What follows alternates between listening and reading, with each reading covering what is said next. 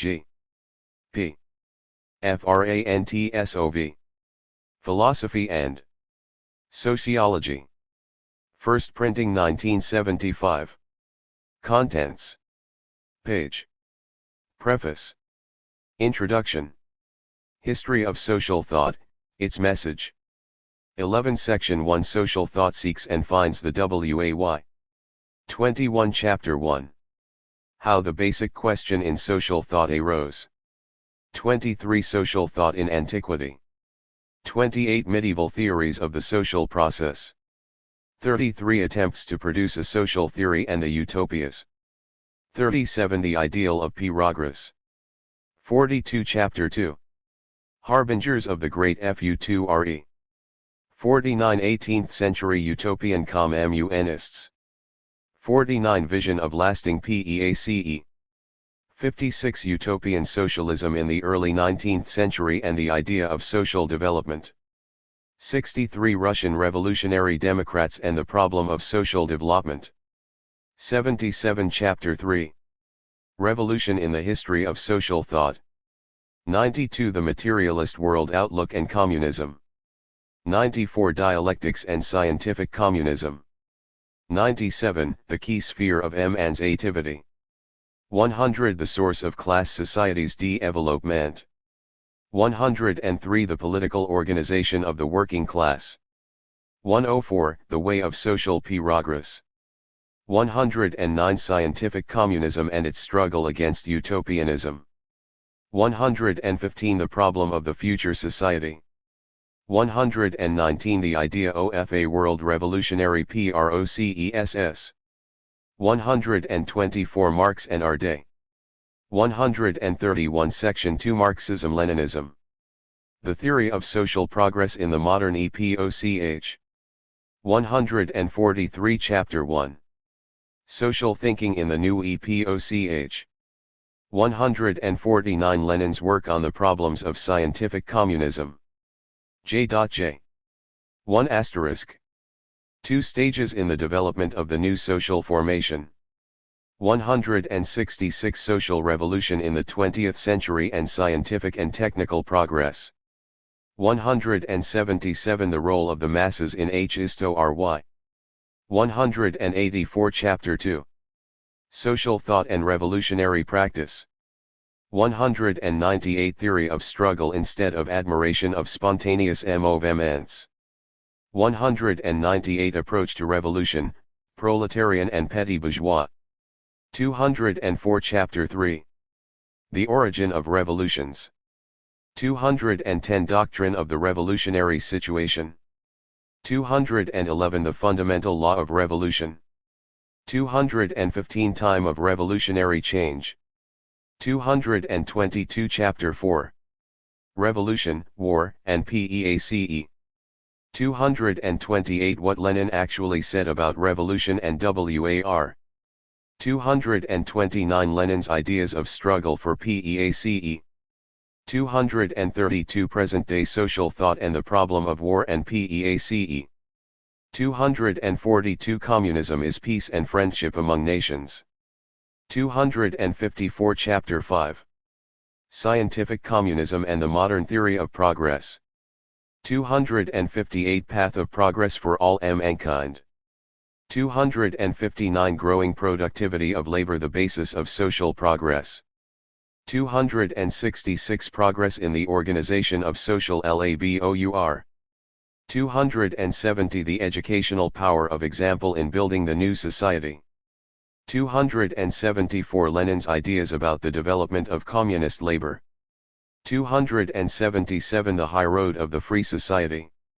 287 The way of intellectual and moral progress. 290 Section 3 Obsolete ideas persist. 306 Chapter 1. Bourgeois social thought retreats. 307 Theories of unabashed reaction. 307 The emergence of liberalism and its connection with bourgeois sociology. 309 Comte's sociology. 313 Spencer's system and his evolutionism. 315 Reforms against revolution. 318 Subjectivism triumphs in sociology. 320 Classical positivist schemes in crisis. 322 Chapter 2. History marches on despite bourgeois theories. v. 326 Barrier to bourgeois social thought. 327 Anti-communist mythology. 328 Chronicle of the spiritual impoverishment of anti-communism. 332 Characteristic features of neoliberalism. 337 Political concerns and the spiritual impoverishment of the individual. 341 What happens to bourgeois liberal slogans. 344. Chapter 3. Conceptions of social stagnation. 348 Loss of historical perspective. 349 Social change instead of progress. 351 Bourgeois conceptions of civilization and culture. 358 Revival of the cyclic theory. 364 Chance instead of objective regularity. 372 Economic growth theory, ersatz theory of progress. 375 Bourgeois sociology, no solution for social relations problem. 377 Conclusion. Social progress and ideological struggle. 391 Transition from one formation to another and ideological struggle. 391 Concerning some aspects of the present ideological struggle. 398 The impact of example on the world historical process. 404 Subject index. 422 Name index. 427. Preface Georgy Frantsov was a leading scientist who specialized in philosophy, history, scientific communism, and sociology, an ardent propagandist of Marxism-Leninism, a prominent public figure and political leader, a gifted journalist and a man of great erudition and charm.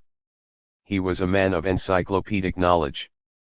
With his broad philosophical and, simultaneously, party approach to problems in social development, he was able creatively to work on many key problems of historical materialism and scientific communism, and to produce a profound critical analysis of present-day bourgeois sociological conceptions. In his lifetime, he helped many young scientists to start out on the path of sociological research and criticism of bourgeois sociological conceptions. G.P. Frantsov generously shared his knowledge, thoughts, and plans with them. A man of great erudition himself, Frantsov sought to foster in his students a keen dedication to science. He was well known and respected as a public figure, an organizer of scientific activity and training of personnel. He was director of the Institute of International Relations, head of the press department of the USSR Foreign Ministry, rector of the Academy of Social Sciences under the CPSU Central Committee, editor-in-chief of World Marxist Review, and deputy director of the Institute of Marxism-Leninism under the CPSU Central Committee, in all these posts revealing his brilliant personality and keen mind. Above all, G.P. Frantsov was a fighter for the cause of Marxism-Leninism. His books, pamphlets, and articles constitute a large and valuable scientific, literary and journalistic legacy, which in his lifetime commanded much interest among a large readership. The reason is that his writings were a blend of scientific and profound philosophical. Many of his works were published under various pseudonyms, including Y.P. Frantsov and U. Frantsov. Analysis, and impassioned Communist Party spirit, for he took a militantly implacable stand on present-day reactionary bourgeois and petty bourgeois trends. We find this in his capital scientific works and in his articles for the periodical press. Concise and short the latter may well have been, but they, too, were a blend of his scientific knowledge and brilliant skill of a party journalist. The bulk of the book consists of his work, The Historical Path of Social Thought, which was first published in 1965. The author himself regarded it as summing up his research into the history of social thinking. It presents a broad panorama of the dialectics of social thought, closely connected with the advance of history itself, and with the class struggle, which permeates the whole history of human society. In this book, Frantsov displayed his talent of philosopher and historian, giving a profound summary of the prehistory of scientific ideology, and showing how progressive thinkers had probed their way to the truth, until the fundamental turning point in its evolution when the founders of Marxism gave scientific answers to the questions the course of history itself had posed. The author shows the revolution in social science carried out by the founders of Marxism, and also the crisis of present-day bourgeois thinking, its reactionary and unscientific nature, its abandonment of the scientific approach to the analysis of social progress, and its theoretical impotence. The sections of the book dealing with Lenin's development of the Marxist doctrine contain a wealth of concrete facts and scientific treatment of historical events. He shows the emergence of Leninism in the struggle with ideological and political bourgeois and petty bourgeois trends, which were hostile to the cause of the working class and social progress as a whole. He shows very well the worldwide historical importance of Leninism as the ideological banner of social progress throughout the world, and the greatness of the world's first triumphant socialist revolution, exploding the attempts by our ideological adversaries to minimize its importance and confine its experience to a regional framework. He does this by giving a scientific analysis of the role of the principal and universal regularities governing socialist revolution. He also shows how the ideas of the October Revolution and its experience have been spreading across the globe and providing an inexhaustible and life-giving source of revolutionary thought and action. The book includes chapters on the historical importance of the Marxist-Leninist doctrine and its role in the development of socialist culture and ideological struggle. G.P. Frantsov gives a deep analysis of the development of the Marxist doctrine and shows very well how Lenin organically combined unbending loyalty to the scientific principles of the founders of the Marxist doctrine and a profoundly innovatory and creative approach. 8. Together with boldness in generalizing new phenomena and tendencies in world social practice throughout history. G.P. Frantsov's articles on Marx and Lenin, the founders of Marxism-Leninism, and the problems of scientific communism were mostly written in the last few years of his life. Each of these is a well-rounded work in itself, but all are connected by a single line of thought which runs organically through them all. In these articles, G.P. Frantsov put forward many ideas, which were theoretically novel and practically important and which undoubtedly deserve further elaboration as independent studies. Some of these articles are presented in abridged form. G.P. Frantsov was closely in touch with the practice of communist construction, and these pages show him once again as a scientist of great intellect and theoretical boldness, and an impassioned fighter for the communist cause. Introduction. History of Social Thought. Its message. The world is peering ever more intently into the future. The program of the CPSU has indicated the way along which the Soviet people are advancing into it. Once again, this puts one in mind of what Engels said in 1883, Russia is the France of the present century. To her belongs rightfully and lawfully the revolutionary initiative of a new social reorganization, one the French Revolution keynoted the end of the 18th and a large part of the 19th century, including the period of the Paris Commune. The French Revolution paved the way into the future. Marxism was tempered in the flames of the 1848 and 1871 revolutions, followed by the emergence of the social democratic parties, which gained much experience in organizing the working class. The early years of the 20th century were marked by the emergence in the arena of world history of the Leninist Party, which gave a lead to the masses and made the Russian proletariat, as Lenin had predicted at the beginning of the century, the vanguard of the international revolutionary movement. It was its initiative that sparked off major transformations of society and fresh advances in social thought. Marx, Engels, and Lenin attached much importance to revolutionary initiative and the power of example. Revolutionary initiative is highly important in helping the new elements that have matured to defeat the old in social development. Revolutionary initiative has helped to realize the historical possibilities that have been comprehended and to blend revolutionary thought and revolutionary acts.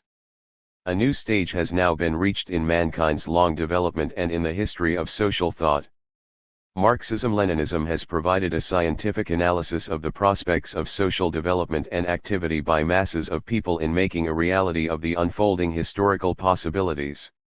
To discover the objective dialectics of the historical process, to analyze social development, one needs to analyze its source and to study the self-movement of the social whole.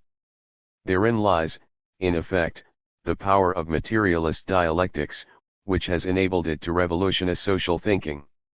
The Marxist-Leninist doctrine of society is permeated with the historical approach, and one of its great achievements is the establishment of the stages of society's development. Lenin used to stress that historical approach to social phenomena was typical of Marxism, not only in the sense of explaining the past but also in the sense of a bold forecast of the future and of bold practical action for its achievement. Point 2. These remarkable words define the revolution in social thinking which Marxism has carried out. Creative Marxist thinking helps to bring out the potentialities of social development and, accordingly, to set new and concrete tasks in men's practical activity. Therein lies the importance of the political line pursued by the Marxist-Leninist parties. In this way, theory is transformed into policy, into a system of actions, into concrete tasks facing the historical movement of working mankind. An understanding of the objective tendencies of development inevitably sets one thinking about the future, about the historical prospects and the possibility of man's taking vigorous action to realize these prospects. This is the touchstone for assessing the role of social thought in the objective historical process. That is why scientific communism is the supreme achievement in social thinking. Once the possibility of changing the social state is recognized, one needs to consider the possibility of man's exerting a conscious influence on such change. The connection between the development of social science and revolutionary theory is not a casual or unnatural one, as bourgeois sociologists seek to prove by rewriting history according to their own lights. The history of social thought shows this growing connection, its emergence and development. Social thought can originate and develop only when men do not regard the present as being lasting and immutable, for when social phenomena are taken to be fixed once and for all, the way to any reasoning about them is closed. Man's conscious attitude to social development has its origins in his understanding that the existing order is not in any sense a lasting state, without beginning or end, established by the gods for all time. That is not an idea which emerged in history all at once. It marks the beginnings of social thinking, and it is the task of science to determine its stages. The development of social thought is closely connected with an analysis of the past, an understanding of the present and efforts to divine the future, for a profound understanding of the present involves a clarification of tendencies and widening prospects. What do men need to do to translate into reality the potential of the historical process? The answer is provided by the historical and materialist approach to social phenomena. That is something bourgeois theorists today refuse to accept, and in a chorus of discordant voices keep singing the old song. Scientific analysis of reality, they claim, rules out consideration of the future, which remains a dim dream instead of being the object of scientific analysis. This is one of the important issues in the ideological struggle today. Bourgeois theorists cannot admit that the true theory of social development is also a theory for the fundamental transformation of society. In the light of their class preconceptions, they have falsified the history of social thought, alleging that it comes to no more than a succession of diverse subjective wishes and armchair ideas, and declaring war on any idea of a fundamental transformation of society. Bourgeois scientists have written many books about the history of social thought, but these have distorted the concept, giving it all sorts of twisted readings. But what is the real meaning of this concept? It includes trends in social thinking which seek to shed light on social development and tackle social problems. Of course, the history of social thought is closely bound up with the history of political thought, which mainly brings out various questions bearing on the political organization of society, and also with philosophical trends. The main question thinkers have tried to answer over the centuries was that of the origin and essence of social and national oppression. That is a question social thinkers have tried to answer from time immemorial. At first, the answers were naive, for they were not based on science. As social science developed, more and more data were available for a scientific answer that carried conviction. The true answer came only with the emergence of the proletariat, the gravedigger of capitalism, when history first posed the question of whether the exploitative system could be destroyed. Scientific communism has provided the answer. Bourgeois theorists refuse to see the logic in the development of social thought and seek to distort its history in every way. They have done their utmost to twist the idea of the past, the present and the future of the working people. They want the working class movement to have no historical prospect and to deceive the working people into thinking that they must be satisfied with capitalism, reformed and refurbished, because history allegedly offers no other alternative. To suggest the contrary is to draw charges of being a utopian. The reformists have cursed scientific communism and branded it as utopianism, denying the possibility of socialist revolution and the dictatorship of the proletariat, and fabricating out of various elements of capitalism their own ideal society which continues to have private property in the means of production and capitalist free enterprise.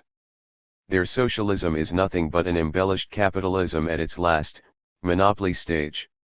Bourgeois ideologists present the history of social thought in a light that suggests that they have provided scientific proof of a reformed capitalism being the final stage in the long development of society. They have tried to present the history of social thought in such a way as to suggest that socialism, once a utopia *, has never developed into a science, these allegedly being the two main streams of social thinking, the utopian and the scientific, with the latter not allowing any consideration of the future society. Bourgeois ideology and capitalist society, which have produced these views, now confront a mighty and developing socialist system of society and its ideology, which corresponds to the new stage in mankind's social progress. The struggle between these two opposite ideologies on various aspects of social development is highly important, because it is a struggle over the issue of mankind's future. Now that the majestic edifice of communism, which is being built by the labor endeavor of millions of men, is acquiring ever more distinct contours, bourgeois ideology is being dealt its heaviest blow since the appearance of Marxism.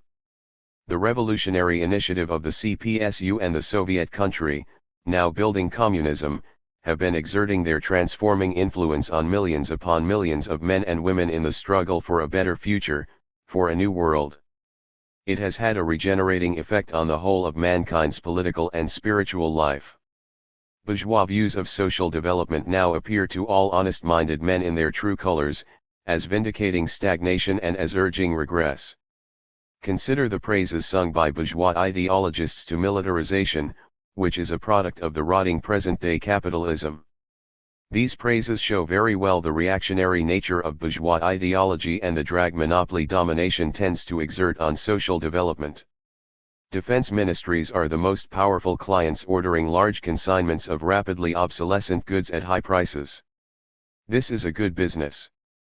Perhaps never since the period of feudal absolutist regimes have the military played such an important role in state machinery. Feudal monarchs and their vassals suffocated in fancy gold-braid military uniforms. Earlier on, slave-holding Rome, armed to the teeth, according to the standards of the age, had hoped that its legions would stop the tide of history. However, all of this is merely a sign of the old system going down to its destruction. The outcome of the competition between the new and the old system was ultimately decided in production, the most important sphere of human activity. Indeed, this also gave the new system its military advantage. Today, the situation has changed in the sense that the new social system, which has set the task of eliminating wars from the life of society, has also established its superiority in the military sphere, thereby preventing the reactionaries from carrying the issue in the great historical contest between the new and the old world onto the field of bloody battles. The new system looks confidently to the future, well aware that it will win out in peaceful competition. The idea of lasting peace, also resulting from the long development of social thought, has been winning ever more supporters and active fighters all over the world. In the minds of masses of people, this idea is being wedded to the ideas of communism, which advances under the banner of peace and carries peace to mankind. Some of the more far-sighted theorists in the West realize that the prestige of capitalism has been plummeting, while that of socialism has been soaring. More and more intellectuals in the West have been criticizing capitalism, giving greater recognition to the forces of scientific communism. What bourgeois theorists fear most of all is that in the capitalist countries men cannot help thinking more and more about the objectively possible future, about the need to work for the triumph of the progressive tendencies carrying mankind forward. All of this means that men have been ever more active in taking a conscious attitude to social reality. The awakening of a conscious attitude to reality and correct assessment of the possibilities for massive activity are an important aspect of historical progress itself. We find evidence of this in the whole history of social thought. That is why bourgeois ideologists seek to prove that any assessment of the prospects before social development has always been and will always continue to be subjective and never a scientific conclusion based on a profound analysis of historical tendencies. For roughly a century now, bourgeois theorists have tried hard to prove that the ultimate goals of the working class struggle are not rooted in the objective course of social development. These old objections to the Marxist theory of social development are now being put forward in a somewhat refurbished form, because the ultimate aims of the working class struggle have become practical tasks in the activity of millions of working people in the countries of the world's socialist system. Indeed, bourgeois ideologists have appealed to dialectics to back up their objections to the Marxist theory of social development. Thus, Professor Georges Gurevich of the Sorbonne wrote a book about dialectics and sociology in which he urges the need for applying the dialectical method if sociology is to develop successfully. That would, of course, be fine, but for the fact that Professor Gurevich takes a curious view of dialectics and the dialectical method. He starts by extolling dialectics for its critical and revolutionary character, which makes it irreconcilable to any dogmas or preconceptions. But then he goes on to say that dialectics in sociology is incompatible with any idea of progress. However, for Marxism dialectics continues to be the line of man's ascent to a radiant future. Marx's dialectics is a triumphant march through revolution towards a humanity finally rid of all servitude and reconciled with itself. 3 Professor Gurevich has, in effect, invented a special term for the dialectics which he cannot accept. He calls it the dialettici ascendanti, the ascendant dialectics. Like many other modern critics of Marx, Professor Gurevich declares that Marx's historical dialectics tends to cover up a philosophy of history and serves to confound the reality of history, historiography, and an eschatological and utopian view of the future of society. 4 He adds that the Marxist theorist is aware of mankind's future even without dialectics, which is why Marx's historical dialectics becomes dogmatic, because it allegedly allows a preconception of the human destiny. Gurevich also claims that this dialectics becomes the apology for the second phase of communism. 5 I have quoted these assertions at some length because they appear to be typical of modern bourgeois sociologists who have been putting up a stubborn fight in face of the Marxist-Leninist offensive along the whole front of the social sciences. Bourgeois theorists refuse to accept the incontestable fact that a great revolution in social thought took place a century ago. They refuse to be reconciled with the fact that socialism has ceased to be a utopia and has become a science, and that scientific communism has emerged and is developing. The various forms of neopositivism, including Gurevich's dialectical empiricism, seek to assure men that the question of the direction the historical process is to take allegedly lies outside the framework of science. Neopositivism denies sociology any philosophical content and any connection between sociological theories and philosophical doctrines. But to deny human thought the right to make generalizations about the development of social life is to kill social thought itself, to deny it any future and to scrap its past. It took centuries of efforts to produce a generalist picture of the development of social life, these efforts being naive, weak, and utopian so long as the working people's class struggle against the exploiters was being carried on at a low level. These attempts were idealistic and metaphysical until the emergence of revolutionary materialist dialectics, the weapon of the working class whose historic mission is to transform the world. This weapon has been sharpened in class battles.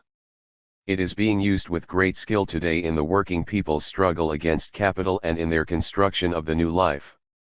Today dialectical materialism ousts bourgeois neopositivist conceptions everywhere, dealing them shattering blows. Some sociologists who have criticized the ascendant dialectics inevitably ended up by denying. 3G Gurevich, Dialectique et Sociologie, Paris, 1962, p. 155. 4 Ibid, p. 149. 5 Ibid, p. 149. 16. The very idea of development, assuming that the dialectics of the ascent from the lower forms to the higher in the history of society could not possibly serve as a basis for a scientific theory of society. From that standpoint, the history of social thought is a history of the gradual oblivion of the surges towards a radiant future, with these surges being replaced by positivist scientific formulas, which put a ban even on thinking about fundamental social change. Such is the bourgeois caricature of the history of social thought. Such is the bourgeois distortion of the role of social thought in the history of mankind's struggle for emancipation. However, when social science ceases to shape men's convictions and their motivations for activity for the sake of progress, it begins to serve reaction, whatever its advocates may say concerning their claims to objectivity, and the separation of science and ideology. Of this some of the modern scientists in the West, who are not in any sense Marxists, are also aware. Professor Alvin Goldner, who delivered the report at the annual meeting of the Society for the Study of Social Problems in the USA, sharply attacked the fundamental tenets of the leading U.S. sociologists who claim that it is not their business to assess the facts of social life, and who try to release the concept of sociology from value judgments so as to make sociologists indifferent to the moral conclusions suggested by their work. Professor Goldner also attacked various objectivist claims which, he believed, sprang from the huckstering that determined the sociologist's status in this world, forcing him to supply ideologically neutral and purely technical studies which could be offered to any prospective buyer. Goldner gave a reminder that before Hiroshima, physicists likewise claimed to be neutral with respect to social phenomena. Today, he added, many physicists are not as convinced of this. Goldner held that concentration on the technical training of U.S. students and the elimination of any responsibility for their ethical sense or lack of it could produce a generation eager to serve a future Auschwitz. That was an excellent warning to those who take the neopositivist view of social science. A social science that does not serve the great cause of social progress ceases to be a science, for it abandons the quest for scientific truth, for the sake of which generations of forward-looking men went to the stake and the gallows. This kind of science, said Professor Goldner, can be no more than a checklist of technical rules. However, Professor Goldner failed to show the true and objective connection between human ideals and the dialectics of social development. Whereas Professor Gurevich insists that the dialectics of social development should make do without ideals, Professor Goldner considers various ideals outside the context of the dialectics of social development. But what is the real answer? 2-594. There can be no depth to men's conscious attitude to their environment without a scientific knowledge of the facts, but this can be obtained only by connecting the facts to discover the regularities and trends of development. Any conscious attitude to existing reality rests on a scientific cognition of the potentialities, prospects, and trends of historical development. Scientific cognition establishes the potentialities latent in historical reality and consequently gives a realistic definition of the potential possibilities in men's historical activity. The less scientific the method of cognizing reality, the less clearly are the real possibilities for massive historical action brought out.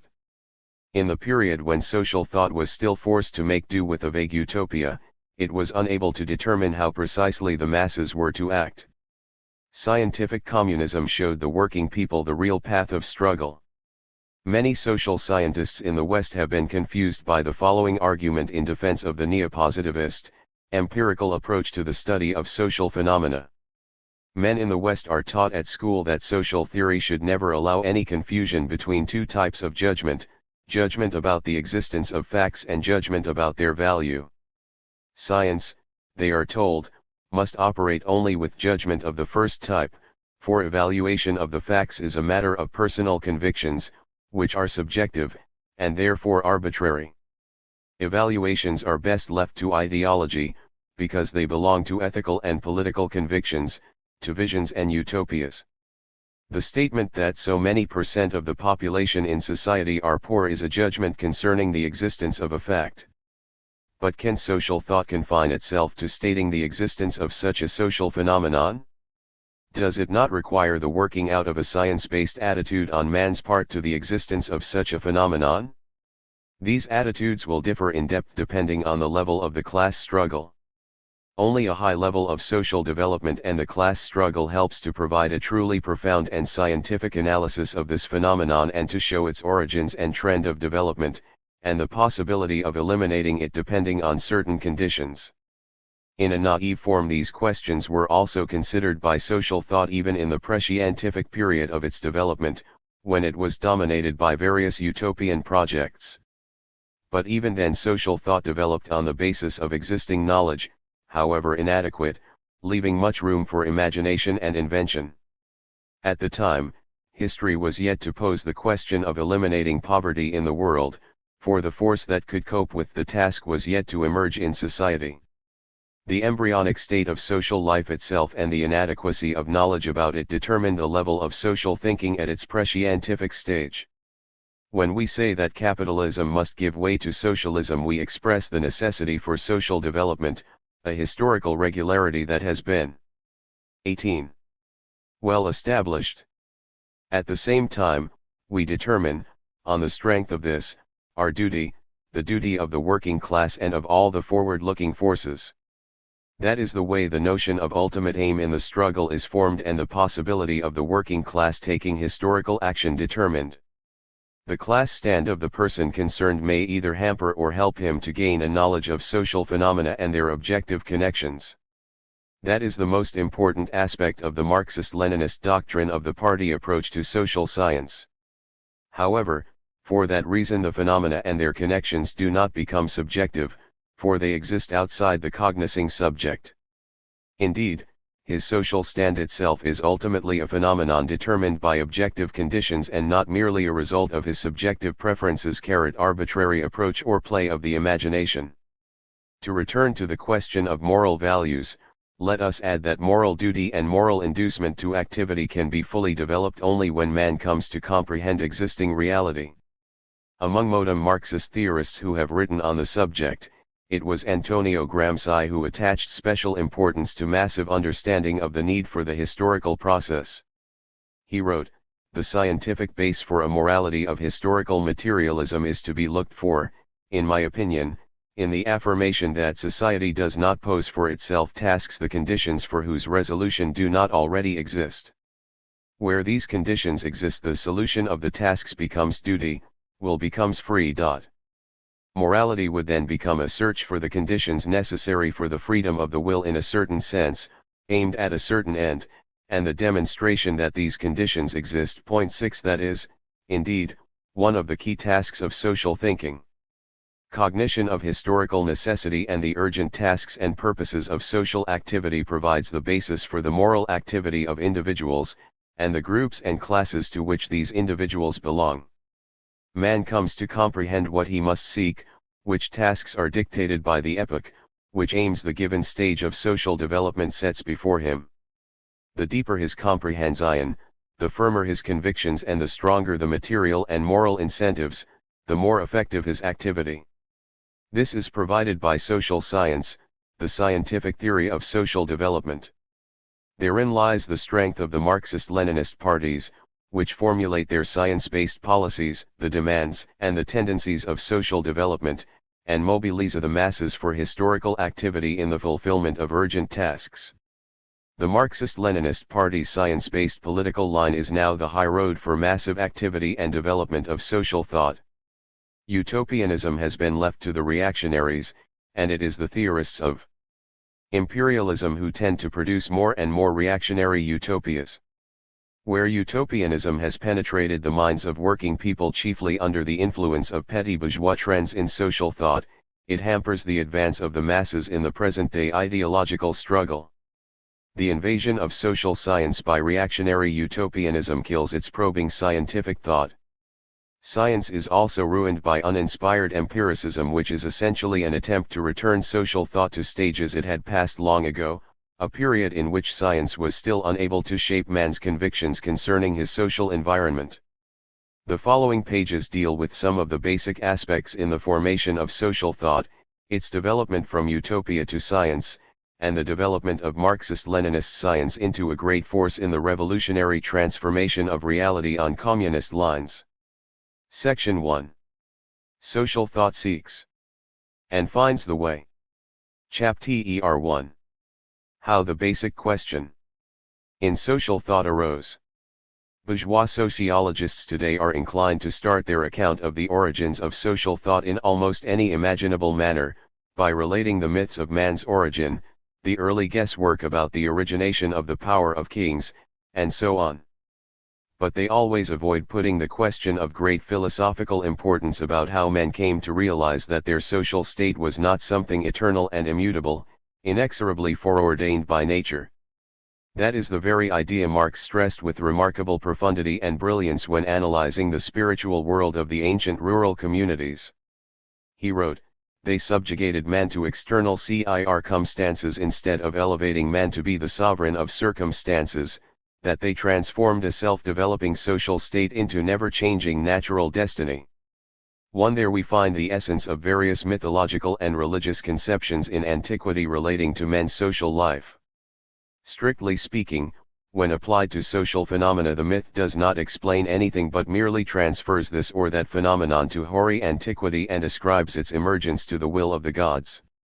Only a few of the features of any myth providing the framework for its basic animic idea bear the marks of the power of human observation, and the features of historical epochs and social relations. The answer any scientific history of social thought must provide is where and when these religious conceptions, fettering man's mind, were broken. Mankind's release from the harmful preconception that its social state is a foreordained natural destiny, that is one of the great achievements of awakened social thought. Religious legends sanctified and gave religious sanction to existing social relations and consequently recognized the existing order as being immutable. The earliest attempts to explain the origins of inequality, as the Soviet ethnographer L.Y. Sternberg has shown to, were connected with religious ideology. In the period in which the primitive communal society disintegrates, men first developed the notion of inequality and of riches as resulting from a special benevolence of the gods. Good fortune is bestowed by the gods on their favorites. Sternberg called this the divine election ideas complex, which was largely stimulated by the fact that the emergent rich elite performed the functions of the priesthood and had a direct bearing on the cult and the realm of the supernatural. But this question inevitably arises: how and when does this group of ideas begin to disintegrate? How and when do men cease to regard oppression as a fate foreordained by the gods? That is the key question in the history of social thought. In his lectures on the history of philosophy, Hegel correctly pointed to the distinction between philosophy and religion, which lay in the fact that truth needs to be cognized, whereas for religion it is already given, although we do not know where it comes from, so that it only remains for man to accept its truths in all humility. Reference to the will of God and to divine providence amounts to no more than an unfounded assertion that the principles of social life are primordial and that their origins cannot be explained. It is impossible to eliminate the contradiction between blind faith and knowledge from the history of human consciousness, just as from the history of social thought. Let us also recall this idea of Marx's about another obstacle which emergent social thought met on its way and which it subsequently overcame. Marx wrote that in antagonistic class society the social power appears to these individuals, since their cooperation is not voluntary but has come about naturally, not as their own united power, but as an alien force existing outside them, of the origin and goal of which they are ignorant. Point 3. With the emergence of class society, the notion of social force assumed the distorted form of notion of power, of domination by the exploiters. Religious legends were told about the origins of this power, deifying the oppressors and investing them with supernatural antecedents. The great achievement of human thought in the process of social development was the destruction of the idea that the social force was a kind of supernatural power standing over and above men and oppressing them. Examination of the historical facts also allows us to consider the time at which the science of society emerged. Indeed, today, we have detailed studies of the early stages in the emergence of the science of nature. It is well known that natural science and materialistic philosophy arose in a single process. Following the initial period in which empirical knowledge about nature was being accumulated came a period in ancient Greece, China, and India, in which the first scientific philosophical theories were propounded, including the atomic theory, which had a great future before it. But how are we to determine the date at which the science of society emerged? This question has been extremely confused by bourgeois theorists who, as I have said, have sought to find the origins of scientific knowledge about society in religious views, in mythology, and in mysticism. The prominent 19th-century historian and ethnographer, Heinrich Schütz, wrote the following about the development of primitive culture. The odds with the demands of society at which one's ego frequently finds itself makes one think, and, however frequently ossified custom may be taken as something immutable, however frequently the sequence of logical thought may have broken off to be replaced by some myth or fable lulling the strident question of the causes, mankind nevertheless entered upon the path which will ultimately carry it to self-awareness. There is a growing understanding of the difference between the immutable laws of nature and the transient customs and usages of men. For there is here one erroneous assumption: like all other social conflicts, the conflict between the individual and society sprang only in the period when class society was taking shape. The primitive communal society had no such conflicts. Engels compared life in primitive communal society and in class slave-holding society and stressed: there the mode of production of the means of subsistence, which, year in and year out, remained unchanged, could never give rise to such conflicts, imposed from without, as it were, to antagonism between rich and poor, between exploiters and exploited. 5. With the disintegration of communal relations under which the way of life remained unchanged, man's attitude to his social being tended to change with the development of class differentiation and the class struggle. Life posed before him more and more questions.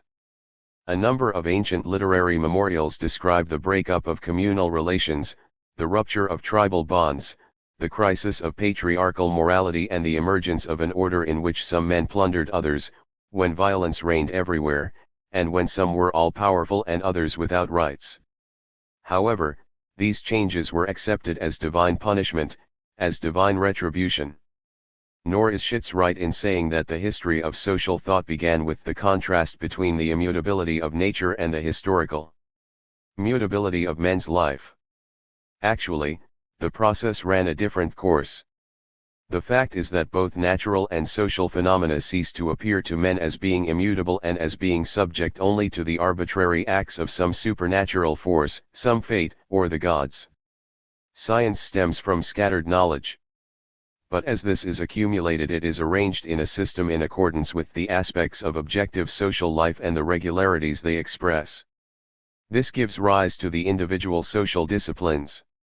Generalization of all the concrete social sciences is contained in historical materialism, which means an application of the principles of dialectical materialism to social phenomena. However, it does not mean that there were no initial attempts to generalize this inadequate social knowledge. Very early on, knowledge ran into conflict with blind faith. At the early stages of slave-holding society, the social and political orders were declared to be an extension of the order established by nature and the gods. They it was who had appointed the rulers to rule, just as they had created plants, animals, and the whole world. They too were to blame that people on the earth were divided into the happy rich and the unhappy poor. That was the overriding idea, that the order established by divine providence was immutable. Any violation of this order by men was considered to be a sin, which was frequently regarded as being the result of intervention by evil supernatural forces. It is wrong to regard these notions as the starting point for the development of social thought, as the idealists insist. On the contrary, social thought has its beginning in the overthrow of this social theological dogma. Spontaneous materialism developed in slave-holding society and dealt a blow at these rigid religious notions. In a naive form, it asserted that there was no divine will in the world, either in nature or in society. The world developed in accordance with its own laws. Men had to shed their fear of divine power and the so-called world to come. Songs of the Harpist, a text popular in ancient Egypt, urged that men should arrange their affairs on earth. Similar ideas were developed in ancient China, India, and then in Greece. The idea was gradually shaped in men's minds about a common regularity which operated in nature, society, and all over the world. In ancient Greece, this was designated as logos. On that basis, men hazarded all kinds of guesses about the origination of various social phenomena and institutions, and this paved the way for the accumulation of more knowledge about social relations. Heraclitus appeared to be close to discovering the idea that the struggle of opposites reigned not only in nature but also in society. Some remarkable conjectures about the origins of some social phenomena were hazarded by Democritus. Lucretius, taking his ideas from Epicurus, essayed a history of social development. There is no doubt at all that all of these were the beginnings of the science of society, embryonic ideas evaluating social phenomena. All these thinkers sought 26. To purge ethics from the influence of faith in the supernatural and insisted that the will of the gods had nothing to do with the standards of human behavior. However, spontaneous materialism did not consider the relationship between consciousness and being, for it assumed its materialistic principles to be given. But without an answer to this question it was impossible to understand men's conscious activity, and consequently the development of society. Once the question of the relationship between consciousness and being was posed, the thinkers of the ancient world saw the world as being split into the spiritual and the material, into the celestial and the terrestrial. What came to prevail was the idealistic explanation of human activity, the habit starting from consciousness in order to explain the works of the hands, as the Egyptian priests put it. However, it would be wrong to assume that knowledge of social relations, phenomena, and processes disappeared or that it was no longer being accumulated.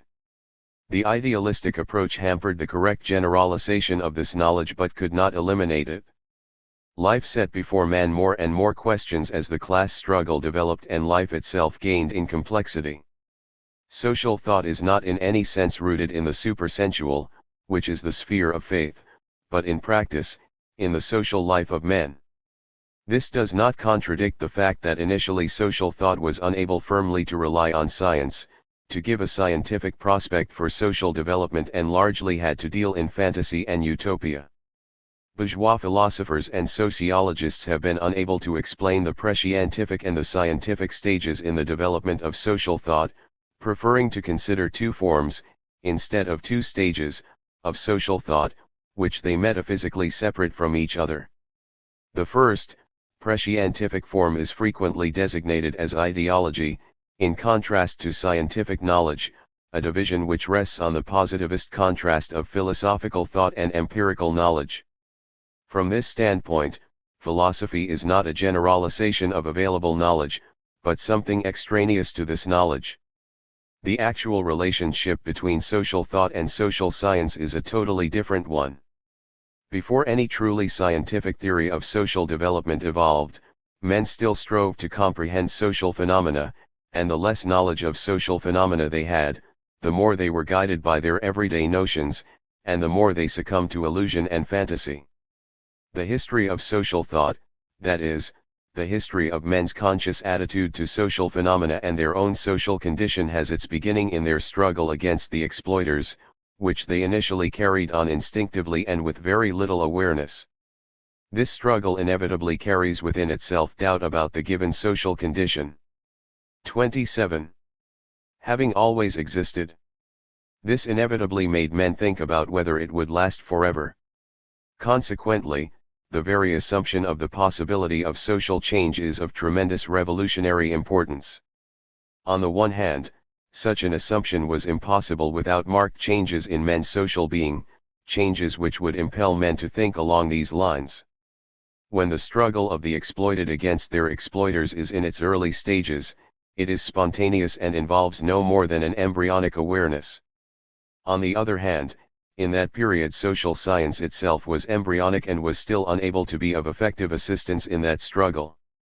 The development of social science implies a relatively high level of social development and class struggle, and the emergence of social forces with a stake in scientific knowledge about society so as to establish the prospects and trends of its development. It is wrong to assume that the growth of scientific knowledge about social phenomena and the development of the class struggle are two unrelated processes. Actually, the growth of the class struggle poses the most important questions in social thinking.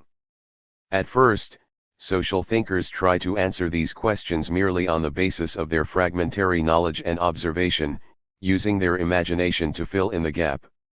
Historically speaking, the idea of a self-developing social state in contrast to the age-old notions of its foreordainment by nature, fate, or the gods did not, of course, arise in the abstract form of social state in general.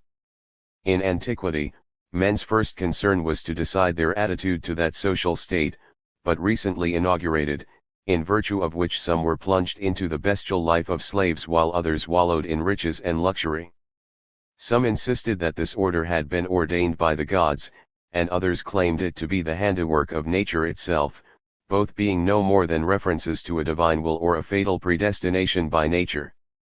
Indeed, if social thought had been satisfied with that kind of answer, it would have remained in the cradle for all time.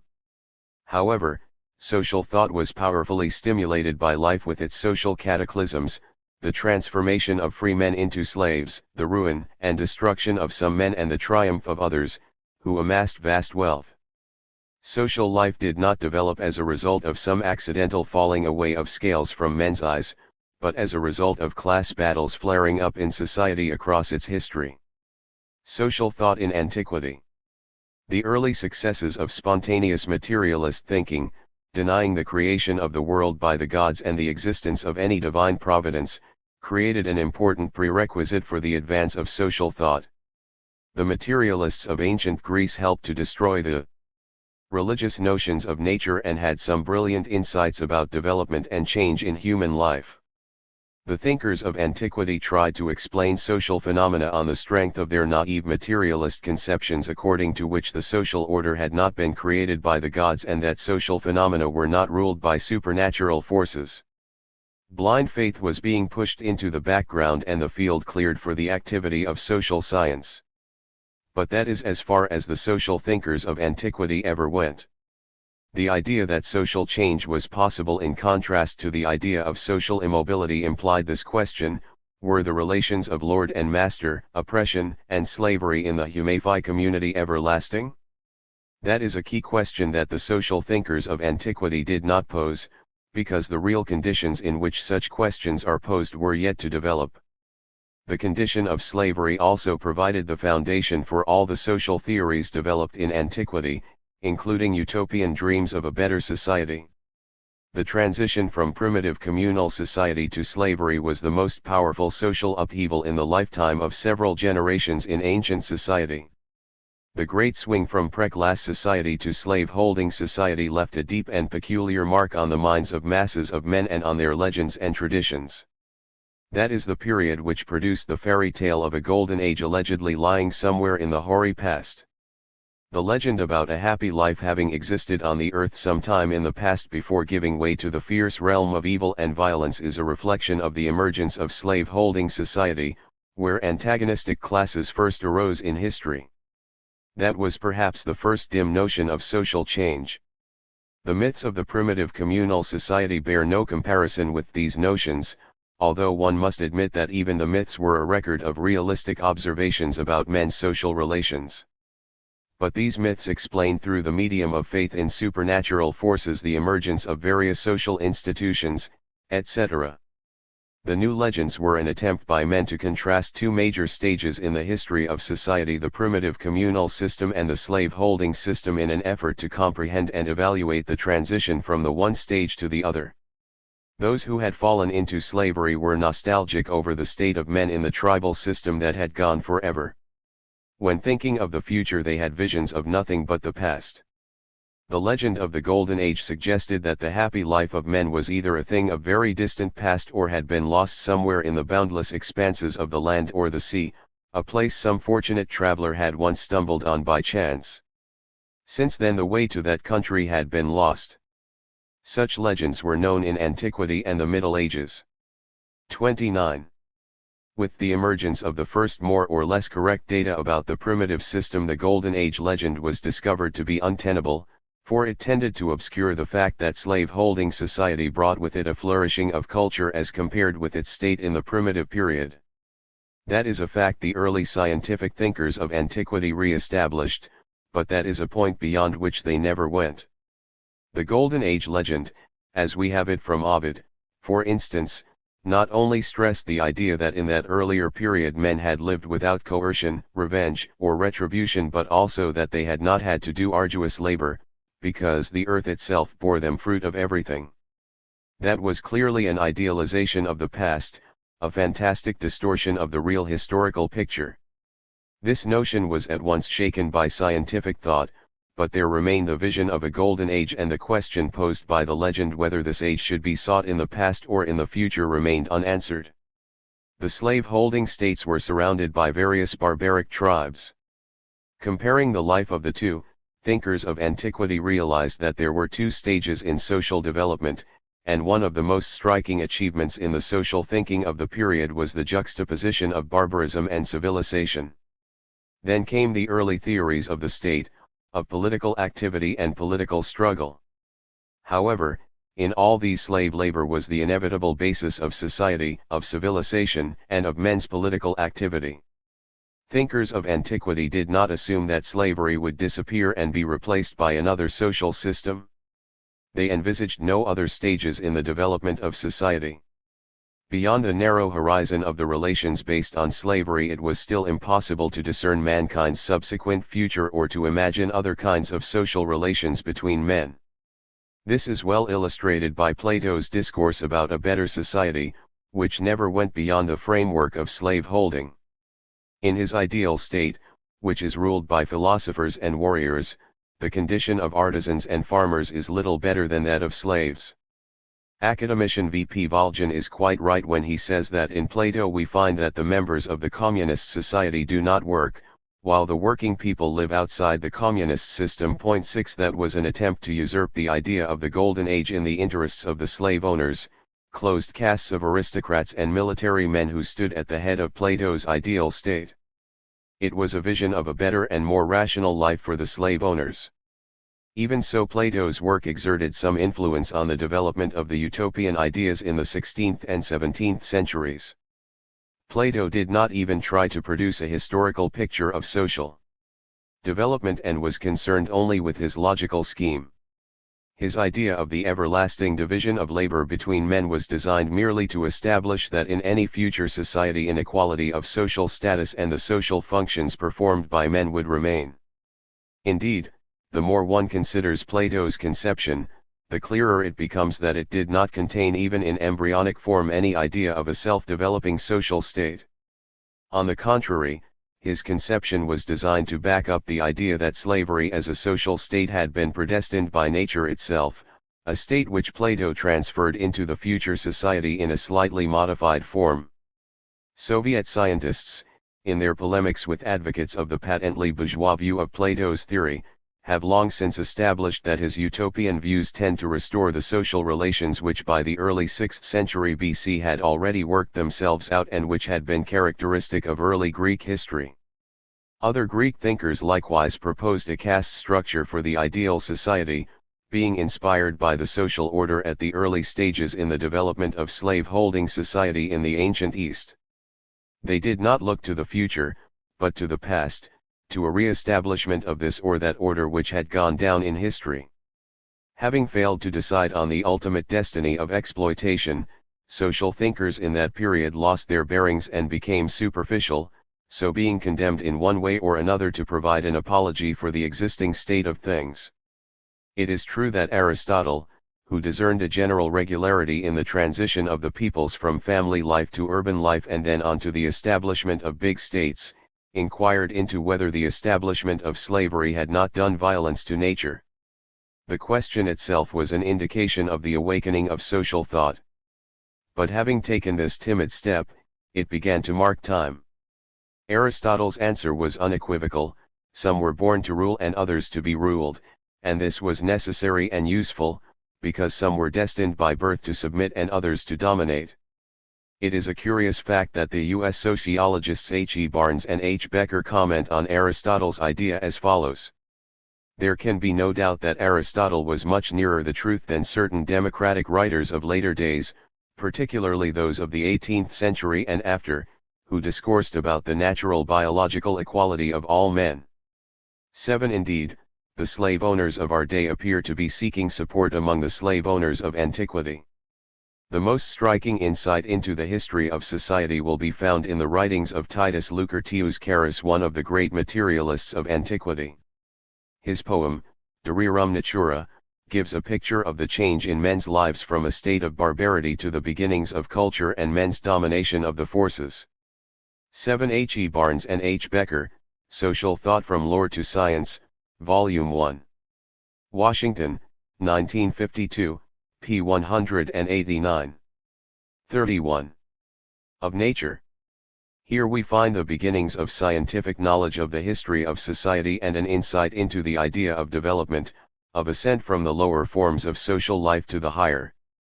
The Golden Age legend gives way to a true picture of the hard and barren life primitive men had actually led. But that was only one aspect of the matter.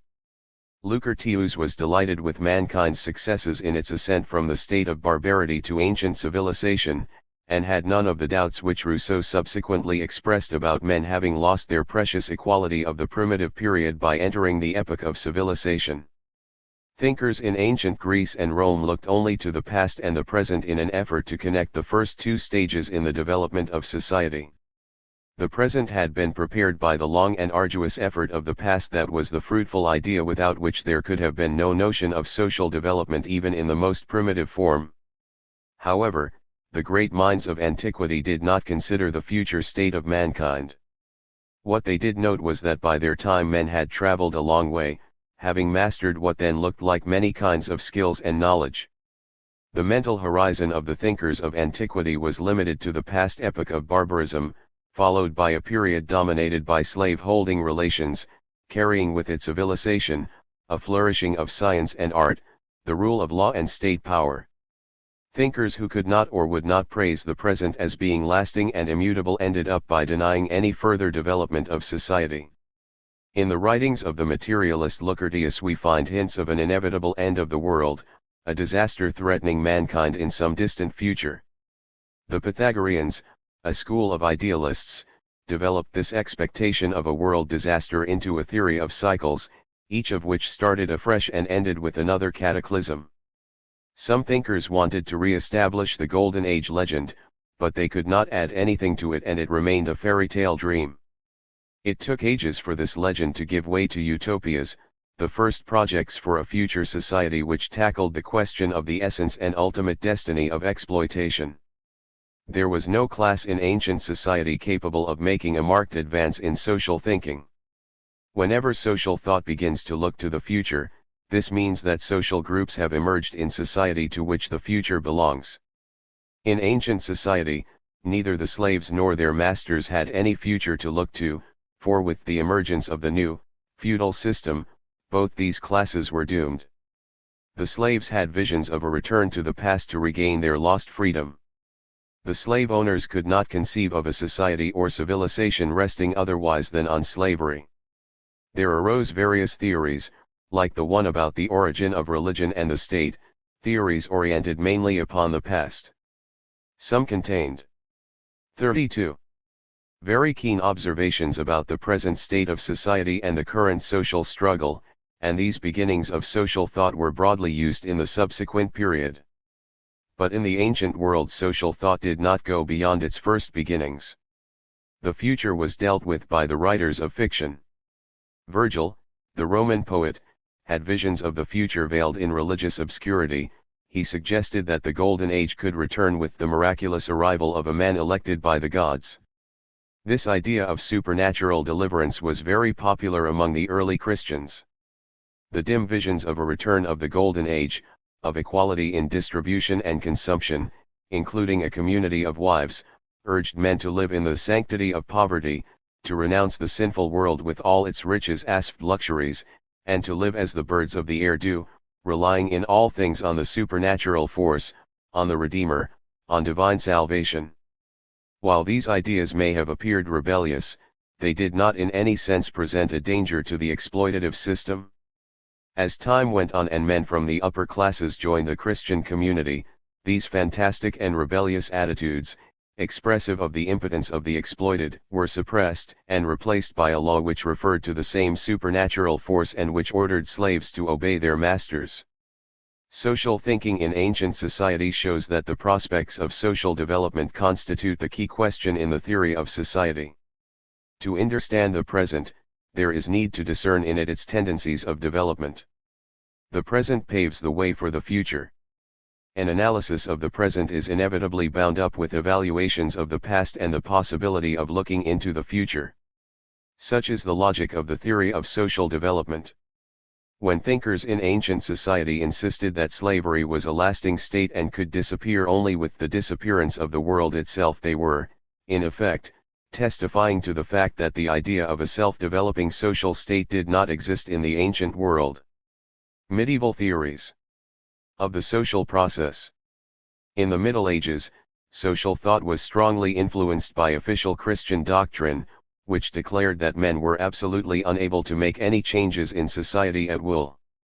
Beginning with St. Augustine, the Church insisted on a theological conception of social development which boiled down to the idea of a gradual establishment of the kingdom of God, that is, the establishment and triumph of the power of the Church in all secular matters. Augustine's main idea was that the whole of history was predetermined by God, a supernatural power, that all the defects of social life resulted from the fall, and that it was a part of divine providence to convert men into slaves. Perhaps never before was the ancient idea that the social state had been foreordained by divine fate expressed with such repugnant straightforwardness as in the writings of the Fathers of the Church. Thomas Aquinas asserted that human society was based on inequality, to which men had to reconcile themselves. The ruling classes had the duty to deal mercifully with their inferiors, while the latter, for their part, had the duty to exercise patience and humility. Inequality was not in any sense the result of the fall, and was inevitable because God had willed it so. For centuries, the Church drove home to the working people that they could expect a happy life only in the world to come, and that in this world their lot was patience and humility, because no power on earth was capable of changing their social state which had been supernaturally foreordained. Nevertheless, it would be wrong to assume that human reason had entirely reconciled itself with this medieval dogma. Men rebelled against it as the oppressed intensified their class struggle. It is true that religious illusions, faith in a supernatural deliverance and hope of miracles were also major ingredients of the visions of a millennium of justice among the medieval rebels. Here is what a 19th-century Russian historian wrote about medieval ideas: just as the individual's spiritual activity does not cease even in sleep, while assuming fantastic forms, so in the dark period of the Middle Ages man's spirit did not for a moment cease to work, and, just as dreams reiterate what man sees in his waking hours, so it retains some connection with the ideas of sounder epochs. 8. It was the idea of God's will, of a supernatural force allegedly holding sway everywhere in nature and society, that prevented the rebel mind from arriving at a true understanding of the social and political principles on which the landowner's secular power was based. It appeared that the most radical way out was intervention by the supernatural force in human affairs in the form of a chastising hand of God, which alone was able to establish justice on earth. It is true that now and again this chastising divine force put in an appearance in the form of peasant bands armed with axes and scythes. However, this was only the very beginning of the break with the idea that the social state was foreordained by some divine power. While the idea of changing the social order did emerge, change itself was still inconceivable without divine succor, because the idea of a social force had yet to be realized, and its real potentialities were still being minimized. The religious movement covering the hopes and aspirations of masses of people tended to break whenever the tide of peasant and plebeian movements against the rule of the landowners and the church reached a high point. However, the more spontaneous the mass revolutionary movement, the less evidence we find in it of any positive program, of any clear-cut notions of the goals of the struggle or the possibilities of social reform. Thus, Fra Dolcino, who led a peasant uprising in northern Italy in the early 14th century, did not consider the abolition of private property in general, but confined himself to the requirement that the leaders should adopt an apostolic way of life, have no property of their own, and set for others an example of the holy life, that is, a life without property as an ideal, a life in poverty, an apostolic life as the perfect life. 9 At the same time, Dolcino urged off all churchmen. Clericals and monks should be punished by a cruel death. There alone his program is extremely concrete. Consequently, the whole attack was aimed to eliminate the top section of society. The positive program put forward 2 centuries later by Thomas Müntzer, who led a peasant war in Germany, has much more gist than Dolcino's program, but his ideal, the establishment of the kingdom of God on earth, is still very vague and merely includes the demand to destroy oppression, private property and power which holds sway over men. Indeed, the leader of the peasant uprising seems to have a vague notion of a social system without estates or class distinctions and private property, or a government alien to the people. Subsequently, this vague urge and general ideas were to be unfolded in various versions of utopia in the form of more or less detailed scenes of human life to which the working people aspired. About these spontaneous movements of the urban poor and the peasantry, Engels said, there were theoretical enunciations corresponding with these revolutionary uprisings of a class not yet developed, in the 16th and 17th centuries, utopian pictures of ideal social conditions, in the 18th, actual communistic theories.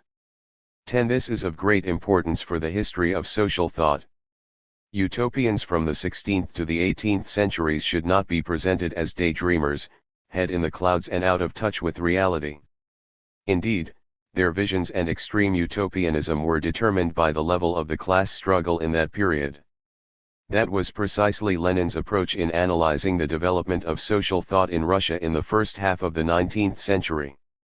Reactionary theorists who published their writings in the VKCOL lection held the ideas expounded by Belinsky and other enlighteners to be expressive only of the views of the intelligentsia, the upper section of society.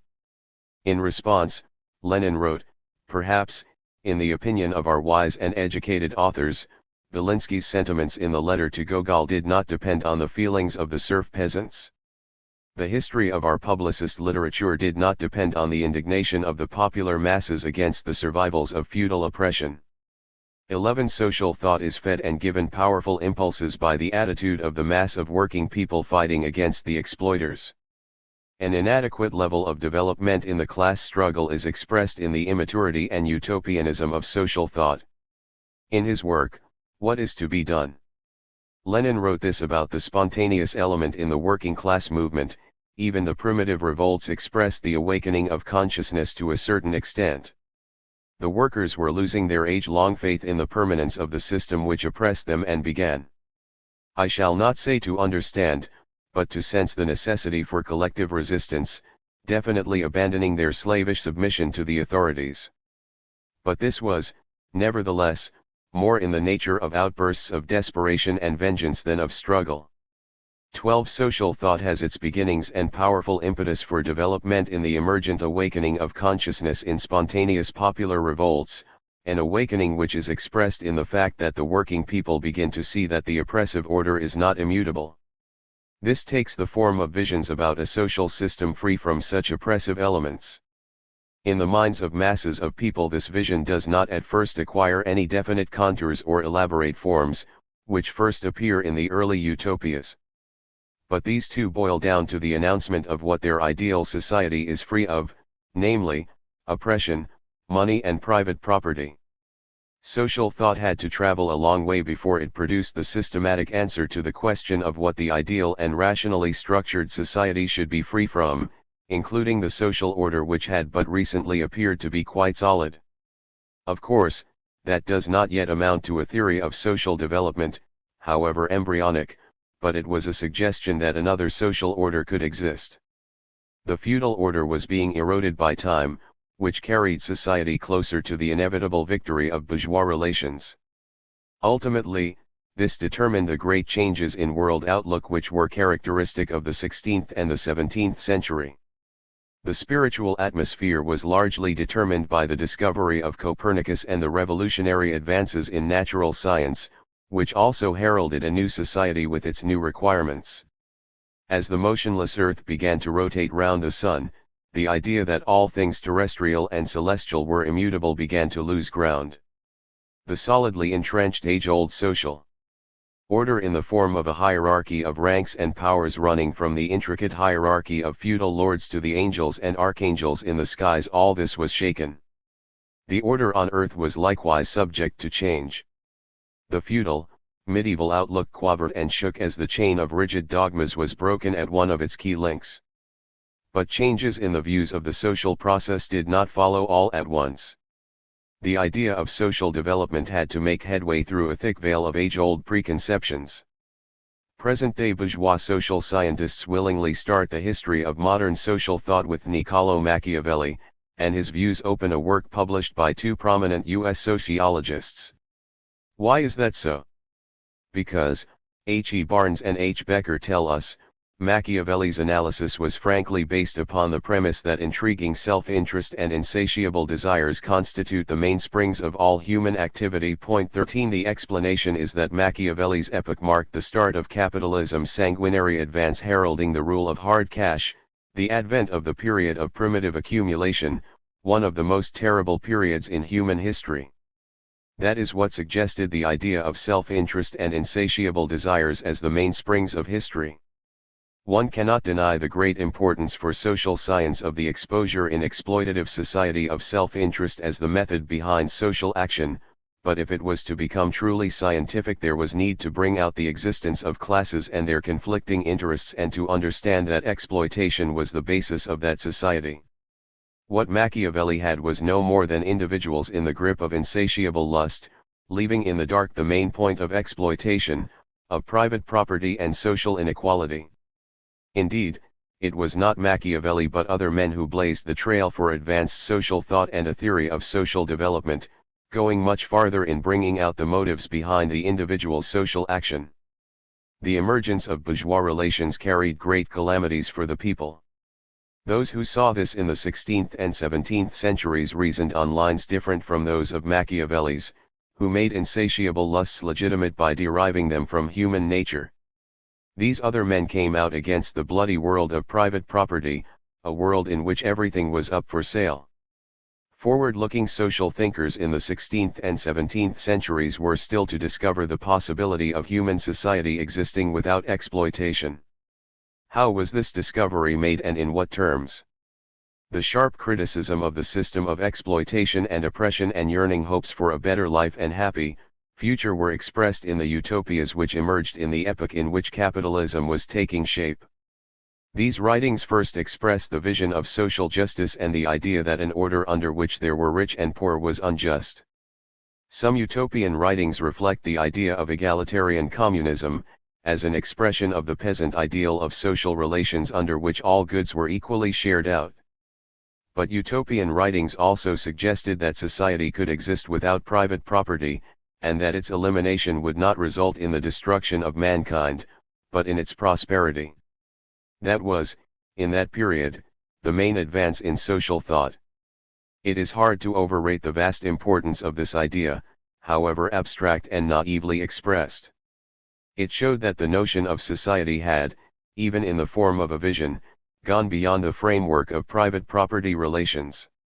At first, this idea was expressed in the form of a logical assumption. Even in that period, some thinkers felt that bourgeois relations, which were taking over from feudal relations, held no promise of happiness for the people. These thinkers got to thinking about the kind of social system that would truly bring happiness to men. It is safe to say that in the history of social thought the utopias were the forerunners of the theory of society's progressive development. In one form or another, they contained criticism of the contemporary order, and of private ownership as a principle of social life, and suggested that men could arrange their social life without the bonds of private property, gross self-seeking, or money-grubbing. At the dawn of capitalism, Machiavelli saw self-interest as the motive force behind society's advance, while the authors of the great utopias asked themselves whether this force could be eliminated, and what would happen to society if it were. But at the time, no one was yet prepared to say that this kind of social order was inevitable, let alone suggest a real way for reaching it. Nevertheless, the very approach to this question sprang from the conditions of social being, in the great period of the breakup of social relations. Thomas More's main idea was expressed in these words in the first book of his Utopia: "Thus I do fully persuade myself, that no equal and just distribution of things can be made, nor that perfect wealth shall ever be among men, unless this propriety be exiled and banished.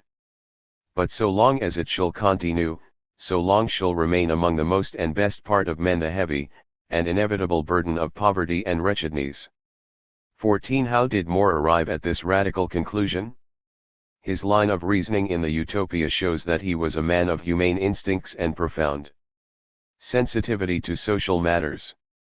According to his contemporaries, More had obtained an excellent knowledge of property relations through his work at the bar.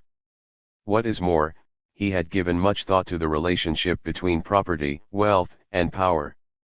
He had a good knowledge of the law, had penetrated deep into the secrets of government, and had the keen critical mind to assess its substance. Starting out from humanistic principles, he compared these with reality.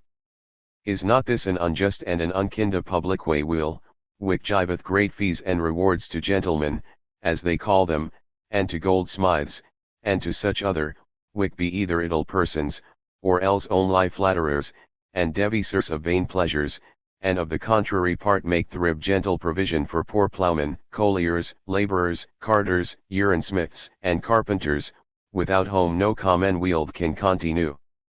15. Considering the period, that was an idea worthy of a genius. He goes on with equally telling force: "Therefore when I consider and weigh in my mind all these commonwealths, which nowadays anywhere do flourish, so God help me, I can perceive nothing but a certain conspiracy of rich men procuring their own commodities under the name and title of the commonwealth." 16. These devices, when the rich men have decreed to be kept and observed under colour of the commonalty, that is to say, also of the poor people, then they be made laws. 17. Can there be any doubt in anyone's mind that in his Utopia More comes down on the side of the poor against the rich? Of course, at the time the notion of a third estate was just taking shape in contrast to the idlers and the spongers from among the aristocracy, so that More's rich are the elite of the absolutist feudal state, the noblemen, the usurers, and all the servants and menials catering for the royal court and its entourage.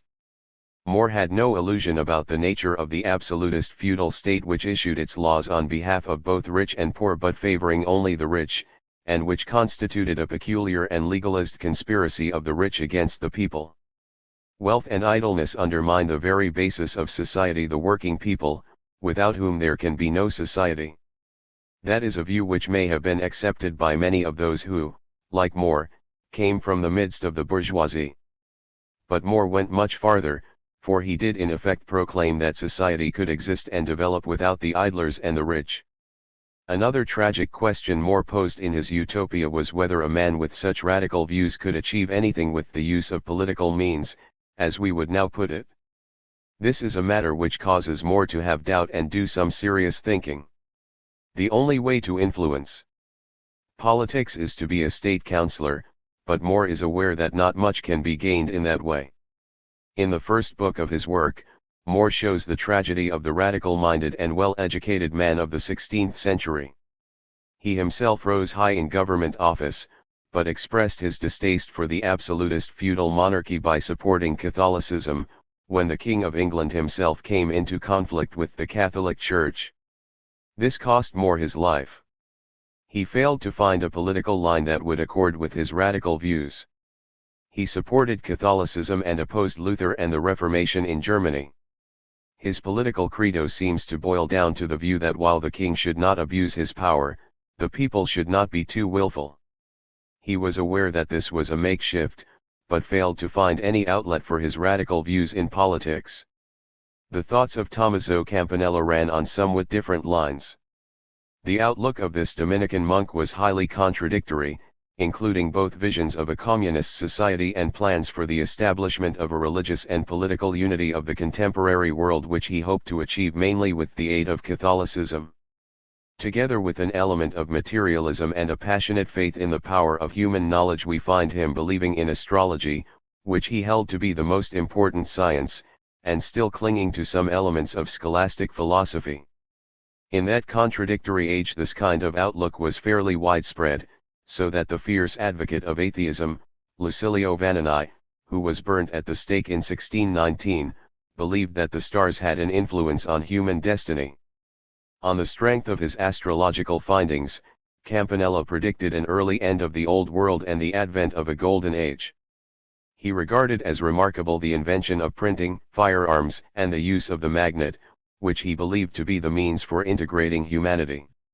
He was proud of the fact that there were more developments in his century than had occurred all over the world over the preceding 4,000 years, that more books had been published in his century than over the preceding 5,000 years. 18 He has a strong premonition of great changes, but ascribes these to the juxtaposition of planets and stars, which promote new navigations, new realms, and new weapons, and under whose influence there will be a transformation and renewal of the laws and sciences.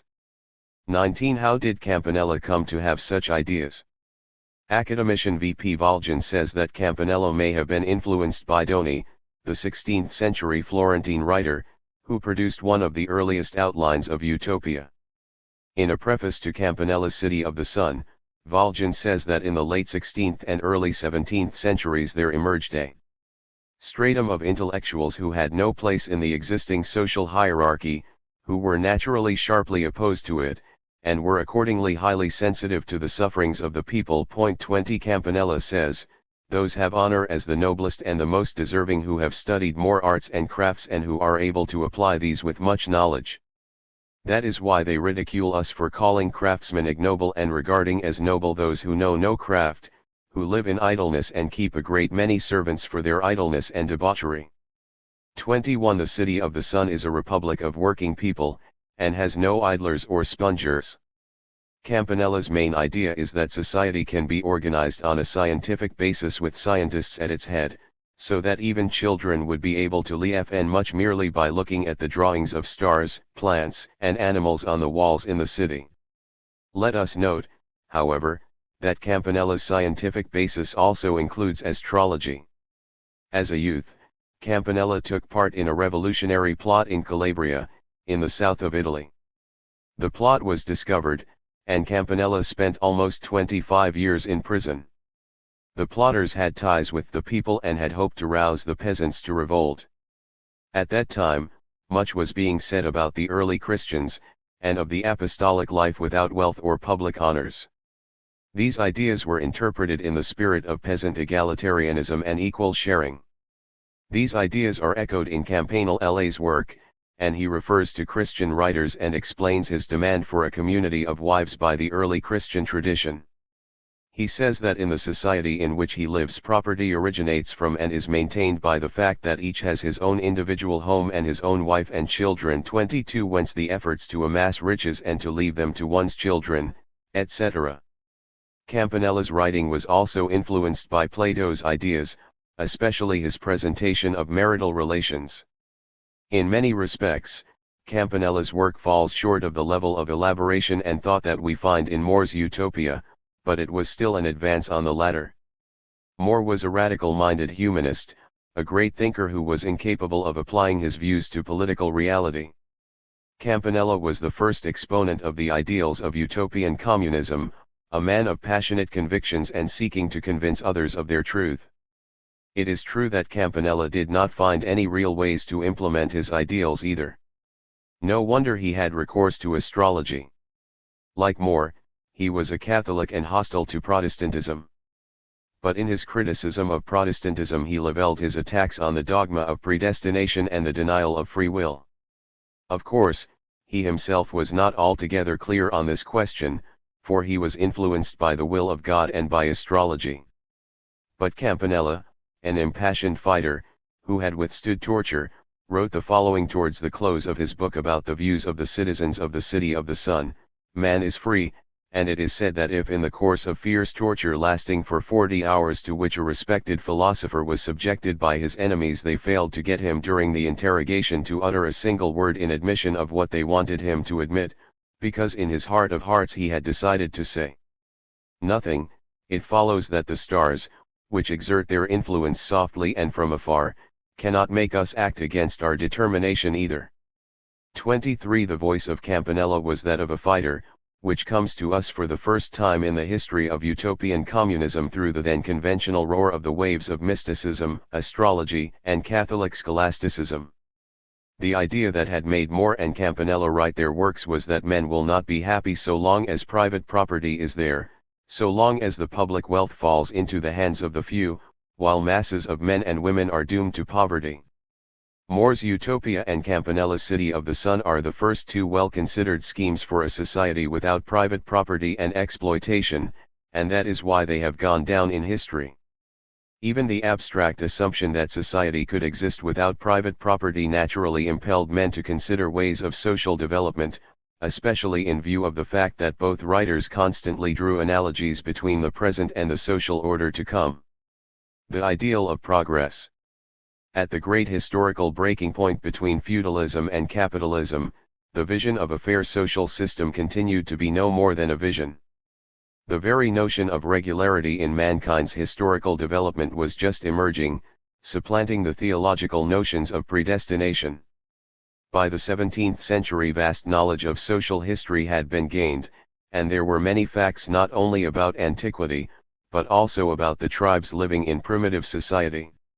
Earlier on, at the beginning of the 16th century, there appeared some fundamental reports about the customs and usages of various tribes and peoples, 24 containing fairly detailed descriptions of primitive society. In their works, the English materialists of the 17th century used such descriptions of the way of life and mores of tribes inhabiting America and had a knowledge of tribal and patriarchal communities. Thus, Locke refers to the life of the peoples in Brazil, Peru, and Africa. In the 17th and 18th centuries many books were published about the innocent savage, and the happy life of men who as yet had no knowledge of government or wealth. The point was whether man was good by nature, or whether he was in need of the harsh bridle of power and man's domination of man. 25 For its criticism of the exploitative system, mankind was already in possession of the historical experience of the primitive commune and the peasant commune, which had survived until the Middle Ages. This experience suggested the image of a society based on the peasant egalitarianism and equal sharing which the leaders of peasant uprisings had looked to. Maxim Kovalevsky, the 19th-century Russian sociologist, was quite right when he said the following about the social order reflected in the utopias of More and Campanella.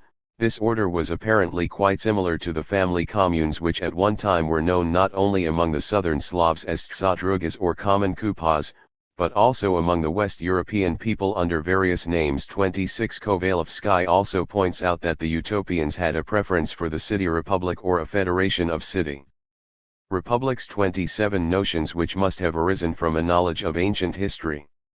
Neither More nor Campanella could have been inspired in their visions of better societies by the absolutist feudal state which had taken shape by that time. These forward-looking thinkers saw no way of changing these feudal states, and so transferred their visions of a new system to distant lands lost in the ocean. By contrast, the advocates of the rising bourgeoisie praised private property and extolled the state, an instrument in the hands of the ruling class. Their theory of society was perhaps most clearly formulated by Thomas Hobbes: the state, a peacemaking power which saves men from the condition of war of everyone against everyone, from lack of government and total chaos, and leads mankind out of a semi-savage state. The ideologists of the bourgeoisie campaigned for unlimited domination by the upper classes, having abandoned the medieval theories of the divine origin of the state, and having divested all political institutions of the aura of sanctity. That was of course a step forward from the theories of divine predestination in the political organization of society and the historical process as a whole. Relying on the knowledge already gained by then, the rising bourgeoisie proclaimed the idea of a natural advance of mankind, which was not subject to God's will, but bourgeois society was the ultimate goal of that movement. The works of Jean Bodin, Thomas Hobbes, and many other bourgeois writers were keynoted with the idea that the pillars of the exploitative society and the state were unshatterable. More and Campanella refused to accept this idea, and abandoned the present for a vision of utopia contrasted to reality. In the early 18th century, the idea of law-governed social development occurred here and there in the writings of the Neapolitan philosopher Giovanni Battista Vico, who refused either to sing the praises to the new age of the bourgeoisie or to entertain any visions of a happier society. Indeed, his theory of social development had no future. Vico's world history goes through three main stages: the divine period, the heroic period, and the human period. The initial period is described in mythology, a chronicle of mankind's early advances in culture. The second period is that of Homer's epic poems and the rule of the aristocracy. The third opens when the people become stronger and the domination of those of noble birth comes to an end. However, the human age is once again followed by decline, and the whole cycle is repeated. Bourgeois historians of social thought have written many absurdities about this mysterious thinker, but have studiously obscured the main point that helps to explain Vico's attitude. What were the historical conditions for the emergence of Vico's ideas? Italy, Vico's native land, was then in a state of decline, which is why he did not become a troubadour of the rising bourgeoisie and of capitalist civilization. In history, this Italian thinker saw not only progress, but also decline. What were the notions of history and its periods that Vico had to deal with? The humanist writers were using the term Middle Ages to denote the interval between the ancient world and the epoch of the Renaissance, to which they themselves belonged.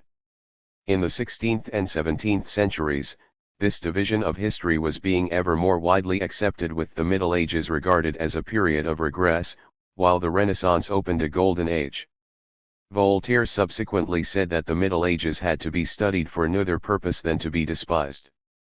Among the works which appeared in the late 17th century, some were entitled Ancient History, History of the Middle Ages from the Vicariate of Constantine the Great to the sack of Constantinople by the Turks, and Modern History. 2*. In the latter, the Renaissance was at first given pride of place, and attention was centered on Italy, with the whole of this period regarded as an age of its glory.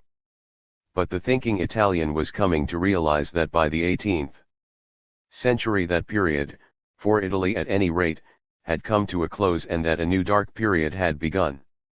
This question arose: was this only the individual lot of Italy, or was the human age, which had opened in Italy in a flood of light, entirely to be lost in the twilight? Vico was faced with two fatal enigmas in social development.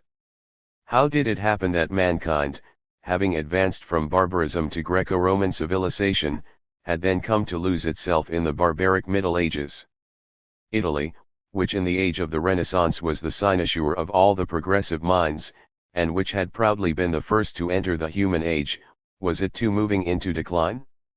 In other words, why was the civilization of the 17th to 18th centuries, that is, bourgeois society, emerging with the stamp of doom, of acute contradictions and patent imperfection? Vico was sure that the human age was in no sense a period of lasting prosperity. Morals and manners were deteriorating, while self-seeking and the lust for power were spreading. Beyond the horizon of this age once again lurked barbarism, which had once advanced to replace Roman civilization. With evidence of barbarism in the new human age, Vico reached the conclusion that the seeds of decline and destruction were also latent in that period of history. This was a new idea voiced by a lone individual in the midst of general jubilation over the entry of society into the human age. But Vico saw no way leading to the future. History had to reverse its advance. Consequently, the visions of More and Campanella were not to be realized.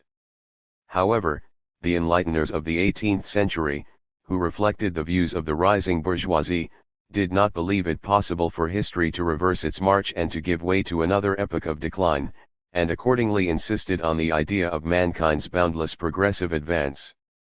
This social development, they asserted, was not a divine but a natural process.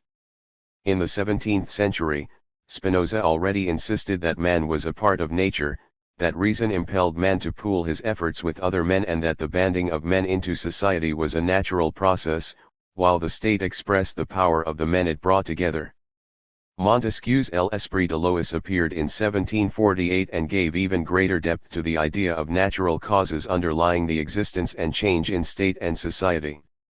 In explaining the development of human society, Montesquieu laid emphasis on geographical conditions, the nature of the soil and the climate, but he was still far from conceiving the idea of social development, for his thoughts were concentrated on political institutions, state power in the first place.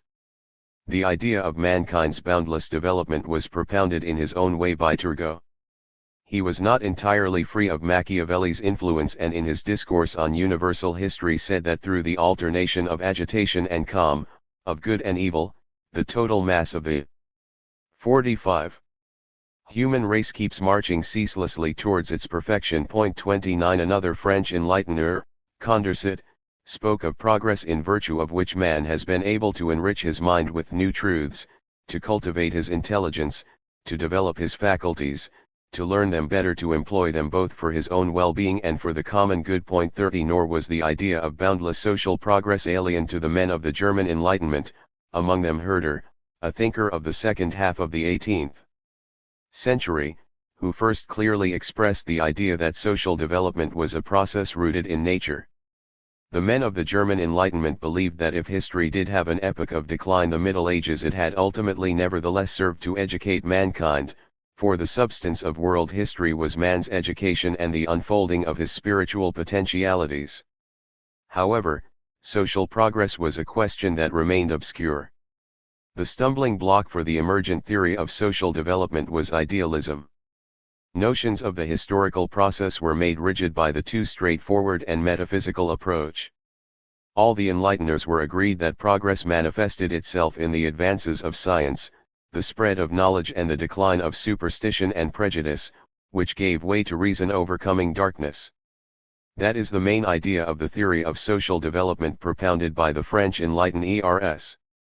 Generations of thinkers in the 17th and 18th centuries showed the vast importance for mankind's development of science and knowledge which helped it to conquer nature. They also pointed to the relation between mankind's moral and intellectual progress, but reduced the whole idea to the view that the spread of knowledge ultimately also determined the changes in the sphere of ethics. Apart from spiritual improvement, progress, they held, included the development of political institutions, notably the state, which were stripped of the medieval aura of supernatural, divine origin, being now regarded as the handiwork of man.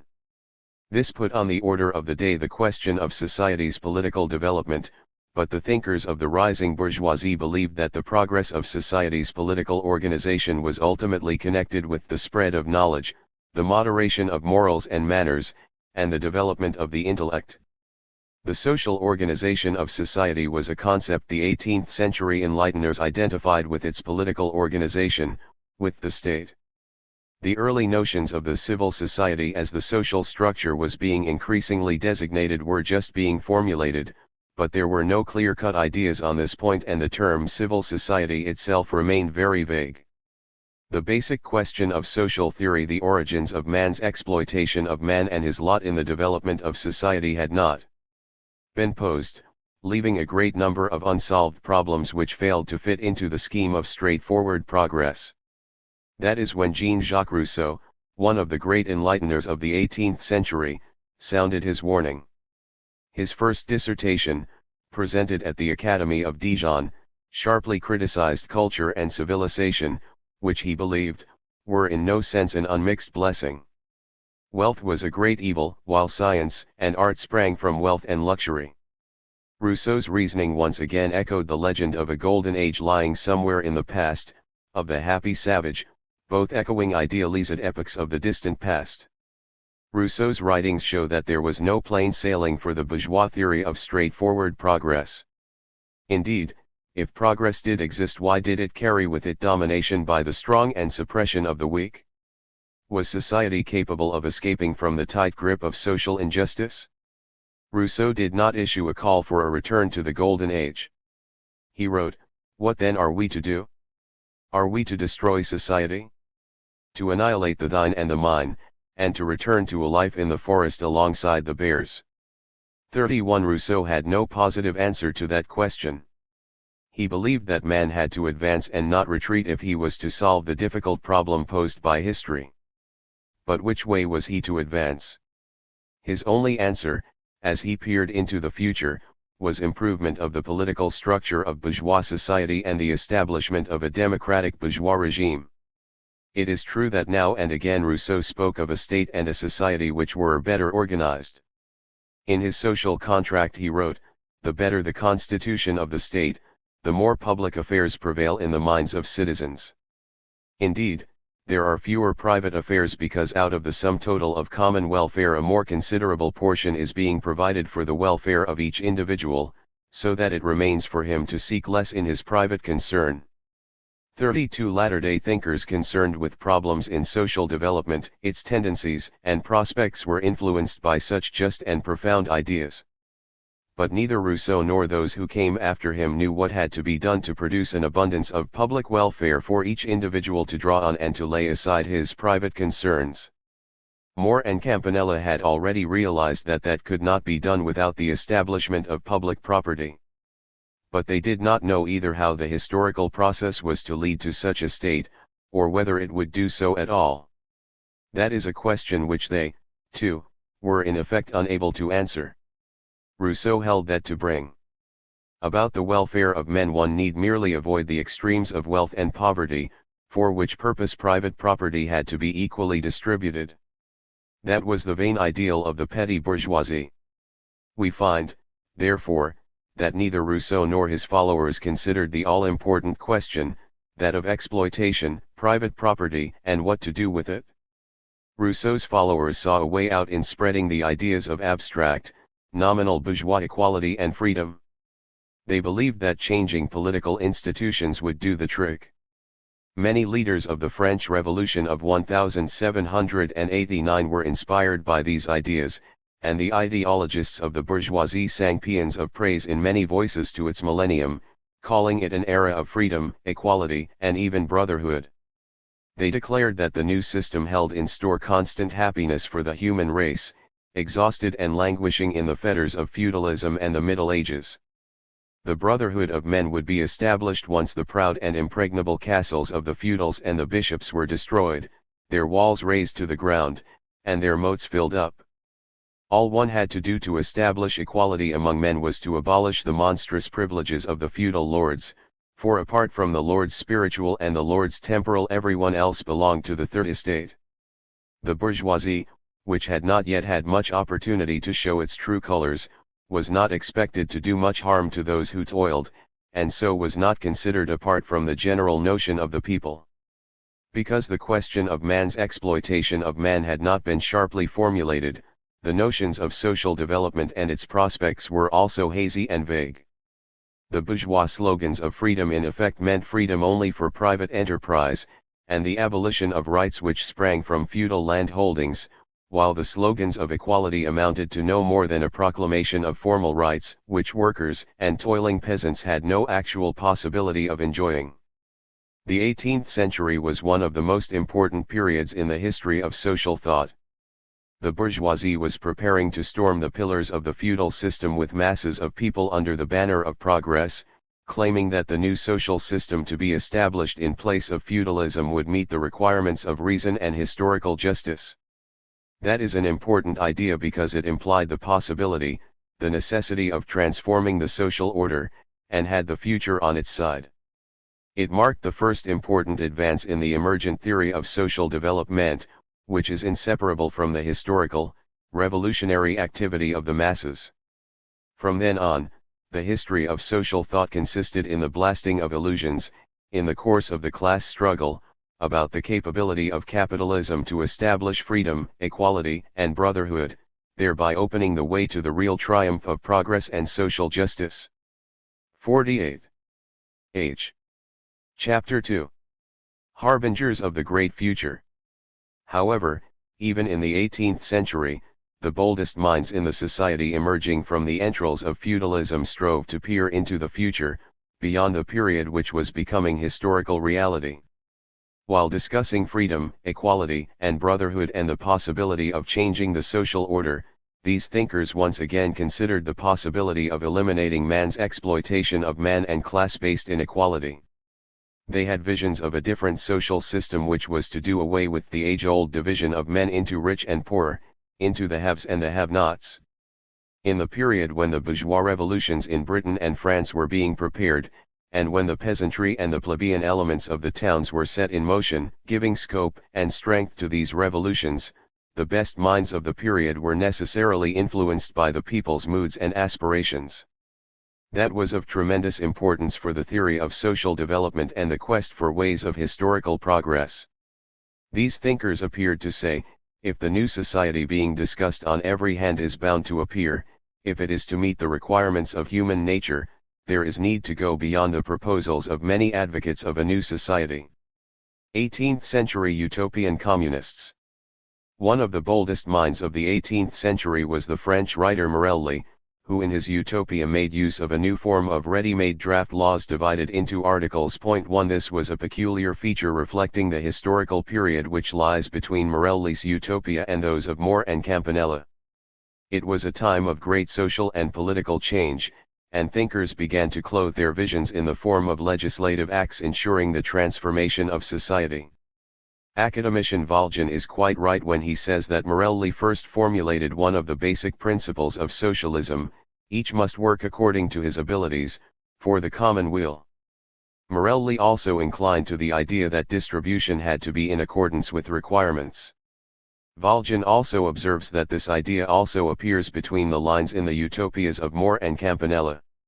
Thus, humanism, which started out by demanding the release of the individual from the fetters of feudalism, inevitably advanced to a new demand: the individual must have the opportunity to develop his endowments, to use them for the common weal and to satisfy his requirements. Unless there is room for the expression of man's capabilities, unless his requirements are satisfied, there can be no question of individual development. That was a logically necessary stage in the development of humanism. Here, social thought is on the threshold of formulating one of the key principles of communism, the fundamental demand for social justice. But the question that remained unanswered was, when and how the new system was to be established, with the law that each was to work according to his abilities and to receive according to his needs. The discussions of communist society still remained in the realm of speculative abstractions, some holding that communism was logically impracticable because it contradicted human nature, while others said that it was possible because it accorded with the demands of social justice and human nature. By contrast, Morelli argued that it was private property that had spoiled and distorted human nature. Having gone through the peculiar ordeal of the fall, the introduction of private property, men would come to realize their mistakes and were bound to return to the order of the Golden Age. While these debates may have been speculative, they were a necessary stage in paving the way for a new view of the historical process and the key problems of mankind's social development. The vision of social justice and a society without exploitation also flared brightly in the minds of masses of men, as it did, for instance, during the 17th century digger movement for common land ownership. The working people hoped that the downfall of the absolute monarchies would usher in social emancipation, but this was no more than an abstract possibility because the real conditions for it were yet to be created. However, it marked an important advance in mankind's social thinking. The idea of revolution, of the opportunities open to revolutionary power, and the idea of social justice were moving closer together. Two of the most radical trends in the English Revolution were the levelers, who stood for political equality, and the diggers, who wanted the lands to be owned in common, with the people holding the land as social property. This movement first emerged in the early 17th century, when the peasants destroyed marks of property like hedges and ditches, in an effort to turn the land into common property. In 1607, they issued a proclamation which said, "Encroaching tyrants, grind our flesh upon the whetstone of poverty so that they may dwell by themselves in the midst of their herds of fat wethers. They have depopulated and overthrown whole towns and made thereof sheep pastures, nothing profitable to our commonwealth. 2. The views of the diggers were set out as a more or less coherent system later, in the course of the Revolution. In his Law of Freedom, Gerard Winstanley depicted a society in which all the labors of husbandmen and tradesmen within the land, or by navigation to or from other lands, shall be all upon the common stock. 3. From the common stock each was to have according to his need. He wrote, and as everyone works to advance the common stock, so everyone shall have a free use of any commodity in the storehouse for his pleasure and comfortable livelihood, without buying and selling, or restraint from any, for social property is to prevail in the Republic. Let us note that Winstanley, like Morelli, but a century earlier, presents his utopia as a project to be carried pit by an authority set up by the Revolution. 5. Winstanley pins his hopes for a republic on measures to be taken by the Cromwell government, whereas in Morelli's utopia it was not at all clear who was to put through the new laws. But both hoped to help carry society from the feudal order under an absolute monarchy to a communistic order ushered in by means of legislative enactments. Naturally, this kind of leap remained in the realm of the imagination. Winstanley hoped that the collapse of the absolutist feudal order in England could pave the way for fundamental social change, an idea that also gained ground in France as it approached the period of decisive battles for the overthrow of the absolutist feudal order. These early hopes for a fundamental transformation of the social system flickered and died. The important thing about Winstanley's utopia is that it was directly connected with massive revolutionary struggle. In the 18th century, social thinking also entered a new stage in France, where the connection between utopian communist ideas and massive revolutionary struggle for the overthrow of the absolutist feudal system was ever more pronounced. Jean Meslier, a rustic clergyman, witnessing the ruthless exploitation of the French peasants and their sufferings, set out in his testament his vision of a communist new system without oppressors or oppressed, insisting that revolutionary struggle was the only way to deal with the private property system of oppression and injustice under which a handful of rich men ruled the working people. Professor B. F. Porchna says in his work about Meslier's views that all the popular disturbances, riots and uprisings, however immense the variety of the causes and circumstances in which they occurred, centered on questions of property and over the matter of property. In all these riots it is hard to imagine that any of those who took part in sacking the manor houses or castles should have regarded themselves as robbers and should not have sought to justify their actions to themselves and to their kith and kin, in the form of notions, however vague, of the injustice and illegitimacy of the wealth, itself plundered from the people, etc. 6. These vague feelings and fragmentary ideas were brought together into a system and elaborated by Meslier. Porchna stresses that while the popular aspirations may have been spontaneous and negative, they hinted at the idea of a victory for the popular uprising, overthrow of the existing authority and establishment of the people's power, an idea expressed and developed by Meslier. The peasant uprisings were a breach of the most solemn ban established by church and faith, the ban on rebellion. These anti-clerical and anti-religious attitudes were elaborated by Meslier on a materialistic basis, and he himself ended up with an atheistic outlook. A further important advance in social thought and action was made in the period of the 18th century bourgeois revolution in France. The conclusion that it would take a revolution to establish a communist society and the rule of justice was considerably enriched and developed. There appeared the idea of a revolutionary dictatorship. The diggers pinned their hopes for social justice on Cromwell's dictatorship. Meanwhile, the French revolutionaries had already abandoned such illusions. The followers of Gracchus Babeuf, who expressed the aspirations of the pre-proletariat, the poor of Paris, the plebeian elements of the towns, hoped to establish a revolutionary dictatorship to reorganize society on communist lines.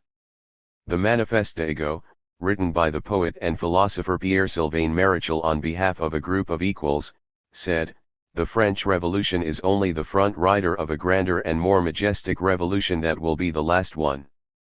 Equality has been nothing but the fine and sterile figment of the law, and the task now was to secure actual equality, the Bobovists insisted. This idea of a coming revolution was vastly important. Indeed, the enrages were already aware that the 1789 revolution had produced a strata of nouveau riches and had failed to bring about social justice. One member of this group said that a bourgeois and commercial aristocracy had been installed in place of the nobility and the clerical aristocracy. 7 Thus, the enrages had already shaken the hope that the elimination of the clerical and aristocratic privileges would usher in the rule of the people and establish equality. But they did not draw the radical conclusions of the Bobovists. The primary demand put forward by the group of equals said, no more individual property in land, the land does not belong to anyone. They declared that men could be content with the same portion and the same quality of food. 8 The Bobovists' main idea was that the revolution was not yet over, that there was need to prepare a fresh revolution to take power, actual equality was still to be established, all members of society were to be made to work, there were to be neither rich nor poor, and no one was to appropriate either landed or industrial property. The projects of the Bobovists, the *erst revolutionary group to proclaim the establishment of communism as the aim of revolution, were emphatically centralist. 9 Their program contained the following planks: 1. All the existing wealth was to be taken over by the Republic. 2. All able-bodied citizens were to be made to work, each in accordance with his abilities and habits. 10 For a long time, projects for social reconstruction were characterized by the fact that a small economically independent community was the economic unit and administrator of common property. 11 Let us recall the same idea in the context of the utopias proposed by Morelli and Campanella. This outdated notion was discarded by the Bobovists, who suggested social property on the scale of the Republic. Thus, the vision of another and grander revolution which was to establish social justice throughout the world emerged in the course of the 18th century bourgeois revolution in France. A revolutionary dictatorship was to be established as a result of the revolution, but the equals believed that this great revolution could be started instantly by a group of conspirators. They had only the vaguest notions about which classes were to carry out the revolution and on what class basis the new revolutionary authority was to be established. Still, the Bobovists played a great part in the history of social thought. In his synopsis of the Holy Family, by Marx and Engels, Lenin made this entry: the French Revolution gave rise to the ideas of communism, which, consistently developed, contained the idea of a new Weltzustand. 12 In summing up some important ideas of social development advanced in the 18th century, let us note, apart from the theory of progress, the following. At the dawn of history there was a social system without private property. It was a system in which social property prevailed and it accorded with the dictates of nature. The division of property was a major evil in the history of mankind. Equality alone accorded with human nature and created the conditions for normal individual development. Inequality had an ugly effect on men and destroyed them. Private property was the root of all evil. This important proposition in the theory of social development had been established, but there remained the paradox, formulated by Rousseau, that the centuries under private property had produced the benefits of civilization, art, science, and culture. Would not the abolition of private property stem this advance of culture and civilization? The utopian communists believed that the new system could be established on the basis of saintly poverty. The question of developing and multiplying social wealth, which was to flow in great abundance, was not yet being considered. The right answer was to be obtained only through a study of economic development and production. Consequently, in the 18th century, the fundamental problems of social development were not solved and even appeared to be insoluble. The new age that followed upon the French bourgeois revolution inherited the vision of a social system which was to practice the principle of each according to his abilities, to each according to his needs. The French Abbé de Mably believed that there was, in effect, no straight way to that kind of social system, so that there was need to put through partial reforms so as to curb the inordinate greed of the private property owners. The men who took part in the conspiracy of equals insisted that the system could be introduced right away through revolution and a revolutionary dictatorship. It was up to the thinkers of the 19th century to sort out the question and express their views on mankind's future. Accordingly, Mably entitled one of his main works as follows: Doubts set out for philosophers and economists concerning the natural and basic order of political societies, in which he considered the question of how it was possible to advance from the contemporary political order to an order based on social property and egalitarian communist distribution, an order that, he was sure, accorded with human nature and that was the origin of the history of society. Mankind had blundered by sharing out the land and introducing private property. Mably believed the oppressed had the right to rise up in defense of mankind's rights, the right to stage a revolution. He said, "Will anyone fail to see that our societies are divided into different classes of men, which, because of the existence of landed property, of their avarice and of their vanity have interests which are, I do not say different, but contrary to each other. With such contradictory interests of the propertied and the propertyless, how are you to go about making those who have nothing, that is, the great majority of citizens, believe that they evidently live in an order in which they are able to find the greatest?" 54.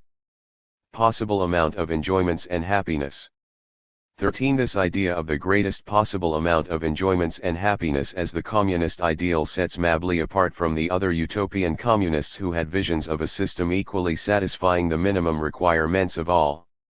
Mably also sought to discover how the golden age was to be achieved, believing that the centuries under private property had so corrupted men that it was impossible right away to abide by the laws of nature and directly to introduce the communist system. In order to foster men's needs, to strike at the passions generated by private property, there was need to regulate the law of inheritance, to put through a land reform limiting the right to own land, and to establish a democratic republic. Here Mably came close to an idea expressed by Rousseau, but went beyond it when he said that the democratic republic implementing partial reforms was to be an intermediate element between the period of unbridled private property domination and the communist utopia. In his utopia he sought to meet the objections of those who, like the physiocrats, insisted that private property provided the only powerful incentive for men to work. Mably suggested that those to be offered incentives for emulation were the farmers whose fields were the most fertile, the shepherds whose herds were healthiest and most prolific, the hunters who were most adroit and best habituated to withstand the fatigues and inclement changes of the seasons, the most industrious weavers, the women busiest at their household chores, the fathers of families most dedicated to the instruction of human duties in the family, and the children with the greatest application for lessons and the most willing to imitate the virtues of their elders. 14. Mably strongly criticized the idea of men's natural inequality allegedly resulting from their different capabilities and the urge for the accumulation of wealth as the only incentive to labor. However, Mably did not yet give thought to the problem of the members of the new society being paid according to the quantity and quality of their work, and took the egalitarian communist approach. Still, the idea of societies rewarding outstanding effort for the common will was a harbinger of the utopian socialist idea in the 19th century of men working to the best of their abilities and by and rewarded according to their work. This was seed that fell on fertile soil. Decades later, Saint-Simon and Fourier would consider the problem, with the followers of Saint-Simon clearly formulating the principle of socialism, from each according to his ability, to each according to his work. Mably's attempt to find a formula for social life that would pave the way to communism was also of great importance. Social thinkers in the 19th century were confronted with the question which Mably formulated in the most general terms. Indeed, was mankind bound to travel the long way of reform, as Mably believed, to reach the new system? Saint-Simon and Fourier followed Mably each in his own way. However, there was another way which was still to be discovered. Engels valued Mably very highly. When dealing with 18th-century communist theories in his Anti-Die Ring, he mentioned only the names of Morelli and Mably, the two minds paving the way for 19th-century social thought. Vision of lasting peace. Mably was perhaps one of the first to combine the vision of a social reconstruction of life with the vision of lasting peace among nations. He declared peace to be a natural state for men to live in, and private property and the self-seeking interests it generated to be the source of plunderous, aggressive wars. His democratic republic was the mainstay of lasting peace, where aggressive war was regarded as a crime. Only defensive wars were allowed in face of enemy attack, when the republic issued a call on all its citizens to take up arms and display high martial valor. In general, Mably's democratic republic pursued a foreign policy determined by the vital interests of its citizens and aimed at peaceable relations with other states. It marked a new stage in the development of the notions of lasting peace. 15 The vision of establishing lasting peace in the world originated in the Middle Ages in Europe, which had been an arena of constant fights between the feudal lords. It originated as an idea to put an end to the feudal strife and naturally suggested the possibility of ending wars in general. There we find the origins of the Western ideas of an international order abiding by the rules of international law. Meanwhile, the official and prevailing view, expressed, among others, by the Catholic Church, was that war was either a boon or a bane, both being ultimately caused by divine providence. Saint Augustine held that the Romans had been enabled to carry on their aggressive wars through God's mercy. 16 While the suggestion that men should use political means to end all wars at will may have been utopian at that time, it did have a part to play in emancipating social thought. Some historians believe that the earliest project for a political union of European states originated during the Crusades in the 13th century. A lawyer, Pierre Dubois, was saying that Christians should not fight Christians, and proposed a union of Christian rulers to be headed by a council consisting of spiritual and temporal lords. The same ideas were developed in the 15th century by Marini, who urged the establishment of an international court to sort out conflicts. All of these were, in effect, projects for a union of European states under the ideological and political influence of the Catholic Church. These projects reflected the idea of peace no more than indirectly, through the peculiar prism of the political consciousness of some medieval ruling circles. But these projects also revealed the first attempts to establish the usage of international legal standards so as to be rid of the rule of might and the constant bloodshed among the feudals. 17 In the 16th century, Vittoria and Suarez held that war was legitimate only when all peaceable means had proved futile. Both were Spanish monks and lawyers, and their writings contained ideas of natural law. Without abandoning the notions produced by the absolutist feudal order, they believed there was need to moderate this order by putting some limits on the arbitrary acts of autocrats.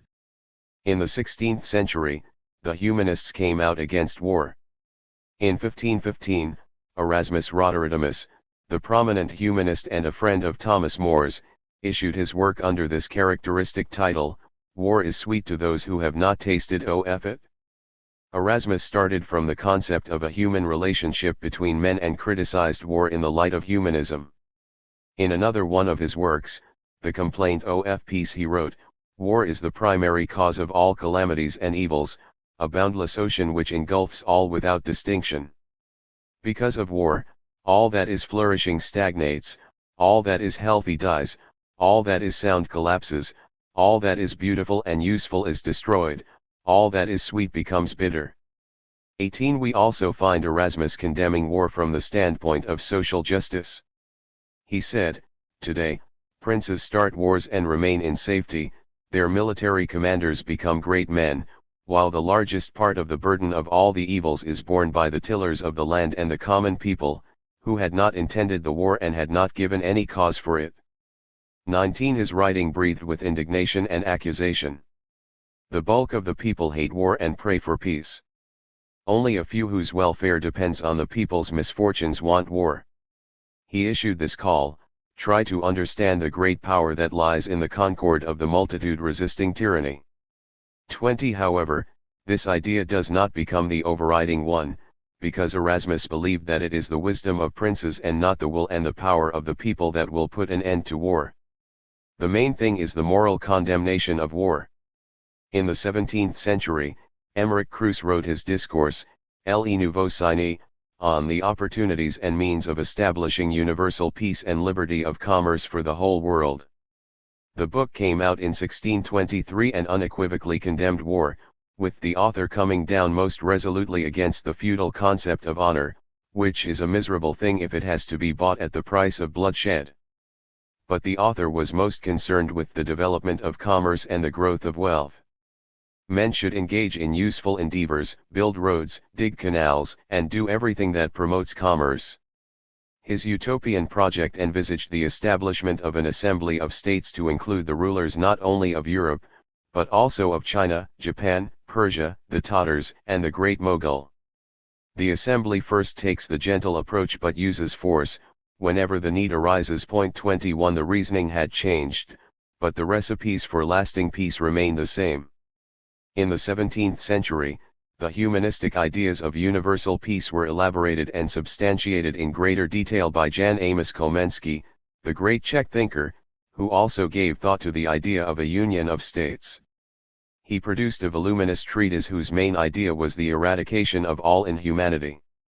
Truly human relations should be based on three principles: first, the principle which condemns dissent, strife, and abuse among men; second, the principle ruling out the use of force in imposing on other men one's own philosophical, theological, and political ideas; and third, the principle of general accord on what is good for all.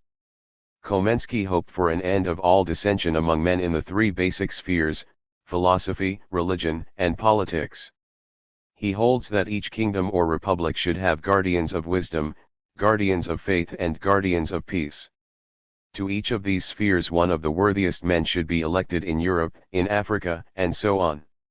States should become a true bond uniting human society, and an effort should be made that in its diverse ties and relations human society should not give up the laws of wisdom. 22 This was the first time in the history of social thought that the idea of social bonds was set forth with such clarity, although, of course, the author still had a long way to go in discerning the basis of these social ties. His utopian project for universal peace, which included the establishment of various interstate councils, in a sense put the finishing touches to the elements of social or personal security. Komensky wrote, "Universal peace and security are the aim of human society." As far as we are aware, Komensky was the first to propose the prohibition of weapons.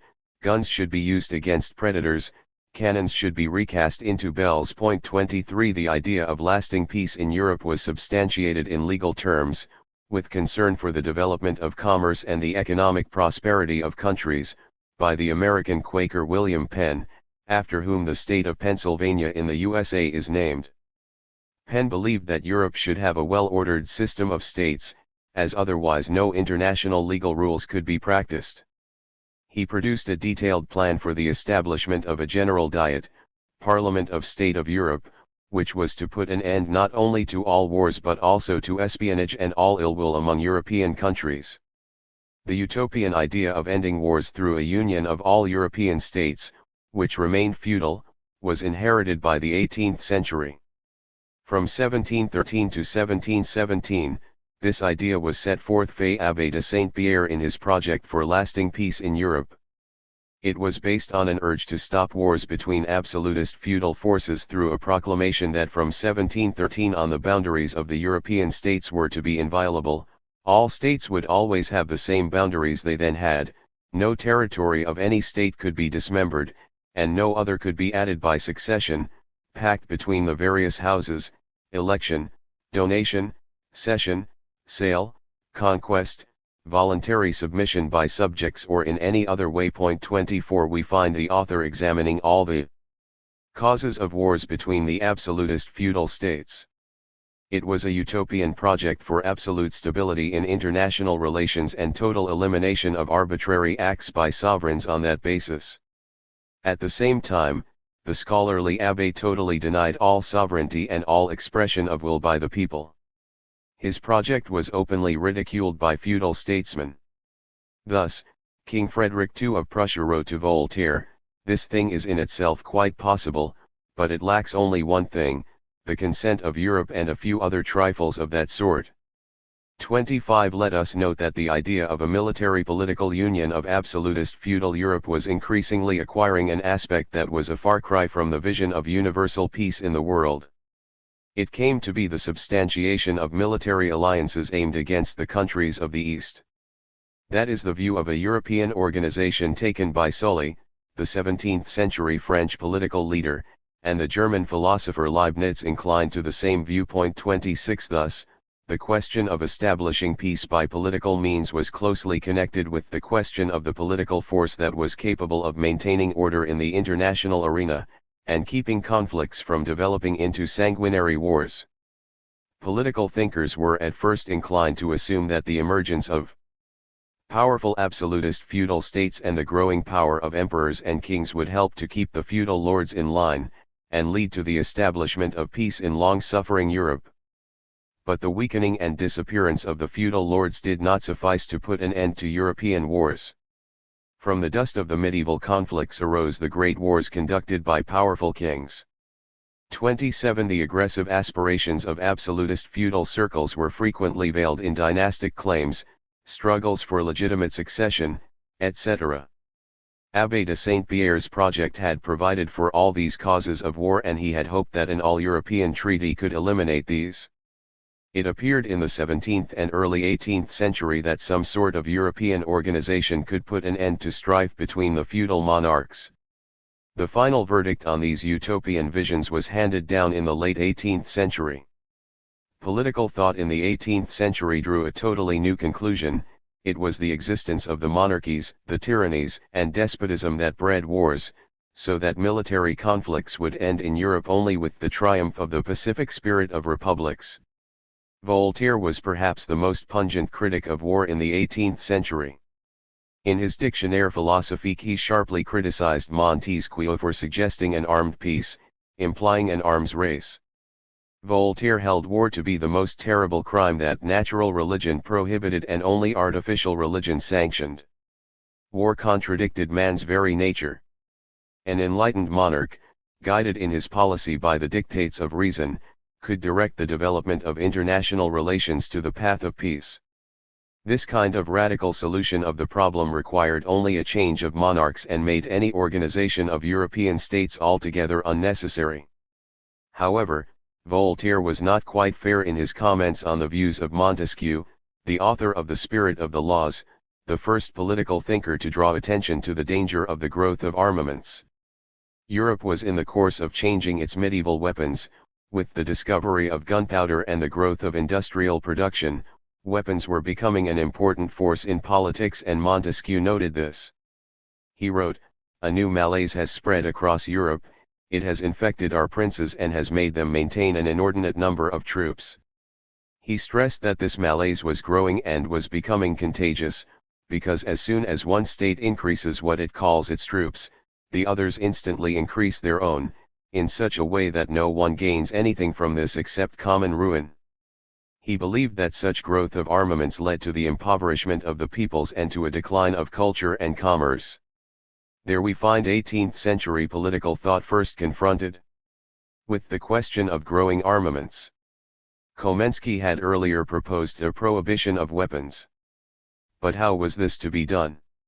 Rousseau expressed skepticism about the achievement of lasting peace, because the idea is too good to be accepted, because evil and abuse, from which so many people stand to gain, enter life by themselves, while that which is useful to society needs to be introduced only by force because it is almost always opposed by private interest.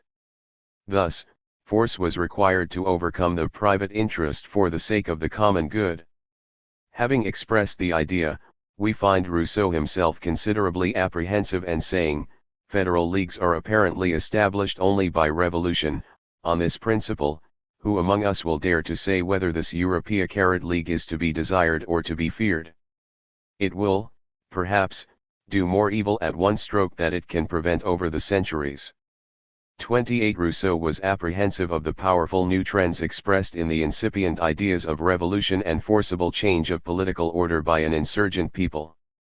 The leading minds of the 18th century believed that wars were caused mainly by the whims of monarchs, and this view was also accepted by the leaders of the 1789 revolution, which is why they believed the overthrow of tyrants to be the most radical and only way out. The 1789 revolution, which destroyed the absolutist feudal order in France, proclaimed peace to be its policy. All mankind had to throw off its tyrants, whereupon lasting peace would be established. Deputy Isnard told the Legislative Assembly, "The peoples will embrace each other in face of the dethroned tyrants." 29 Consequently, even in the 18th century political thinkers were considering the possibility of establishing lasting world peace. The leading minds declared the wars of the Middle Ages and the absolutist feudal period to be crimes against humanity. They emphasized the dangers of growing armaments for all nations and urged the need for states to compete in commerce and the production of material goods, and the desirability of a prohibition of weapons. They held that peaceful means had to be used in arranging and establishing international relations and settling any disputes that arose. However, they did not know how to establish lasting peace. The French Revolution of 1789 did much to modify their notions, by emphasizing the role of the people, but confined it to political action in overthrowing tyrannies and monarchies and establishing republics. The finishing touches to these 18th century ideas of peace were put by Kant's philosophical essay, Perpetual Peace, which formulated a series of requirements that were to help establish peace. He said that peace treaties should not contain the seeds of future wars. No independent state should be swallowed up by another, standing armies should disappear with time, state debts should not be used in foreign policy struggles, and no state should forcibly interfere in the administration and constitutional system of other states. He also insisted that dishonest stratagems should not be resorted to in time of war, as these would make mutual trust under a future peace impossible. Kant summed up and further elaborated the rules for international relations formulated by the leading minds of the 18th century. He condemned the colonial policy of the cultured and mainly commercial states for carrying to distant countries the litany of all the calamities burdening the human race. His conclusion was that international law should be based on a federalism of the free states. By federalism he meant an alliance of nations which, however, should not be a state of states suppressing their sovereign rights. It implied that the civic order in each state should be republican. It is true that in saying all this Kant admitted that it was extremely difficult to establish and maintain such an arrangement. The philosopher sought to find an answer to the question of when and how lasting peace would be made possible, and said that this would occur through objective necessity instead of subjective good wishes, a definite step forward in this matter. But it also showed that there could be no correct approach to the problem of peace without a scientific theory of social development. Kant pinned his hopes on the mechanism of nature, which had also produced the selfish inclinations of men and states, which acted against each other. This contradiction was latent not only with the possibilities of armed clashes but ultimately also with the possibility of establishing peace, which was not established and ensured by some despotism through a weakening of all forces, but through their equilibrium and their most vigorous competition. 30 Considering the problem of peaceful relations between nations, Kant pinned most of his hopes on commerce, and exclaimed, "The spirit of commerce, which sooner or later subordinates to itself every nation, cannot exist alongside war." He was, of course, quite right in saying that society cannot exist exclusively in a state of war and that peaceful relations were dictated by the development of economic ties, but being a man of his age, he was unable to say why these peaceful economic relations should ultimately rule out all war. He himself drew the following conclusion: indeed, that is the way, even through the mechanism of human inclinations itself, nature guarantees lasting peace with an assurance, of course, which is inadequate for a prediction of the day on which it will be established, but which, however, is feasible in practice and puts on us the duty to work for this goal. 31 The utopian socialists of the early 19th century made further headway on the question of peace, emphasizing, even if in vague terms, the need for a new social organization of society to attain lasting peace. They were sure that wars harmed social development and that social progress was promoted when men's efforts were united instead of being divided through military conflicts. The revolutionary Democrats in Russia gave a clear-cut formulation of the visions of the utopian socialists about lasting peace. The first edition of Alexander Herzen's Thoughts on the Past said, "Socialism alone will bring peace. In the glimmering dawn of the rising community order, the nations, now driven knee-deep in blood, will gain a better knowledge of each other, the wild cry of envious nationality and predatory patriotism will die down. These hatreds do not belong to the nations, but to the states. The nations are guilty only of ignorance, but how are they to know anything when they are being preached a whole false religion of blood and madness, national exclusiveness, honor of the flag, the right of might, all of this dull and limited valor of patriotic egoism, against which the early Christians had already rebelled and which is now so assiduously preached by the latter-day Christians." 32 Thus, war was rooted in the existing despotic states. Herzen said as much, despotism means exclusiveness and hatred, empire means war, which is why Napoleon called it peace. 33 Here we find Herzen's ideas not far advanced beyond those of the 18th century revolution in France. He went on to remark on the meaning of the religion of blood and madness being imposed by despotism. All of this was undoubtedly quite true, but the roots of this religion were yet to be discovered. Marxism alone proved that it was not enough to change the political form of government, as the leaders of the bourgeois revolutions in the 18th century believed. The point was to bring about a fundamental change in the economic and social structure of society.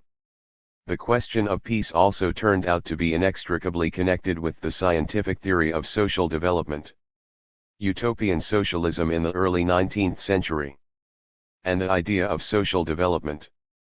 To sum up, let us note that mankind's approach to the fundamental and most acute problems of social development and to the development of a scientific theory of the social process was very different from that depicted by bourgeois historians. The theory of social development and its most important prerequisites could not have emerged without the great social battles and the answers to the questions posed by the class struggle and life itself. This theory was generated by the urge to sort out the tendencies and prospects of social development and to discover what lay in store for human history. The great class battles of the period of transition from feudalism to capitalism stimulated social thinkers by confronting them with the fundamental problem of social development. The history of social thought clearly shows that a genuine theory of social development was also bound to be a theory of the fundamental transformation of society. That was the result of the development of social thought on the eve of the 19th century. These problems were tackled by the great utopian socialists in the early 19th century, seeking in their own way to continue consideration of the question raised by the Bobovists: what was to be done with the society produced by the French Revolution, and what were the prospects for its development. The theory of the historical process could not be advanced without a solution of this problem. Whereas the utopian communists of the 16th to 18th centuries in effect simply brushed aside the capitalist way of development, thinkers in the New Age had to start from the fact that the world had already entered upon the capitalist way. Some part of the way had already been traveled, the age of industrialism was on. Europe's tempestuous industrial development was becoming a historical fact, and the considerable successes scored by human labor in mastering the forces of nature were there for all to see. In their efforts to answer the questions posed by life, the utopian socialists asserted that mankind had to evolve towards a new society, whose main virtue would be labor, instead of greed and gain. However, the new stage in the history of social relations and in the development of labor and production forced them to give thought above all to how the labor process would be organized in the future system in view of what had already been achieved. Their picture of the new society was different from that of the utopian communists of the 18th century. The 19th century utopian socialists did not believe that the realm of private property money-making would be followed by a system on whose banner would be inscribed, "From each according to his ability, to each according to his need." They inclined to the idea that each member of the new society would work in accordance with his ability and receive according to his work. They felt that many of the positive elements that had already appeared in social life had to be retained, and all the negative elements discarded. But what was to be regarded as positive in bourgeois society, what was to develop and what was to be condemned by history? The Utopian. 64. Socialists gave a sharp criticism of many aspects of life in bourgeois society, doing much to advance social thought. But when it came to identifying the positive elements achieved in bourgeois society, the elements that were to be the prerequisite for building the new society, they were confused and well off the mark. They were even inclined to carry over into their new society the capitalists, who were for that purpose to merge with the workers. They were unable scientifically to analyze the essence of exploitation under capitalism. Their view of the economy of bourgeois society was superficial, and they failed to understand the kind of social structure this economy produced. They did not realize that the working class was to destroy the social structure of the exploitative society and to create a new social system. They kept saying that the time would come when man's exploitation of man would give way to the cooperation of all for the sake of society's domination of the forces of nature, a period in which social justice would ultimately triumph. Progress would be everlasting, it would cease to be a process of ebb and flow, while the social system was to serve mankind's boundless improvement. The Golden Age, which up to now blind tradition put behind us, is before us. With these excellent words, Saint Simon, the famous French utopian socialist, opened his literary, philosophical, and industrial discourse. 34 Mankind's golden age would open with the establishment of an organization that is most favorable for the development of all useful capacities. 35 No satisfaction of the needs of the majority of men and development of their capacities could be achieved in a society ruled by gross self-seeking. It was necessary to organize society in such a way as to allow the development of industry and agriculture and to serve the interests of the majority. Saint Simon believed that the best social organization is that which makes the conditions of those who constitute the majority of society the happiest possible by providing them with the most means and facilities for satisfying their primary wants. 36. His view of the summit of mankind's progressive development was set out in these words: up to now men have brought to bear on nature, so to say, no more than purely individual and isolated efforts. What is more, their efforts have largely always been mutually destructive, because up to now mankind has been divided into two unequal factions, the smaller of which has constantly employed all its forces, and frequently even a part of those of the greater faction, to dominate the latter. Meanwhile, the greater faction has wasted a considerable part of its strength in resisting that domination. It is certain, however, that despite this enormous waste of effort, the human race has achieved, in the most civilized countries, a fairly remarkable degree of welfare and prosperity. One can well imagine in the light of this what it would have achieved had none of its forces been wasted, and had men, ceasing to command each other, organized themselves to bring their combined efforts to bear on nature, and had the nations adopted the same system in their relations with each other.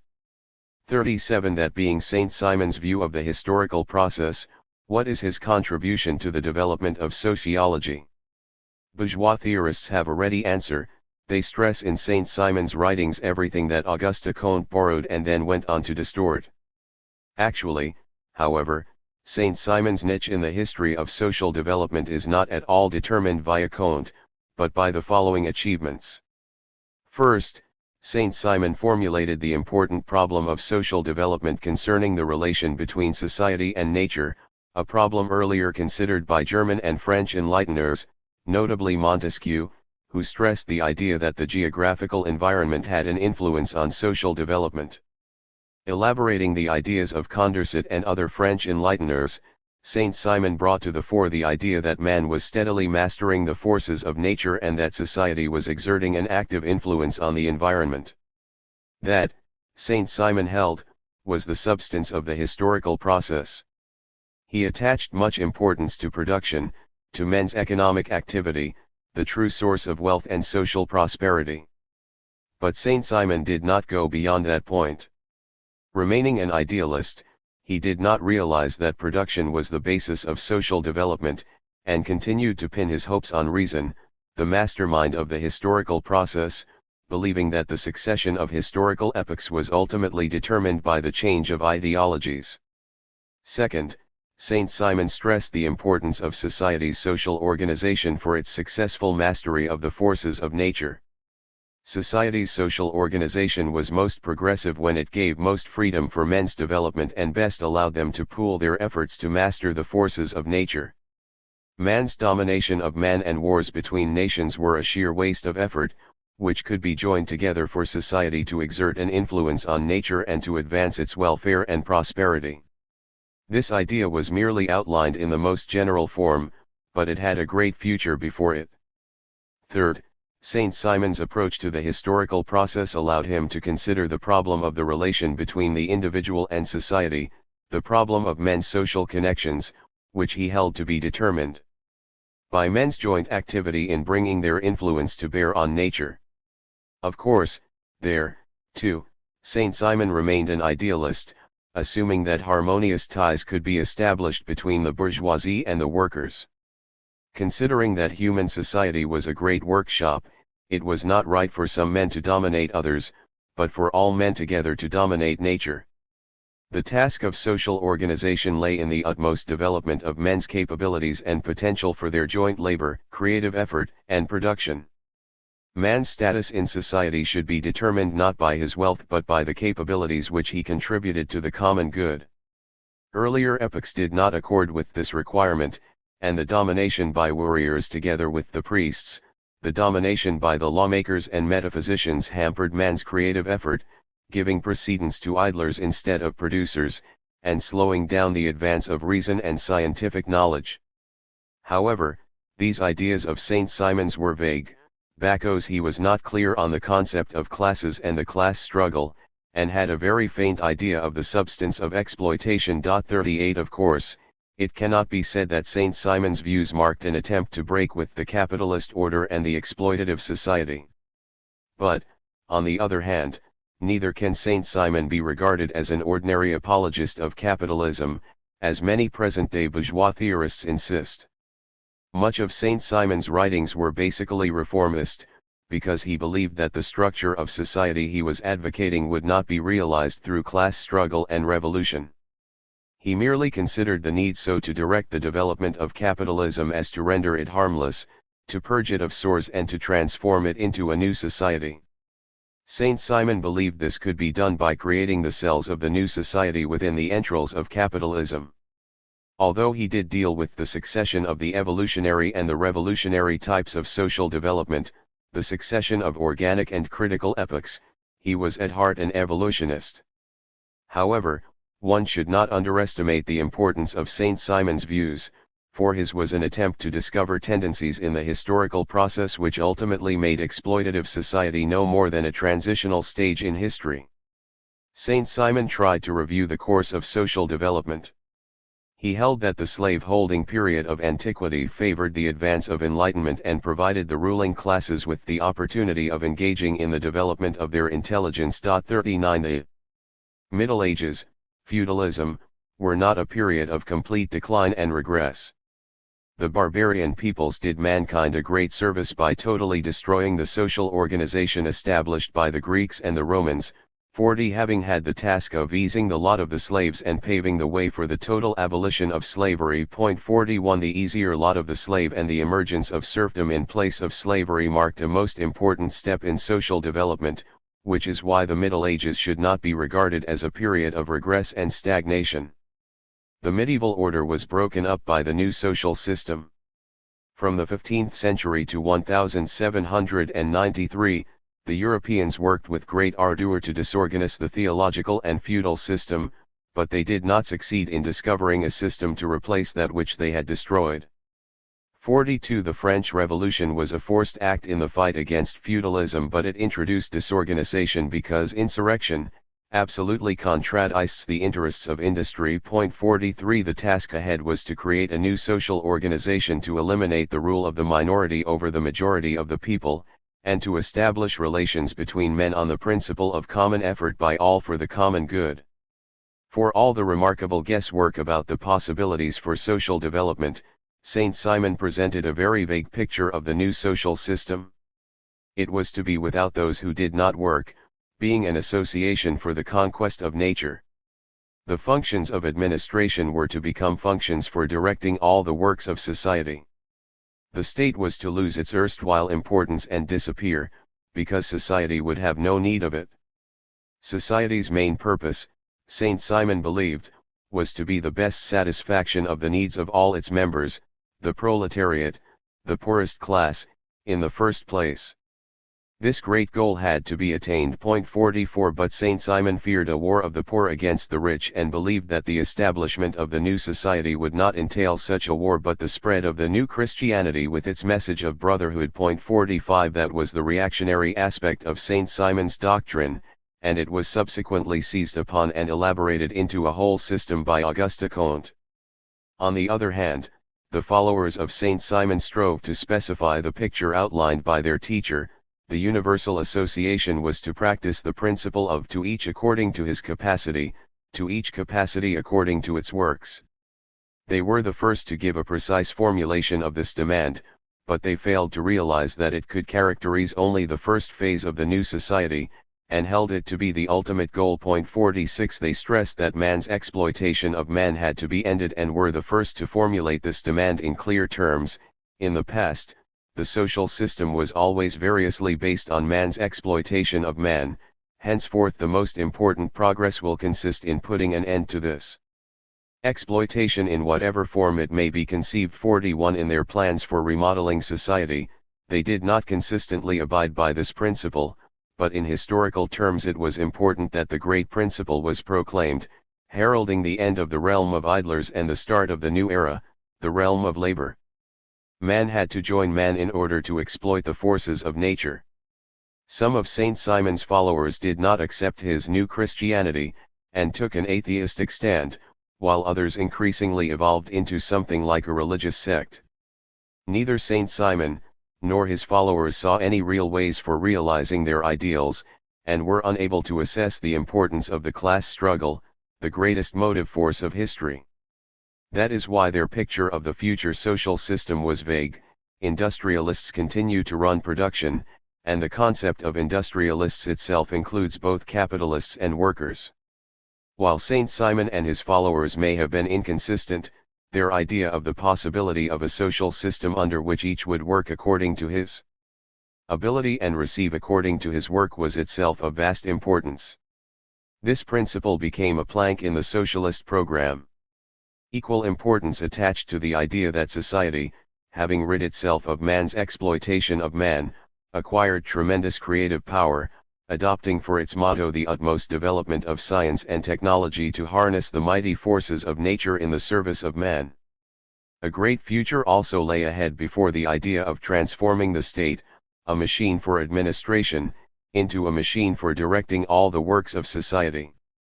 In their manifesto of the Communist Party, Marx and Engels said that the utopian systems expounded by Saint Simon, Fourier, Owen and others, were fantastic pictures of future society, painted at a time when the proletariat is still in a very undeveloped state and has but a fantastic conception of its own position, corresponding with the first instinctive yearnings of that class for a general reconstruction of society. 48 The systems of the utopian socialists were based on the still dimly realized yearnings of the proletariat for a reconstruction of society, at a time when its anticipation of such change was influenced by the illusions spread by bourgeois liberalism, because the struggle between the proletariat and the bourgeoisie was only just beginning. Bourgeois writers have long tried to separate the theory of Saint Simon's social development from his utopian socialism, an attempt which at best amounts to gross oversimplification. In the light of his idealism, Saint Simon strove to work out a theory of social development and an ideal for remodeling society. His efforts showed that the time was ripe for producing a theory of social development to include the solution of the question on the fundamental restructuring of society, the future of capitalism, the elimination of social injustice, and that it was impossible to do so in the light of idealism. Only a break with idealism and metaphysics, and the discovery of the inner dialectics of the historical process could meet the urgent need for a scientific theory of society. Auguste Comte, the French bourgeois theorist of the first half of the 19th century, took a different way. He drew generously on the treasure house of Saint Simon's ideas and emphasized in every way the reactionary aspects of his doctrine. Comte produced his own sociology based on the assertion of harmonious class interests, denial of the importance of revolutions in social development, emphasis on the role of ideas, which determined historical epochs, etc. In short, he strove to kill the living spirit of Saint Simon's theory and to nullify his remarkable attempt to consider the question of changing society's social structure. Comte produced his system from the fragmentary ideas left by Saint Simon, making use of his inconsistencies and limitations, emphasizing his idealism in considering social phenomena, and leavening it all with agnosticism and mysticism. Comte's system was faithfully to serve bourgeois liberalism and the apology of capitalism. On the strength of this, bourgeois sociologists, distorting the true picture of the development of social thought, began to rank Saint Simon as a predecessor of Comte's and even as an advocate of positivism. Indeed, Saint Simon had envisaged the creation of a political science to crown the whole system of the sciences, but for all the limitations and inconsistencies of his views, he had never intended to base the science on apologetics for bourgeois society. 49 Charles Fourier exerted a considerable influence on contemporary social thought, and made a contribution to the theory of social development. His writings are shot through with the idea of social change and the development of society's social structure. Despite his idealistic and theological errors, which still fettered his mind, that idea clearly stands out. In his social theory, Fourier advanced the idea, however vaguely and inconsistently, that man was a social being, and that his substance and nature were expressed and his inclinations developed only in society, in his connections with other men.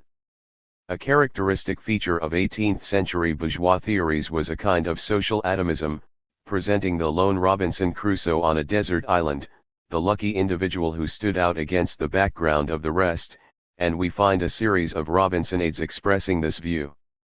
In contrast, Fourier suggested that man's activity and substance were expressed in his social relations. However, Fourier only took the first step along this way, for he believed that men were impelled to action by their passions. These were everlasting passions with which abstract man was invested. In consequence, Fourier failed to understand and show the substance of man. Fourier attached more importance than Saint Simon to the social organization of society. He did not identify the historical process with the development of industry, and stressed that the latter required a new social structure, as otherwise it held in store for the people nothing but unhappiness and misfortune.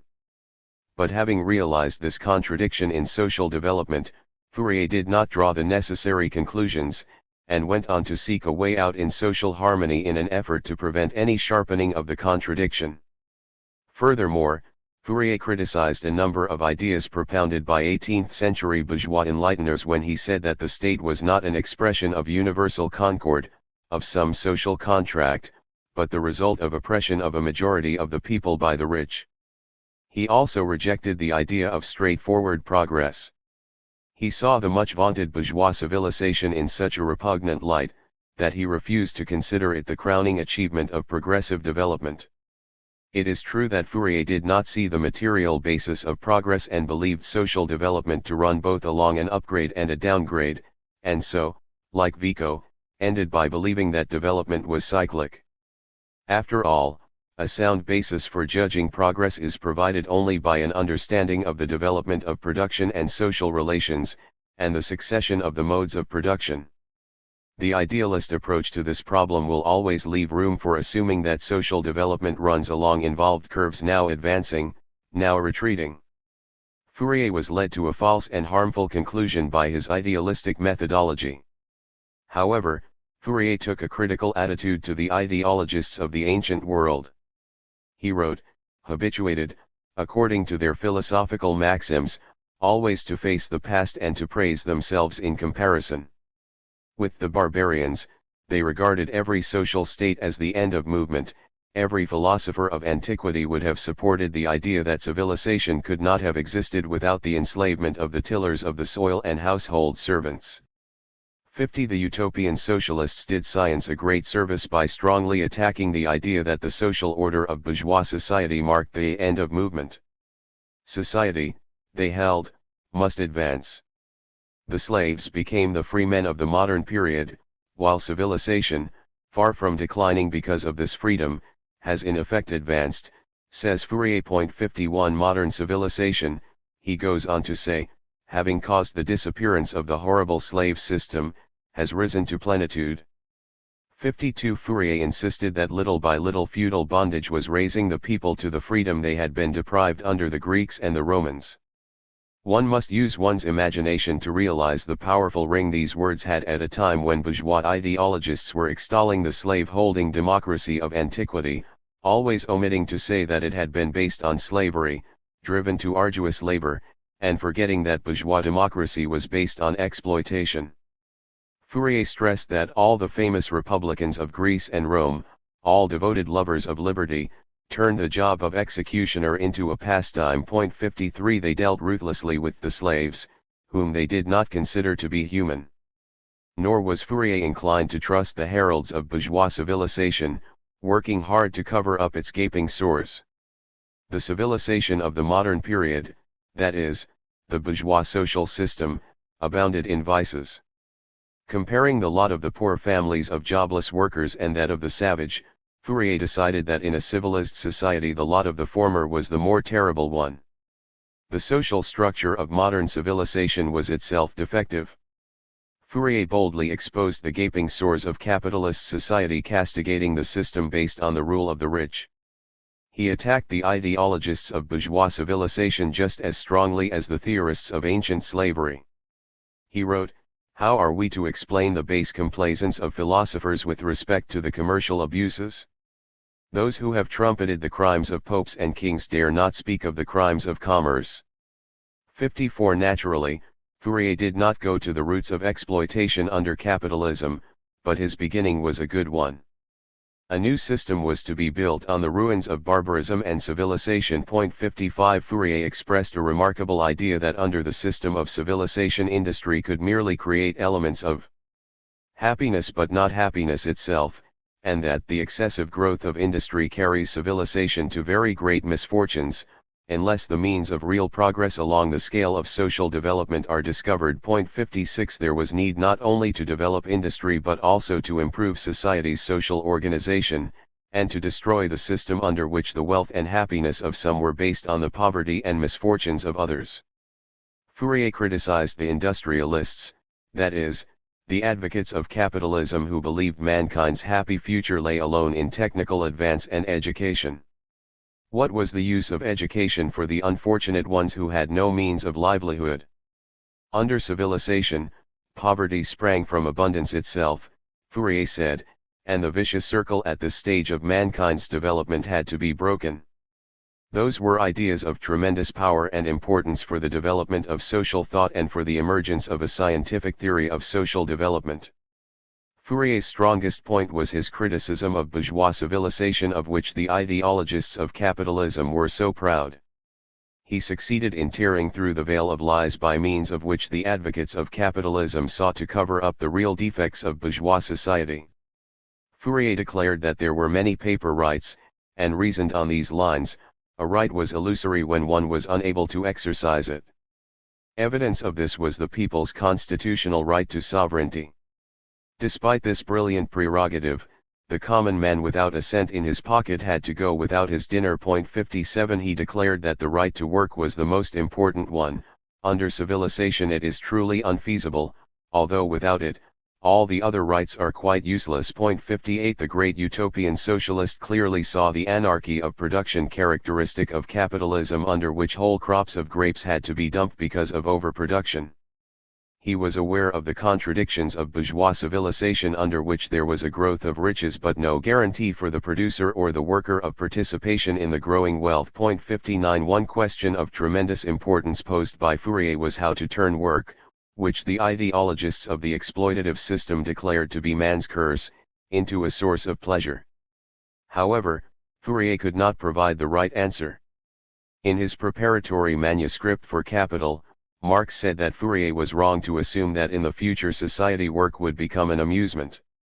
Work would become man's primary need, but it would never become an empty plaything.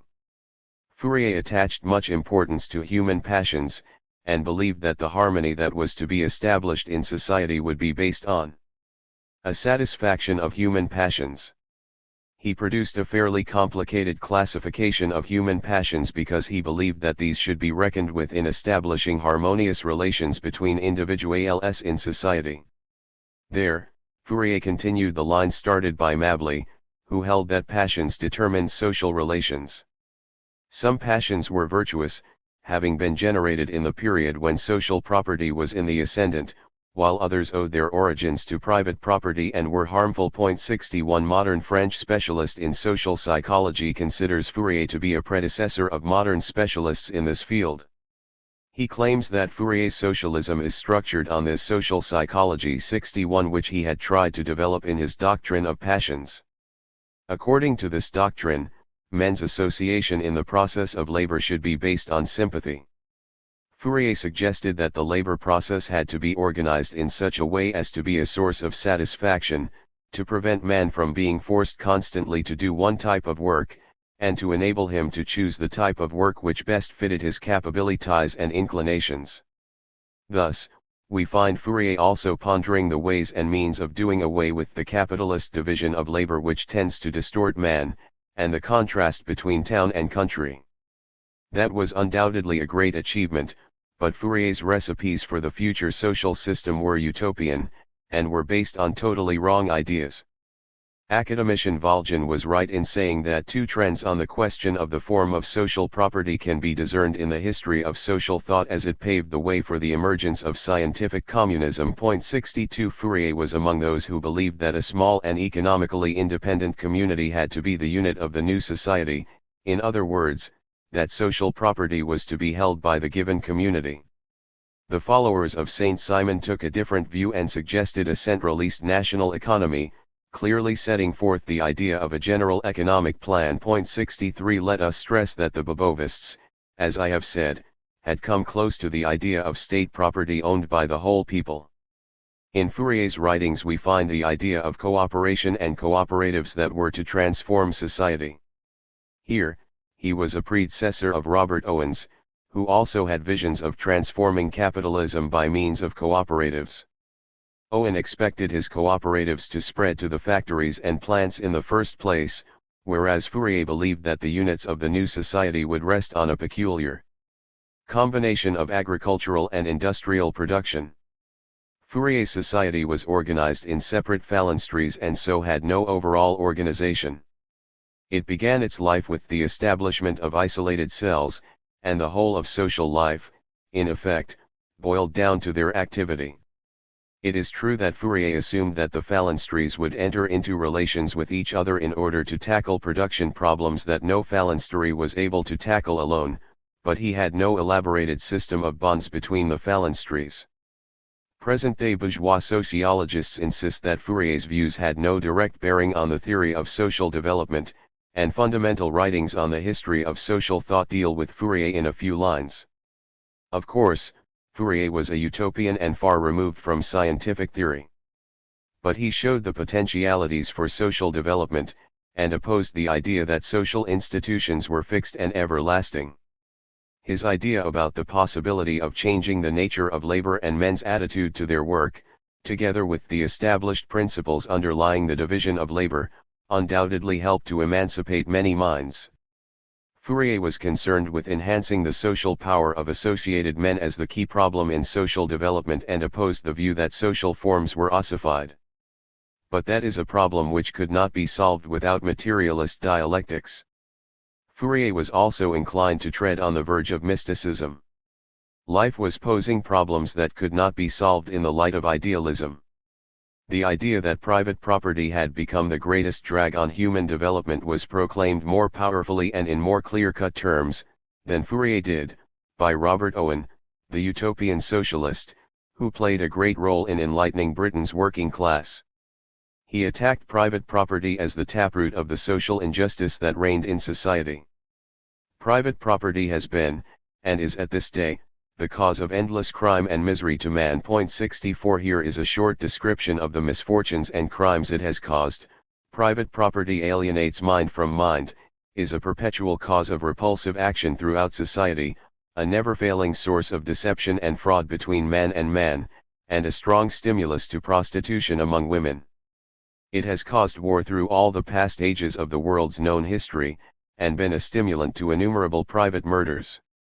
65 Owen argued with great force that the main task of social, intellectual, and moral progress consisted in destroying private property. Mankind would breathe freely only when mere personals shall be public property, and public property shall always be maintained in superfluity for all. 66 In other words, mankind's true happiness would dawn only with the establishment of communism. Owen believed that the time would come when the incalculable superiority of a system of public property be duly appreciated over the evils arising from private property. 67 Owen laid much greater emphasis than Fourier and Saint-Simon on the great progressive importance of mankind's transition from private to public property. He was a tireless propagandist of this idea, and made an outstanding contribution to the development of social thought.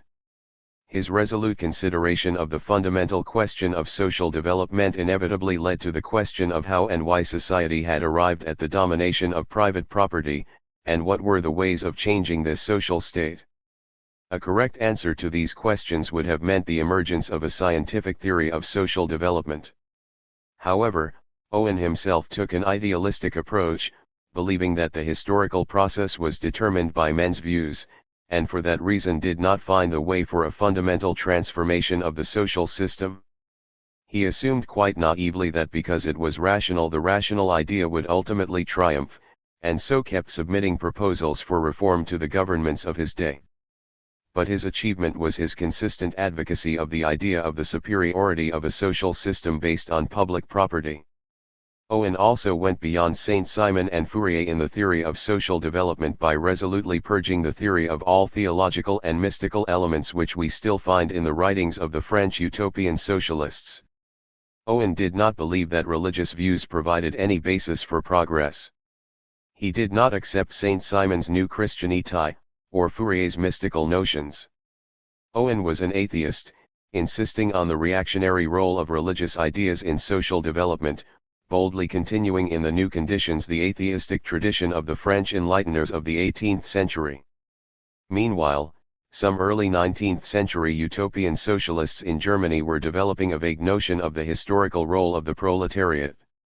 In the 1840s, Wilhelm Weitling wrote about the working class as a new messiah which was to destroy the rotten structure of the old social order, to channel the fountains of tears into the sea of oblivion and to transform the earth into a paradise. 68 We find the German utopian socialist going beyond the French utopian socialists, but his approach was also idealistic and was not based on the laws of social development, his social and political program being extremely utopian. Franz Mehring, the Marxist historian of the German working class movement, was quite right in saying that Weitling had a long way to go to the proletarian class awareness, but he regarded the proletarian revolution in much the same way as Fourier regarded the millionaire savior. But Weitling believed that revolution would spring not from the growing strength of the workers, but from their growing need. 69 Henceforth, the transformation of society depended on the proletariat's revolutionary activity, for it was the gravedigger of capitalism. This marked an end to the utopian visions of socialism, ushering in the epoch of revolutionary struggle for socialism and the formulation of the theory of revolutionary action. Here, a great contribution to the development of social thought was made by the Russian revolutionary Democrats, among whom we find such remarkable revolutionary theorists as Karat Herzin, Chernyshevsky, and Dobrolyubov. Their achievement lay mainly in their efforts to blend socialist ideas with revolutionary struggle. They gave thought not only to a revolution in Russia, but to a worldwide revolutionary process. Russian Revolutionary Democrats and the problem of social development. Alexander Herzin, one of the brilliant thinkers and publicists of the epoch, which abounded in literary talent, was a man who dedicated himself to the revolution and allied himself with the progressive democratic movement of the people, and left a profound impression on the history of ideological struggle. His is an outstanding name in the history of materialist philosophy. Lenin remarked that Herzin came right up to dialectical materialism, and halted before historical materialism. 70 Herzin was the first social thinker to consider the question of Russia's role in the 19th century revolutionary process. This was of fundamental importance because it led to the more general question about the role in this process of agrarian countries with a predominantly peasant population lagging in their development behind the advanced industrial states. That was one of the important problems in world development, a problem of great sociological depth and much political significance. Radical West European circles regarded Russia, especially after the 1848 revolution, as a reactionary force which could play only a negative role in the transformation of society. Nicholas I was justly called the gendarme of Europe. Herzen decided to change this notion, and wrote, "We do not prophesy anything, but neither do we believe that the destinies of mankind are riveted to Western Europe. If Europe fails to rise to social transformation, other countries will transform themselves. There are also some among them which are already prepared for this movement, while others are preparing for it. One of these is known to be the United States of North America, the other, which abounds in strength, but also in savagery, is little and poorly known." 71 Herzen expressed doubts about social change in Western Europe following the failure of the 1848 revolution, which did much to change his view of the historical process. Herzen had pinned great hopes on that revolution, and so was greatly disappointed. What had been the basis of his hopes? Herzen had assumed that the rule of the bourgeoisie was to be short-lived, and that the 1848 revolution and the establishment of a republic would bring about the most profound social changes. Indeed, he had mistakenly believed the proletariat's first uprising to be its final and decisive battle. He believed republic did not mean the rule of the bourgeoisie, but a takeover by the working people and profound social change. Following the collapse of these hopes, Herzen made a comparison of bourgeois society in the mid-19th century and the final centuries of the slave-holding world. All about him he saw disintegration and corruption. This philosophico-historical conception was criticized by Chernyshevsky, who argued that Western society still had considerable creative strength and that it was not at all in need of salvation from outside. Herzen subjected bourgeois radicalism to withering criticism for talking too much about a republic while investing it with the old content inherited without change from the 1789 revolution. Meanwhile, republic was a term that no longer accorded with the new struggle, because the struggle had gone beyond the limits of that term. Herzen was a resolute advocate of socialist ideas, and his general sociological conception was characterized by the idea of inequality and the historical nature of classes. He wrote, "The rise of estates was a tremendous step forward, for it meant enlightenment, the end of animal uniformity, the division of labor. The disintegration of this structure was even a greater step forward." 72 That was the substance of mankind's social progress. About himself, Herzen wrote, "I did not become a socialist overnight. 30 years ago the title of socialist was bestowed on me by Tsar Nicholas." 73 However, it is hard to rank him among any of the contemporary trends then dominant in the West. Herzen observed that after 1830, with the appearance of St. Simon's theories, socialism left a great impression on men's minds in Moscow. He stressed that in Moscow socialism developed together with Hegel's philosophy, that the new philosophy should align itself with socialism, and urged close ties between science and revolution. 74 He admitted St. Simon's theory to be vague and religious, and described the ideological development of his associates from St. Simon onwards as follows. Having made a study of his writings, they quite naturally arrived at Proudhon, just as they went on from Hegel to Feuerbach. 75 However, Herzen should not be unconditionally regarded as a supporter of Proudhon's, for he accepted some of his ideas, but not his system of views as a whole. Subsequently, Herzen specified his views of the state. In 1869 he wrote, "Between Lassalle's view and the sermon about the imminent dissolution of the state into a life along federal communal lines lies the whole span between ordinary birth and parturition. From the fact that a woman is pregnant it does not at all follow that she is due to give birth tomorrow. From the fact that the state is a transient form it does not follow that it is a past one." 76 This was open condemnation of Proudhonism and Bakuниnism. Herzen asked, was there any people so mature that state tutelage could be withdrawn from it? He added that no nation could begin such an experiment with impunity, surrounded as it is by other nations passionately clinging to their state. Is it right to speak of an early imminency of a stateless order when the abolition of the standing army and disarmament are remote ideals? 77 That was very bold guesswork. But the positive aspect of Herzen's views was also limited. He agreed with Lasala and wrote, Lasala wished to make use of the state power in order to introduce a social order. He thought, why break the mill when its stones will also grind our flour?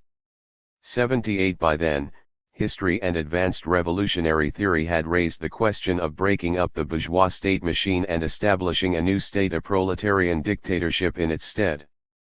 Herzen noted the positive aspects of Fourier's views, but sharply criticized his system as a whole. He wrote, the phalanstery is nothing but the Russian commune and the workers' barrack room, a military settlement on civilian lines, a regiment of factory hands.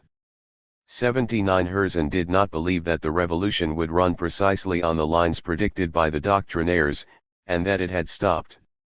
Instead of incautious attempts and conspiracies, the worker is deeply engrossed in thought and is seeking contact not with guild revolutionaries, not with the editors of journal but with the peasants.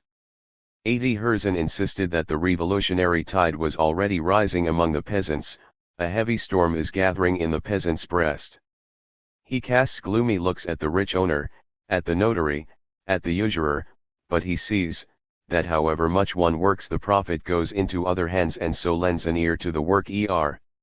81 Herzen pinned great hopes on the alliance of workers and peasants, adding that when the peasant had heard out the worker and well understood him, with his stubborn firmness of the ploughman, with his fundamental solidity in every undertaking, he will then take stock of his strength and will then wipe the old social structure off the face of the earth. That will be a new revolution of the people's masses. 82 Consequently, Herzen believed that the peasantry, rather than the working class, was to play the decisive role even in the revolution in the West. Herzen's idea of a popular revolution which alone would save the West from destruction and corruption was a vague one, but he was sure that the present-day state system with its civilization will die, will be liquidated, as Proudhon politely put it. 83 Herzen felt that such polite expressions did not fit this revolution, for he believed that the proletarian will mete out as it had been meted out unto him. Communism will rage tempestuously, terribly, bloodily, unjustly, and swiftly. In the midst of the thunder and lightning, in the glow of burning palaces, on the ruins of factories and government offices, new commandments will appear, the features of the new credo will be writ large. 84 Herzen quite obviously believed the proletarian revolution to be above all a destructive and not a creative force. Let us now consider the question of how Herzen saw the world's revolutionary process and Russia's role in it. In the mid-19th century, Russia continued to be the gendarme of Europe. It is she, this barrack room Russia, that wants to use the bayonets in putting an end to all the problems agitating the world. 85 But the revolution would not be put out even by the Tsarist attempts at intervention against revolutionary Europe. Revolutionary Europe cannot be vanquished by Imperial Russia. It will save Russia from a horrible crisis and will save itself from Russia. 86 Herzen was sure that revolutionary forces were maturing in Russia and that the autocracy, having triumphed over civilization, would find itself confronted with the indignation of the peasants, with a great uprising, like the one led by Pugachev. Herzen believed that the two revolutionary tides would merge in a worldwide revolutionary process. Consequently, he did not believe that the revolution was confined to Western Europe, but he took the wrong view of the revolutionary tide that was rising in Russia. He held that Russia lived with the hopes and aspirations of revolutionary Europe, but believed that Russia had a special role to play. The national element introduced by Russia is the freshness of youth and a natural inclination for a socialist order. 87 He insisted that forward-looking men should work to promote the revolutionary process, which required human activity. He stressed the importance of propaganda for revolution. Und said in one of his letters to Russia that his only desire was to act as an uncensored voice of the people of Russia, which is why he had not sought to return to his native country but had remained in Europe so as to acquaint it with Russia and to be its uncensored mouthpiece. 88 Herzen was sure that the revolution was bound ultimately to triumph and that this triumph could be delayed for some 15 years, while the temporary triumph of reaction will bring about such a rebuff and suffer such a debacle of which we have never dreamed. 89 The natural inclination for a socialist order that Herzen saw in Russia was the age-old peasant commune, which had a different historical destiny in the West and in Russia. He wrote, "The German and the Celtic communes collapsed in the face of two social ideas which were totally opposed to communal life, feudalism and Roman law. Happily, we have arrived with our commune at an epoch in which the anti-communal civilization is being destroyed in consequence of a total inability to do away, in virtue of its fundamental principles, with the contradiction between individual right and public right. 90 Communal property resolved this contradiction between the individual and society and triumphed over the anti-communal civilization which prevailed in the West." Herzen's chief mistake was that he believed the Russian commune to be confronted with a dying instead of a developing capitalism which had enough strength and potentialities to erode the commune in Russia. In 1869, Herzen wrote, however, that the transition of property, so to say, from private to collective property, was obscure and vague. 91 He realized the great importance of private property for the Western peasant and did not know what could make that peasant abandon the age-old dream of it. The only thing that one could hope for was the continuous parceling of his dwindling land and the consequent benefit of a free economy of the communal cultivation of the fields. 92 Herzen did not see, as Chernyshevsky did, the capitalization of agriculture in the West, and the growing potentialities in the application of technology on the large farms. Herzen was sure that the Russian peasant was unable to give up his right of inheritance. 93 Communal farming was the only thing that remained, and this was what the natural inclination for a socialist order ultimately boiled down to. Meanwhile, Chernyshevsky envisaged communal land ownership supplemented with communal production, so going well beyond Herzen's ideas. Herzen's remark about the freshness and youth, which Russia was to introduce into the world revolutionary movement, was a tribute to the masses of Russian peasants, who bowed low in adversity so that it passed over them, without touching them. That is why, despite his condition, the Russian peasant possessed such ability, such brains and beauty as to have aroused the amazement of Custine and Haxthausen. 94 However, because of his historical limitations, Herzen was unable to discover the working class, the strength of its character, its intellect, ability, and beauty. That is what left a mark on his approach to the question of Russia's role in the world revolutionary process. Herzen rejected the charges that he was idealizing the Russian people, and wrote, "We did not transfer our ideal to the Russian people and then begin to admire it as a discovery, as people who are easily carried away are wont to do. We simply met each other. The events of the past few years and the questions aroused by the peasant cause, opened the eyes of the blind and the ears of the deaf. Since then the vast northern avalanche has started to move and, whatever is being done in Russia, even the most contradictory, it keeps moving from one social question to another." 95 That was a good guess about the sharpening class contradictions in Russia, and recognition of the abundance of highly important social problems which the country was by then facing in its social development. Chernyshevsky and Dobrolyubov criticized Herzen's conception and made various important changes in it. The great enlighteners took a different view of capitalism, their critique of it was much deeper, and they also strove to take a different approach to the question of the commune. The breakup of the old social relations, the early steps taken by capitalism in Russia, the aggravation of class contradictions and the revolutionary struggle helped to awaken social thinking and raise important questions about the future. Chernyshevsky and Dobrolyubov fought against the bourgeois liberalism that was emerging in the country, the apology of capitalism, and against the serf owners and the landed reactionaries. The ideas of utopian socialism infiltrating from the West were purged of their bourgeois liberal, reformist character, which they had increasingly acquired in Europe by the 1840s. These ideas were also cleared of the mysticism with which Saint-Simon and Fourier had invested them. The two men strove to combine these with the traditions of materialism. While the revolutionary Democrats did not produce a materialist view of social life, the element -tof materialism nevertheless also penetrated into their views of social phenomena. Chernyshevsky's powerful mind was not to be content with Feuerbach's materialism, and he tried to apply Hegel's dialectics to social phenomena. Chernyshevsky rejected the theological halo which still surrounded Feuerbach's concept of man. In contrast to Feuerbach, the Russian materialists concentrated on social issues. The spirit of the class struggle emanated from Chernyshevsky's writings, for he clearly saw society divided into antagonistic classes and came very close to an understanding of the great role of the class struggle in history. Chernyshevsky considered very important aspects of world development and the world revolutionary process. Engels said Chernyshevsky and Dobrolyubov were two socialist Lessings, and compared their activity with that of the major figure in the German Enlightenment. The two great revolutionary enlighteners were equally conversant with literature and art, economics and history, and the diverse tasks of the political struggle in Western Europe and Russia. Lenin said that Chernyshevsky had been a remarkably profound critic of capitalism despite his utopian socialism. 96 The two revolutionary Democrats exerted a powerful influence on the development of social thought because they combined the sharpest criticism of feudalism and its vestiges in Russia with profound criticism of capitalism and the bourgeois liberal apologists of enlightened capital. Nikolai Chernyshevsky, a tireless fighter against serfdom, also struck out at the ideology of the bourgeoisie.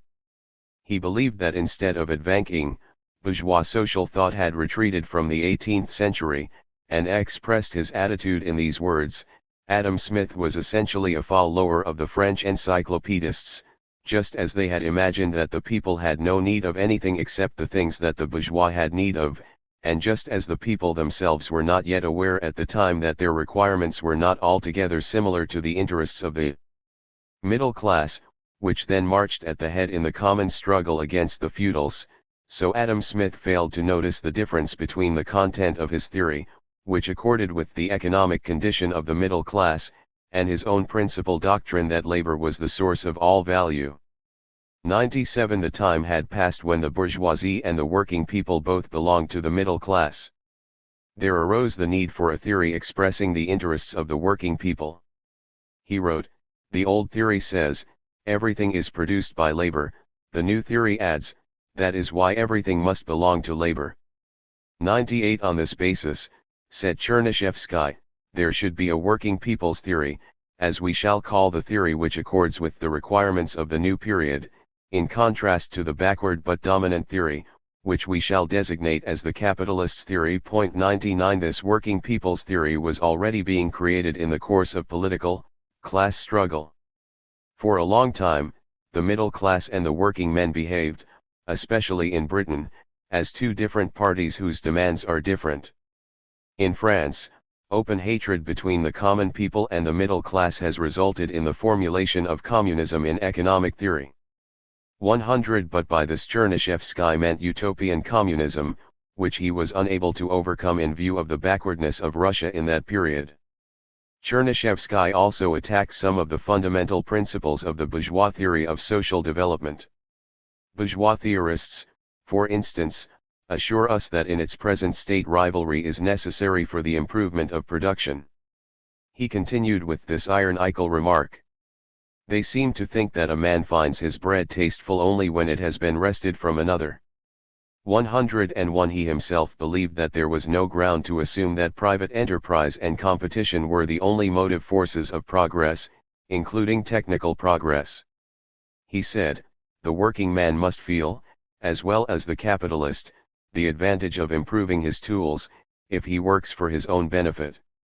102 Even today these words hit straight at the advocates of free enterprise, and their justice has been proved by the deeds of millions of working people in the socialist countries. The working people had their own common interests of comradeship, in contrast to the bourgeois class interests, which were based on the cash nexus. He wrote, the working people, not having any reasons for wishing ill to each other, have no cause to stand aloof from each other. On the contrary, they are directly impelled by economic necessity to seek a common alliance.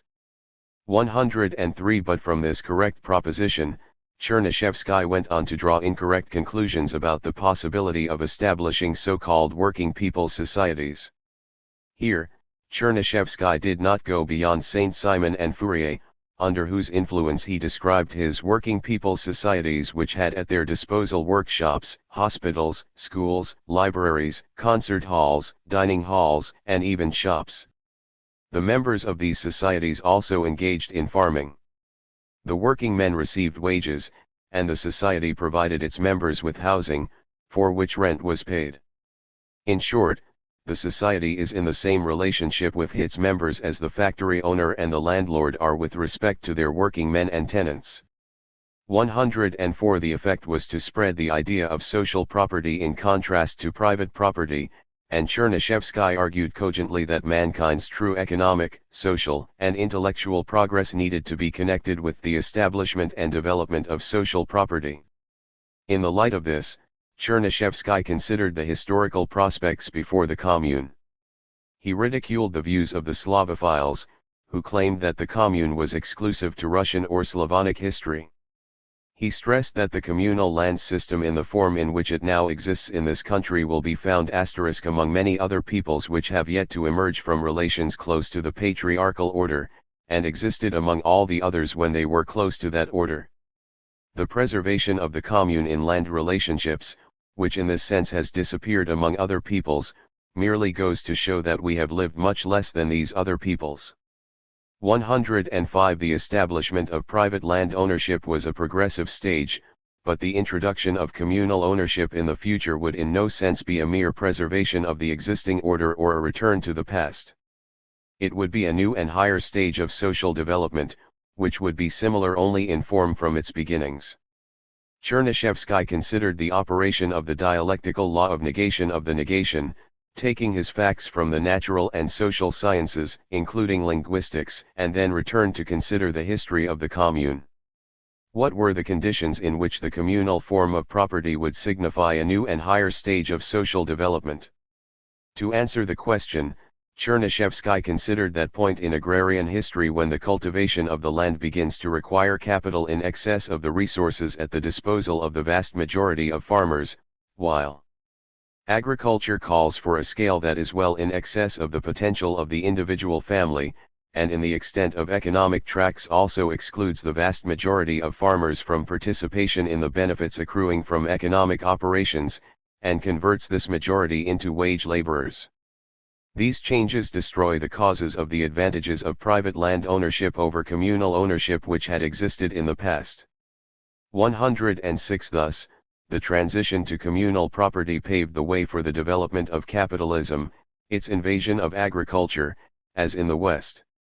In these new conditions, Chernyshevsky believed, the advantages that private property had over the commune disappeared and communal ownership appears to be necessary not only for the welfare of the farming class, but also for the successes of agriculture itself. It turns out to be the only reasonable and full-fledged way of combining the farmer's benefit with land improvement, and production methods with honest work. 107 Chernyshevsky did not consider the question of whether civilization had attained the highest stage at which communal ownership became necessary, for he was interested in the logic of social development, its uniformity, in virtue of which social property in land must inevitably substitute for private property, so becoming the higher stage. For his period, Chernyshevsky obviously gave a striking and profound interpretation of one of the key aspects of material development, even looking well into the future and considering the question of the inevitable triumph of social property in agriculture. Chernyshevsky erred in assuming that the development of capitalist relations in agriculture in the West, which emphasized the advantages of social property in agriculture, made it unnecessary for Russia to advance along the Western way. The problem arising for Chernyshevsky in this connection, and one which he was very much concerned with, was the possibility of accelerating the historical process. He wrote, "We are concerned with this question: must a given social phenomenon in the actual life of every society go through all the logical moments, or can it under favorable circumstances go from the first or second stage of development directly onto the fifth or the sixth, missing the intermediate ones, as we find it occurring in individual life and in the processes of physical nature? 108 Chernyshevsky found the right answer: when a social phenomenon in a people has reached a high stage of development, its course up to that stage in another, lagging people can take place much faster than it had in the advanced people. 109 In this context, Chernyshevsky said that history, like any grandmother, has most love for her younger grandchildren. 110 Marx and Engels believed that only after the socialist revolution triumphed in the West would it be possible for the lagging countries to take shortcuts in development.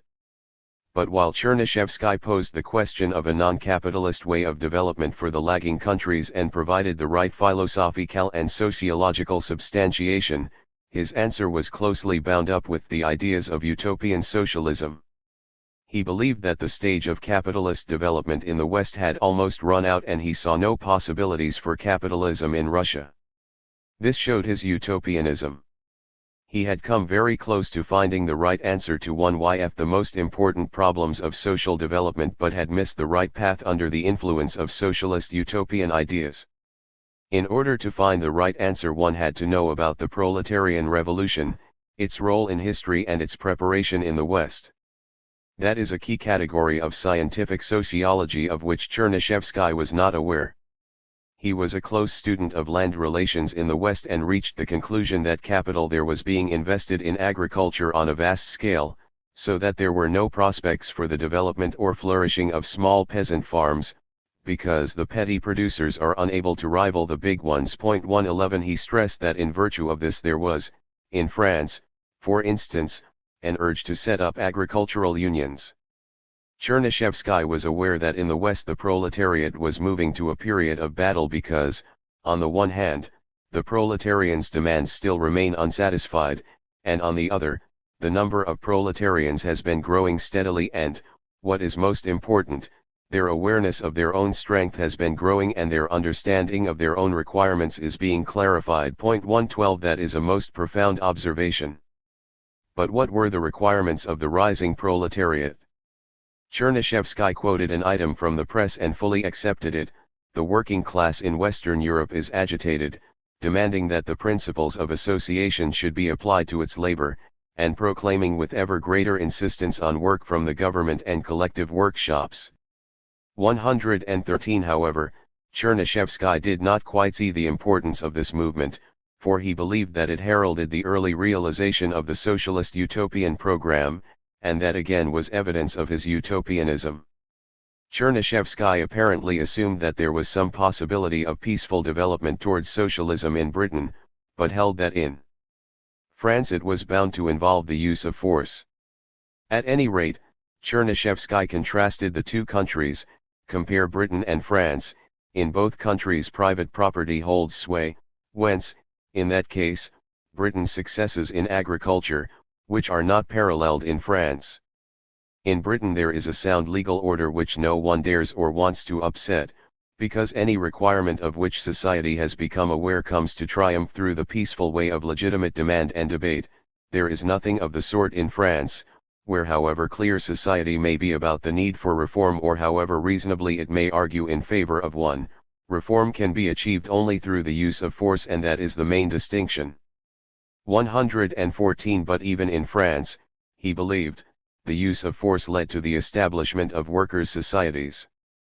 Chernyshevsky was sure that the socialist revolution was an insuperable movement, but his view of the revolution in the West was wrong. He also believed that Russia, with its patriarchal survivals in the form of communal ownership, was also being involved in the irresistible process, and there was nothing new about this for the West, as Herzen had insisted.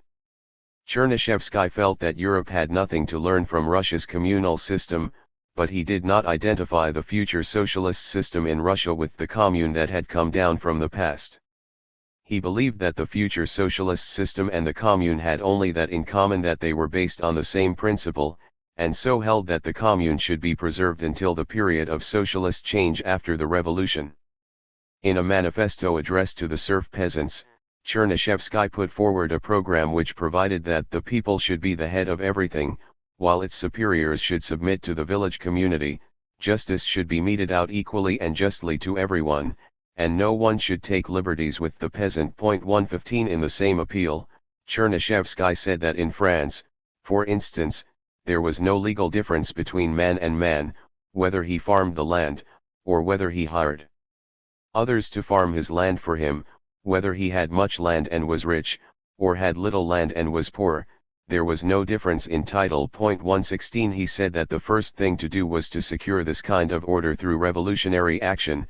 This required only that the peasants should be united within themselves, that they should have the skill and build up their strength. 117 Only after the revolution, when the question of a better system arose, would there be use for the commune as a form for tackling the problem of fundamental social change. He urged the people to revolution and prepared for it. Chernyshevsky's social ideas were elaborated by N.A. Dobrolubov, with his great capacity for clear and imaginative thinking.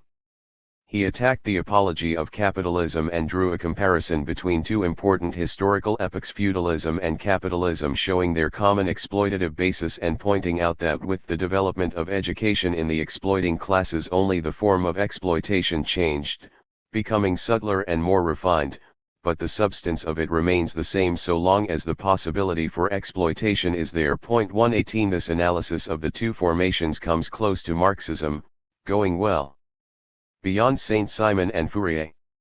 Dobrolubov criticized bourgeois liberalism and exposed the alliance between the bourgeoisie and the landed reactionaries based on their common class interests. He wrote, "A closer look shows that despite the apparent discord between gross arbitrary action and enlightened capital, there is a secret and implicit alliance, which has one end in view, to resist the working men in a common effort to prevent them from insisting on their rights." 119 Elaborating on this idea, Dobrolubov sketched out the historical origins of this alliance. The struggle of the cities against feudalism was hot and resolute only up to the point at which the distinction between the bourgeoisie and the working man began to emerge for the one side and the other. Once this distinction was realized, both warring parties began to restrain their impulses and even to make attempts at a rapprochement apparently in face of a new and common enemy. 120 In 1859, there were not many other minds in Europe, apart from Marx and Engels, who were able so clearly to expose the social substance of the reconciliation between enlightened capital and the landed reactionaries. On the basis of this analysis, Dobrolubov drew the conclusion that bourgeois democratic tasks in the West European countries still had to be fulfilled. This has happened in every revolution in Western Europe, and this circumstance was, without doubt, highly favorable for the survivals of feudalism as a party already weakened. But for the petty bourgeoisie this timidity, restraint, and accommodation was not advantageous at all.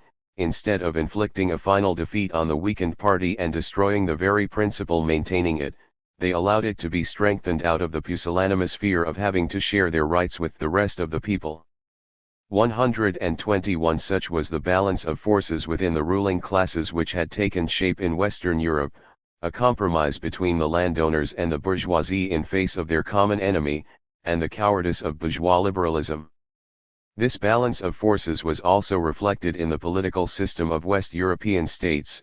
In consequence of such self-seeking mistakes, the survivals of feudalism and its principles, arbitrariness, violence, and plunder, have yet to be eradicated in Western Europe and are frequently expressed here and there in the most diverse, even civilized forms.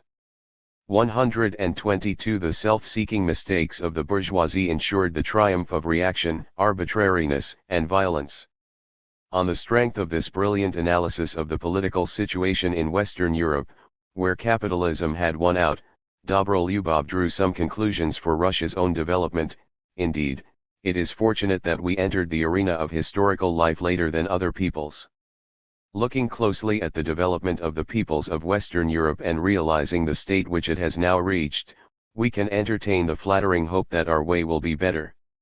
123 But Dobrolubov did not in any sense mean some special, non-capitalist way of development, and said quite explicitly, that we, too, must travel along the same way is beyond doubt and is even in no sense regrettable for us.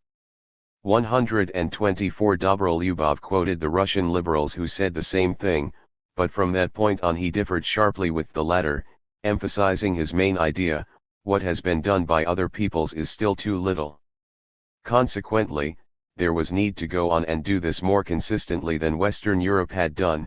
There is no sense in doubting that we, too, will not entirely avoid mistakes and departures on the way of our future development. But our way will nevertheless be easier. After all, our civic development can run somewhat faster through the phases which it has so slowly passed in Western Europe. And the main thing, we can and must advance more resolutely and more firmly, because we are equipped with experience and knowledge. 125 In other words, the Russian Revolution would not involve a compromise between the landed reactionaries and bourgeoisie and could and would fulfill its bourgeois democratic tasks. One can hardly put any other construction on these words of Dobrolyubov's. These brief lines published in the censored press contain virtually the whole sociological conception of the revolutionary democrats. It does not contain any statement of the final goal of the struggle or mention of utopian socialist ideals, but we know that Dobrolyubov shared these. He wrote a long essay on Robert Owen, popularizing as best he could under the press censorship the ideals of the great utopian socialist. Chernyshevsky referred to the essay, apparently considering it important for the spread of socialist ideas. There is no doubt that Dobrolyubov shared Chernyshevsky's view that utopian socialist ideals would be realized after the revolution won out. The Russian revolutionary Democrats sought to do no more than sketch out the contours of revolutionary theory, as a synthesis of science and revolution, as Herzen put it. Their attempt to consider the world revolutionary process, and the place in it for Russia, which was moving towards revolution, is of special importance. Their attempt to analyze vital questions heralded the new stage in the history of social thought which renewed mankind's whole spiritual life and formulated a truly scientific theory of social development. F.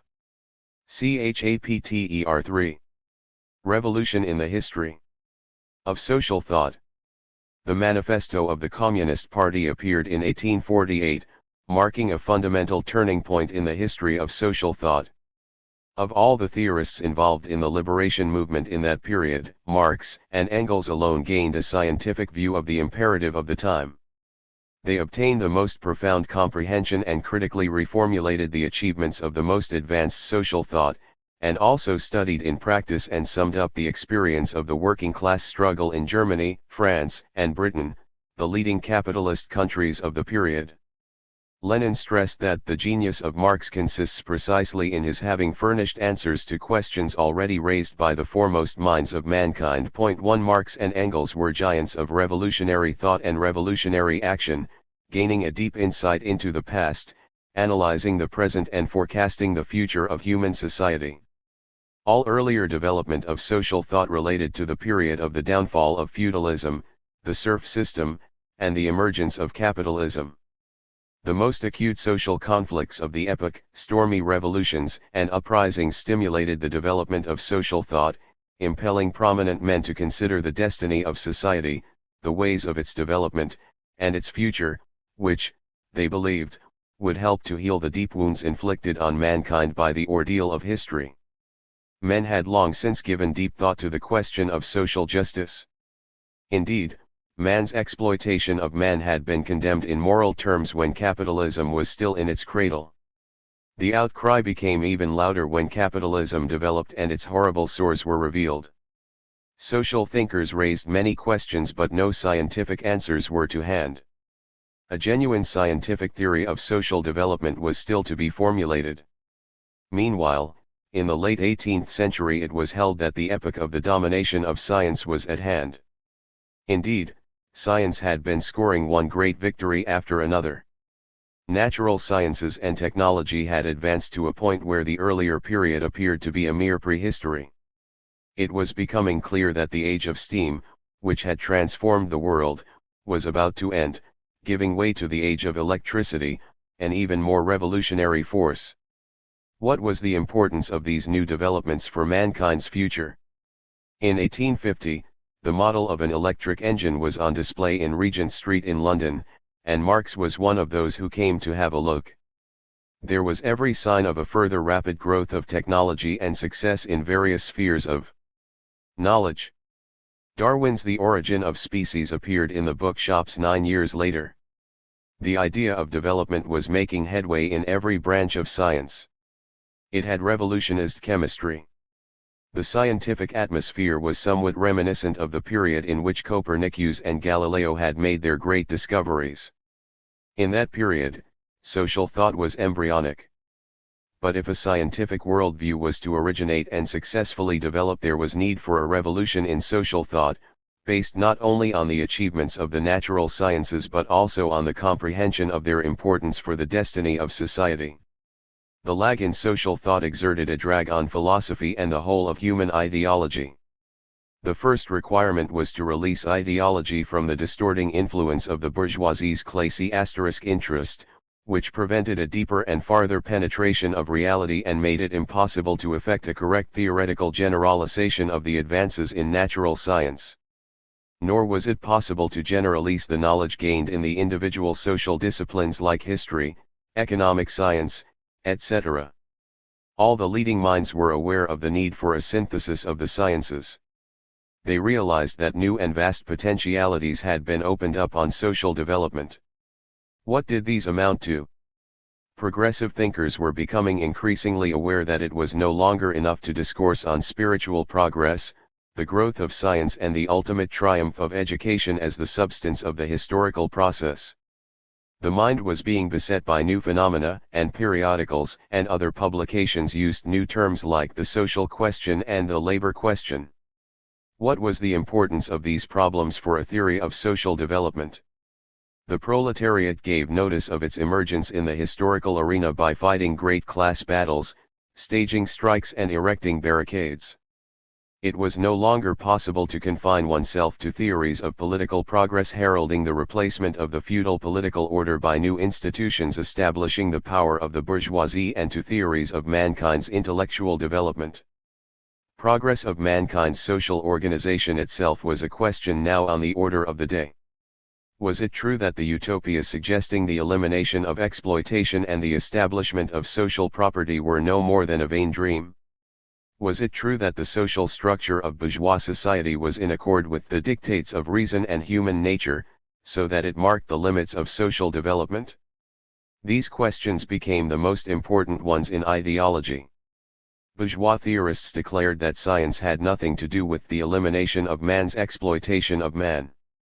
Science dealt with matters like the rotation of the earth round the sun, something that no one any longer denied.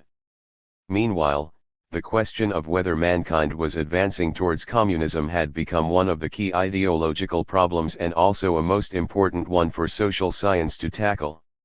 93. The most important ideological conclusions drawn by philosophers in the late 18th and early 19th centuries were of much importance for the correct answer to this fundamental question. The materialist world outlook and communism.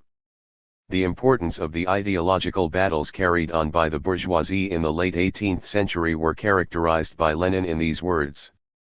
Throughout the modern history of Europe, and especially at the end of the 18th century in France, where a resolute struggle was conducted against every kind of medieval rubbish, against serfdom in institutions and ideas, materialism has proved to be the only philosophy that is consistent, true to all the teachings of natural science and hostile to superstition, Kant, and so forth too. In this way, the vast revolutionary importance of materialism for the development of science, social thought and the liberation struggle was brought out for the first time in history. However, the triumphant bourgeoisie discarded the banner of philosophical materialism and in the defense of its power resorted to diverse forms of idealism closely connected with religion and belief in the supernatural. What is more, even the materialists of the past were materialists only when they dealt with natural phenomena but became idealists when considering social phenomena. On questions of social development, idealism had shown itself to be totally untenable. It had grown into a barrier in the way of any advance in social thought. The fundamental question of the relation between the spiritual and the material aspects of social life had been totally confused by idealism. However, Without a correct answer it was impossible to take any further steps in analyzing social phenomena reflecting human activity, consciousness, and will. Before the discovery of the material basis of social life, theories of social development inevitably boiled down to more or less arbitrary constructions in which human will and consciousness appeared as the crucial factors in the historical process. With this kind of approach, it was virtually impossible to do anything about eliminating man's exploitation of man and substituting socialism for the exploitative system. It all amounted to an expression of good intentions. The few idealist thinkers who did try to tackle the question of the relation between society and nature and considered the problem of social labor, the key problem of social development, were always diverted by their idealistic dogmas from the right answer. They admitted that production consisted in man's exerting an influence on matter and its forces, but the recognition of this fact was no more than a prerequisite for the application of philosophical materialism to the study of the historical process, so that if one stopped short at that point one did not actually apply philosophical materialism to consideration of the key questions of social development. First, there was need to explain the development of this process of influence on nature, and here the idealist had the opportunity of declaring that it was the development of human reason and spirit which ultimately determined the growing and deepening influence exerted by man on matter and its forces. Philosophical materialism required a materialistic explanation of the source of the self-development of this process. Second, there was need to show the substance of the social bonds between men in the process of labor, because their man was neither alone nor isolated. There again, idealism lay in wait, suggesting to the thinker that the substance of these bonds should be found in the sphere of consciousness, in the human mentality, so that ideas and attitudes were eventually taken as the basis of all social development.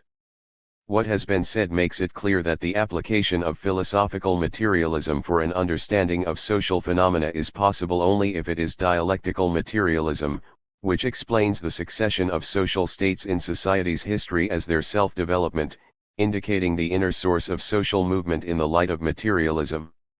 Nevertheless, the materialism of the past, limited and metaphysical, was of much importance for the development of social thought. Let us recall what Marx said about one line of French materialism which leads directly to socialism and communism. Point 3. Summing up what Marx said, Lenin wrote in his outline of the Holy Family that it was the easiest thing to deduce socialism from materialist propositions. Point 4. These propositions urged the need above all to restructure the sensual world. Thus, the right answer to the principal question of philosophy contained within itself the premise of socialism and its requirement to restructure the reality surrounding man. Marx said this about the logical conclusion to be drawn from materialist premises: if man is shaped by his surroundings must be made human. 5. He drew the conclusion that the communists, like Desamy and Owen, had developed the teaching of materialism as the teaching of real humanism and the logical basis of communism. Consequently, the development of humanism inevitably led to materialism, because materialism alone was capable of creating real humanism. Marx believed that Fourier proceeds immediately from the teaching of the French materialists. Communism and socialism inevitably started from materialist premises because they required a change in the conditions of human life for the emancipation and development of the individual. Socialist doctrines could not have developed without the materialist tradition in philosophical thinking. Marx stressed, the Bobovists were coarse, uncivilized materialists, but mature communism too comes directly from French materialism. 6. In the same context, Marx wrote to Feuerbach, concerning the latter's writings, in these works you consciously or otherwise, I cannot say, have given socialism a philosophical foundation, and that is precisely how the communists have understood them. Unity of man with man based on the real distinctions between men, the concept of the human race, transferred from the heavens of abstraction to real earth. What can this be but the concept of society? 7. In all these instances, it is materialist premises that were being dealt with, but alone these provided the basis for deducing nothing more than utopian socialism and communism. If scientific communism was to emerge, there was need for materialism itself to develop, so as to embrace social phenomena and to give them a profound and full materialist interpretation. The connections emerging between philosophical materialism and social doctrines in the history of social thought had to be developed and enriched. When dealing with materialism as the doctrine of real humanism and the logical basis of communism, Marx pointed to the connection between philosophical and social thought over the centuries. There was a logical and historical connection between the materialist tradition in philosophy and humanism, which for its part, was logically and historically one of the premises for the emergence of utopian socialism. Humanist ideas inspired the utopians in their quest for a social order fit for man. This was a further development and deepening of the ideas of humanism and recognition of the truth of materialist premises. Humanist ideas logically led to a denial of the system of oppression and gross private property self-seeking, which distorted the human personality. However, the premises of the old materialism were not adequate for solving the problem of the social conditions required for man's harmonious development. There was need for materialism in its most developed form. There was need to comprehend man's social nature, and the material substance and basis of social relations, which determined men's destinies and operated as the objective force of social progress. There was need to indicate the real possibilities and prospects for restructuring these social relations. Nothing of this could be provided by metaphysical materialism. Starting from materialist premises, various thinkers logically arrived at socialist and communist ideas as real humanism, but they were unable to answer the question of how to attain this ideal, and could not describe the real ways of advancing towards it. To say nothing what this real ideal should consist of. Here they found themselves captive to idealism. Scientific communism became a genuine science of man as a social being, a science of the conditions necessary for his full development.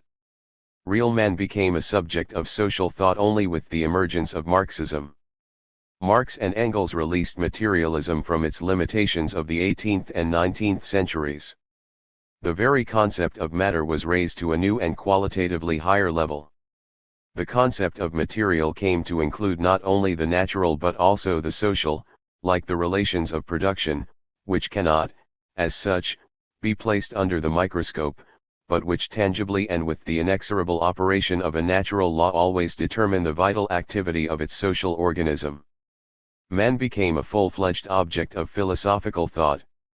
It was no longer a dim image of the real man, reduced to the status of a spiritual substance, or a passive apparatus receiving signals from the outer world, but man acting and changing the world and himself that philosophers now had to consider. Lenin wrote, Marx did not stop at 18th century materialism, he developed philosophy to a higher level. He enriched it with the achievements of German classical philosophy, especially of Hegel's system, which in its turn had led to the materialism of Feuerbach. 8. Lenin stressed that the main achievement was dialectics, the doctrine of development in its fullest and most profound form that was free of any one-sidedness. Dialectics and scientific communism. For the theory of social development, once a collection of more or less adequate guesses, to become a genuine science there was need considerably to enrich the concept of development and to give it true depth and fullness. Of much importance for this were the conclusions drawn by bourgeois social thinkers in the early 19th century, notably Hegel, who gave a profound critique of the false notions of development as some kind of straightforward process which were characteristic of the 18th century. Fourier had tried to abandon these ideas, but having taken a step forward he found himself captive to a cyclical scheme. Dialectics alone provided a notion of social development, with retreats and repetitions of what had been traveled at a higher level. Saint Simon's metaphysical contrast of destructive and creative epochs was a naive attempt to gain an understanding of the connection between the evolutionary and the revolutionary ways of social development. Hegel's dialectics indicated the way to a correct formulation of the problem. Development was a ceaseless process in which the new emerged and the old was destroyed, a process of ascent from the lower to the higher. Hegel's idea that contradictions everywhere generated movement, while gradual quantitative changes led to leaps resulting in a change of quality, was of tremendous importance. He summed up and developed many ideas expressed by prominent minds in the past, and Herzen was right when he said that dialectics was the algebra of revolution. However, Hegel's dialectics could not be applied ready-made to the problems posed by the theory of social development, for this would not result in a discovery of the main thing, of the source of society's self-movement. Science had not advanced materially from the fact that the absolute spirit had appeared in place of Fourier's human passions. The absolute spirit provided no reasonable explanation for the concrete expressions of capitalism, which Fourier, for instance, observed. Saint-Simon's consideration of the role and prospects for man's conquest of nature was not to be solved either through an application of the dialectics of ideas. Before Marx's lifetime, many futile attempts had been made to combine utopian socialism and communism with Hegel's idealistic philosophy in the hope of producing a new world outlook. Thus, the German journalist Hess, seeking to combine left-wing Hegelianism and utopian communism, came to Paris at the end of 1842 in an effort to contact the League of the Just. Hess extolled in every way the idea of action and the philosophy of action, but his political conception did not go beyond individual anarchism. 9 The left-wing Hegelian Eruga also came to Paris to spread German idealist philosophy and to unite it with some French left-wing trends. He held that German philosophy would not become a force until it acted in Paris, merging with the French spirit.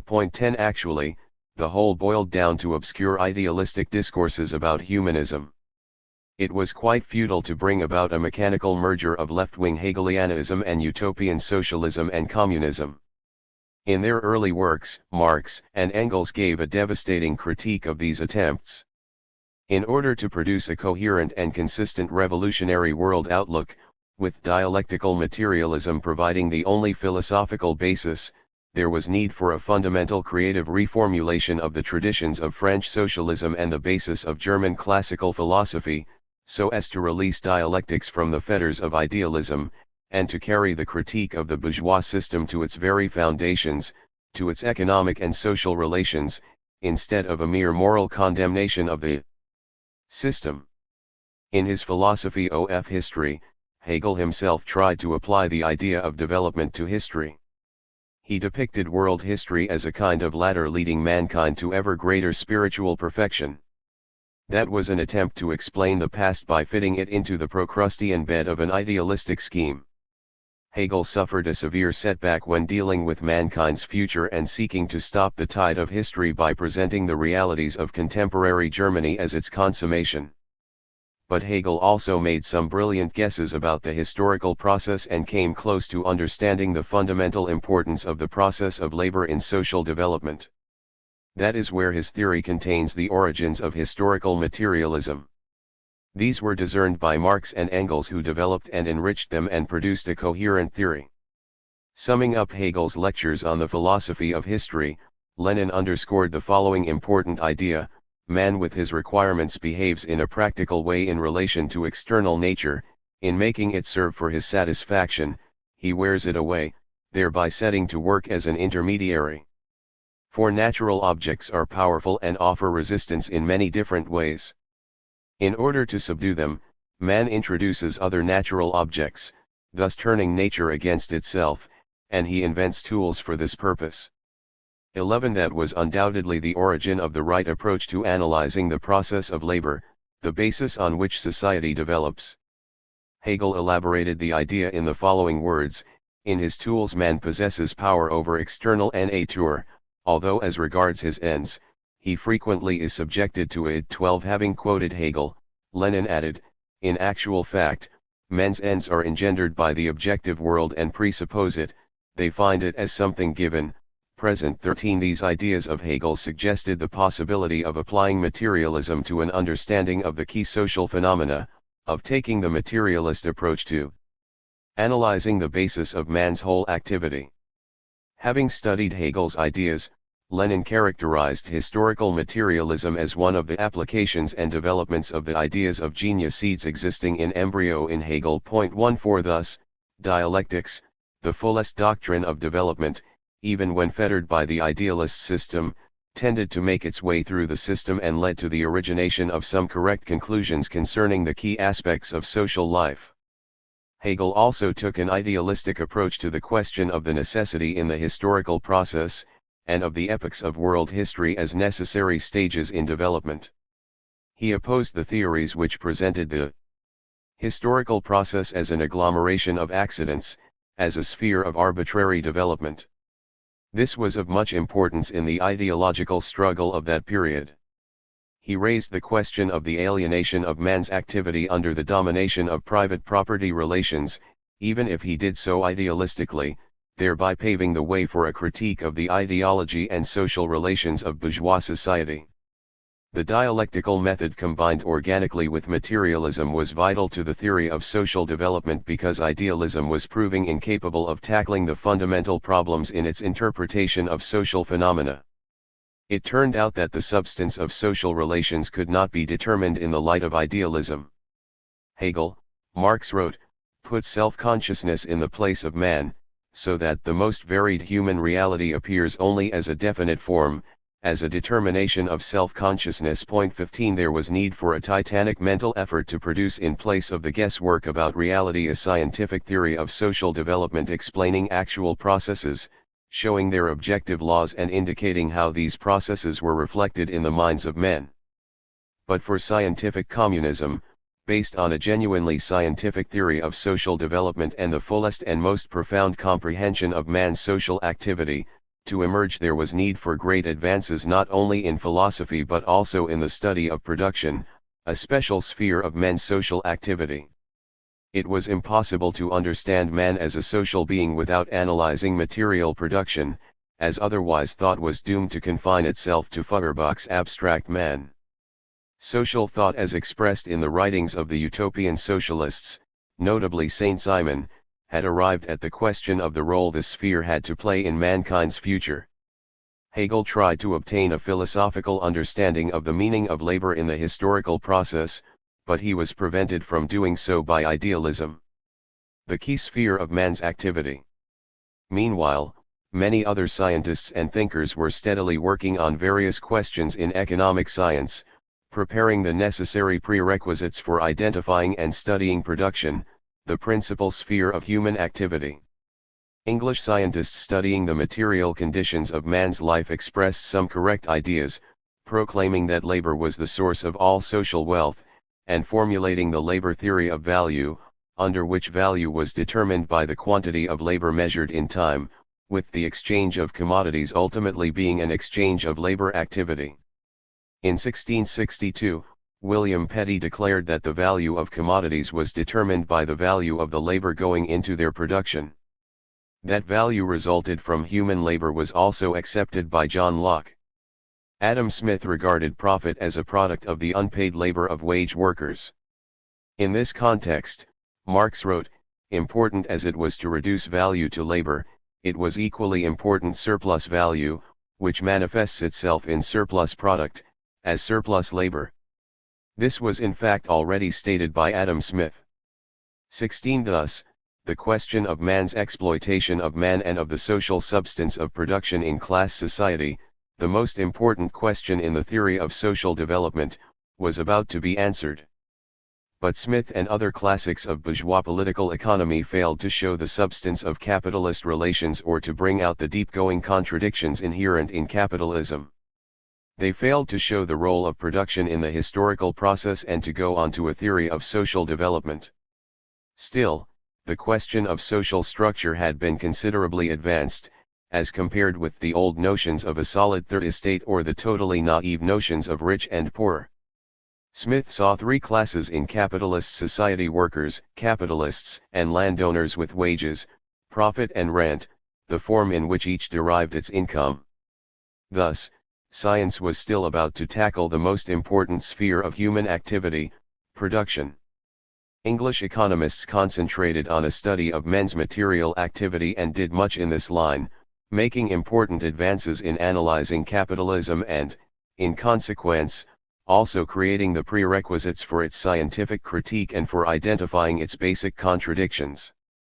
The critique of capitalism did away with the unscientific view of that social system as setting the limits to all development. Indeed, social production and private appropriation did not in any sense mark the final point of the historical process. But the English economists only took the first few steps, for they did not have any intention of destroying capitalism and substituting another social system for it. On the contrary, they regarded capitalism as a natural order which best accorded with human nature. For philosophical materialism to be applied to the cognition of social life, it was necessary to reveal its material basis, for which it was necessary to formulate a Marxist political economy as the economic basis for scientific communism. From then on, social thought could no longer develop without relying on dialectics and materialism, on Marxist political economy. A scientific analysis of the economy of bourgeois society became an instrument of vast importance in the struggle between united labor and capital. The spread of the basic propositions of this theory became an important means for uniting the workers and establishing a working class party to struggle for the defeat of the exploiters. Marx considered politico-economic questions in a broad philosophical light. In his economic and philosophical manuscripts of 1844 he had come close to bringing out the characteristic features of capitalist exploitation, stressing that labor and capital were irreconcilably antithetical and discovering that the course of economic development itself led to revolution and the emancipation of the workers, which also implied the emancipation of all mankind. By then, Engels had come to live in Britain and was of great help to Marx in his studies of political economy. Engels had made a thorough study of the Chartist movement and Owen's utopian socialism, and had published an article, entitled Outlines of a Critique of Political Economy, which was published in the Deutsche Französische Arbeitet, containing some conclusions from his studies of economic theory. Marx and Engels integrated philosophical materialism and economic theory to show that man's domination and his complete renaissance involved the overthrow of the world of private property. Marx subsequently summed up his ideas in these words: "My investigation led to the result that legal relations as well as forms of state are to be grasped neither from themselves nor from the so-called general development of the human mind, but rather have their roots in the material conditions of life, the sum total of which Hegel, following the example of the Englishmen and Frenchmen of the 18th century, combines under the name of civil society, that, however, the anatomy of civil society is to be sought in political economy." 17. The profound analysis of the economic basis of society helped to elaborate the view of world history and its motive forces. Hegel had paved the way for a correct understanding of the sources of society's self-movement as a dialectical process, but he had hidden world history within the human mind, declaring it to be a product of man's consciousness, of his thought, of his spirit. Economic studies helped to understand the social structure of society, but English thinkers did not consider the problem of the development of that structure and its contradictions, which worked changes in the structure itself. Although by the early 19th century, historical science had accumulated many important observations about social contradictions, it had not produced any coherent theory of the social process and had confined itself to a description of it. The source of class societies. Development. Bourgeois historians during the Restoration in France showed very well that the class struggle existed in the history of society. That had been an important step forward as compared with the view taken of the historical process by the French enlighteners of the 18th century, who believed that history consisted of nothing but the advance of reason overcoming ignorance. That was also a step forward as compared with Hegel, who, while saying that history was dialectical, ultimately reduced it to the activity of the spirit. Francis Guizot's assertion that history was made by the struggle of the estates was also an advance over the views of Saint-Simon and Fourier. The great class battles of the French bourgeois revolution had not been fought in vain, and bourgeois scientists began to speak of the struggle of classes. The works of the French historians Guizot, Thierry, and Mignot are based on the notion of the struggle of the estates. But they believed that the class struggle came to an end with the establishment of the bourgeois system. They saw the struggle of the third estate and stopped at that point.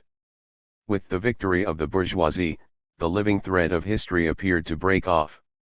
Summing up their views, Marx wrote, thus, "There has been history, but there is no longer any.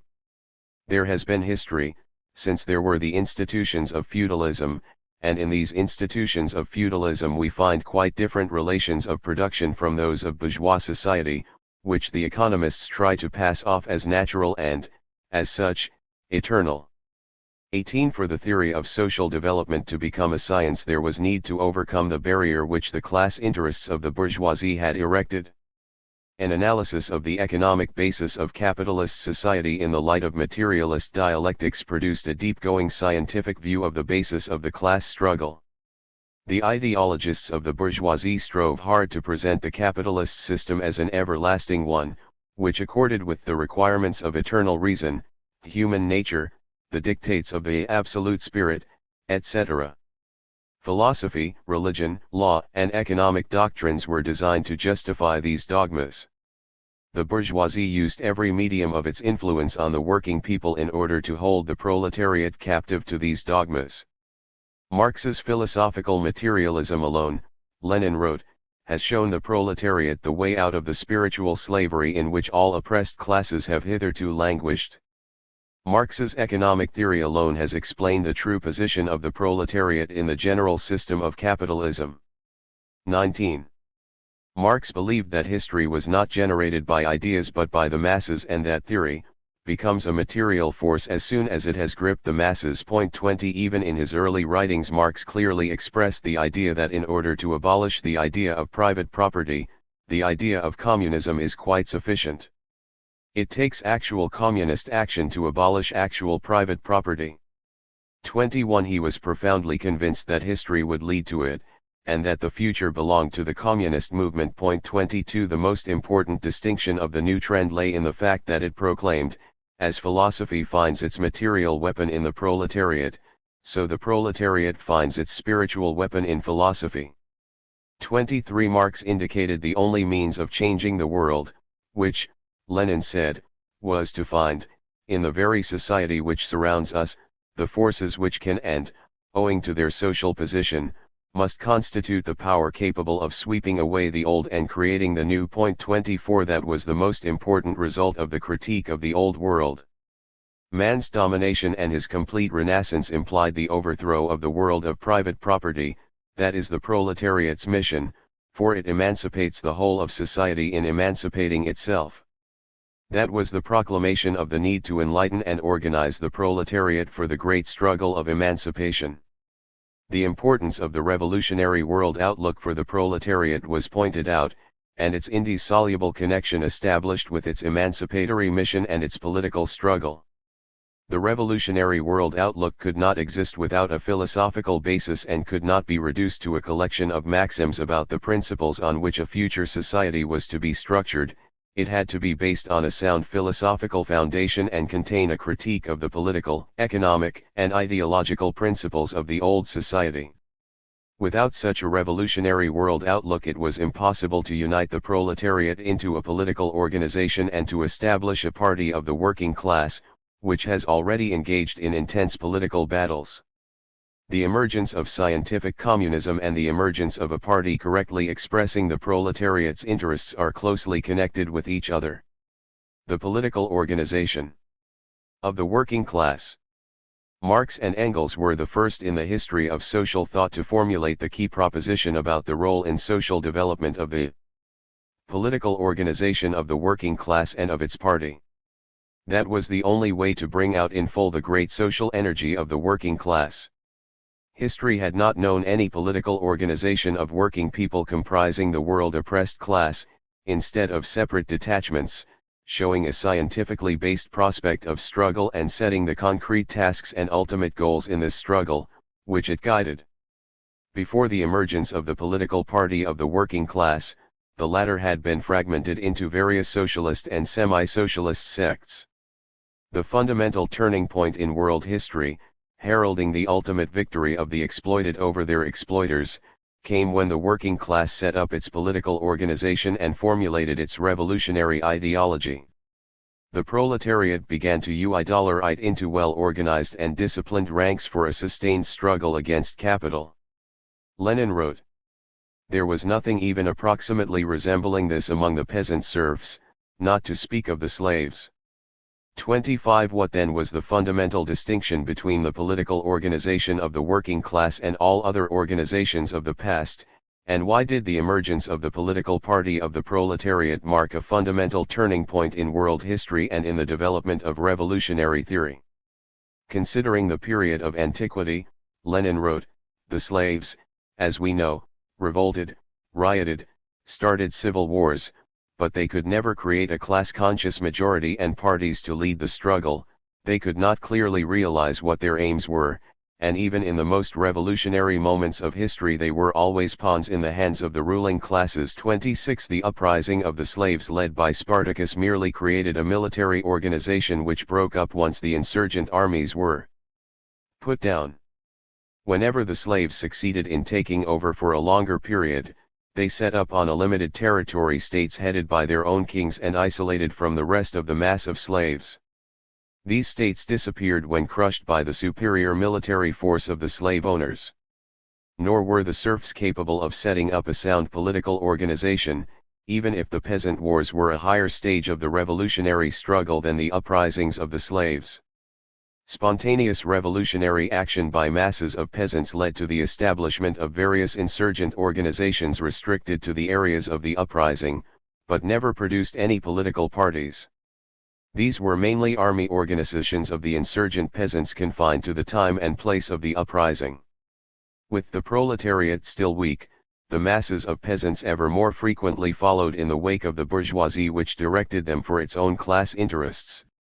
Mankind moved towards capitalism, Lenin says, elaborating his idea about the historical development of the political organization of the exploited classes, and it was capitalism alone which, thanks to urban culture, enabled the oppressed proletarian class to become conscious of itself and to create the world working class movement, the millions of workers organized all over the world in parties, the socialist parties, which are consciously leading the struggle of the masses.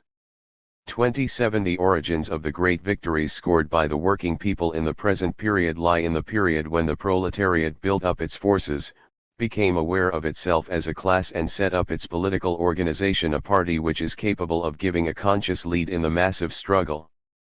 Only with the emergence of the political organization of the working class, carrying on the struggle under the banner of scientific communism, did historical progress become a powerful force and was the lever discovered to overturn the world of exploitation and oppression. From then on the working class developed into an independent political force, capable of radically transforming social relations through its struggle at the head of the working people. In the course of the struggle, the working class and the peasantry set up an alliance constituting a factor of tremendous social and political importance. The proletariat attracted to its side various sections of the working people and the progressive intelligentsia. The potentialities and prospects for the working people's liberation struggle underwent a fundamental change. The emergence of the revolutionary theory and the party of the working class marked a new stage of epoch-making importance in the ideological development and the liberation struggle of mankind as a whole. The proletariat's class struggle developed from separate flare-ups to such powerful political revolutionary action as the uprising of the workers of Paris in 1848 and the Paris Commune of 1871. The origination and history of Marxism are at the same time the history and development of the political organization of the working class from the Communist League to the First International and then on to the establishment of social democratic parties in various countries. The development of scientific communism is inseparable from the history of the proletariat's political organization and its parties. In the period when scientific communism was emerging, the proletariat was being lured by many a will-o'-the-wisp to stray from the right path. In the 1820s and the 1830s, the working class was being given all sorts of advice by spokesmen of various petty bourgeois trends seeking to dissolve the proletariat in the mass of the people, and also by liberal bourgeois leaders who wanted to intensify bourgeois influence on the working class and to convert the proletariat into a pliant tool of bourgeois liberalism. In order confidently and boldly to advance, the proletariat had to discard all this advice and to strike a deadly blow at all these vociferous, motley, and ostentatious forms of pre-Marxian socialism. 28 Among the complicated problems faced by the working class were these: how was it to act in the political arena? What forms and methods of struggle was it to use? What were its immediate and ultimate goals in the struggle it had started? How was it most effectively to organize its forces to win in the ranging battle? There were no ready-made answers to these questions. These were to be provided by socialist theory. In the working class organizations which had then emerged, the following main lines appeared, showing that the question of the correct revolutionary theory had become the most vital and historically most important question. On the one hand, there were already signs of efforts to set up mass political organizations of the working class. The National Chartist Association was set up in Britain in 1840, marking an important stage in the development of the working class movement. On the other hand, various secret societies alongside diverse conspiratorial political outfits involving workers were being set up characteristically in France. They revived the tradition of Babeuf's conspiracy of equals movement during the French bourgeois revolution. These visions were most forcibly expressed by the impassioned revolutionary Auguste Blanqui, who together with his followers believed that the hour of the Second Great Revolution had struck and that the immediate task was to set up a revolutionary dictatorship. Another propagandist of revolutionary ideas, revolutionary dictatorship and social equality was THIRD-WORLDISM, and the ideas were being spread by periodicals like L'Egalitaire and L'Humanitaire. The Egalitarian Workers' Secret Society was set up under the impact of these ideas. Engels, following the activity of this society from his home in Britain, said that its members were completely ignorant of history and political economy. 29 In 1848, Marx and Engels put forward the great and fruitful principle of revolutionary struggle, the principle of working class unity, both within the country and in the international arena. Since then, the working class movement has developed under the banner of unity and on the basis of the principles of proletarian internationalism.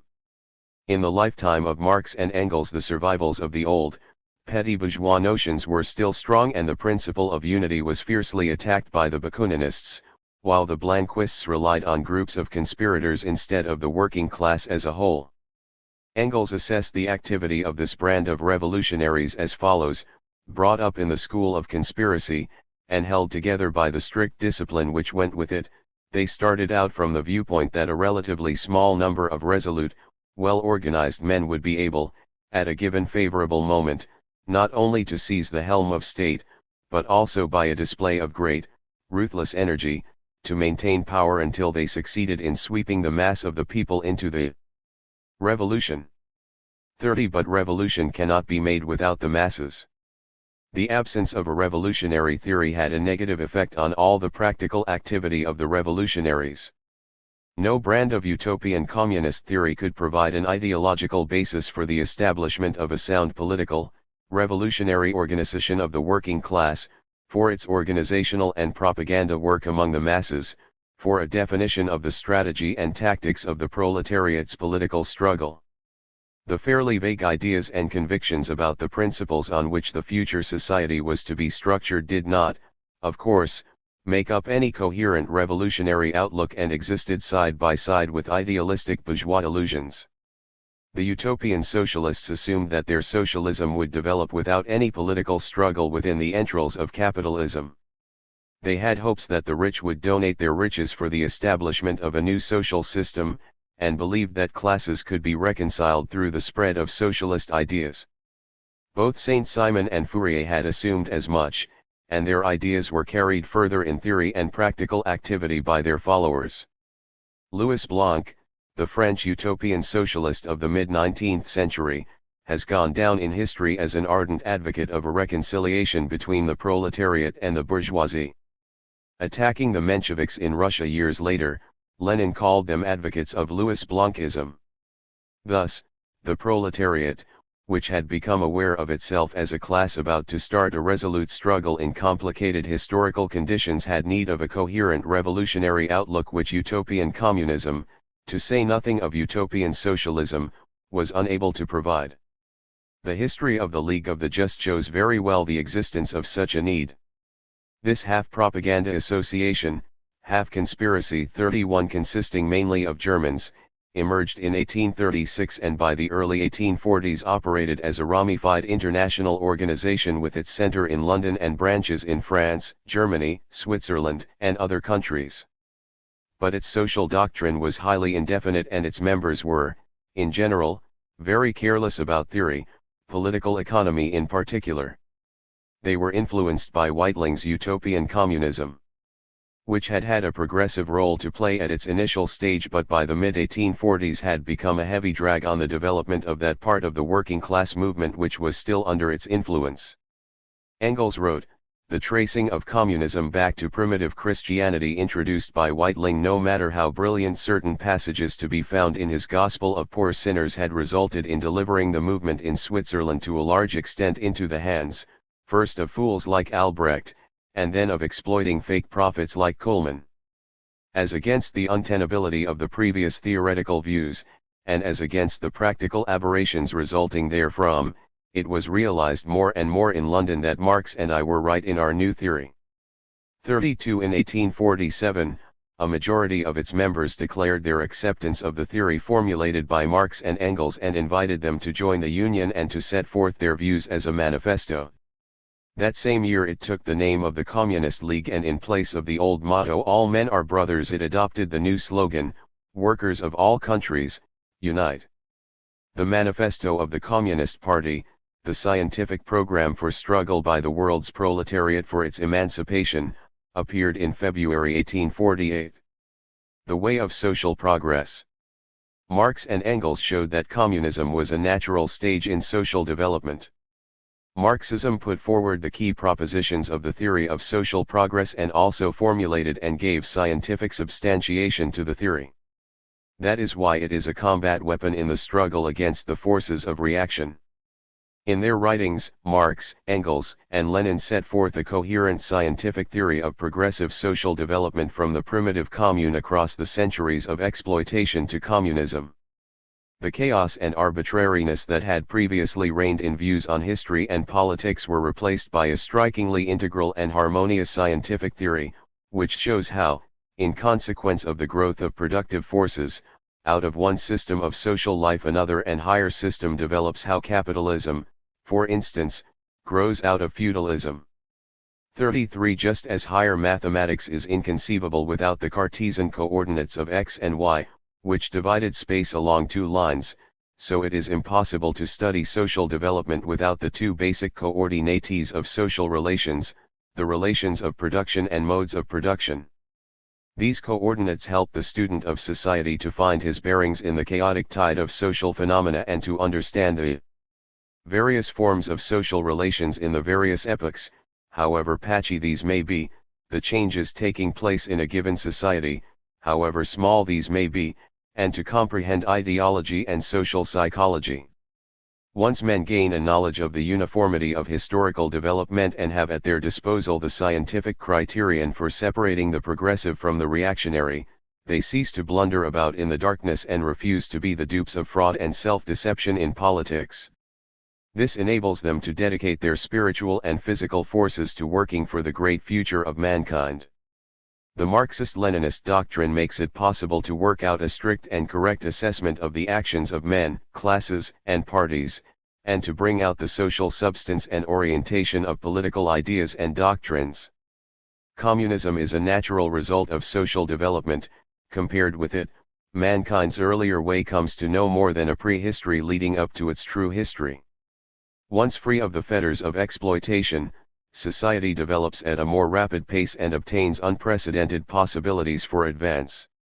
Scientific communism throws a strong light on the future economic, social, and spiritual progress of mankind. The theory of social development has become a theory of transforming society, a guide to revolutionary action by the masses. The founders of Marxism-Leninism showed that social progress is based on the development of the productive forces and the change in the relations of production which in antagonistic society occurs through social revolution. Marxism also established a scientific criterion for identifying the stages of the historical process, which appear as ascent from lower to higher social forms. Instead of the chaos of civilization and cultures, instead of the artificial schemes produced by the idealistic philosophy of history, it gave a scientific picture of mankind's advance, established the scientific periods in the history of society and showed the succession of socio-economic formations as stages in the progressive development of the economic, political, and cultural life of society. Having formulated the most important category in the science of society, the concept of socio-economic formation, Marxism gave a scientific definition of the social whole, a scientific view of social life as the unity and interaction of diverse social phenomena and processes, and revealed the basis of this unity and interaction. Marxism faces the modern period and makes it possible to consider any current social phenomena over the long term, in its development and in close connection with the history of social forms.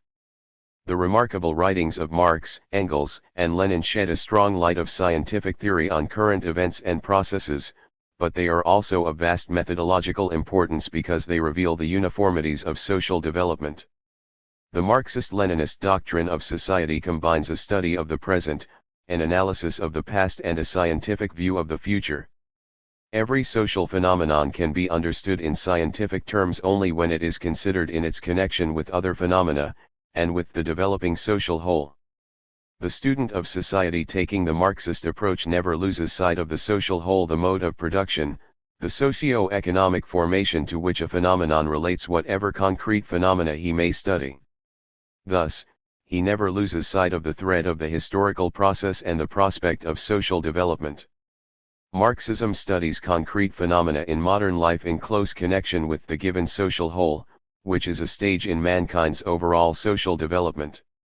At the same time, it studies the given concrete social whole in its movement, and considers all the processes going forward within that whole as being various aspects, component parts, and elements in the development of the given socio-economic formation.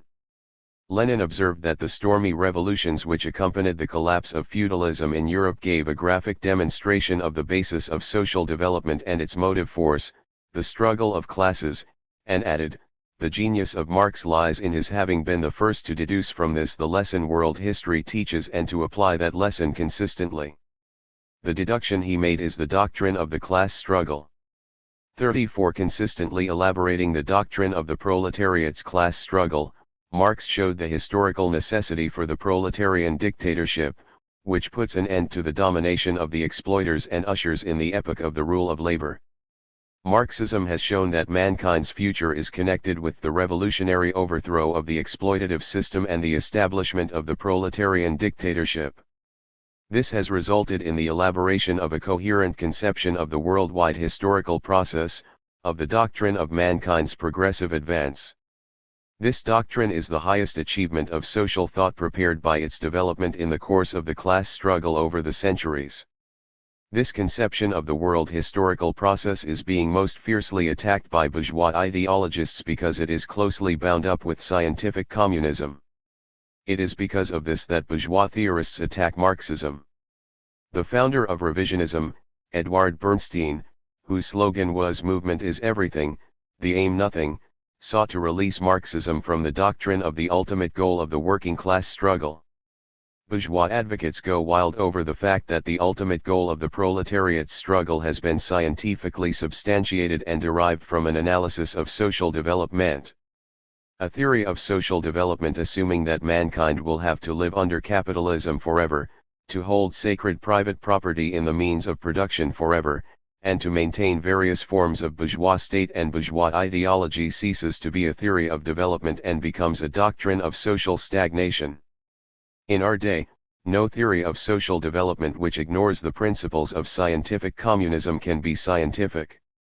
The need to do away with man's exploitation of man was long considered the key question of revolutionary struggle and social thought, and called for an answer.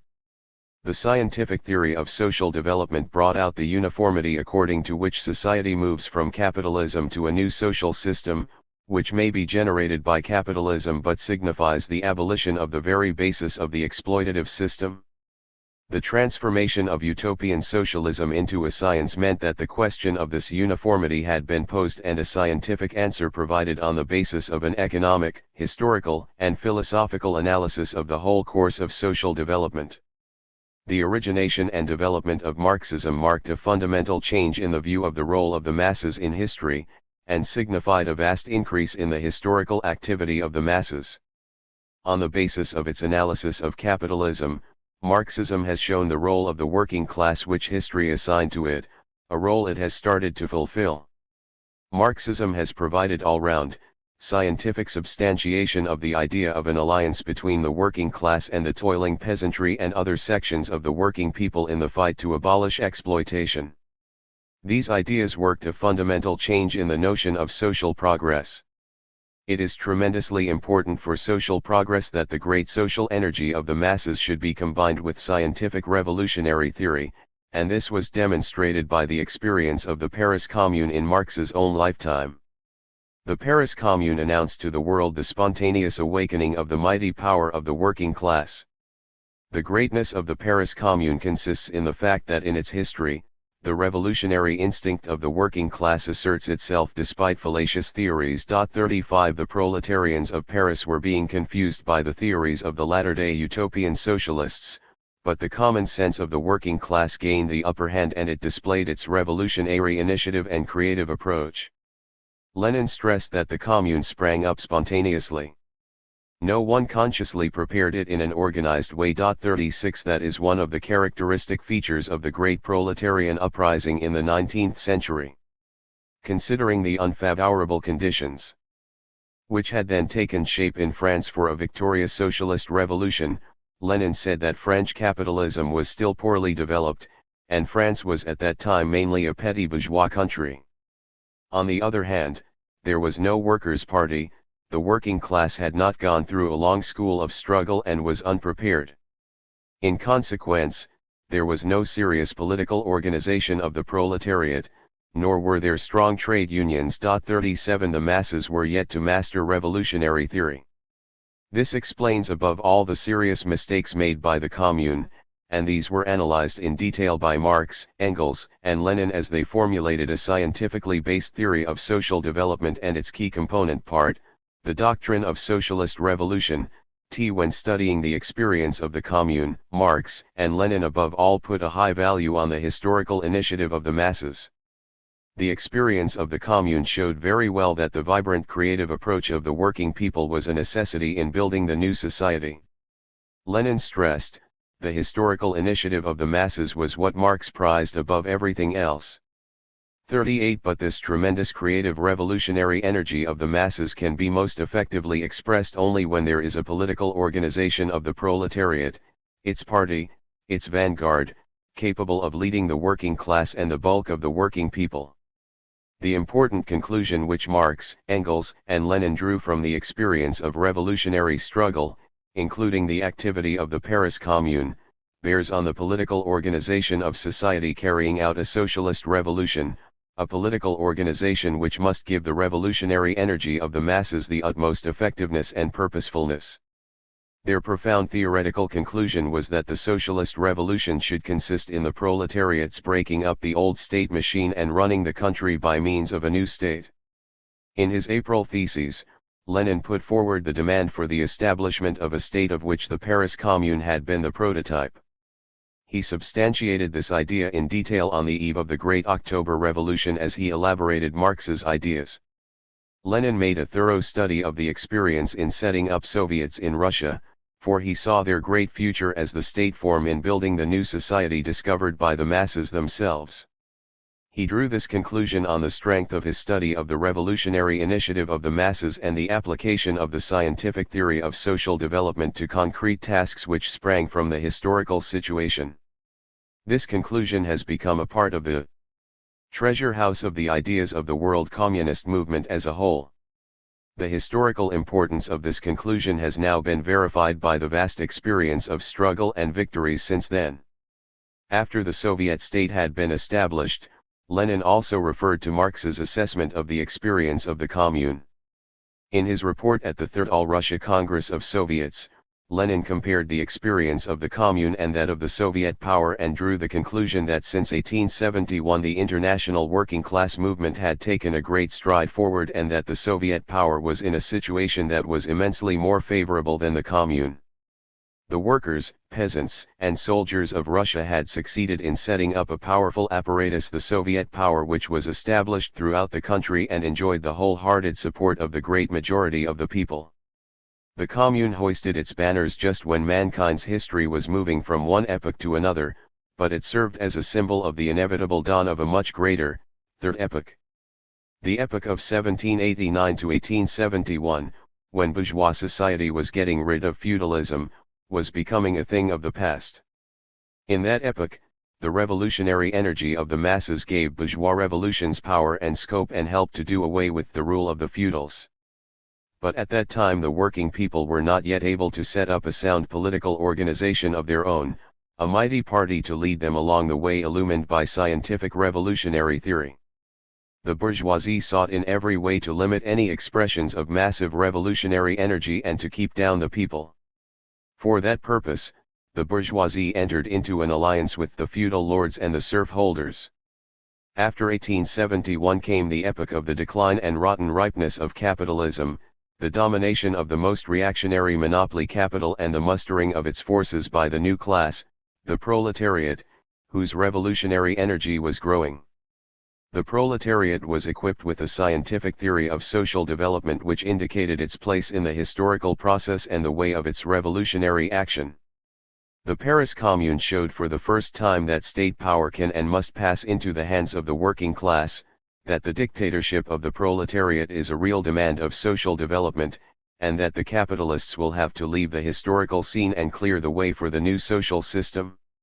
The revolutionary energy of the proletariat is a great creative force, given the necessary conditions for its expression, and a revolutionary theory to guide it. Scientific communism has proved beyond all doubt that a knowledge of the uniformities of social development and of its potentialities and prospects is the most important prerequisite for the historical activity of the masses and a most potent instrument of progress. Scientific communism and its struggle against utopianism. Marx made a deep study of the key trends in social thought and in 1843 criticized the utopianism of the French socialist and communist trends. In a letter to Arnold Ruga, he stressed, for although no doubt exists on the question of whence, all the greater confusion prevails on the question of whither. Not only has a state of general anarchy set in among the reformers, but everyone will have to admit to himself that he has no exact idea what the future ought to be. 39 The utopians were aweary of their point of departure, meaning that the advance was to be from capitalism on into the future, but they did not know how to advance into the future.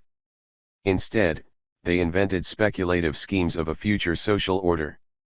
In contrast to these utopian attempts, Marx presented a new trend in social thought, of which he says the following: on the other hand, it is precisely the advantage of the new trend that we do not dogmatically anticipate the world, but only want to find the new world through criticism of the old one.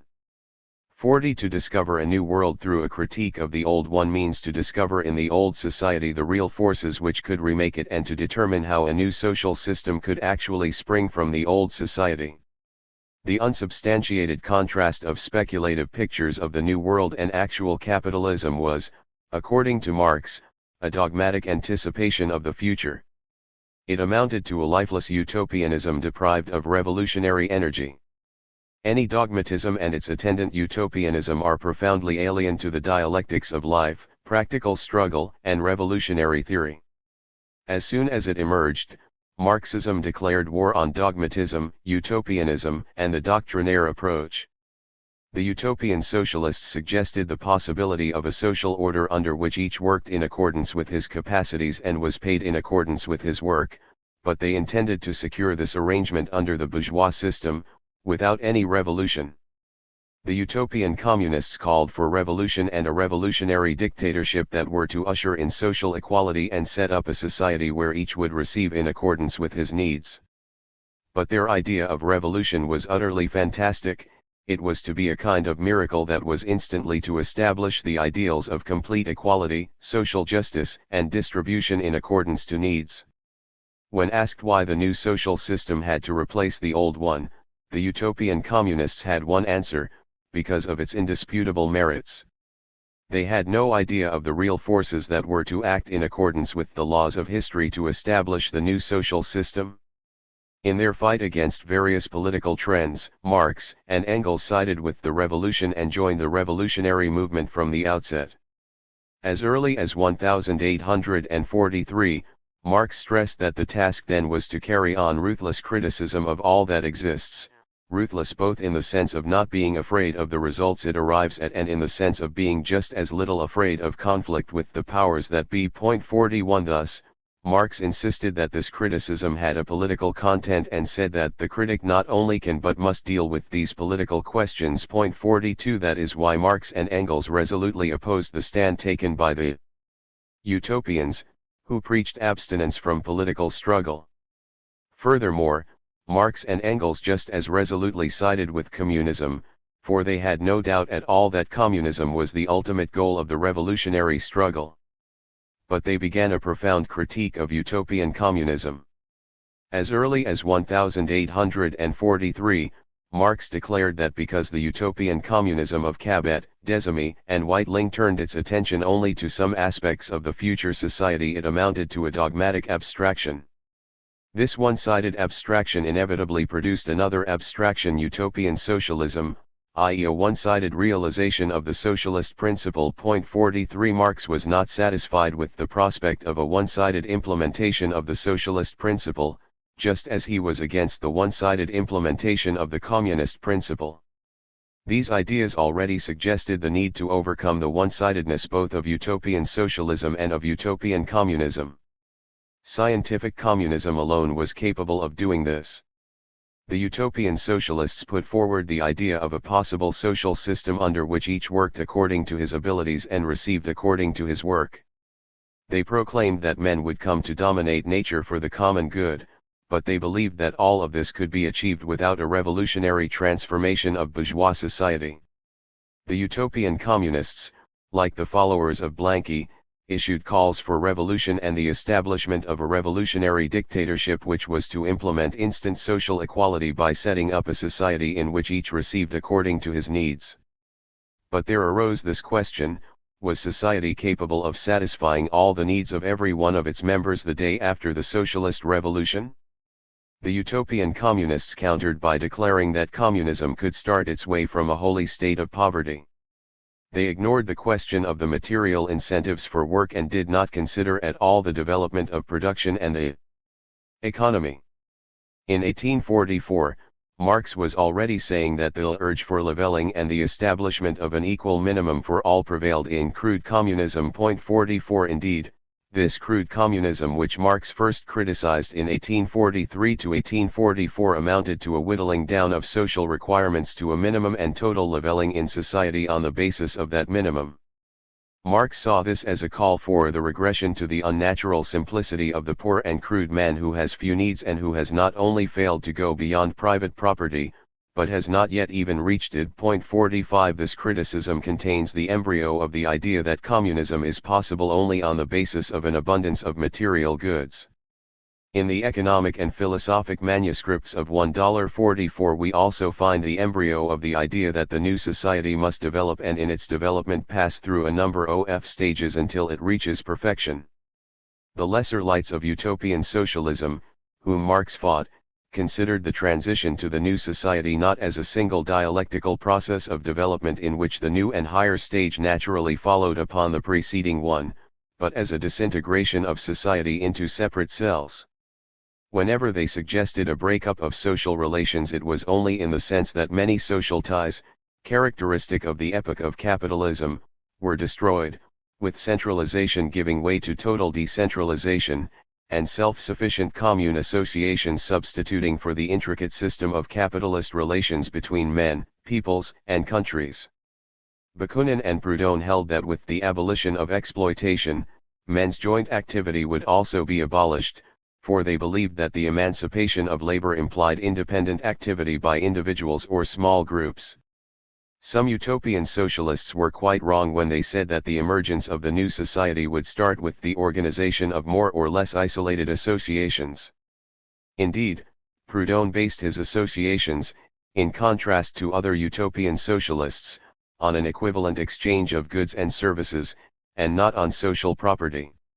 He suggested that the future society would break up into separate collectives, so that the bourgeois state would not give way to a dictatorship of the proletariat but to anarchy.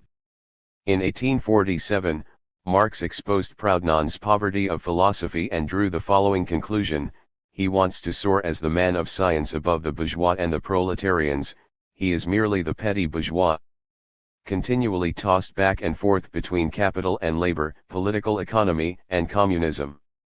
46 In the 1850s, Marx continued his criticism of Proudhonism and showed the flimsiness of the theory which held that artisans and peasants were to receive credit and land, and engage in a direct exchange of the products of their labor in order allegedly to bring about fundamental social changes in society.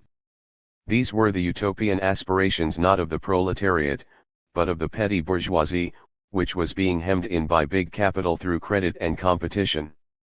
All of this amounted to an attempt, Marx said, to invent something that would forcibly stem the growth of capital and the progressive development of society. In his sociological writings, Proudhon came fairly close to Comte's positivism and agnosticism and held that ontology as a science of substances and causes was impossible and that all that was accessible to man's observation was the relation between things. Proudhon borrowed his law of the three stages governing the progress of society from Comte, or directly from Saint-Simon. He designated these as religion, philosophy, and science.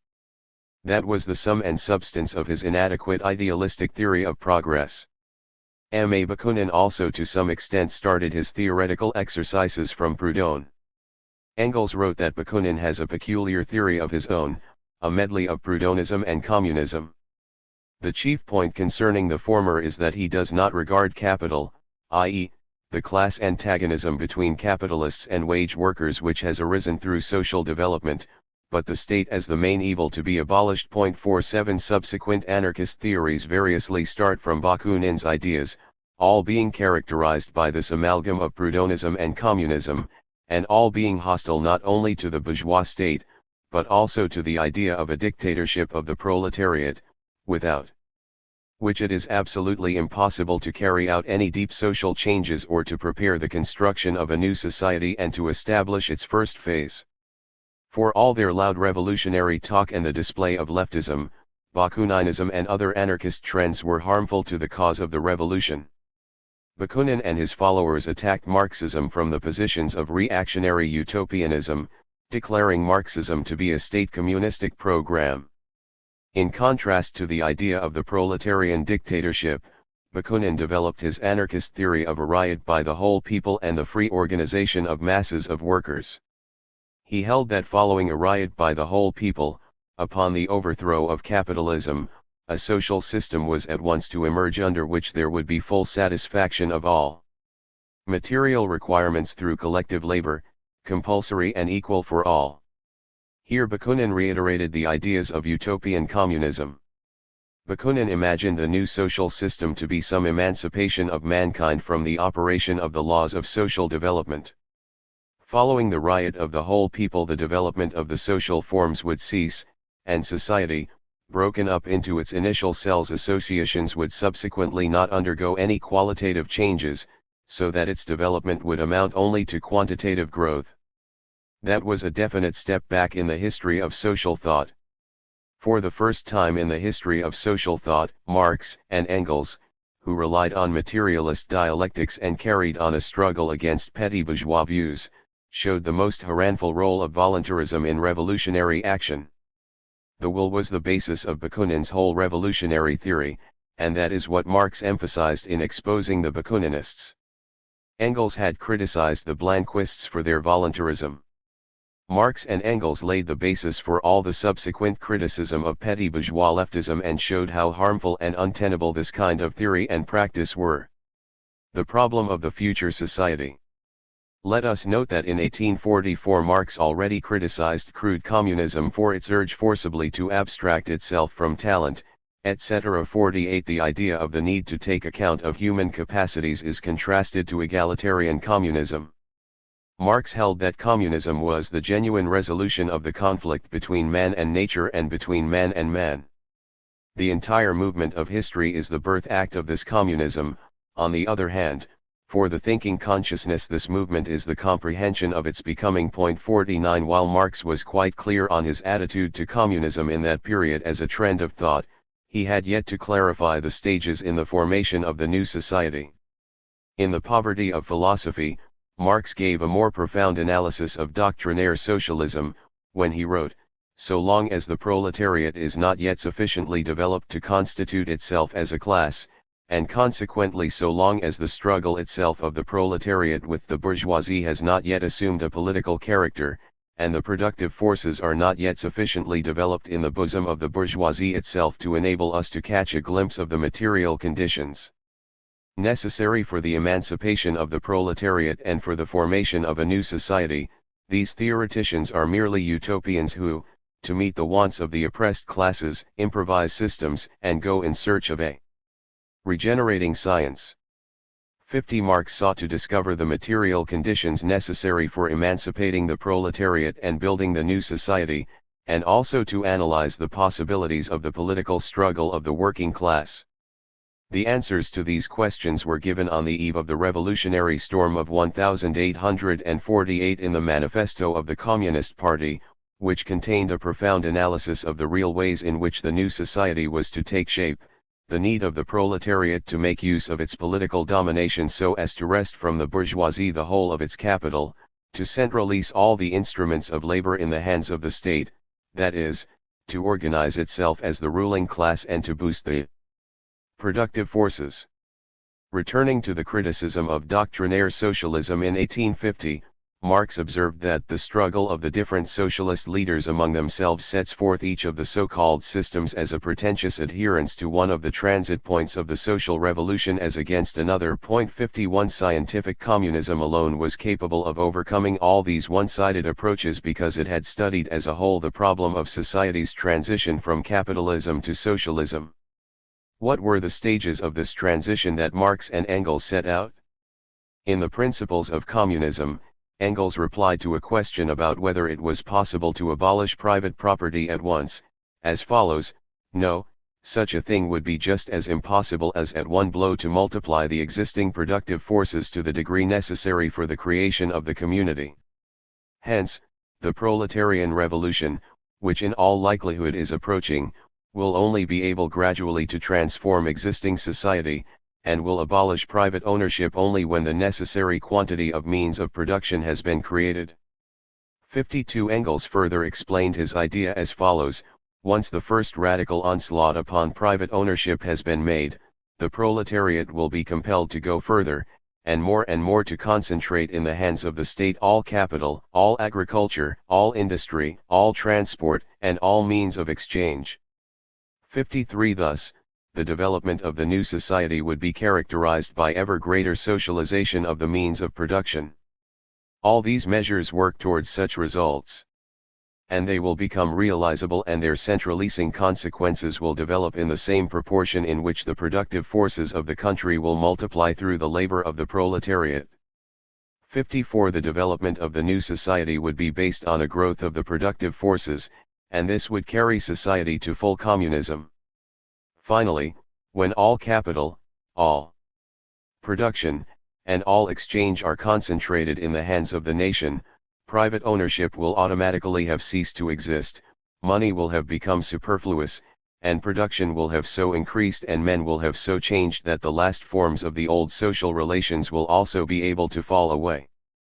55 We find here the first outline of the ideas which Marx was so brilliantly later to elaborate in the Critique of the Gotha program, with special emphasis on the development of production in the new society to the point at which it would be possible to go over to distribution according to need. With the development of the productive forces, wrote Engels, society will produce sufficient products to arrange a distribution that will satisfy the requirements of 11 its members. 56 Thus, as early as 1847, Engels clearly indicated the basic condition under which society would be able to go over to the communist principle of distribution. He stressed that a communistically organized society will be able to provide its members with the opportunity to utilize their comprehensively developed abilities in a comprehensive way. 57 That is when the contradiction between mental and manual labor and between town and countryside would disappear. Consequently, Marx and Engels clearly saw the task facing the proletariat once it had taken over. Lenin attached much importance to the following idea put forward by Engels: our task relative to the small peasant consists, in the first place, in effecting a transition of his private enterprise and private possession to cooperative ones, not forcibly but by dint of example and the proffer of social assistance for this purpose. 58. It was Marx and Engels who provided the answer to the most important question of what was to happen to the peasantry. Only the fall of capital can raise the peasant, only an anti-capitalist, a proletarian government can break his economic misery, his social degradation. 59. This was the way for solving the problem which social thinkers had pondered without result over many decades. Thus, in place of the conjectures of the utopian socialists and the utopian communists about the future society, there appeared a coherent theory of the emergence and development of the new social system, springing from capitalism and passing through these necessary and fundamental stages: socialist revolution, establishment of the proletarian dictatorship, a transition period, socialism as the first phase and communism as the higher phase of development. The clear demarcation of the stages of the single process in which the new social system took shape and developed was a great contribution by Marxism to the history of revolutionary thought and revolutionary action. Marx said that with the proletariat's takeover, its enemies, or the old organization of society, would not yet disappear, which is why the proletariat must apply measures of force, that is, government measures, if it itself still remains a class and the economic conditions in which the class struggle and the existence of classes have not yet disappeared. They need to be forcibly eliminated or transformed, and the process of their transformation must be forcibly accelerated. 60. Such is the transition period. Marx drew a distinction between socialist society as it is when it has just emerged after prolonged birth pangs from capitalist society 61 and communist society, which develops on its own basis. Consequently, the development of the new society includes: 1. Its emergence after long birth pangs from the entrails of capitalist society, 2. The creation of its own basis, and 3. Its further development on this basis. Lenin gave a remarkably profound insight into the substance of Marx's work on the questions of the future social system in contrast to utopian socialism. He wrote, "There is no trace of utopianism in Marx, in the sense that he made up or invented a new society. No, he studied the birth of the new society out of the old, and the forms of transition from the latter to the former, as a natural historical process. He examined the actual experience of a mass proletarian movement and tried to draw practical lessons from it." 62. On the question of communist society, Marx also started from materialist dialectics, from the doctrine of development. Lenin wrote, "The great significance of Marx's explanations is that here, too, he consistently applies materialist dialectics, the theory of development, and regards communism as something which develops out of capitalism." Instead of scholastically invented, concocted definitions and fruitless disputes over words, Marx gives an analysis of what might be called the stages of the economic maturity of communism. 63. This idea of development, the idea of stages in the economic maturity of communism, is the basis of the whole of Marx's work on the problem of the future society. Marx clearly pointed out the direction in which social development would run after the socialist order was established and how the economic maturity of communism would be realized. In a higher phase of communist society, after the enslaving subordination of the individual to the division of labor, and therewith also the antithesis between mental and physical labor, has vanished, after labor has become not only a means of life but life's prime want, after the productive forces have also increased with the all-round development of the individual, and all the springs of cooperative wealth flow more abundantly, only then can the narrow horizon of bourgeois right be crossed in its entirety and society inscribe on its banners, from each according to his ability, to each according to his needs. 64. Marx subjected to withering criticism the reactionary idea that the essence of the new social system would be a legalist sharing out of the whole aggregate social product, which society would entirely consume. Marx strongly attacked the demand for labor's uncurtailed income. Exposing this proposition as being utopian and unscientific, he wrote that from the aggregate social product it would be necessary to deduct the outlays for compensating the means of production consumed by society. Without this, production itself was impossible. Furthermore, there would be need to deduct that part that was necessary for extended production. Without this, the economy and society could not develop. There would also be the need to put aside a reserve fund as insurance against accidents and natural calamities. The costs of administration and other social needs would also be deducted. Without all this, the progressive economic development of the new society was impossible. Only after all these deductions were made would there come the turn of individual distribution for the personal use of every member of society of the aggregate social product that remained. When dealing with the satisfaction of personal requirements, Marx said that the share of the aggregate social income earmarked for the satisfaction of common social requirements would increase instead of decreasing.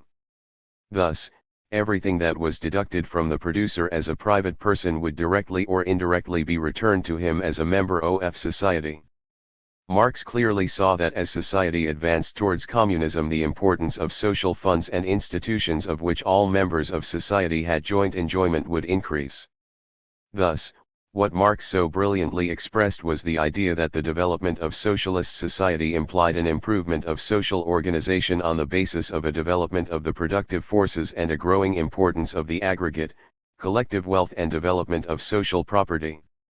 This would also ensure the economic maturity of communism that would ultimately enable society to satisfy all the reasonable requirements of every one of its members. In the fight against the vulgar socialists, as Marx called the epigones of utopian socialism, he criticized all these harmful and unscientific views.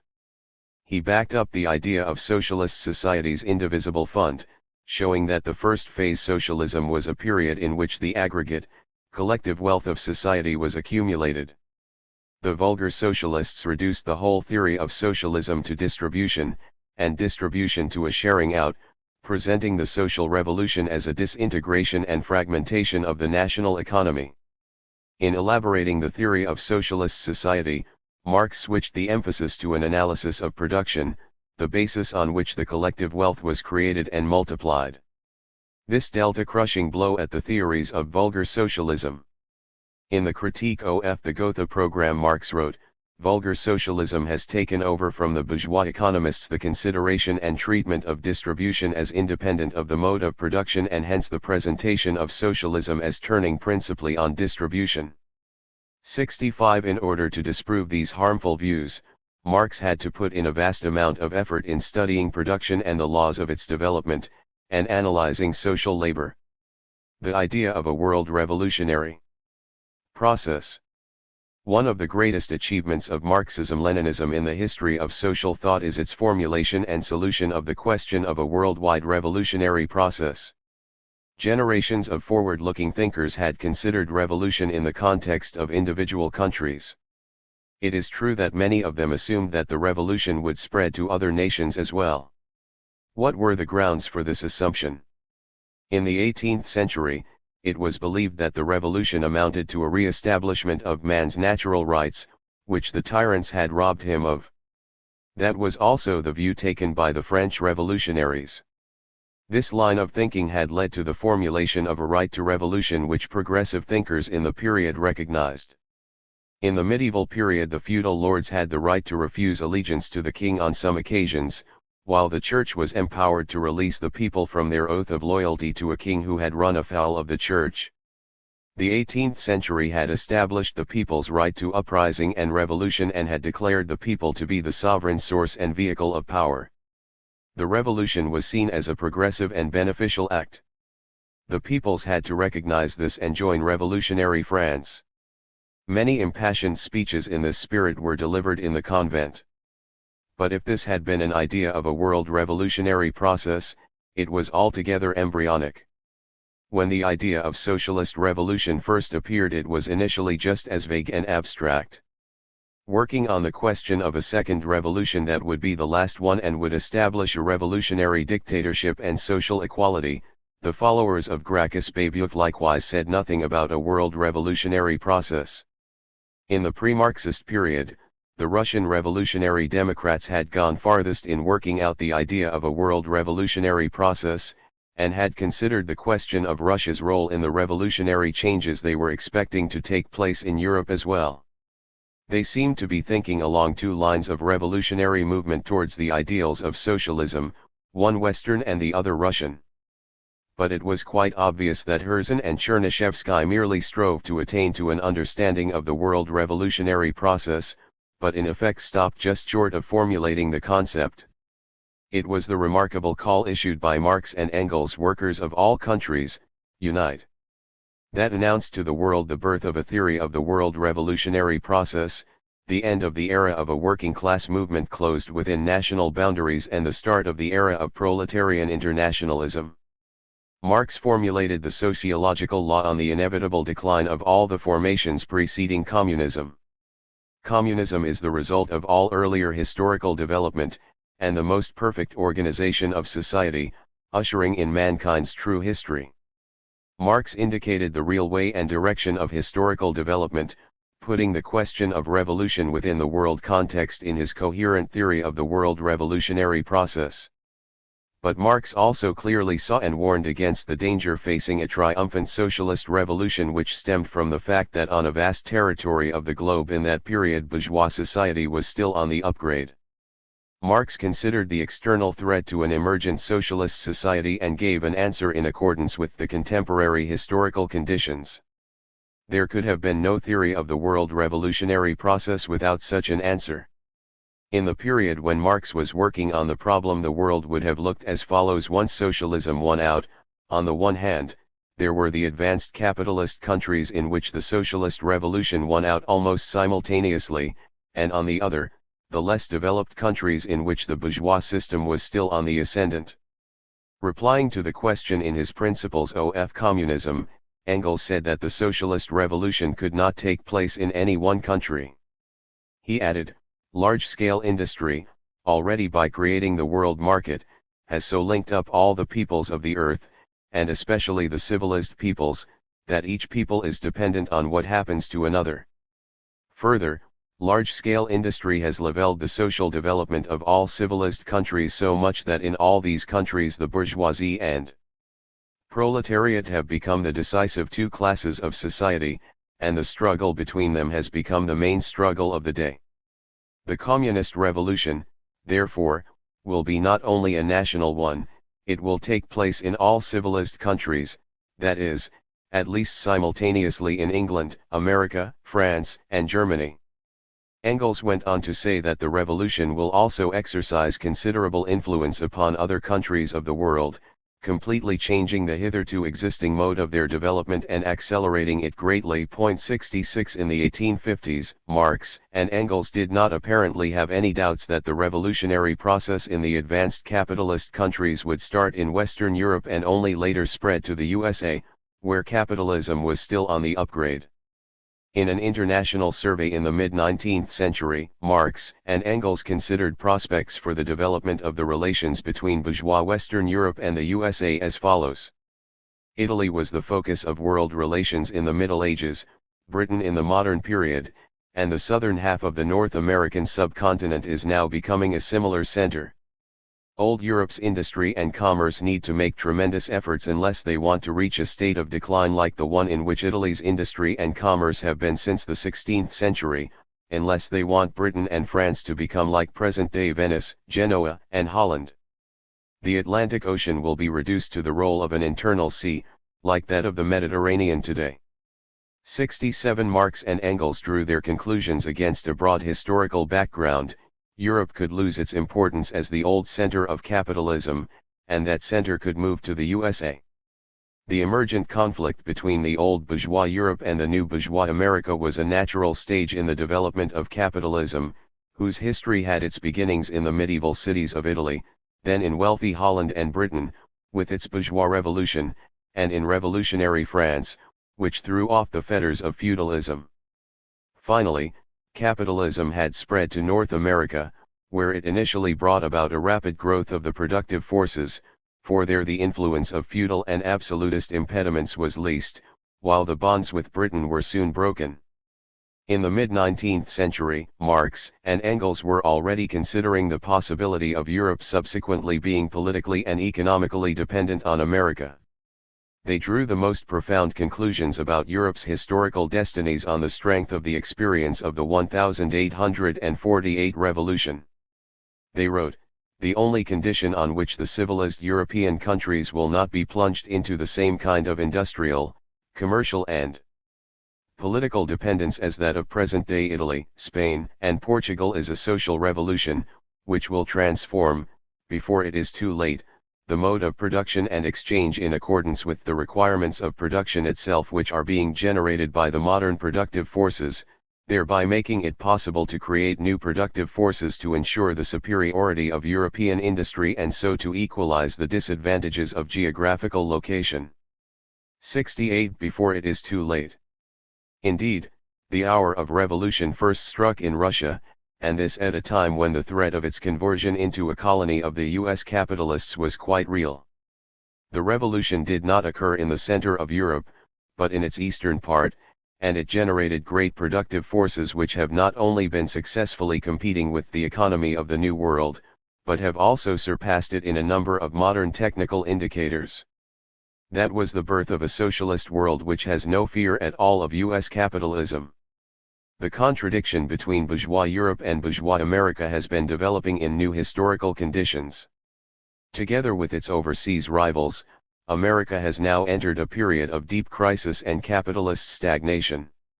The Soviet Union and a growing world socialist system now exist in the world, while the colonial system of capitalism is on the way out.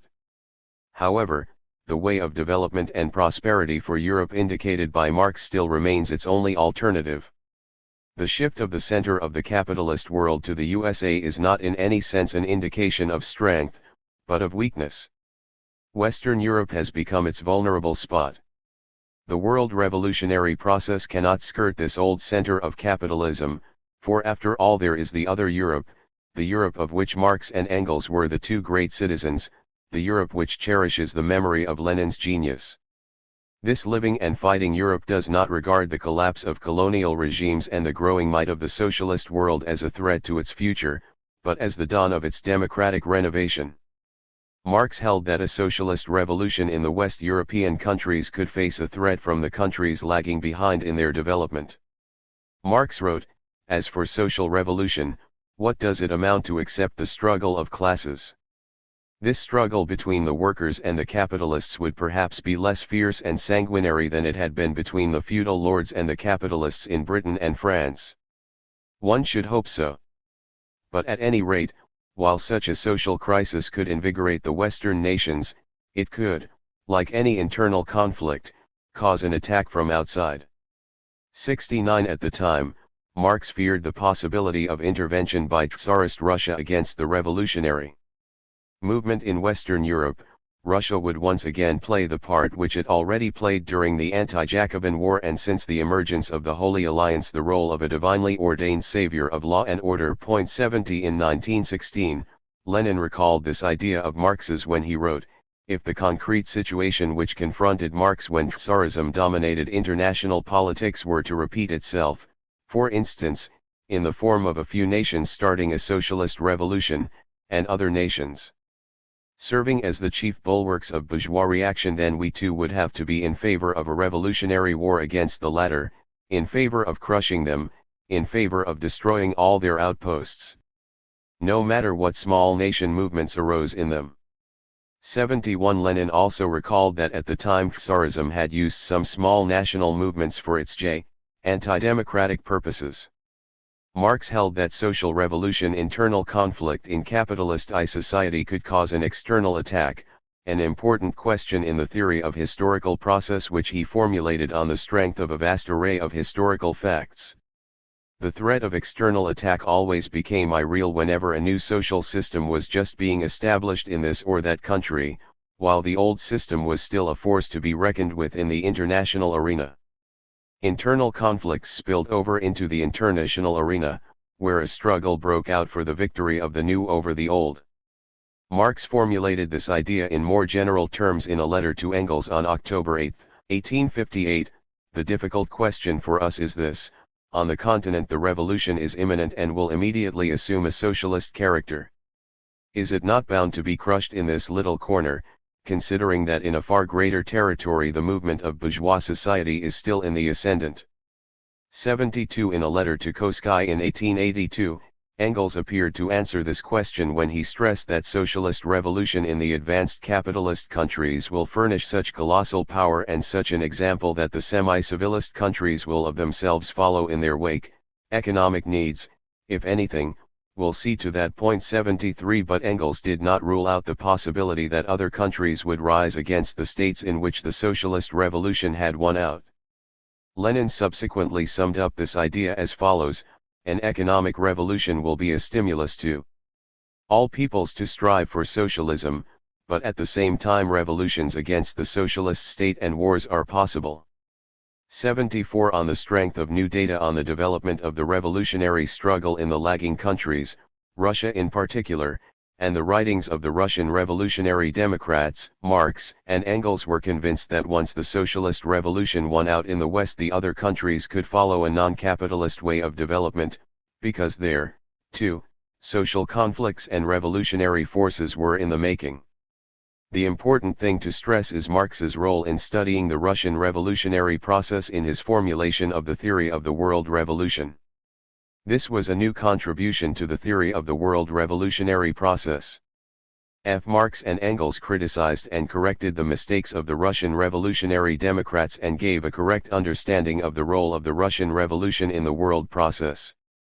In a preface to the Russian translation of the Manifesto of the Communist Party in 1882, they wrote, "If the Russian Revolution becomes the signal for a proletarian revolution in the West, so that both complement each other, the present Russian common ownership of land may serve as the starting point for a communist development." 75 But the revolution in Russia could start in various ways. Back in 1853, Engels believed that a noble bourgeois revolution in Petersburg with an ensuing civil war inside the country, is quite within the realm of possibility. 76 The Marxist classics subsequently stressed that the development of capitalism in Russia had gone so far that, as Engels wrote in 1894, there was accelerated transformation of Russia into an industrial capitalist state, the proletarization of a large part of her peasantry, and the destruction of the old communist community. 77 This took Russia onto the path of proletarian revolution. However, their study of the potentialities of Russia's historical development in the second half of the 19th century gave Marx and Engels ground to draw the general conclusion that after a proletarian victory in Western Europe, the countries just taking the capitalist way with survivals of the tribal order could use these relics of communal ownership and the corresponding popular usages as a powerful instrument for taking a shortcut in their development towards socialist society. Thus, the countries lagging in their development merged with the general revolutionary tide and reduced their way to socialist society. But an inevitable condition of this is the example and active support of the hitherto capitalist West. Only when the capitalist economy has been overcome at home and in the countries of its prime, only when the retarded countries have seen from their example how it's done, how the productive forces of modern industry are made to work as social property for society as a whole, only then will the retarded countries be able to start on this abbreviated process of development. But then their success will be assured. 78 This is, in effect, a clear-cut formulation of the importance of the socialist system, which has become a world system, for the development of the pre-capitalist countries. This idea was subsequently elaborated by Lenin in New Historical Conditions. Lenin also later worked out Engels's remark on the power of example, of how it's done not only in respect of the pre-capitalist countries, but also of the bourgeois world surrounding the country of victorious socialist revolution. Lenin attached much importance to the fact that Marx and Engels drew attention to the foreign policy conditions for the further development of the revolutionary process, and that they pointed to an external danger in the event of a socialist revolution in Europe. Lenin stressed this idea as follows: Engels was perfectly right when, in his letter to Koskai of September 12, 1882, he clearly stated that it was possible for already victorious socialism to wage defensive wars. What he had in mind was defense of the victorious proletariat against the bourgeoisie of other countries. 79 That letter of Engels's contained the following lines: "One thing alone is certain, the victorious proletariat can force no blessings of any kind upon any foreign nation without undermining its own victory by so doing. Which of course by no means excludes defensive wars of various kinds. 80. Thus, the writings of Marx and Engels contained indications about a possible stage in the revolutionary process when the socialist revolution, having won out in the advanced countries, was still forced to carry on a struggle for its existence and for its right unconditionally to determine the subsequent course of world history. In formulating a new theory of socialist revolution, Lenin gave the closest attention to the fact that Marx and Engels had allowed for such a possibility. In the new historical conditions, with capitalism in its final stage, and with the conditions for a victory of the working class substantially different, Marx's theory of socialist revolution called for further development. It was Lenin who fulfilled this vast undertaking. Asterisk. Marx and our day. It is very right to say that great men do not have two dates to their lifespan in history, birth and death, but only one birth. Marx was about to leave the provincial German town of Trier, where he had spent many years, when the weavers of Lyons, in France, raised their banner on which they inscribed this oath: live working or die fighting. Marx brilliantly discerned the emergent tendencies of the historical process.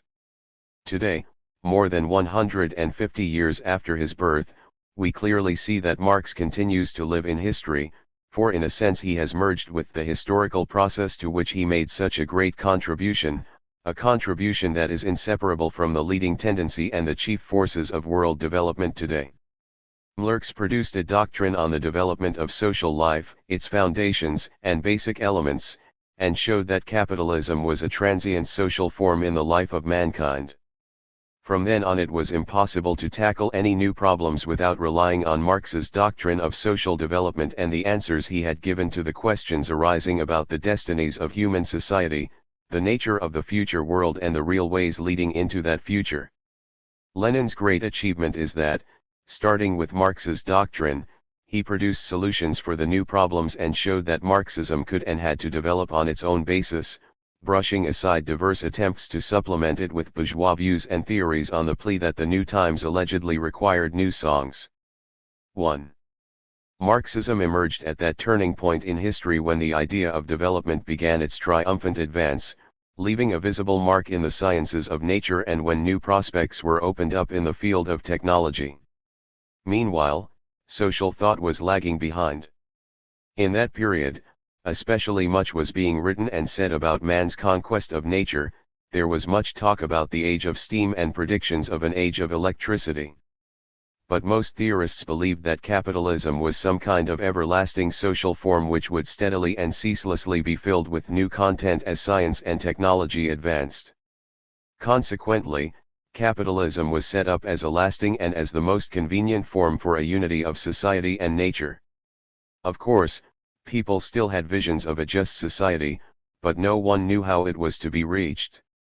Marx not only showed that man's knowledge of nature was socially conditioned, but also proved that the social structure and social relations in class society were not at all of such infinite scope that they could encompass the scientific achievements transformed into its productive forces.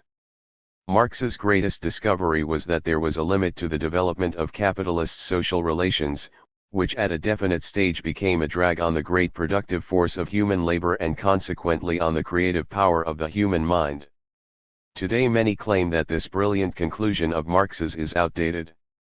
Since the war, theories praising the harmonious development of capitalism have been widespread in bourgeois Europe and in the USA. The ideologists of imperialism have attacked Marx's theory in every possible way, making exaggerated claims about the salutary role of the bourgeois state, which, they claim, can resolve the contradictions of capitalism. The revisionists have followed in the wake of the bourgeois theorists.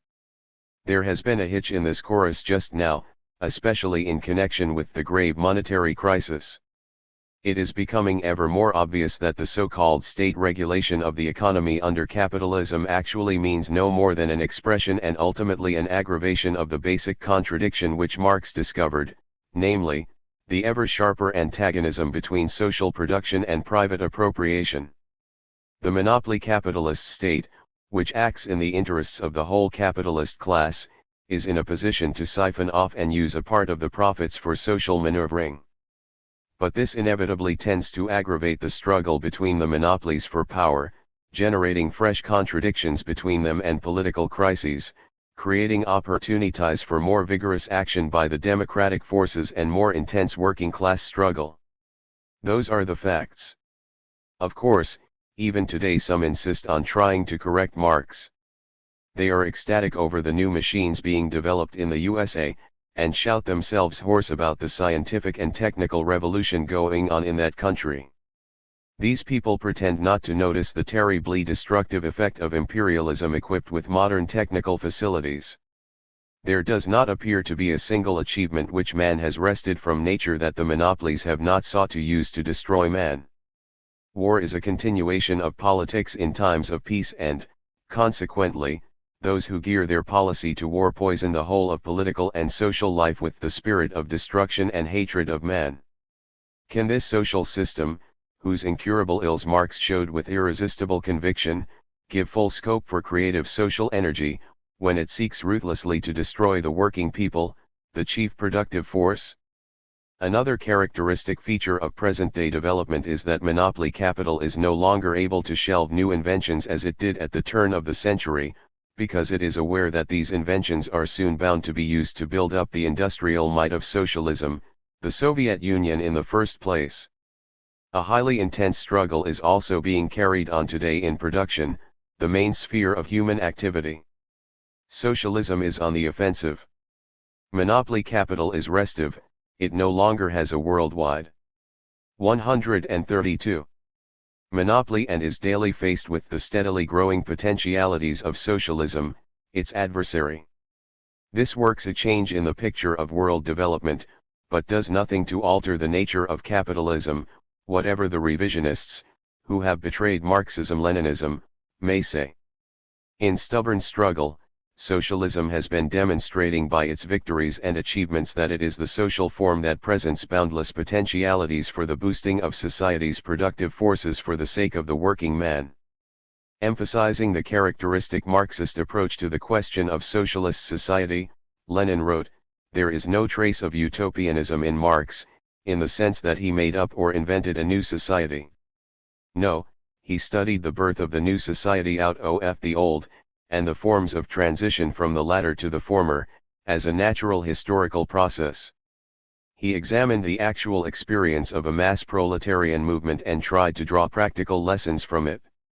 81 Therein lies the great power of Marxist-Leninist theory, which today rests on factual experience gained in decades of building the new society, the experience of millions upon millions of working people, without which the modern world cannot be conceived. The basic propositions put forward by Marx and creatively elaborated by Lenin have stood the test of time and have become infeasible laws of social progress. Furthermore, Lenin said that Marx gives an analysis of what might be called the stages of the economic maturity of communism. 82 This problem of the stages of the economic maturity of communism from the earlier transitional form to full-scale socialist society and the construction of communism has become a problem in the social practice of millions of men. In formulating the theory of socialist society, Marx switched the emphasis to an analysis of production, the problems of the creation and multiplication of collective wealth. The vulgar socialists, as Marx called his opponents from among the epigones of utopian socialism, concentrated on distribution and produced diverse moral and political tractates but ignored production, the basic sphere of human activity. They had no idea about the stages of the economic maturity of communism and did not even consider the problem of the development and maturing of the new socio-economic formation.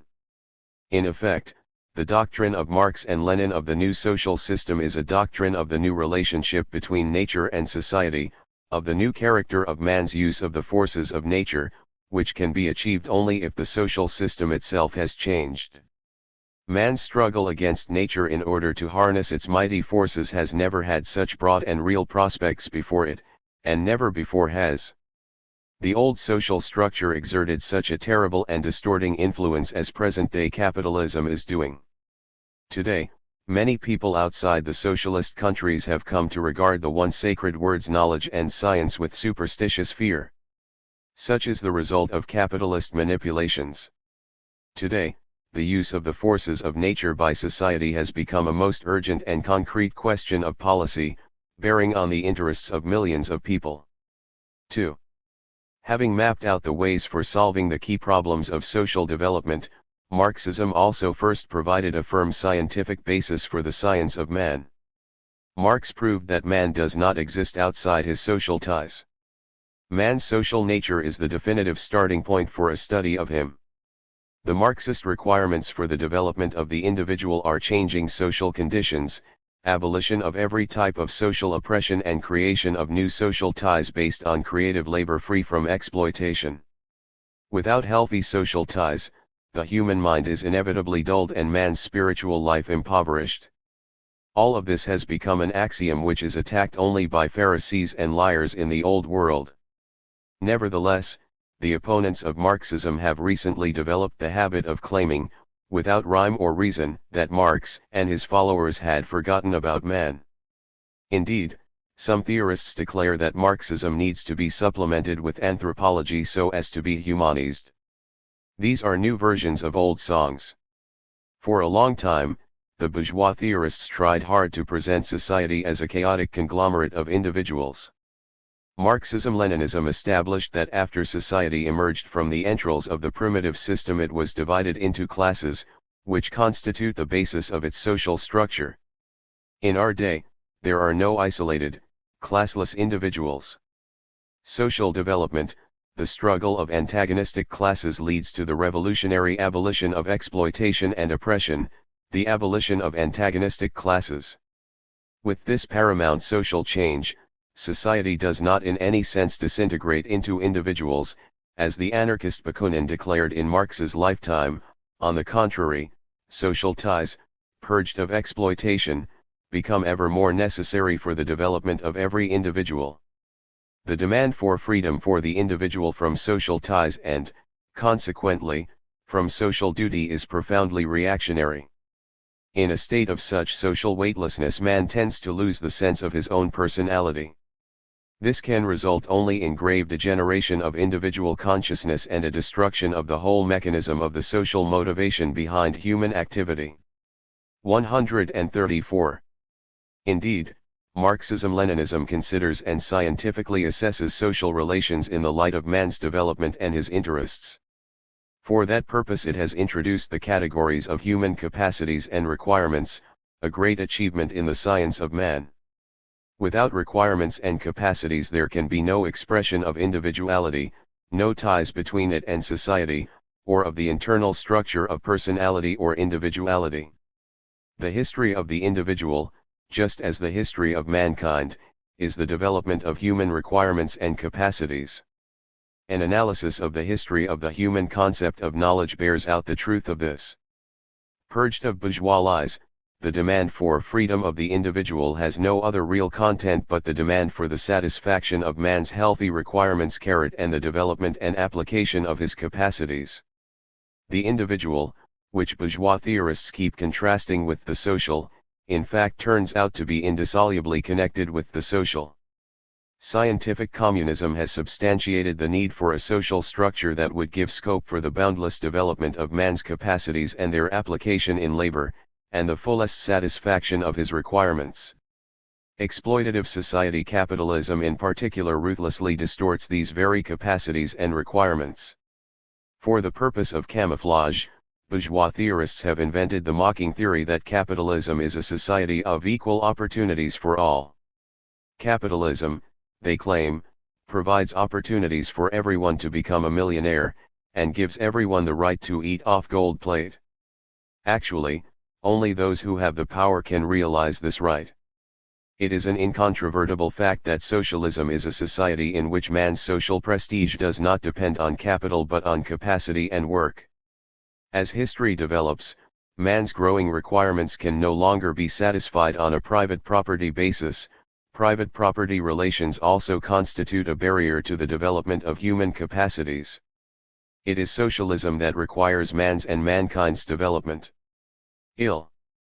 Marx, Engels, and Lenin produced the only scientific theory which says that man is capable of exerting an effect on social conditions, A theory of social action and social change.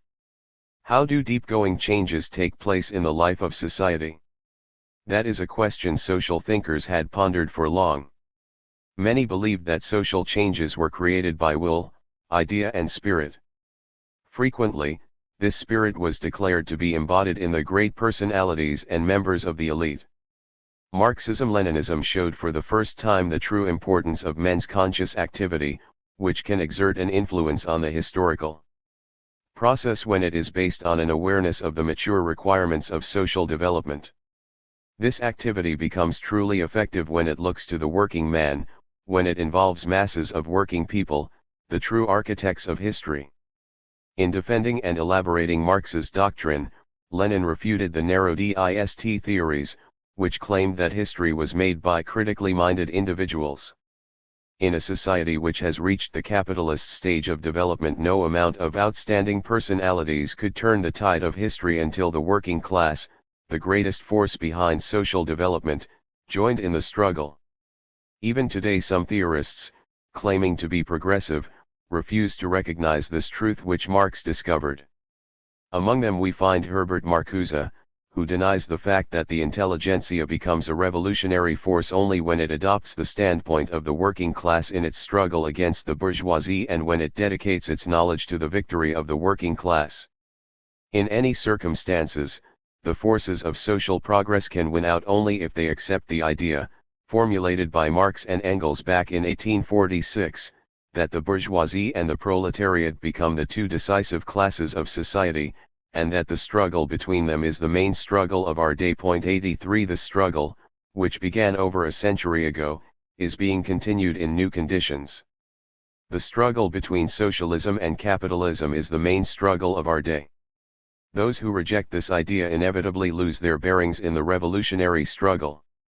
Other theorists insist that the national liberation movement is now the chief and even the only revolutionary force in the world.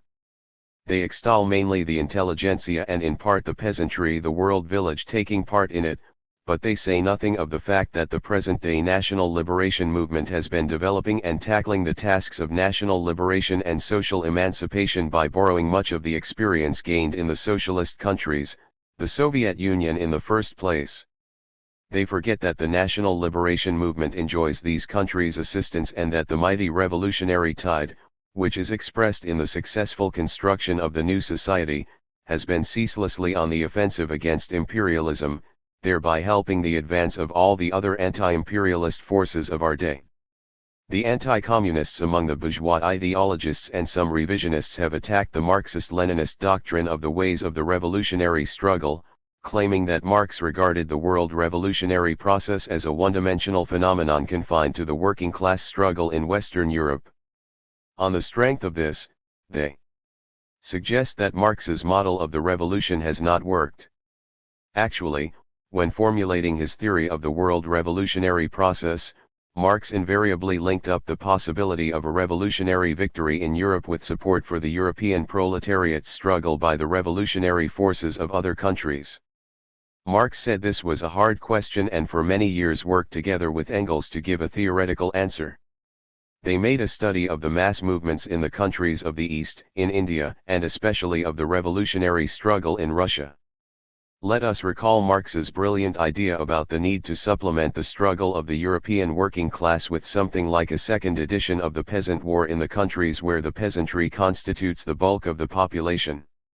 Lenin subsequently gave a creative elaboration of this idea in his coherent doctrine of the alliance between the working class and the toiling peasantry. By about roughly the 1870s, Marx had worked out a scientifically substantiated notion of the two streams of the world revolutionary process, the proletarian movement in the West and the peasant revolution maturing in Russia, and the fruitful interaction between the two streams. Marx devoted much attention to Russia and spoke of its revolutionary forces with affection and respect. At the same time, he and Engels kept a close watch on economic and social changes in Russia, attaching ever greater importance to the emergent and rapidly growing proletariat in that country. The question of revolution in the countries of the East was a difficult one for that stage of development in the world revolutionary process. These problems were brilliantly solved by Lenin at the following stage, but Marx and Engels already formulated this important sociological law: if the countries lagging in technical and economic terms were to shorten the process of their development along the way to socialist society, they had to see the example of how it's done. In the past, bourgeois revolutionaries and utopians saw the revolution only as a means of destroying the old social system. Marx declared this to be absurd. According to Marx and Engels, the world revolutionary process necessarily includes the construction of a new society, and the successful construction of this society helps to stimulate the world revolutionary struggle. The national liberation movement is closely allied with the development of the socialist countries, with the Soviet Union, with the international working class movement, with the new and majestic phenomena in the life of mankind generated by the struggle and the victories of the working class. These phenomena have changed the whole situation in the world, and the whole course of world history. It is the unity of the three streams of the present-day revolutionary process that gives it the strength to destroy the old, moribund system of exploitation and oppression, and to create new forms of social life. Here. 137. As Lenin stressed, the main trend of the revolutionary process is objectively expressed by the working class, a consistent fighter against the power of capital in all its ugly manifestations. Marx, Engels, and Lenin also discovered the most important condition for social progress: if the working class is to struggle and win, it must be organized. In the past, neither the slaves nor the asterisk serfs were able to create political parties to lead their struggle. In the past, the conscious element did not have a great part to play in the destruction of socio-economic formations. In its highest form, this organization should take the form of a political party capable of giving a lead to the working class and the social forces following it, the peasantry, the intelligentsia, and the other non-proletarian sections of the working people.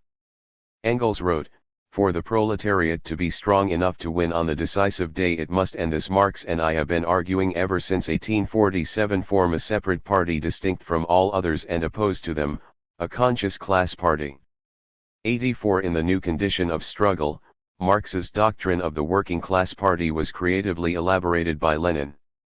Without such a political organization, it is impossible for the masses to display a high level of consciousness, and their influence on the historical process will remain no more than spontaneous. The doctrine of the working class party is central to the Marxist-Leninist conception of social action and social change. In our day, with the October Socialist Revolution ushering the world into a period of great social change, with the general trend being transition from capitalism to socialism, the leading role of the Marxist-Leninist Party, the principles of its structure and the structure of its activity constitute the most burning question. The greatest emphasis is being laid on it by bourgeois theorists, who seek to influence all those who hesitate and vacillate between the two camps, socialism and capitalism. These anti-communist attacks on the Marxist-Leninist doctrine of the party also show that the working class parties, loyal to the banner of Marx and Lenin, have become a great historical force, and that the working people, who have set up such parties, who are organized in their ranks and who are inspired by their ideas, have built up a great force. In the vast process of social emancipation across the world, socialist ideals are being accepted by hundreds and hundreds of millions of men, affecting their everyday activity and their whole struggle. In the new conditions, imperialism has to make a fierce effort to distort and denigrate socialist ideas. For this purpose, it is prepared to label capitalism as socialism, while blackening all the truly important principles of socialism. For the same purpose, bourgeois propaganda has been spreading false and distorted notions about socialist society, diverse theories according to which the economic basis of socialism, social property in the means of production, can be combined with the political organization of bourgeois society to obtain a harmonious hybrid society, as if this were a matter of putting a few cubes together instead of the organic laws of development of social and political structure. The reactionaries attach much importance to the spread of individualism, which breaks up the working people's social ties and which rests on private property illusions and habits.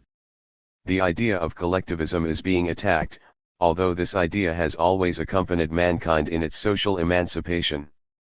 The present stage of historical development is characterized by the growing role of mass consciousness and the people's ability to take a correct view of the contending tendencies, to see the objective potentialities for advancing the revolutionary struggle and making use of these possibilities. In the world revolutionary process, spontaneous movements become ever more irrelevant, and there is a growing understanding of the truth that defeat is in store for those who grope their way forward. Implacable struggle against bourgeois ideology is a historical necessity, and an important condition for keeping the path of progress clear of the fog of illusion which springs from self-deception and from deliberate deception by the imperialist reactionaries. When considering the present strategic line of capitalism in the ideological struggle against Marxism, we find that bourgeois ideologists, terrified by the spread of Marxist ideas, have been attacking Marxism mainly as a system. They can no longer do anything about the penetration of various Marxist ideas into the minds of men, and they fear that these ideas may add up to a system, which is why all their efforts are aimed to break up Marxism-Leninism into fragments and to do their utmost to prove that today Marxism can exist only as a patchwork, with solid incrustations of bourgeois ideological conceptions. That is why the struggle for Marxism-Leninism as a coherent system is being intensified. Bourgeois ideologists ever more frequently resort to a peculiar trick in presenting some bourgeois conceptions as the last word in science.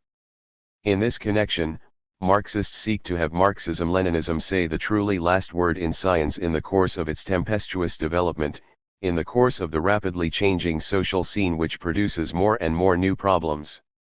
The whole of mankind, the peoples building socialism, the working class and all the other working people involved in anti-imperialist struggle, the countries swept by the national liberation movement all look to the example of the Great October Socialist Revolution, the half-century of rapid economic, social, and cultural development in a vast 139 country, development that would have been inconceivable without the great force inspiring and organizing the social energy of the masses, the Communist Party of the Soviet Union.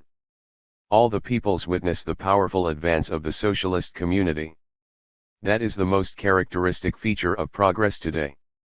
Marx discovered the unity of the vital interests and tasks of the working class on an international scale, as expressed in the slogan, "Workers of all countries, unite." That was his starting point when he tackled the questions of organizing and enlightening the working class. This key principle of Marxism-Leninism proletarian internationalism was subsequently attacked in countless ways.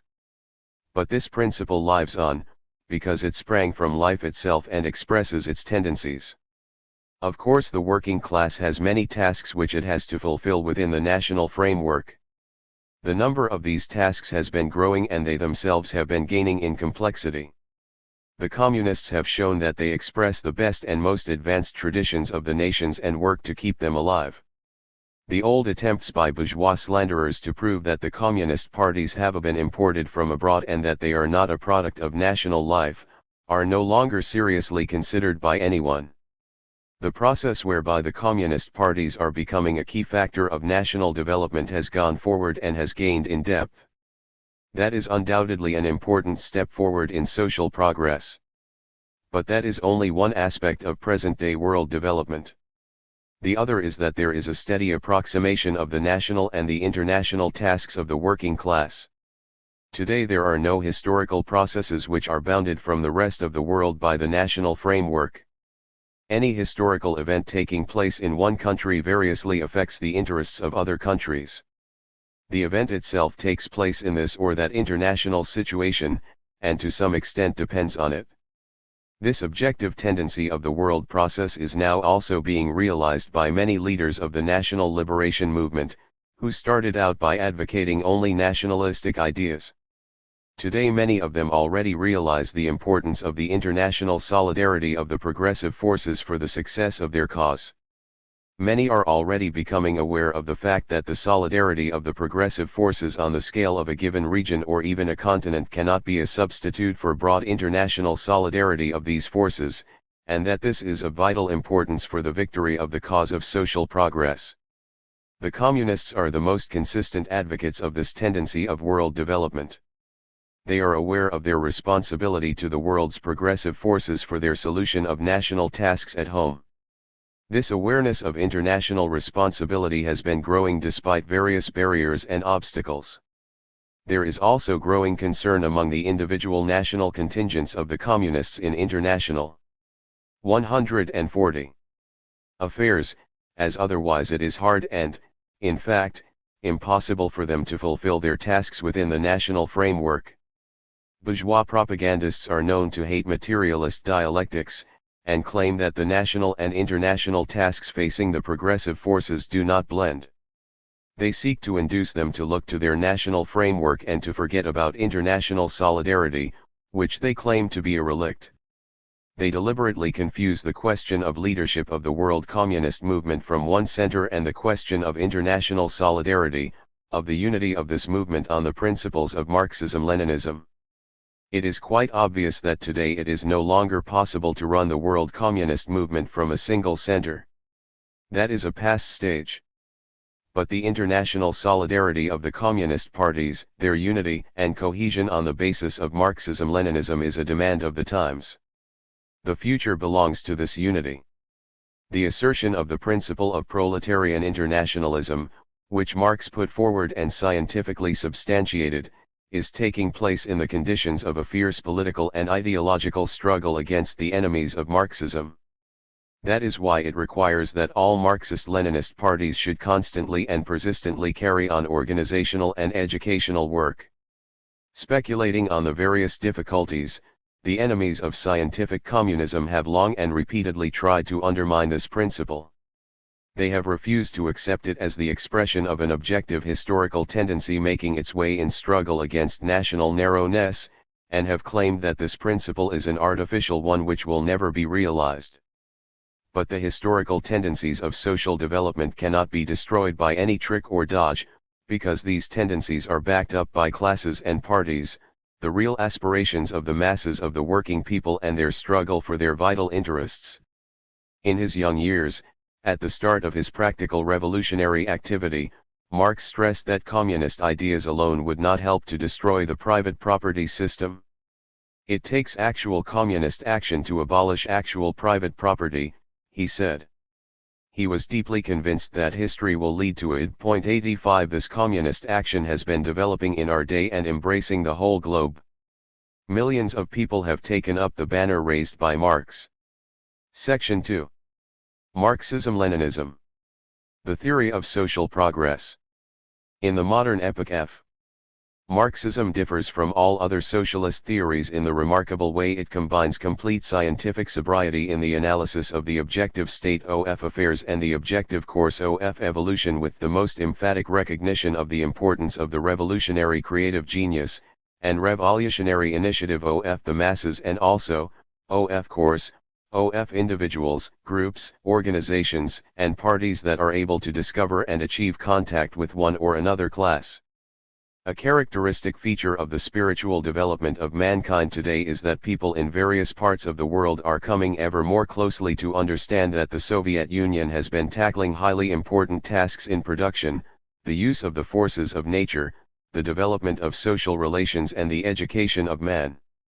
The greater the awareness of these tasks by the masses, the clearer are their prospects of historical development and of their own activity and struggle for the future.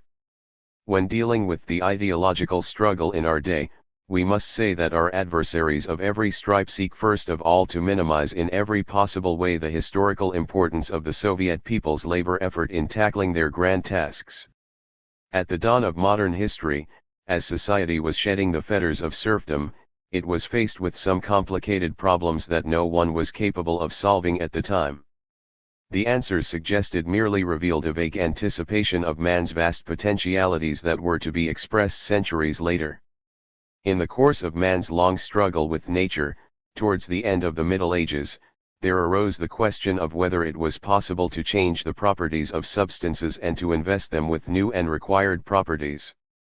Men were aware of the great power of fire, they had developed casting, and they suspected that the mixture of different substances resulted in qualitative changes. The alchemists spent days and nights with their test tubes and furnaces in the hope of obtaining gold by artificial means.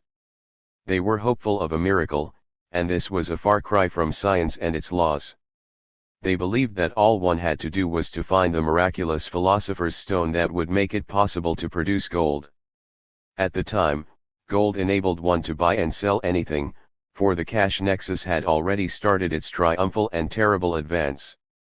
Greed glowed and flared in the souls of men like the coals in the furnaces of the alchemists. But one bold mind, that of the 16th century English humanist Thomas More, conceived a story about a distant and happy island without private property, poverty, or oppression. He insisted with fierce irony that over there men used gold to make night pots. This suggested a world in which money had no power. There arose the idea of releasing society from the ugly greed generated by private property. But at the time, the vision of a fundamental change in the social system was as vague as the hope of changing the properties of matter.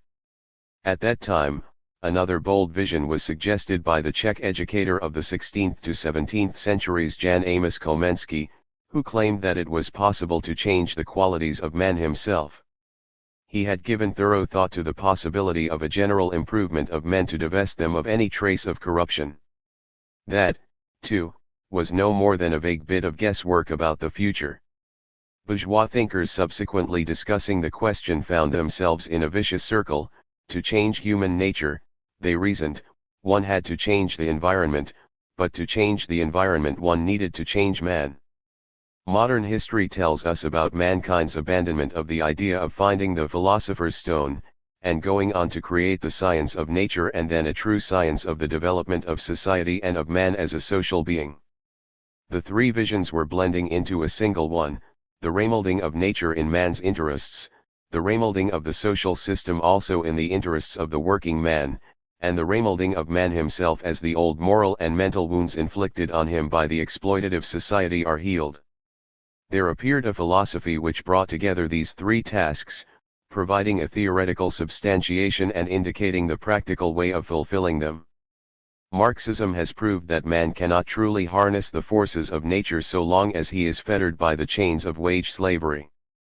He can become its master when he sets up a system for which exploitation will be just as barbarous a practice as cannibalism is for civilized nations. That is when man himself will change, opening up a new era in the history of society, the history of science and technology and man's own development. That was the origin of the scientific theory of progress, comprising economic, social, political, intellectual and moral progress in society. The working class and the other working people also learned how mankind was to solve the problems posed by history. Lenin formulated the answer in these few lines: for many centuries and even for thousands of years, mankind has dreamt of doing away at once with all and every kind of exploitation. These dreams remained mere dreams until millions of the exploited all over the world began to unite for a consistent, staunch, and comprehensive struggle to change capitalist society in the direction the evolution of that society is naturally taking. Socialist dreams turned into the socialist struggle of the millions only when Marx's scientific socialism had linked up the urge for change. 146. With the struggle of a definite class. Outside the class struggle, socialism is either a hollow phrase or a naive dream. Thus, with the emergence of Marxism, socialism became a science because it linked up the aspirations for change with the struggle of the working class to change capitalist society in the direction in which that society was itself developing. Marxism showed that any solution of the problems in society's progressive development inevitably implied a solution of the problem of the relationship between economics and politics, that is, a clear-cut definition of the behavior and action of the masses that were to transform the world. A fundamental restructuring of society requires that the working class should be in possession of political power, fundamentally modifying the political organization of the society that caters for the power of capital. Consequently, in order to have a clear view of the path of progress and confidently to advance along it, there is need for a most precise analysis not only of the developing conflict between the productive forces and the relations of production in the new historical conditions, but also of the whole sphere of politics, including the arrangement of social, class forces at every stage of social development. There was need to decide on the relationship between revolution and war, to decide when the socialist revolution inevitably assumed the form of armed uprising and when it could assume peaceful forms. These were all questions of mankind's progressive development, and the answers were provided by Leninism. In the course of profound political conflicts, countries and peoples among whom capitalism has reached a high stage of development move on to socialist revolution. That was demonstrated by Marx and Engels. But which is the way to take for the people still variously fettered with the chains of feudalism and capitalism? The answer to this question bears on the destiny of the bulk of mankind, and it has also been provided by Leninism. The answer was found through a study of historical experience in a country with a highly developed, class-conscious and organized working class, capable of leading the working people to socialist revolution, but on the whole encumbered with numerous feudal fetters, and with industrial centers still no more than islands in a vast sea of small and scattered peasant farms. That country was Russia, and the working class there was led by Lenin and the Bolshevik Party. It is Russia's historical experience that has helped to find the answers to the basic questions arising in the progressive development of the whole of mankind, the advanced capitalist countries with their developed working class and the peasant countries retarded in their technical and economic development. The theory of progress, the theory of the historical process and the theory of the world revolutionary process were blended in a single theory. Its key question, which had a bearing on every aspect of social development, was that of the course and stages of the world revolutionary process involving the population of the globe. Petty bourgeois revolutionaries saw the world revolutionary process as a series of separate acts by isolated armed uprisings. Marx and Engels showed these ideas to be unscientific, and said that revolution was to win out in several advanced capitalist countries. That was an approach determined by the epoch of pre-monopoly capitalism. In the period of imperialism, when the uneven development of capitalism was tremendously intensified, there appeared a real possibility for the socialist revolution to win out initially in one country, while the possibility of its winning out simultaneously in all the advanced capitalist countries disappeared. At the same time, there also appeared a new arrangement of the forces fighting for socialism. The working class finds it easier to win out in a country where the bourgeoisie has fewer possibilities to corrupt the top section of its working class. Russia in the early decades of the 20th century was just such a country, and the historic possibilities it offered were discovered and used to the utmost by Lenin and the Bolsheviks, who showed the path of progress to all mankind. An equally important question of progress was how mankind was to advance after a contingent of the world's working class had broken through the chain of imperialism. Leninism had to answer this question in the course of historical development. The uncontestable conclusion was that the destinies of mankind and of the world revolutionary process were inextricably bound up with the destiny, development, and consolidation of the system of social property which had arisen on a part of the globe. How was socialism to be transformed into a world system? Which way was the world socialist system to develop from there on, and what was its influence on the world revolutionary process? Without an answer to these questions there could be no modern theory of progress to illumine mankind's advance. Bourgeois and petty bourgeois ideologists have tried in every way to minimize the importance of the world socialist system for the historical process as a whole. Practice shows that the world socialist system, including highly industrialist countries, can exert a decisive influence on the whole course of world developments. Some would also like to destroy the prospects for the development of the socialist system. On the plea that it is now impossible for all countries simultaneously to move into the second phase of the new society communism, they have proposed that this transition should be delayed even where it has matured. They have contrasted the development in breadth to the advance forward, failing to understand that today. 148. Progress applies to both directions, so that unless socialism advances its development in breadth it is bound to be slowed down. Such is one of the key formulas of modern progress. The advance to communism is a solution of the key problems of progress. There are, first, the problems of using the mighty forces of nature for the benefit of all society and for every individual, the problems which, in other words, involve the construction of the material and technical basis of communism. This provides the solution for the key problem of economic progress, while laying down the direction of the scientific and technical revolution through which mankind is now going. There are, second, the problems of developing communist social relations, doing away with the distinctions between town and country, and between mental and manual labor, in a society without classes. This also paves the way for a system of communist social self-government which substitutes for state power. This helps to solve the problem of social and political progress. There are, third, problems in educating the new man, that is, fundamental problems of intellectual and moral progress. The construction of communism is a key stage in society's progressive development, helping simultaneously to put the finishing touches to the scientific theory of progress. Without this, mankind can no longer advance, because the period of blind groping is over, having given way to a period in which masses of people, led by the working class, are involved in highly conscious historical activity. In the next few chapters, I shall try to deal briefly with all these problems, which have been posed and solved by modern social thought. Chapter 1. Social thinking in the new epoch. In order to advance the development of social thought and to effect a fundamental change in its direction, Marx and Engels had to concentrate on materialism and dialectics, to produce the materialist doctrine of social development, and this called for a thorough study of production, the key sphere of human activity. In order to develop social thought in the new epoch, the eve of the socialist revolution, Lenin also had to concentrate on all three component parts of the Marxist doctrine: philosophy, political economy, and scientific communism. Within capitalism itself there were new trends indicating that production was becoming ever more social even in the presence of private appropriation.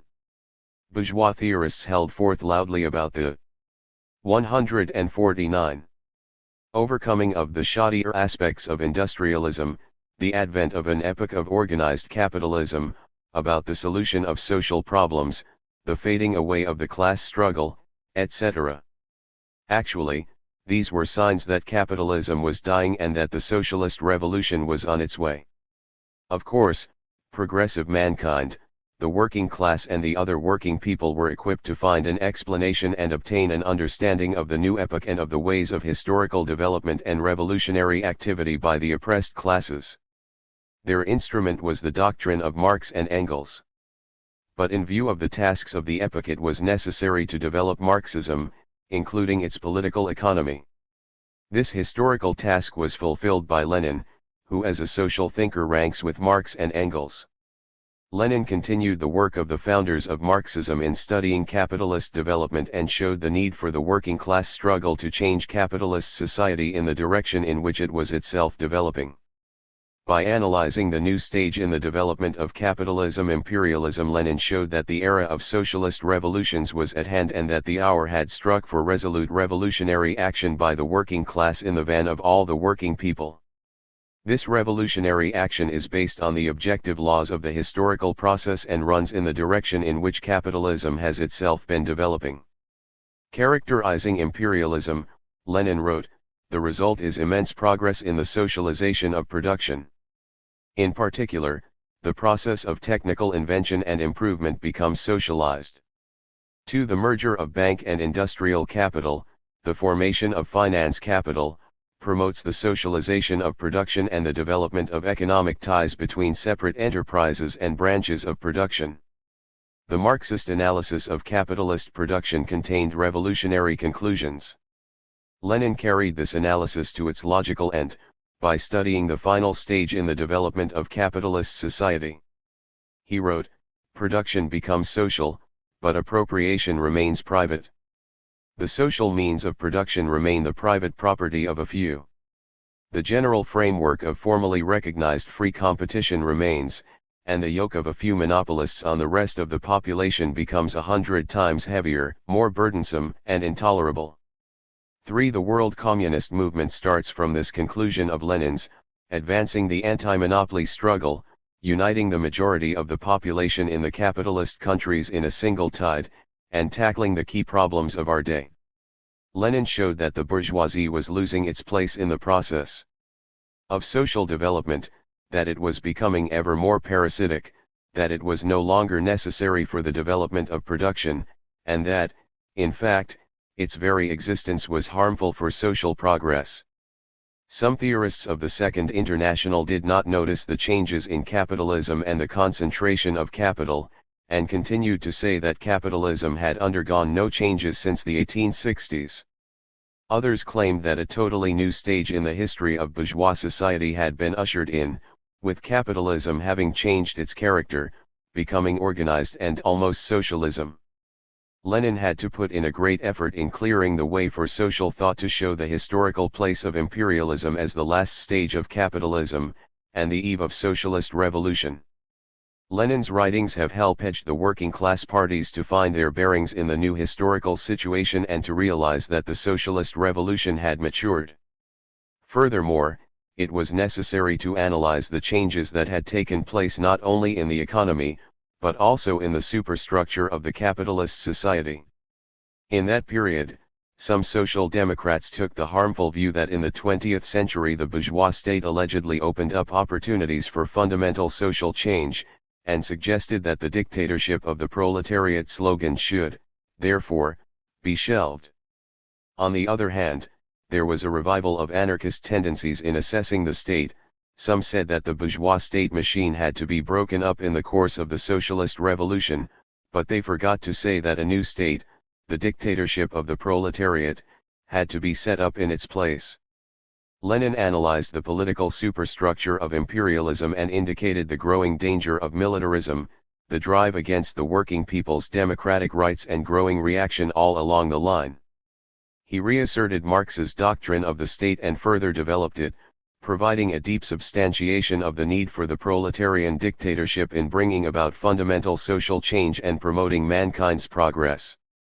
There were also considerable changes in other areas of the superstructure, the ideology of imperialism in particular, and some socialist theorists were inclined to regard these as being progressive and as allegedly promoting the advance of social thought. Some rejected the new trends in bourgeois social thought out of hand, without trying to understand their objective sources. Lenin showed the idealistic views current in the period of imperialism to be profoundly reactionary and bared the direct connection between these views and fideism, mysticism, and religion. At the same time, Lenin pointed out the difficulties in the objective development of science on which many bourgeois scientists had stumbled under the impact of idealistic views, subsequently sliding into the bog of fideism, where the class interests of the bourgeoisie encouraged them to stay.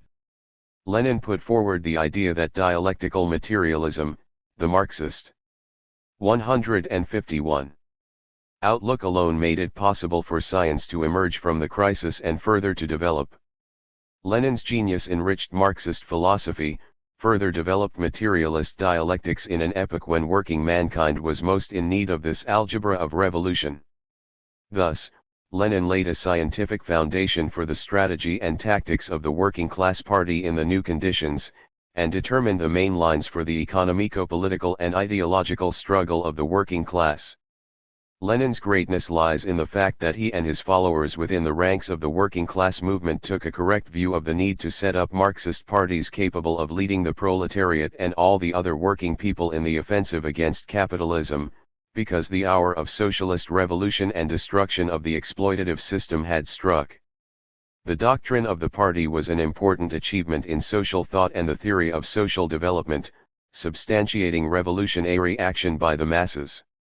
At that turning point in history, special importance attached to the consciousness, will and organization of the working class and of all the masses, whose role in the historical process greatly increased. Establishment of the new type of party accorded with the objective requirements of history. The formulation of the organizational principles of Bolshevism and the elaboration of the ideas of how the party was to be structured signified a further development of revolutionary theory and the creation of a key prerequisite for its most effective application in practice. A key principle of party activity from the outset was the principle of the unity of its educational and organizational work, the unity of high ideological awareness and maximum efficiency, ruling out any substitution of revolutionary talk for revolutionary action. The party's ideological work opens up new opportunities for massive historical action which must be used to the utmost effect in the interests of the revolutionary cause. The party's organizational effort is designed to translate these possibilities into reality. There is no other way to fulfill the tasks which history has put before the working class, without organizing its vanguard, rallying together its advanced forces working in the midst of the masses, that is, without setting up a new type of party, the Marxist-Leninist party of the working class. The scientific answer to the question of shaping the vanguard of the proletariat, of its party, capable of organizing the whole class and giving a lead to the other sections of the working people, helped to solve an important problem in the progressive development of society in this epoch and its fundamental reconstruction. The task that Marxism proclaimed, that of uniting socialism and the working class movement, was fulfilled in the establishment of the new type of party, which, summing up the experience in the struggle of the masses, becomes the theoretical, revolutionary headquarters developing and 152. Enriching revolutionary theory. At the same time, the new type of party is the most efficient organizational form for stimulating the initiative of the masses, helping them to master advanced experience, accumulating, spreading and multiplying the power of example in the revolutionary struggle of the working people and in their construction of new society. It was Lenin and his followers who substantiated the idea and translated it into reality. Since then, the solution of key social problems and the development of social thought has been bound up with the theoretical and practical activity of the Marxist-Leninist parties. Lenin's work on the problems plus of scientific communism. Marxism-Leninism is a great science because it has explained how men make their history in the epoch of great revolutionary change in the transition from capitalism to communism. What is more, Marxist-Leninist theory teaches men to make history in this remarkable epoch, to apply most efficiently the laws of social development and make use of their united strength. A key condition for stimulating massive creative activity is a profound understanding of Marxism-Leninism and the party's policy. The 20th century is one in which mankind has mastered the fabulous power of the atom. But an even more remarkable development in this age is the discovery and expression of the tremendous social energy of the working people transforming the world. The awakening of the revolutionary energy of millions cannot be compared with any other development in its importance for the destiny of mankind. The discovery of fire, steam, electricity, and nuclear energy are all great stages in man's conquest of nature, but without an expression of the great forces latent in the working people themselves and their capacity consciously to change the social organization of society in accordance with the development of the productive forces, it is impossible to make the forces of nature work for the benefit and happiness of mankind, instead of helping man to oppress man. It is of vital importance for the working people's historical activity that they should come to realize the substance of social relations and their nature. This task is being fulfilled through the selfless effort of the Marxist-Leninist parties, creatively developing the doctrine of Marx and Lenin and standing up for it in struggle against the right and left-wing opportunists and fostering the communist world outlook among the masses. Lenin's immortal achievement is the discovery of the uniformities of the great historical epoch of transition from capitalism to communism, an essential contribution to the scientific theory of social development. He proved that in the period of imperialism the capitalist countries developed very unevenly, producing a weak link in the imperialist chain and creating the possibility of rupturing the chain. The revolutionary situation, the national crisis, cannot take place simultaneously in all or most countries. In August 1915, Lenin wrote, "Uneven economic and political development is an absolute law of capitalism. Hence, the victory of socialism is possible first in several or even in one capitalist country alone."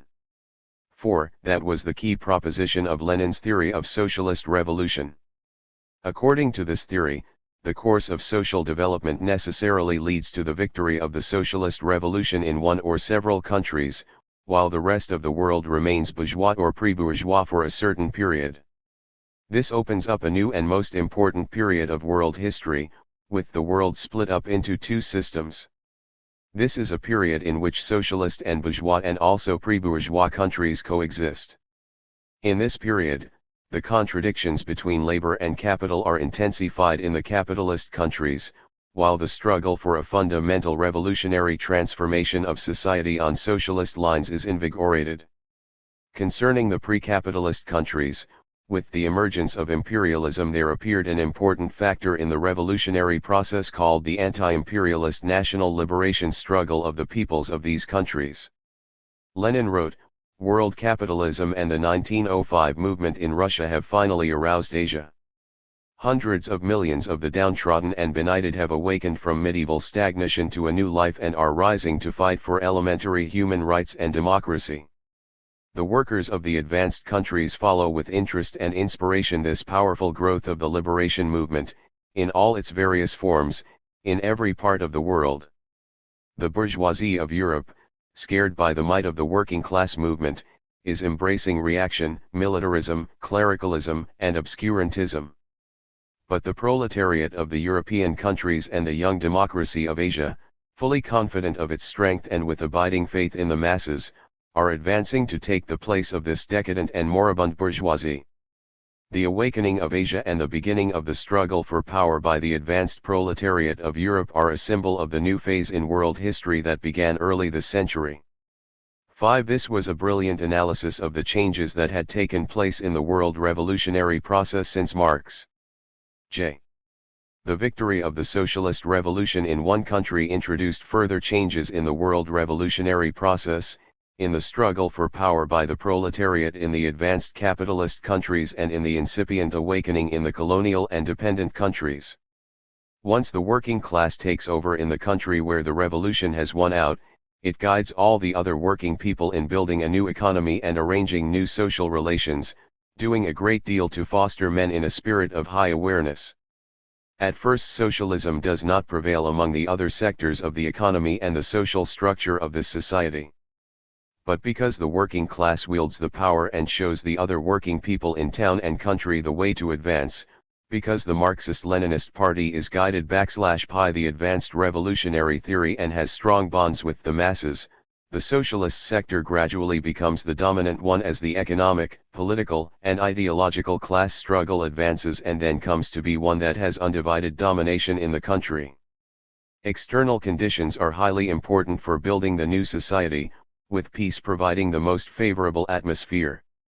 At the Seventh Party Congress in 1918, Lenin said, "Today we have reached only the first stage of transition from capitalism to socialism here in Russia. History has not provided us with that peaceful situation that was theoretically assumed for a certain time, and which is desirable for us, and which would enable us to pass through these stages of transition speedily. We see immediately that the civil war has made many things difficult in Russia, and that the civil war is interwoven with a whole series of wars. Marxists have never forgotten that violence must inevitably accompany the collapse of capitalism in its entirety and the birth of socialist society.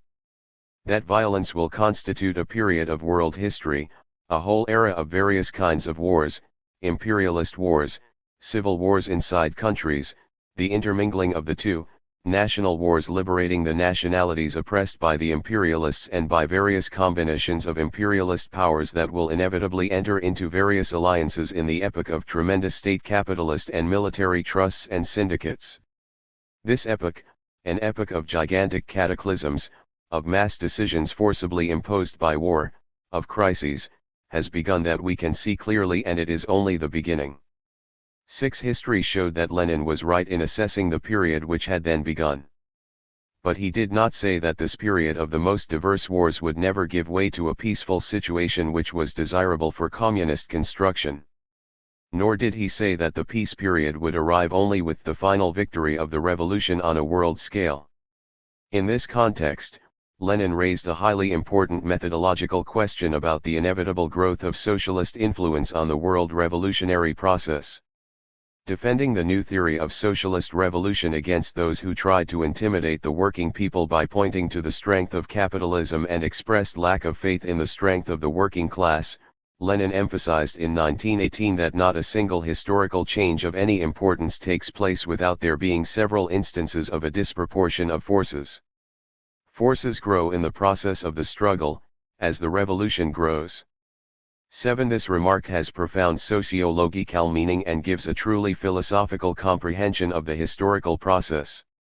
From this Lenin drew far-reaching theoretical conclusions about the growth of the forces of socialism within the country and in the world arena, and its growing influence on every aspect of world history. Lenin's remarkable characteristic of the prospects for the development of the world revolutionary process is given in his preliminary draft theses on the national and the colonial questions. Lenin emphasizes the importance of the period when ever more urgent importance attaches to the task of converting the dictatorship of the proletariat from a national dictatorship into an international one. 8 Consequently, Lenin's analysis clearly brings out two stages in the development of the world revolutionary process after the victory of the socialist revolution in one country and points out their qualitative distinctions. At the first stage, the socialist state finds itself within a hostile capitalist encirclement. At this stage, the dictatorship of the proletariat cannot yet determine world politics. The main task here is to build socialist society in one country with support from the revolutionary forces abroad, above all from the working class in the capitalist countries. In this period, it is necessary to use all foreign policy instruments to prolong the breathing space and all the domestic policy instruments to consolidate and develop the socialist system, to industrialize the country, to secure the victory of socialism in the countryside and to carry out a cultural revolution. The emergence of the first socialist society had a most important impact on the world revolutionary movement. The rise of the revolutionary spirit in the ranks of the working class was expressed in the establishment of communist parties. There appeared the possibility of uniting these emergent parties within the Third International. Lenin gave the following assessment of the situation: the First International laid the foundation of the proletarian, international struggle for socialism. The Second International marked a period in which the soil was prepared for the broad, mass spread of the movement in a number of countries. The Third International has gathered the fruits of the work of the Second International, discarded its opportunist, social chauvinist, bourgeois and petty bourgeois dross, and has begun to implement the dictatorship of the proletariat. 9. Under Lenin's leadership, the Comintern worked out the general line of the communist parties in the new historical conditions taking shape after the Great October Socialist Revolution, helping to clarify the ways of involving the masses of peasants and the oppressed colonial peoples in the struggle against imperialism. Under the impact of the October Revolution, the national liberation movement in the colonies and dependent countries was given a fresh impetus. The historical experience of national liberation and social emancipation of the peoples in the Soviet Union gave that movement ideological and political force. Marxist-Leninist groups and parties were set up in some countries of the East. The Comintern gave them substantial assistance in their activity. Earlier on, Engels had written this about the First International: for 10 years the International dominated one side of European history, the side on which the future lies, and can look back upon its work with pride. 10. The same can be said about the activity of the Third International, with the difference that the aspect of the European history to which the future belonged had become considerably richer. Socialism began to exert its influence not only on European but also on world history. At the second stage, the nature of this influence also underwent a fundamental change. Socialism, now a world system, was capable of exerting a decisive influence on world affairs, as Lenin had anticipated, when he expressed his idea of a proletarian dictatorship in several leading countries, at least, an international dictatorship. In that period, the USSR had become a leading country not only in terms of social system, but also in technico-economic terms.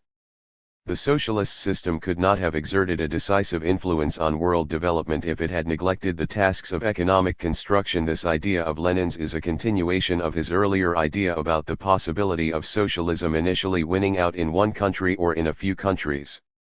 These propositions of Lenin's constitute the most important foundations for the theory of the world revolutionary process.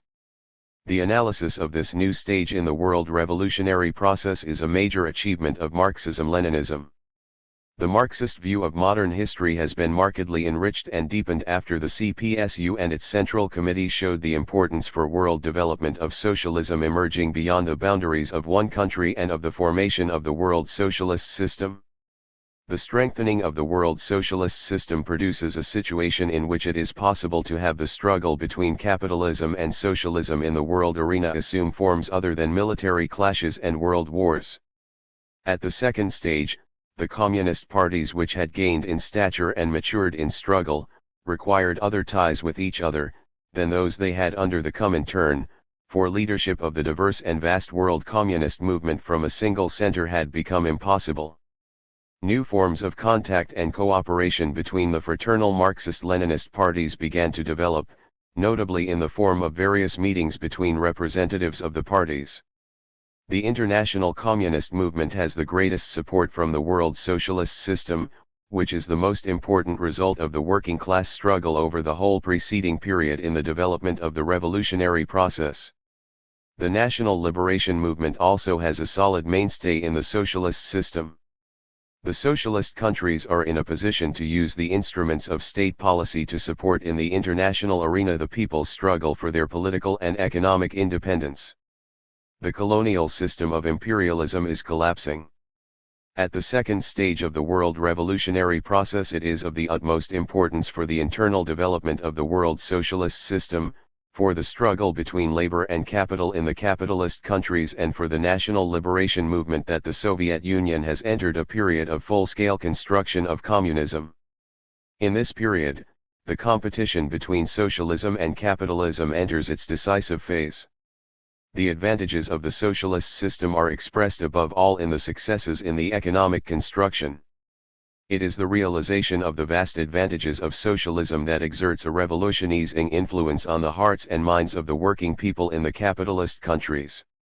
It is not ultra-revolutionary catchwords, but the tireless labor of millions of men and women in material production, which helps to strengthen the common front of socialism and to multiply its strength in the revolutionary struggle of peoples of all countries that helps to lay a sound foundation for the complete victory over capitalism.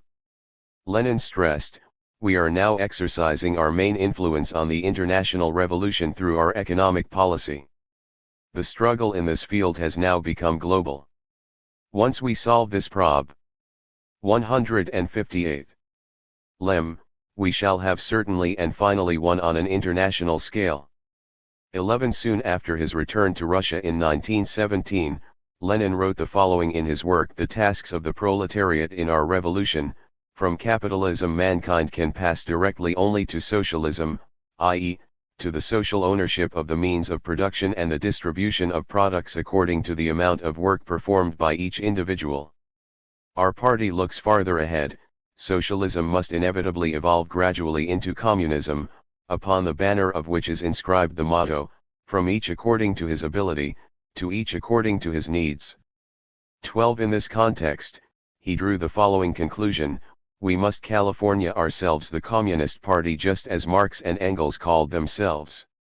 13. When considering the question of changing the party's name in 1918, Lenin stressed that as we begin socialist reforms we must have a clear conception of the goal towards which these reforms are in the final analysis directed, that is, the creation of a communist society that does not limit itself to the expropriation of factories, the land, and the means of production, does not confine itself to strict accounting for, and control of, production and distribution of products, but goes farther towards implementing the principle from each according to his ability, to each according to his needs.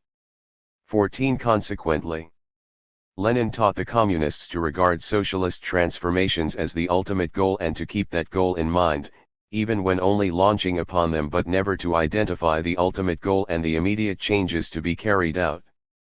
In many of his writings after the October Revolution, Lenin emphasized the difference between the first phase of communism and the second, and the mistake of trying to leap over to the second phase.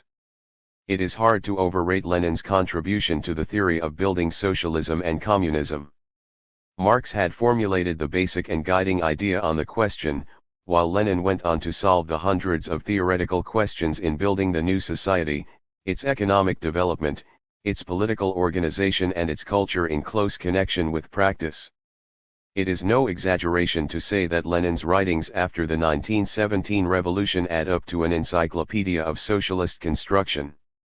Lenin raised the question of the distinction between the first phase of communist society and the second, and considered the conditions for the transition from one to the other even before the October Revolution in his work The State and Revolution, where he stressed that socialist society is a society which is compelled to abolish at first only the injustice of the means of production seized by individuals, and which is unable at once to eliminate the other injustice, which consists in the distribution of consumer goods according to the amount of labor performed. Point 15. That is why Lenin brought out as a key distinctive feature of the social organization of the first phase the fact that there still remains the need for a state, which, while safeguarding the common ownership of the means of production, would safeguard equality in labor and in the distribution of products. Point 16. But as socialist relations were strengthened and advanced, the nature of the state itself tended to change.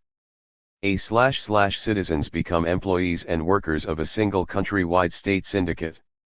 17. From this it follows that the development of the syndicate and its transformation into a state of the whole people is a necessary process. The state will wither away only under full communism.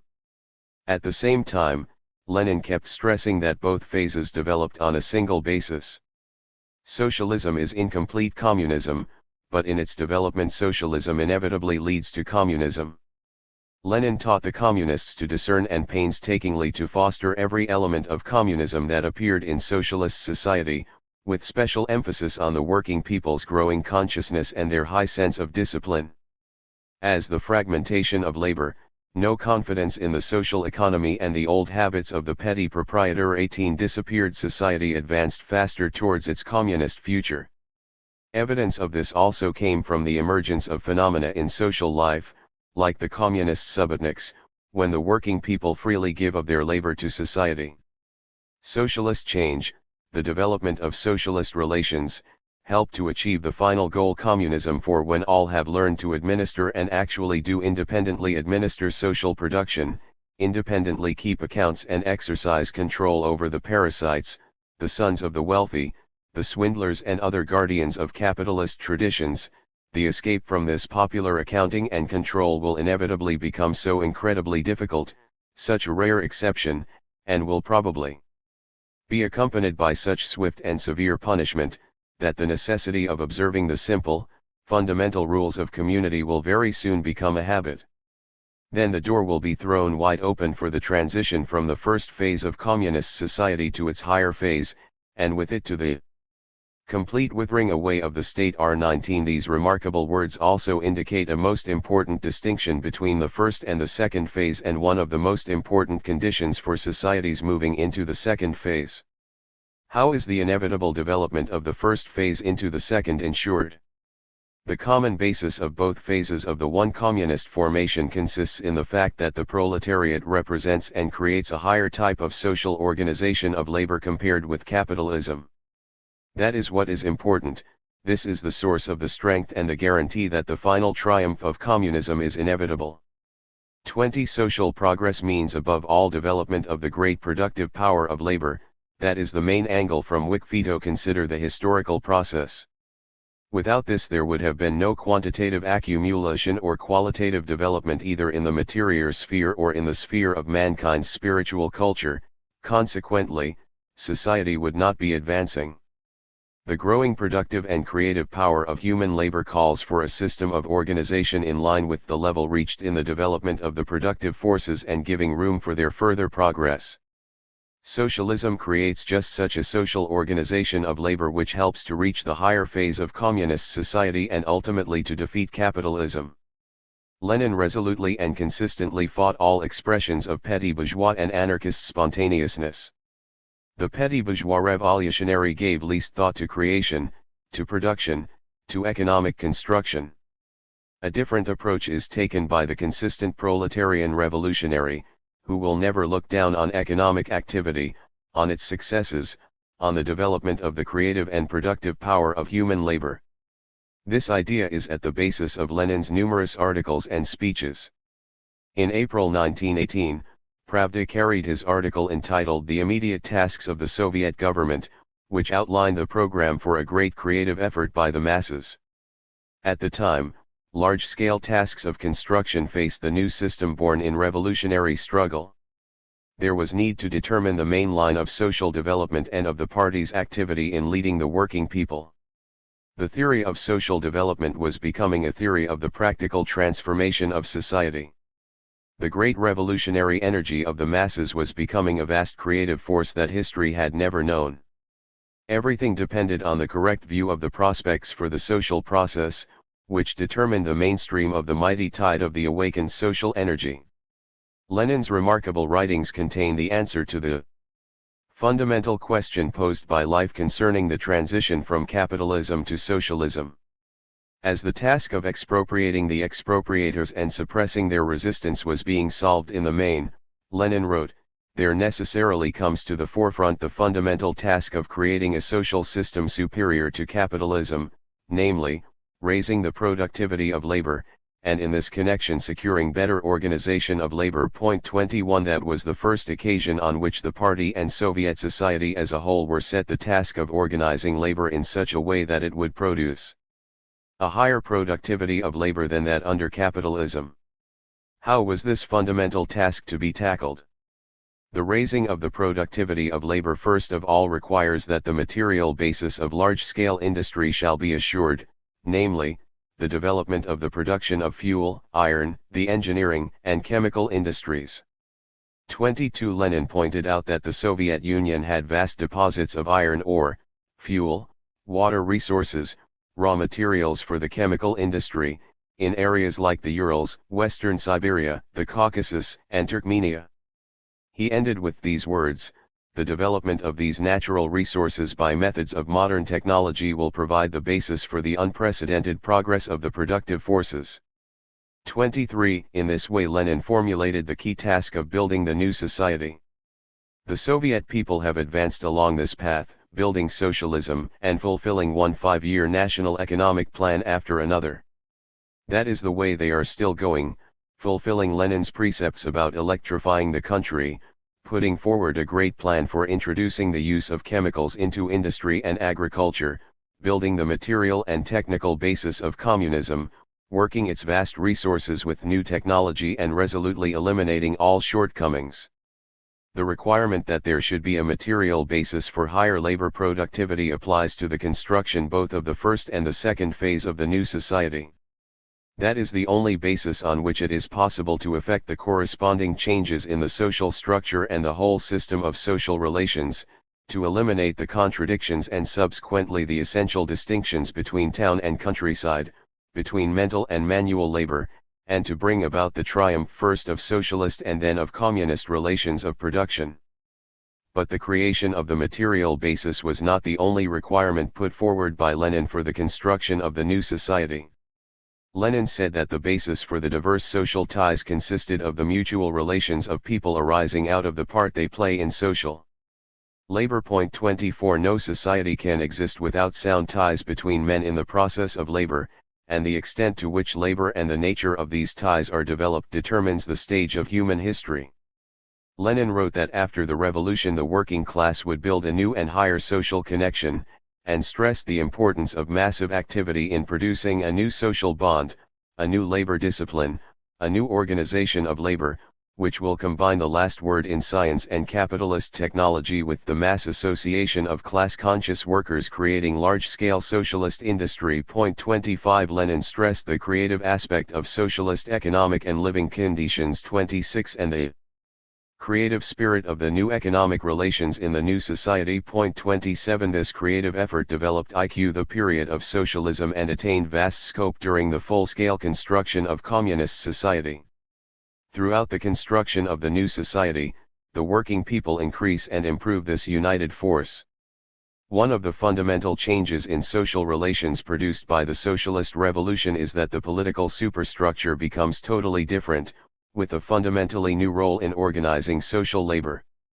The proletarian dictatorship and then the state of the whole people are of tremendous importance in uniting the creative efforts of the working people.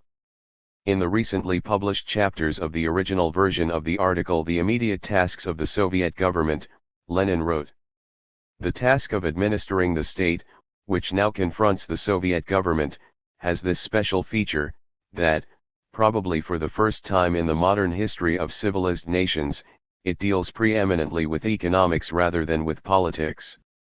Usually the word administration is associated chiefly, if not solely, with political activity. However, the very basis and essence of Soviet power, like that of the transition itself from capitalist to socialist society, lie in the fact that political tasks occupy a subordinate position to economic tasks. 28. The subsequent change in the political organization of society for the purpose of tackling economic tasks in the first place is a characteristic feature of Soviet development. In the course of communist construction, the party boldly tackles important problems in the management of industry, construction, and agriculture. The Marxist theory of social development has demonstrated, contrary to the theories produced by confused men, that the transition to communism would not at all involve a disintegration of society into separate and unconnected cells. On the contrary, in the course of this transition, social ties and all the combined production activity of men are further developed and improved. The progress of the productive power of human labor requires an ever higher level of consciousness and association of the working people equipped with the most advanced technology. This is a most important uniformity underlying the development of the new society. Lenin constantly underlined this fact. Another condition for raising the productivity of labor is, firstly, the raising of the educational and cultural level of the mass of the population. This is now taking place extremely rapidly, a fact which those who are blinded by bourgeois routine are unable to see. They are unable to understand what an urge towards enlightenment and initiative is now developing among the lower ranks of the people thanks to the Soviet form of organization. 29. Lenin used to say that the initiatives which have their beginning at the grassroots are an important condition for higher labor productivity. The Soviet system and the Communist Party have generated a remarkable creative quest among masses of people. The growth of these initiatives in which everyone takes a hand is a law governing the development of socialist society. This is expressed in the rise of scientific theoretical thinking and in the day-to-day performance by the millions of people, above all the leading workers in industry and agriculture. The Soviet people, led by the Communist Party, tackle and solve the most important state problems in every sector of communist construction. Lenin also put forward another requirement for the final victory of the new system over capitalism. He stressed, secondly, a condition for economic revival is the raising of the working people's discipline, their skill, the effectiveness, the intensity of labor and its better organization. 30. When Lenin wrote his article The Immediate Tasks of the Soviet Government, the great struggle for the triumph of proletarian conscious discipline over spontaneous petty bourgeois anarchy had just begun. The struggle to apply a number of the greatest scientific achievements in the field of analyzing mechanical motions during work, the elimination of superfluous and awkward motions, the elaboration of correct methods of work, the introduction of the best system of accounting and control, etc. 31. Lenin initiated the struggle for a high level of organization and harmonious operations in all kinds of work, above all in production, and insisted that the whole of social labor should be organized on strict scientific principles, with an effective system of control involving the greatest possible number of people. The development of the scientific organization of the whole of social labor is an important feature of the advance by socialist society to communism. Lenin constantly stressed the importance of accounting and control under socialism and the vast potentialities of this control when it relied on the working people's initiative. No human society can live or develop without its inherent form of social control required for the observance of laws and rules in this society. Let us note that bourgeois sociologists have written a great deal about social control, but they have always forgotten to say that at every stage in the history of antagonistic formations control has always been exercised over masses of people. The socialist system alone has carried out a first important change by transferring control over the fulfillment of the laws and rules in society into the hands of the people themselves. That is what makes the socialist system so powerful as it develops on its way to communism. Its realization means a further enhancement of the role of consciousness in social development. Lenin held that the Communist Party, embodying the highly conscious proletarian discipline, must be the leading force in the struggle for the new society. Its establishment was the first clear expression of the organizational effort of which the working class is capable. For its part, the Communist Party started large-scale organizational activity in the midst of masses of the working people, rallying them to the banner of Leninism, showing them the prospects for social development and indicating the way to transform these prospects into historic reality.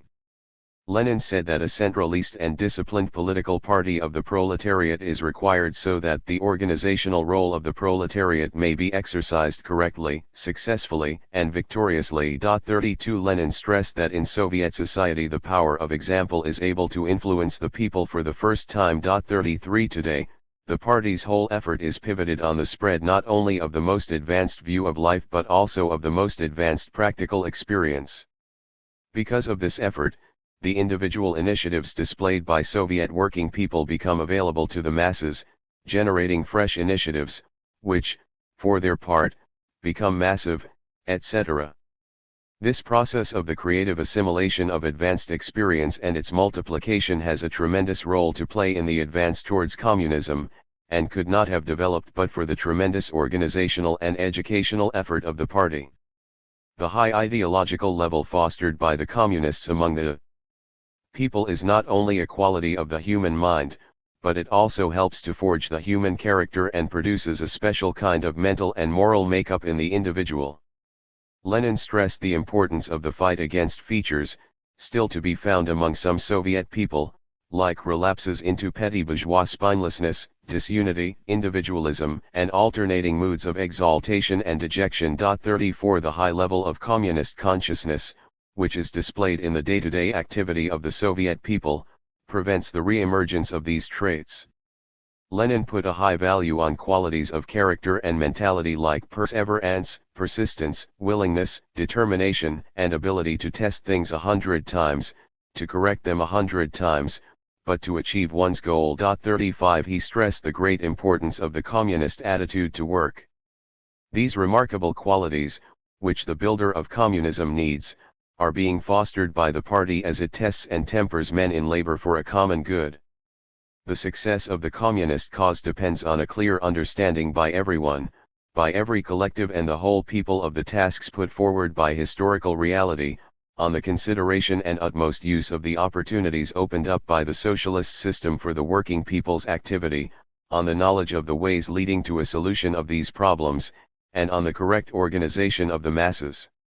That is one of Lenin's most important ideas about building the new society. It is the Communist Party that gives the masses a clear historical prospect and organizes them for their historical activity to bring about the victory of communism. 2 stages in the development of the new social formation. What was Lenin's idea of the main features of the world revolutionary process once socialism had been initially established in one country? Lenin expressed a remarkable idea about the prospects for the development of the world revolutionary process in his preliminary draft theses on the national and the colonial questions, where he brought out the importance of the period in which ever greater urgency attaches to the task of converting the dictatorship of the proletariat from a national dictatorship into an international one. 36 With this transformation Lenin also connected the growing urgency of the struggle against various expressions of petty bourgeois nationalism, which in these conditions becomes especially dangerous, because the transformation of the proletarian dictatorship into an international dictatorship cannot be realized without a struggle against nationalistic narrowness, which tends to slow down the process.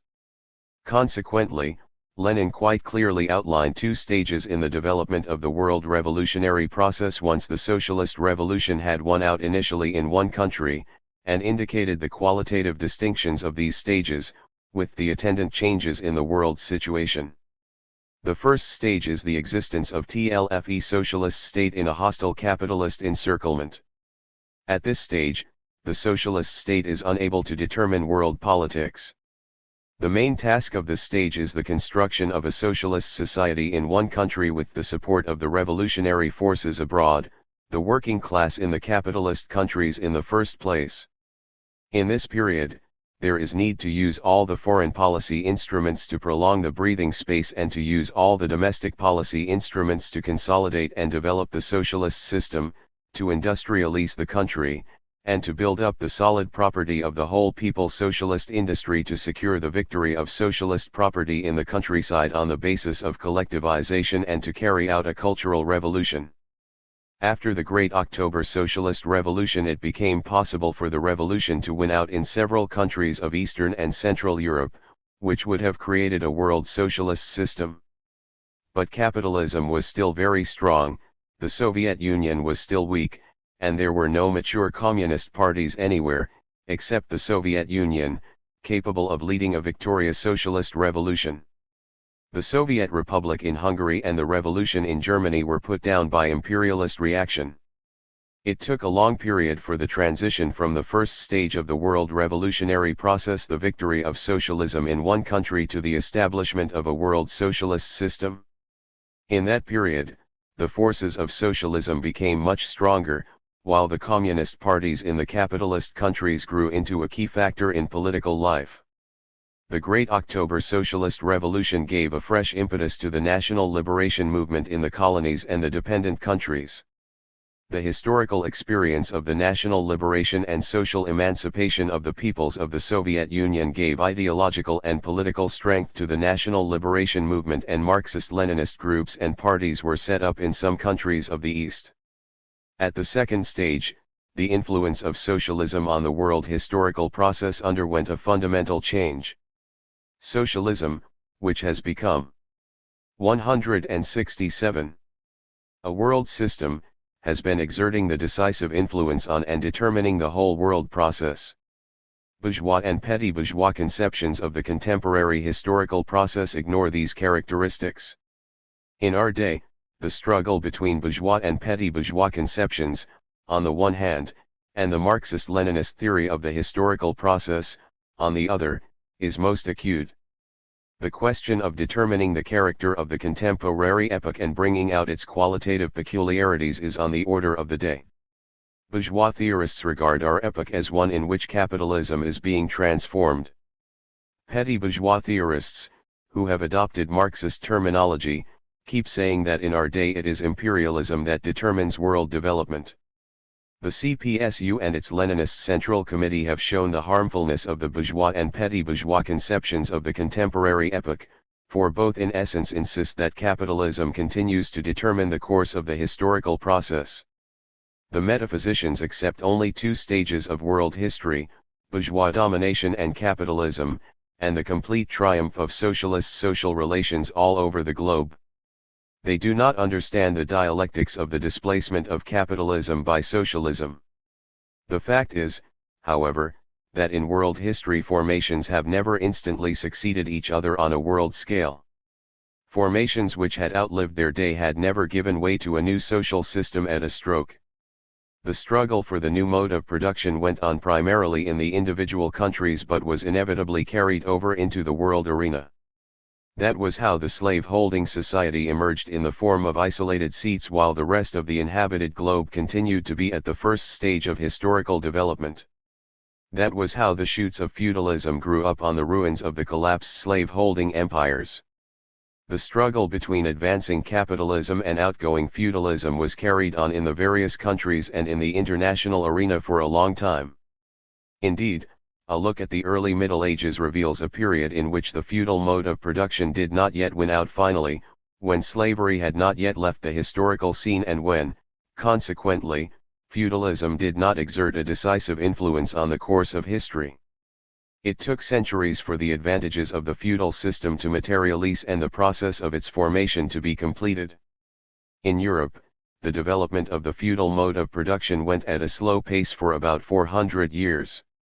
Centuries passed before the feudal estates, with all their advantages and drawbacks, arose. Engels stressed that the social classes of the 9th century had taken shape not in the bog of a declining civilization, but in the travail of a new. 37. This idea of Engels's is of great methodological importance. Of course, the first elements of the new mode of production did appear as the old civilization was being destroyed, but the course of history was still being determined by the old society and its uniformities, and some time had to pass before those of the full-fledged new social system began to determine the whole historical process. That is something bourgeois theorists could not understand for a long time. This applies to Edward Gibbon, one of the founders of bourgeois historical science in the 18th century, who believed that feudalism was the state of the city of Rome during the darkness and confusion of the Middle Ages. 38 Gibbon felt that this whole period was one of destruction and collapse of the old, and he did not see the emergence of a new society in general. But Guizot, a bourgeois historian of the Restoration epoch, modified this conception and concentrated his attention on the emergence of the new. In a preface to an 1828 edition of Gibbon's work, he wrote that the downfall of the Roman Empire showed the dilapidation of the ancient world, the spectacle of its expiring glory and its degenerate morals, the infancy of the modern world, a picture of its early progress, and the new direction imprinted on minds and characters. 39 Guizot quotes a very meaningful line from the French poet Pierre Corneille, who said, "A great destiny begins, a great destiny ends thus." Bourgeois historical science was only gradually edging up to the idea that the emergence and development of the new, feudal mode of production had been a long process abounding in struggle between the old and the new in the world arena. The first bourgeois philosophical conception of the emergence of feudalism merely allowed a period of destruction and disintegration of the old world. Of course, even today, when studying the history of individual societies in isolation, as present-day bourgeois sociology requires, one tends to lose the idea of the world scale, and it is exceedingly difficult to understand the emergence of feudalism, which calls for an analysis of the interaction of societies differing in system in the world arena, the struggle between the old and the new not only within the given society, but also in the international arena, that is, an analysis of world development. From the standpoint of bourgeois sociology, it is also impossible to answer the question when the decisive influence on the whole historical process is exerted not by the uniformities of the declining civilization but of the emergent new society. Still, the length of the transition from the ancient world to the Middle Ages produced in bourgeois historical science many terms and concepts whose content should bring out the distinction between one stage and the other. There was the concept of the early Middle Ages, which was introduced into scientific usage precisely to separate the early stage, when the struggle between the new and the old did not yet result in a flourishing of the new, when the old, disintegrating social system still continued to exert much influence on the historical process. For instance, the so-called Romanization of the society of the Ostrogoths in that period amounted to the integration of the Ostrogoth aristocracy with the Roman slaveholders. The conquest of Italy by the Langobards dealt a heavier blow at the domination of slave-holding relations and at the large landed estates existing on their basis. Let us recall Engels's well-known remark that between the Roman colonists and the new serf there had been the free Frankish peasant. 40 The rural communities which arose throughout Europe, the growing proprietary inequality, the class differentiation and the development of forms of dependence were important aspects of emergent feudalism, but it took centuries for all these processes and phenomena to develop. Bourgeois historiography in the 19th century was unable to analyze this process with its bluntly evolutionary approach. Fustel de Coulanges believed there was nothing but a mere continuity between the institutions of the Roman Empire and the barbarian kingdoms. In a modified version, this theory was later elaborated by the well-known Austrian historian Alphonse Dopsch, who sought to purify the ancient Germanic tribes of any traces of barbarism and primitiveness, and to approximate in every way the social system of the Roman Empire and the barbaric tribes. This straightforward evolutionism was designed to obliterate the qualitative distinctions between the slave-holding system and feudalism, and to eliminate the question of transition from the old formation to the new. Another school of bourgeois historians, emphasizing its understanding of the break in the continuity of historical development, reduced everything to violence and conquest, and depicted the Germanic tribes as some kind of messiah carrying feudalism to Europe. All of this is the fruit of false conceptions in social thinking. Bourgeois social thought met a stumbling block in the problem of periods in history when the emergent regularities of the new social system were yet to determine the course of the historical process, and when, by contrast, the regularities of the outgoing society still continued to be of importance. Of course, even in the early period it is not right to assume that the outgoing system fully retained its erstwhile domination. That is something it had already lost. But the new element making headway did not yet have the prevailing economic, political, and ideological force in the historical process. Of course, from the outset the destiny of the new exerts an influence on the nature and direction of the historical process, but for a long time this new element does not yet exert a decisive influence on all events. A characteristic feature of the world process in high antiquity was that the slave-holding states emerged as islands in a sea of barbaric tribes, which to some extent served as a nutrient medium for the slave-holding states. These tribes became a reservoir of manpower. In the epoch of the early Middle Ages, the balance of forces in the world arena changed, so that the slave-holding empires themselves, already on the decline, fell victim to the raids and conquests of the barbaric tribes. Of course, these empires were subjected to such raids even in the heyday of the slave system, but then the slave-holding mode of production in a given society, despite the upheaval, continued to develop, for the conditions for transition to feudalism had yet to take shape. Students of the ancient world tell us of processes of feudalization in Egypt, after it had been conquered by Libyan tribes, or in Babylon in the period when it was being conquered by the Kassites. But even bourgeois historians do not risk saying that these processes developed and were completed in the ancient world. In the early Middle Ages, the situation was a different one. The slave-holding empires were already too weak to conquer the neighboring tribes, to seize slaves and develop slave-holding relations, as will be seen from Justinian's wars against the barbaric Goth kingdoms and his pragmatic sanctions. Indeed, because of its socio-economic nature the slave-holding empire was no longer interested in a steady influx of fresh masses of slaves. Byzantium was switching to the colon system, as feudal processes developed in it. In this way, wars and seizures ceased to serve the development of the slave-holding system, for they were already serving emergent feudalism. Is it right on this ground to treat the role of war and armed clashes as an absolute, even if only for that epoch of man's history? Of course, it is not right to do so, unless one breaks with Marxism-Leninism and the truth of history. These acute conflicts in the sphere of policy, in the balance of forces in the world arena reflected the processes taking place chiefly in the economy. In this decisive sphere of human activity the old system had already been weakened, while the new system had yet to gain the strength and the stature to secure a complete victory.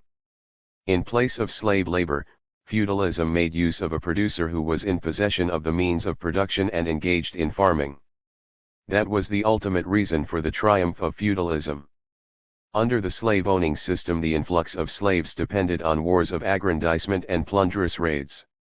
But when debtors were impressed into slavery for 171 their debts, this tended to erode the whole of society and led to its destruction. Feudalism changed these social relations and took society out of the dead end. That is quite obvious, but mankind did not take this path at once. Marx said that serfdom in the early Middle Ages still contained within itself many features of ancient slavery. 41 But the way to new forms of more productive labor was being opened up.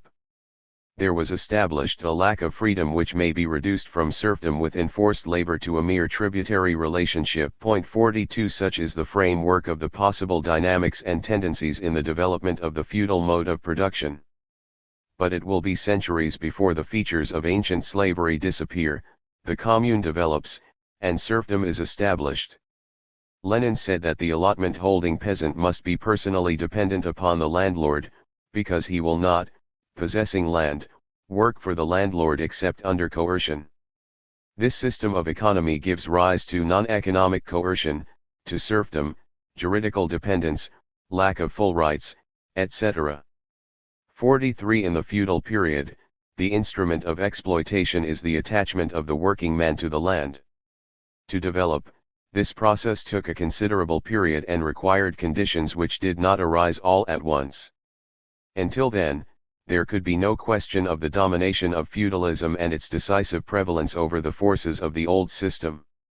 The period required for the maturing of feudalism and for the creation of a prevalence of its forces in the economic and political spheres is not at all a purely European or Western phenomenon.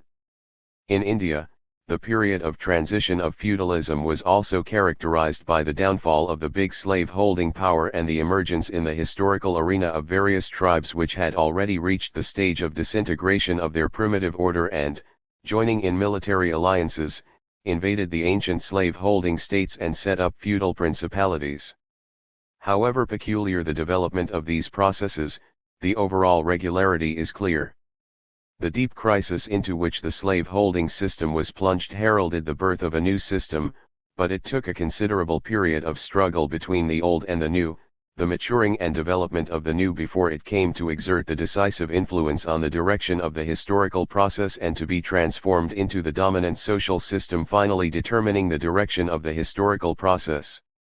The development of feudal relations in China, the profound social upheavals and the downfall of the great Han power, all these are processes occurring over a long period of time. The fact that historians are at odds over the period of China's transition to feudalism is highly indicative. In the early period of feudal relations it is hard to find a definite demarcation line between the old and the new. What is unquestionable is that there is a later line, the post-Han period, which everyone accepts as the period of domination by the feudal mode of production. How the relationships between the tribal world that had come into motion and the ancient society were shaping out, and what impact these relationships had on the development of the feudal system is a special question.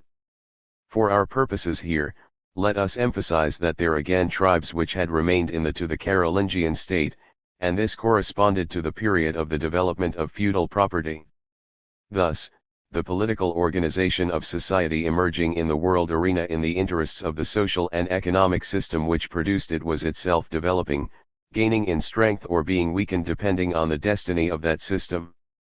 The epoch of transition from feudalism to capitalism, which Marx, Engels, and Lenin studied in depth, shows that for a fairly long time the new and the old social systems existed simultaneously in the world. 173. Arena.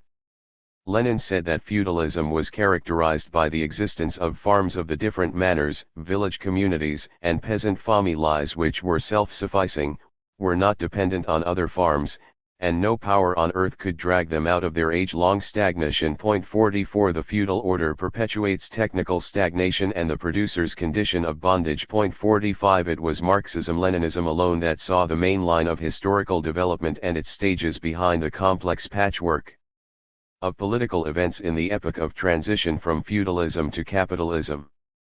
Meanwhile, bourgeois historians had produced many false theories, all of which boiled down to an attempt to obscure the qualitative distinction between capitalism and feudalism, so as to eliminate the question of any leap in the sphere of socio-economic relations. The hardest efforts here were made by the Dopsch school. Making use of some new data and some very old metaphysical and idealistic conceptions of the historical process, this school strove to show that capitalism had existed in Western Europe even at the time of the Carolingians in the form of estate capitalism. There being nothing new under the sun, capitalism was being discovered even in the 8th and 9th centuries. Actually, capitalism emerged very much later, but even then it was not capable of determining the course of world development. Subsequent history shows how and when capitalism came to exert a decisive influence on the whole course of world development and how it became master of the world. This process is based on the development of the capitalist mode of production. The capitalist mode of production took a relatively long time to defeat outgoing feudalism. Marx wrote, "Although we come across the first beginnings of capitalist production as early as the 14th or 15th century, sporadically, in certain towns of the Mediterranean, the capitalistic era dates from the 16th century. 46 But even the 16th century was only the initial stage in the development of the capitalist mode of production. At the time, the feudal absolutist order was established in Europe, and this initially gave some leeway for the development of the capitalist mode of production, but it subsequently became necessary to destroy that order so as to consolidate and establish the domination of capitalism. The following stage in the development of capitalism is one of stubborn struggle against the feudal absolutist forces. The struggle for the victory of capitalism was carried on in the individual countries and in the world arena. The French bourgeois revolution could not have been an isolated phenomenon, but emerged and developed in a definite international situation. The fact that the revolution in France defeated feudalism also enabled it to attack the hostile forces threatening it in the European arena. The struggle against the feudal absolutist forces in the individual countries and in the world arena continued in the 19th century, until the power of the bourgeoisie was finally established, until it gained a full victory and ushered in the period of its domination on a world scale. Thus, world development is the only angle from which the changeover from feudalism to capitalism can be understood. The political struggle in that period was of tremendous importance. In the first place, this was a struggle for state power, which the bourgeoisie sought to wrest from the landowners. Being unable to do this without the help of the people, it sought to rise to power on the shoulders of the peasantry and the plebeian elements of the cities. Because capitalism originates in the entrails of the feudal system, the transformation of the political superstructure is an important requirement at a definite stage, without which it is impossible for the new system further to develop. Feudalism in Europe was dealt one blow after another: the Reformation and the Peasant War in Germany, the Revolution in the Netherlands, the English Revolution and, finally, the Bourgeois Revolution in France. These are characteristic stages in the process of world development, in the course of which the bourgeoisie and the landowners are locked in conflict and also compromise with each other in face of the growing activity of the working people, whose revolutionary scope terrifies the exploiters. What then is the main historical line of capitalist development? What stages has its history gone through? In the history of capitalism, Lenin identified the following main epochs. The first epoch from the Great French Revolution to the Franco-Prussian War is one of the rise of the bourgeoisie, of its triumph, of the bourgeoisie on the upgrade, an epoch of bourgeois democratic movements in general and of bourgeois national movements in particular, an epoch of the rapid breakdown of the obsolete feudal absolutist institutions. The second epoch is that of the full domination and decline of the bourgeoisie, one of transition from its progressive character towards reactionary and even ultra-reactionary finance capital. This is an epoch in which a new class, present-day democracy, is preparing and slowly mustering its forces. The third epoch, which has just set in, places the bourgeoisie in the same position as that in which the feudal lords found themselves during the first epoch. This is the epoch of imperialism and imperialist upheavals, as well as of upheavals stemming from the nature of imperialism.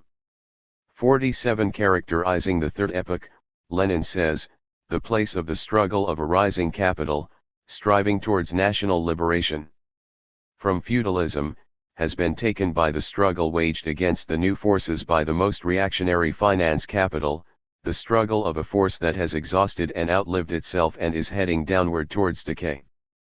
48. The main objective content of the historical phenomena in the course of the first and partially of the second period, according to Lenin, were the convulsions of bourgeois society as it shed various types of feudalism. The bourgeoisie was then the chief class, which was on the upgrade as a result of its participation in those wars. It alone could come out with overwhelming force against the feudal absolutist institutions. That was what determined the character of the epoch. Lenin stressed, at that time there could have been no possibility of really independent action by present-day democracy, action of the kind befitting the epoch of the overmaturity and decay of the bourgeoisie, in a number of leading countries. 49. Thus, at the dawn of the capitalist era, in the 16th to 18th centuries, the new mode of production did not secure a dominant position and did not exert a decisive influence on the course of world development. In the subsequent epoch, which opened after the French Revolution of 1789, capitalism prevailed, but even then there was intense struggle for a rapid breakup and destruction of the feudal absolutist system and for the development, as Lenin put it, of nationally emancipating capital on a world, or rather, on an all-European scale. In that epoch, Lenin said, the mainspring was the movement of the bourgeoisie against the feudal and absolutist forces. 50 These feudal absolutist forces were a drag on the capitalist mode of production and hampered its development. The struggle was carried on within the individual countries and in the world arena, where coalitions and military and political alliances of the feudal absolutist forces continued to operate. Without an analysis of the economic basis of the great changes in the life of the peoples, it is, of course, impossible to understand the political and ideological battles expressing the advent of these changes and showing the intensity of the struggle between the old and the new within the individual countries and in the world arena, that is, reflecting the development of the world process and becoming its manifestation. That is a problem bourgeois social thinkers could not solve.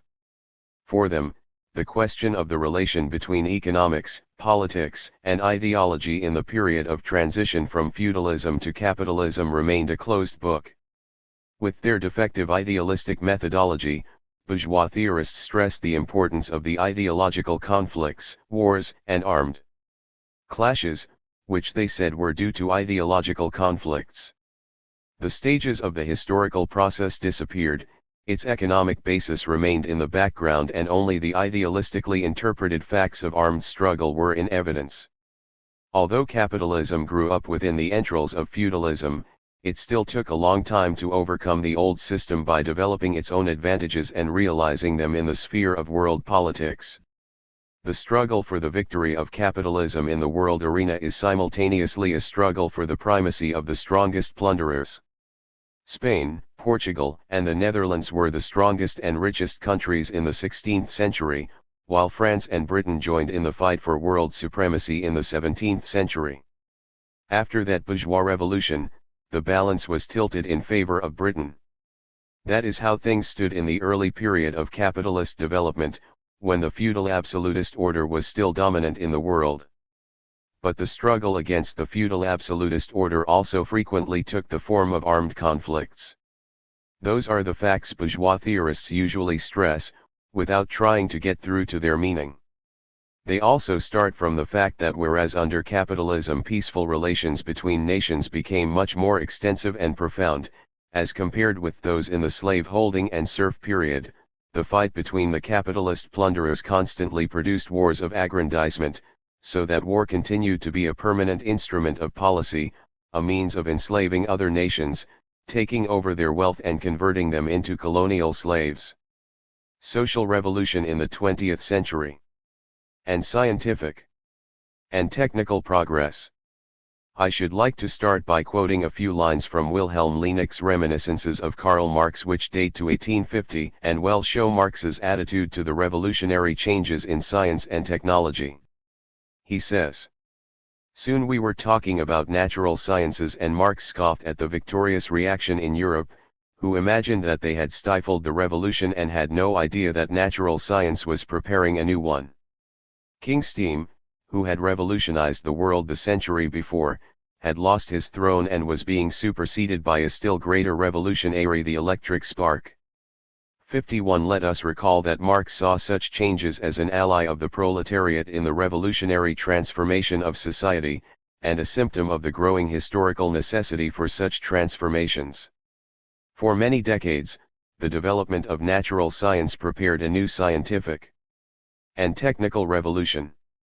First, the power of electricity was to develop to vast proportions, while other branches of natural science were also to prepare for a fresh leap by a series of discoveries.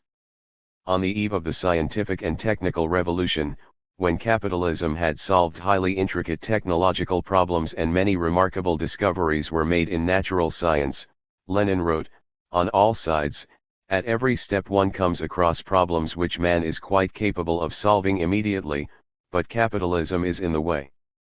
52 years later, Lenin's plan for the electrification of the USSR would be drawn up for the purpose of putting the great revolutionary power of electricity and various other scientific and technical achievements at the service of the victorious socialist revolution. Under the leadership of the CPSU, the Soviet people fulfilled and overfulfilled this plan, and a mighty industrial power, confidently challenging capitalism in the field of science and technology, appeared on the map of the world. The other socialist countries, working to enhance the efficiency of production and secure the ever fuller realization of the advantages of socialism, also became a scientific and technical force to be reckoned with. The socialist countries have set themselves the task of harnessing the scientific and technical revolution and advancing it on the basis of social property. Facts drawn from contemporary history suggest the conclusion that the scientific and technical revolution, as a social phenomenon, is connected with the fundamental contradiction of the modern world, the struggle between the two systems, socialism and capitalism. This struggle is not only a condition of the historical situation in which the scientific and technical revolution has been going forward as an imminent process in the development of science and technology. This historical situation also exerts a definitive influence on the advance of the scientific and technical revolution and the application of its achievements in practice, in the first place. It is hard to say how the scientific and technical revolution would have run if only one system, capitalism in its final stage, that is, imperialism, continued to dominate the globe. The bourgeois press has made no secret of the fact that the mainspring of scientific and technical progress under capitalism today is its fight against the socialist system, when it comes to manifestations of the scientific and technical revolution like space exploration or the latest types of weapons. This question arises: is it right to limit the impact of the struggle between the two systems to the field of technology? Should not the approach be a much broader one? We feel that if the struggle of the two systems is ignored, it is altogether impossible to analyze the scientific and technical revolution correctly as a historical phenomenon. Indeed, there is no justification for artificially separating the scientific and technical revolution from the cardinal issue of present-day world history. It is impossible either to consider or solve the problem in some artificial vacuum. Of course, the scientific and technical revolution has been prepared by the development of a number of sciences, which enable man to use new instruments in harnessing the mighty forces of nature. In its knowledge of natural phenomena, mankind has reached a culminating point at which the possibilities for exerting a conscious influence on the forces of nature are unprecedented in scope. That is undoubtedly so. But this process is a social phenomenon, a fact in the social life of the nations, and that is how it should be considered. If we are truly intent on making a correct study of present-day world history, we all have to learn above all to see its phases and phenomena in the light of the struggle between the two systems. I think that Soviet writers have not yet dealt adequately with, among other things, the influence of the struggle between the two systems on the internal development of capitalism. Of course, capitalism develops in accordance with its own laws, but the struggle between the two social worlds exerts a powerful influence on its development. The capitalist system, deeply involved in this struggle, cannot be understood if it is considered as an isolated system not subject to the influence of the strident requirements of the struggle against a powerful and growing world socialist system. In this connection we could ask the following question: how has it happened that the possibilities for applying scientific and technical achievements in production have been extended within the imperialist system, a decaying system, whose whole economic and political life is oppressed by the monopolies? The Social Democrats and the revisionists keep shouting that capitalism has changed its spots, that it has ceased to be a decaying society and has become a progressive social system. No, monopoly capitalism has not changed. It is the world's situation that has changed.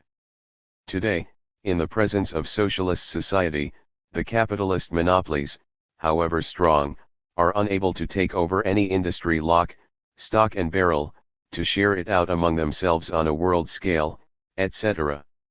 Lenin quoted one bourgeois economist to the effect that at the turn of the century there were few electrical great powers, and that there were no other electrical companies in the world completely independent of them. 53 It is now clear to everyone that the situation today is radically different.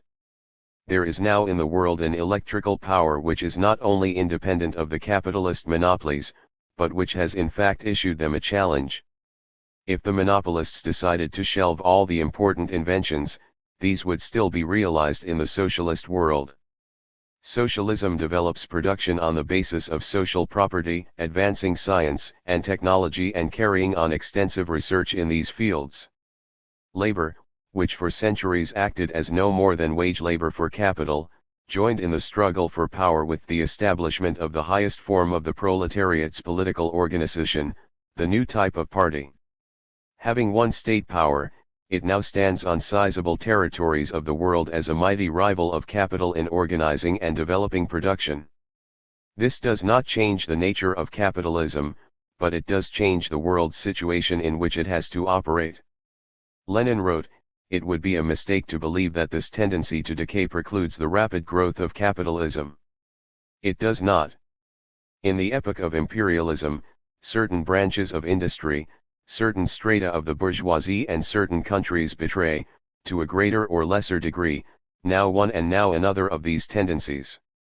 54 With the fierce struggle between the two systems ranging not only over politics and ideology, but also over production, the key sphere of human activity, the monopolies can no longer afford to stem the scientific and technical revolution and block scientific discoveries and technological inventions. The main conclusion this suggests is that the scientific and technical revolution does not damp down or eliminate the struggle between the two systems, as some advocates of the convergence theory claim, allegedly leading to a common type structural development in the two systems until they meet. Actually, the struggle between capitalism and socialism has been gaining in acerbity and depth, because in this sphere capitalism has no intention of surrendering without a fight. Capitalism has certainly been casting about for new means in its fight against socialism by making use of scientific and technical achievements. But what are the long-term prospects for capitalism in realizing these achievements in production? Let us, first of all, note briefly an idea that has been expressed in Marxist writings. It is the influence of the scientific and technical revolution on the basic contradictions of capitalism. The main thing here, I feel, is that mass production based on the latest scientific and technical achievements calls for a high level of organization, efficiency, and continuity. Sooner or later, this requirement runs into contradiction with the blind forces of a convulsive market. The strict logic of technology in production cannot be reconciled with any breaks in its smooth rhythmic flow. The uncontrolled market forces produce impulses which tend to disrupt the smooth rhythm and high organization. Consequently, the scientific and technical revolution is bound increasingly to demand the introduction of socialist relations of production, the establishment of social property, scientific planning, and scientific coordination and cooperation in industry. That is an important aspect of the scientific and technical revolution which bourgeois theorists try to ignore. The scientific and technical revolution, far from abolishing, in effect bears out the Marxist-Leninist thesis that present-day capitalism is ripe for social change, and that imperialism is the eve of the socialist revolution.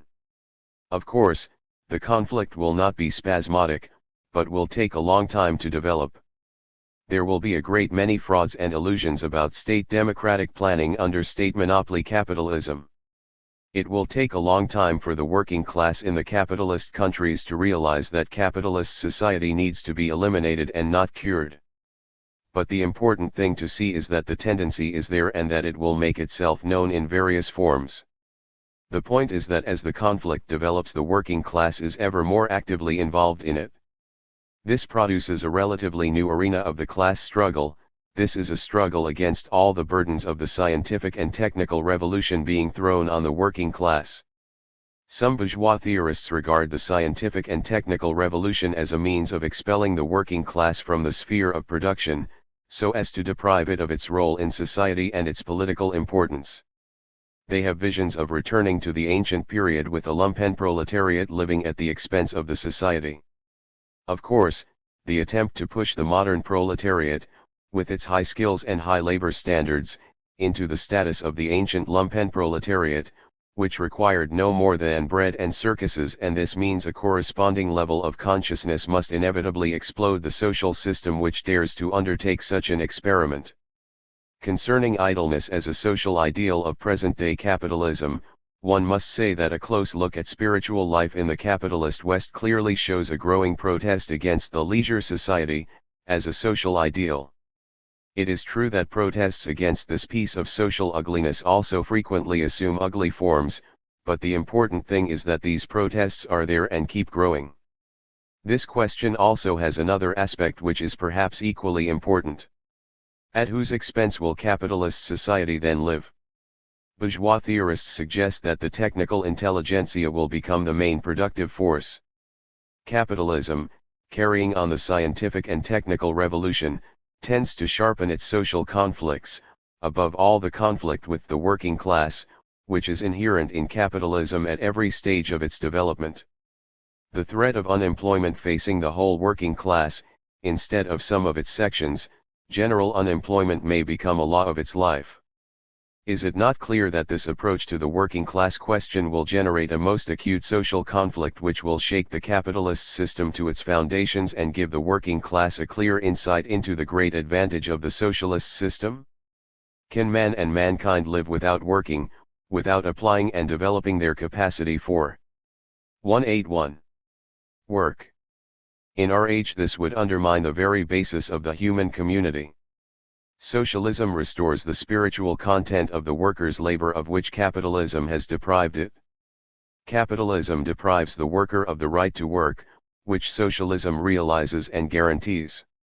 Bourgeois writers have admitted that the capitalists have been slowing down the extensive introduction of automation and remote control because they fear that this would build up a powerful social explosion. There is also another conflict in the making, that between state monopoly capital and the intelligentsia. The recent student protests have made one look closer at the maturing and development of this conflict as well. Even the bourgeois press has said that the substance of these movements is that the intelligentsia, especially the younger generation, has refused to lie in the Procrustean bed into which the monopolies seek to drive it. The inflated hierarchy established by the monopolies at the enterprises and in research institutes does not hold any promise for the young generation in extensively applying their capacities. This is especially true today, under the scientific and technical revolution, when the monopolies seek to convert the generation of young intellectuals into the same kind of cogs in the laboratories and the shops as the workers. This has aroused protests by young intellectuals who are as yet unable to realize and formulate their demands. But I think that this is essentially a struggle for the right to work in accordance with one's capacities, the right to express and develop these capacities in labor. Monopoly capitalism stands in the way. Its leveling bulldozer has not spared those who come from the middle classes either. In this respect, monopoly capitalism once again appears as the eve of the socialist revolution. Petty bourgeois radicalism is an unstable phenomenon. Fascism is known to have succeeded in confusing many petty bourgeois radicals, befogging their minds with diverse types of demagogy and turning them against the working class. Once again attempts are being made to direct petty bourgeois radicalism against the working class. Let us recall, as an example, the theory of Professor Herbert Marcuse. Consequently, the subjective aspect of the matter, the battle of ideas, the struggle for the unity of action by the working class and the non-proletarian sections acquire tremendous importance. In the past few years, the integration of the capitalist system, especially in Western Europe, is a question that has been ever more frequently considered within the context of the scientific and technical revolution. The bourgeois press has suggested that the scientific and technical revolution promotes this integration, leads to ever closer interweaving of the national economies, etc. This tendency cannot be denied, but the form in which it is expressed is typically capitalist. Here everything rests on domination and subjugation, on hegemony, on the allocation of influence by strength, by capital, as Lenin used to say. 182. However, this strength now takes on a different form, being covered with a scientific and technical shell. There is no doubt that the scientific and technical revolution tends to become a component part of world politics and acquire political importance. U.S. monopoly capital seeks to restore its positions in the capitalist world by harnessing the scientific and technical revolution. The bourgeois press has carried reports that there is mounting alarm in Western Europe over the growing US investments in the West European countries, especially over the nature and areas of these investments. Those who invest seek to gain control or dominant positions for US monopoly capital in the new technology areas. A new term, technological colonialism, has even been coined to describe the US attitude to Western Europe. This purpose is also served by the so-called brain drain. Incidentally, even within the capitalist countries, the scientific and technical revolution causes a sharpening of the struggle between the monopolies. The young monopolies frequently carry on a fight against the old ones. Under state monopoly capitalism, this develops into a struggle for the instruments of state power and assumes the form of acute political conflicts and crises. In world politics, monopoly capital has pinned other hopes on the scientific and technical revolution, notably, hopes of re-equipping colonialism. On the one hand, the monopolies assume that the scientific and technical revolution, with its new technology, will markedly ease their dependence on some types of raw materials extracted in countries with a low technical and economic level.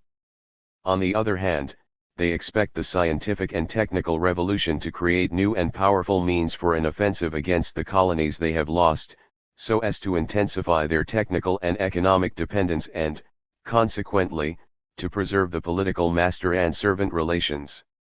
Such are some of the lines along which capitalism has tried to use the scientific and technical revolution. These attempts to bolster the positions of capital ultimately tend to aggravate the contradictions of capitalism, quite apart from the use of science and technology for the arms race, for fabricating mass destruction weapons.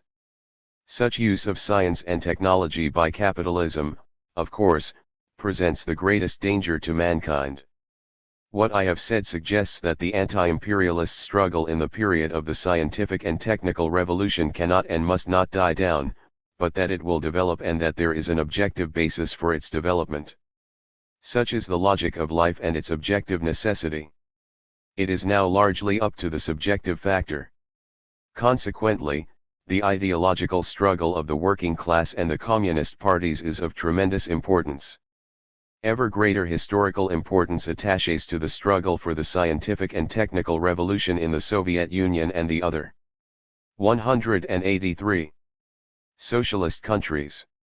Scientific and technical progress in the socialist countries, the extensive application of new technology in production, its growing efficiency, the scientifically grounded management of the economy, and the most effective realization of the vast potential of socialism all add up to an earnest of fresh victories for socialism in the economic, political, and ideological sphere in its struggle against capitalism. That is one of the key questions of world history. The role of the masses in history.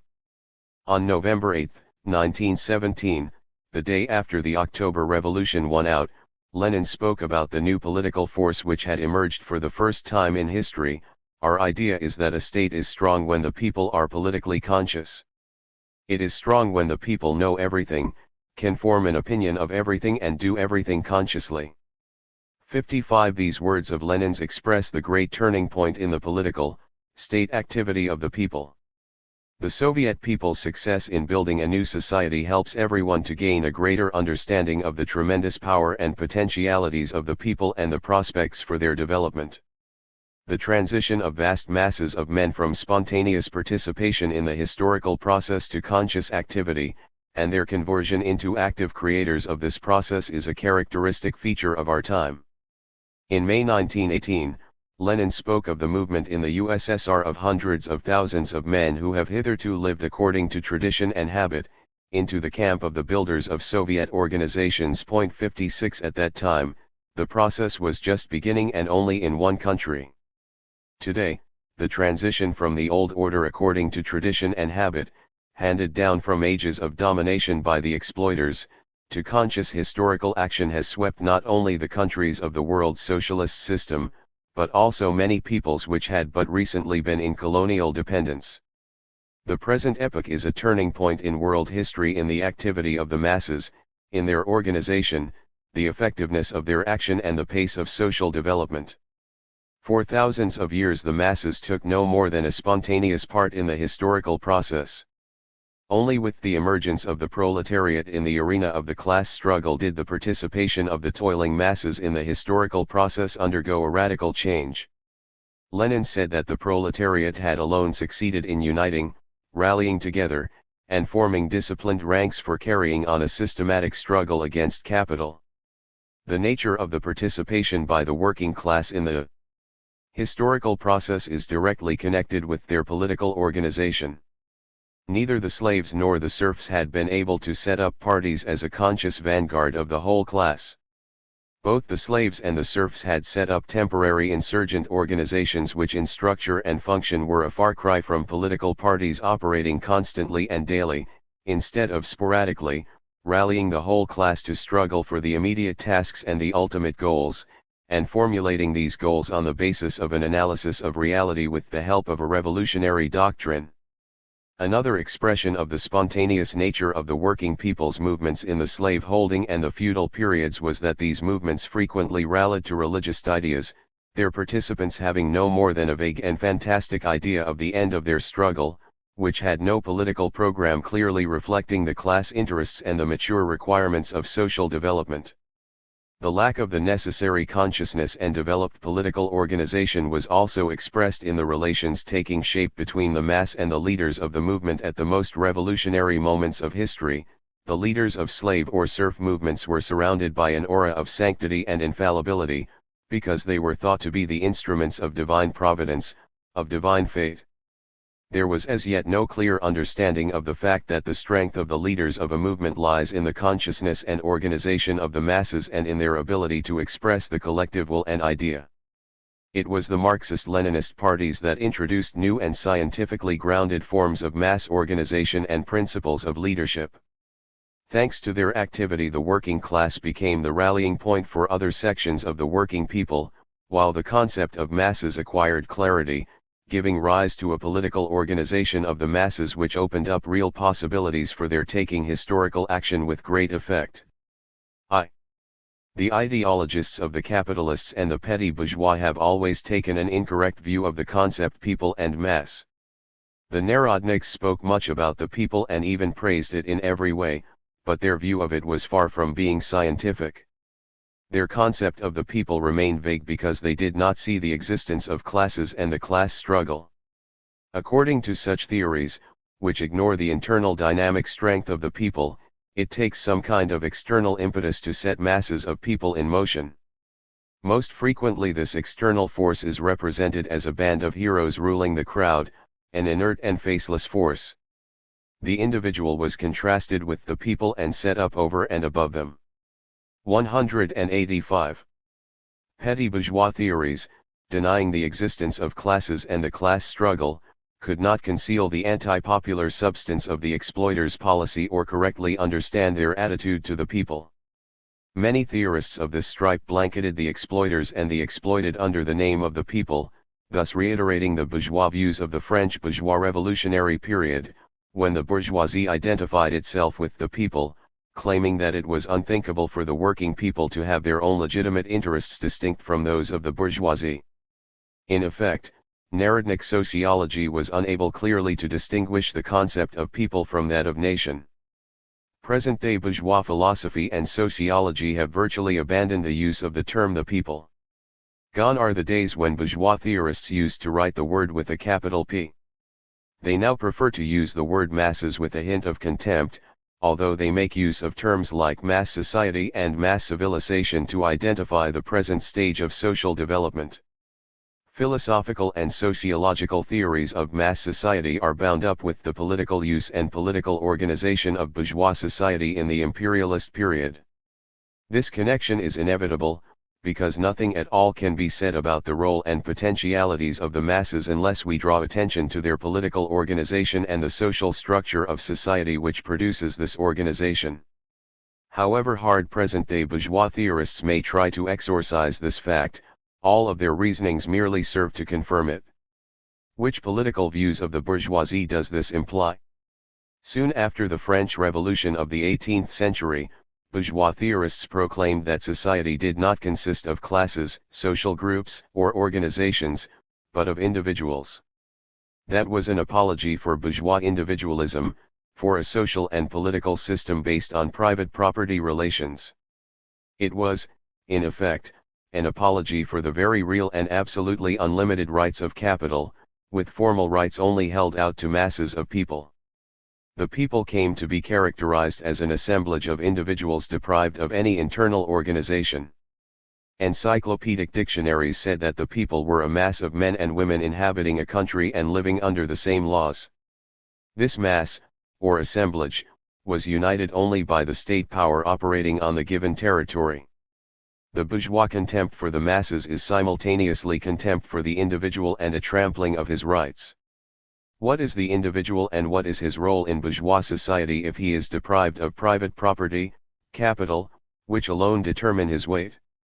The bourgeois view of the masses justifies the rights of the property owner and the deprivation of the poor, who were told that they were themselves to blame for having failed to become someone. The bourgeoisie, with its state power, was not at all inclined to accept the fact that the working man became strong only when he united with his mates in a political organization. In theory and in practice, the 186 bourgeoisie preferred to deal with personified moneybags and a scattered group of individuals, deprived of any strength and organization, lost like grains of sand in the vast dunes known as society. But against the will of the bourgeoisie and under its domination the working class began to organize itself, its consciousness was enhanced, it began a struggle for its rights and for that purpose made use of bourgeois democratic freedoms. As society entered the period of imperialism, monopoly capital launched an offensive against the democratic rights of the people in an effort to establish its complete domination on the political scene. Hundreds of books and articles were written to prove that classes and the class struggle had disappeared, that the process of integration was going forward everywhere, and that society was becoming ever more homogeneous. These were apologetic writings extolling present-day capitalist society, which allegedly has the legitimate right to ban as useless and obsolete political parties of the working class and its democratic organizations. To this very day, writers in the USA who have sold out to the capitalists claim that the trade unions hamper the individuals, while strike breakers champion individual freedom. Theories denigrating the people in every way have become widespread, their authors insisting that homogeneity tended to dissolve the individual in the mass and that the masses in history were the greatest evil, and nothing but a degradation of the human condition. Numerous socio-psychologists of the Freudian school have tried to prove that by their very nature the masses could engage only in the lower forms of spiritual activity, exaggerating in every possible way the role of the unconscious and subconscious elements in the behavior of the masses. Even the British historian Arnold Toynbee, who does not accept Freudian-type socio-psychological attitudes, in his vast work on the philosophy of history at one stroke dissected all civilizations that had ever existed in the world into two social sections, the creative minorities and the uncreative majority. Toynbee holds history to be a largely changing relationship between the inert, uncreative majority and the creative minorities. These reactionary and unscientific views were subsequently spun out in various theories of the elite, which must and does take charge of mankind's history. The purpose of all these bourgeois theories is ultimately to try to keep the masses away from political activity, thereby helping to preserve capitalist relations. The practical and theoretical activity of the Marxist-Leninist parties has been developing in implacable struggle against such views and practices of the bourgeoisie. Marxism-Leninism has given a strictly scientific explanation to the concept of people, for otherwise it is impossible to carry on correct and effective revolutionary activity. Only 187. By separating the concept of people into classes has Marxism produced a truly scientific view of the people, of the masses, as a real force in historical progress. In the first place, it was necessary to bring out the working class, which these theorists had wanted to dissolve in the general concept of people, an extremely vague notion as used by bourgeois and petty bourgeois theorists. That was done by Marx and Engels, who also pointed out that the proletariat was the leader of all the working people in the revolutionary process. Lenin developed the doctrine of the alliance between the working class and the peasantry, of a merger of peasant movement and the struggle of the working class, and of the proletariat's leadership of the revolutionary struggle of the non-proletarian sections of the working people. He elaborated the proposition concerning the fundamental vital interests of the working class and the toiling peasantry, whose alliance alone could and did attract the best men from the intelligentsia and all the healthy elements of the nation. The further development of this alliance and its growing strength and organization determine the future of the historical process. The main thing is that the core of the alliance and its leader, the working class, should be highly organized and capable of giving a lead to all the other, non-proletarian sections of the working people. Such an alliance ensures the victory of the socialist revolution and then the success of socialist construction, in the course of which the other sections of the people draw ever closer to the working class. In this way, the people is increasingly consolidated, acquiring unity and cohesion in the fight against the exploiters and in building the new society. Lenin's ideas were tested in the flames of revolutionary battles. Modern history has shown that it is Lenin's theory that ensures success in practice and makes it possible to pursue a viable and realistic policy capable of fulfilling mature historical tasks. Lenin's predictions have been borne out by the emergence in modern history of massive political forces like the Popular Front. Thus, Marxism-Leninism has alone produced scientific concepts of the people and the masses in place of the old ones which presented the masses as something quite amorphous and deprived of inner social and political organization. The people, that is, the working class, rallying the peasant masses and the non-proletarian sections of the working people round it, is a great social force capable of changing the whole social system. Such is the incontestable conclusion of history. What is more, it is the most characteristic feature of the whole content of the present-day historical process, which is determined by the growing active and conscious participation of masses of people. The higher forms of such participation exert an influence on the other elements of the historical process. That is why the transformation of the CPSU into a party of the whole people, and of the Soviet state into a state of the whole people, together with the 188 real successes scored by the Soviet people, which show how effective the participation of the masses is in fulfilling the tasks of social development, are of great importance that transcends the boundaries of the USSR. 2. The organization of the people as a conscious social force is a most important historical task today. This task is being fulfilled by the Working Class Party, which is structured on the organizational principles of Leninism and which is guided by revolutionary theory. Its most important principle is that the Marxist-Leninist Party carries on its work in the masses, involving all the best forces without any exception, at every step verifying carefully and objectively whether contact with the masses is being maintained and whether it is a live contact. In this way, and only in this way, does the advanced contingent train and enlighten the masses, expressing their interests, teaching them organization and directing all the activities of the masses along the path of conscious class politics. 57. The party teaches the masses to organize, for that is the only way to express their conscious strength. The party educates and enlightens the masses, carrying on its organizational work in their midst, and expressing in its activity the interests of the working people and the urgent requirements of social development. Therein lies the great strength of the party, whose emergence and development works a change in the whole course of world history and in the participation of the masses in the historical process. Once the power of the exploiters has been destroyed, the people, united by the working class, displays its mighty creative forces to the full. The Working Class Party organizes and directs the construction of the new society, and its constant and living bonds with the masses are of tremendous importance.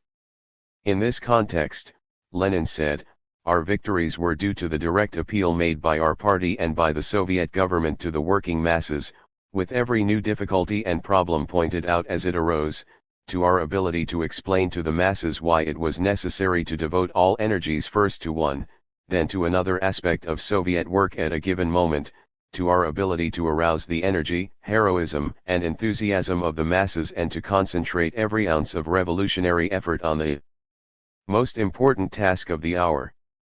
58. There Lenin reiterated his idea about the strength of the Soviet state, something he had said on November 8, 1917.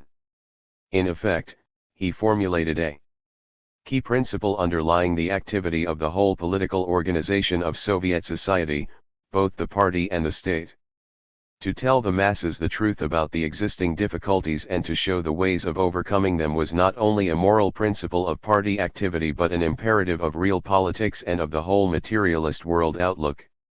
Fulfillment of this requirement multiplied the strength of historical action by the masses. That is why the party attaches such importance to this requirement, and condemns boasting, idle talk, and administration by fiat. It is quite obvious that without a profound scientific analysis of the urgent tasks of social development the party cannot explain to the masses why and how this task can be solved, and cannot organize or direct the revolutionary efforts of the masses. The party's whole policy is based on a study of the objective course of development. It is also necessary to have a profound knowledge of the moods prevailing among the masses, to be able to approach the mass and to win its absolute confidence for the party, which expresses its interests and aims, in tackling any important tasks. Summing up the experience of guiding the masses in Soviet society, Lenin put forward the following principles. Bonds with the mass. Living in its midst. Knowing its mood. Knowing everything. Understanding the mass. The right approach. Winning its absolute confidence. The leaders not losing touch with the masses they lead, the vanguard with the whole army of labor. No flattering of the mass, no losing of contact with the mass. 59 Guided by these principles, the party has won the greatest confidence of the people.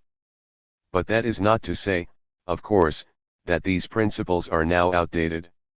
Their constant implementation and the further strengthening and extension of ties with the masses help the party to attain to a more profound scientific analysis of the mature tasks and to formulate the methods for fulfilling them.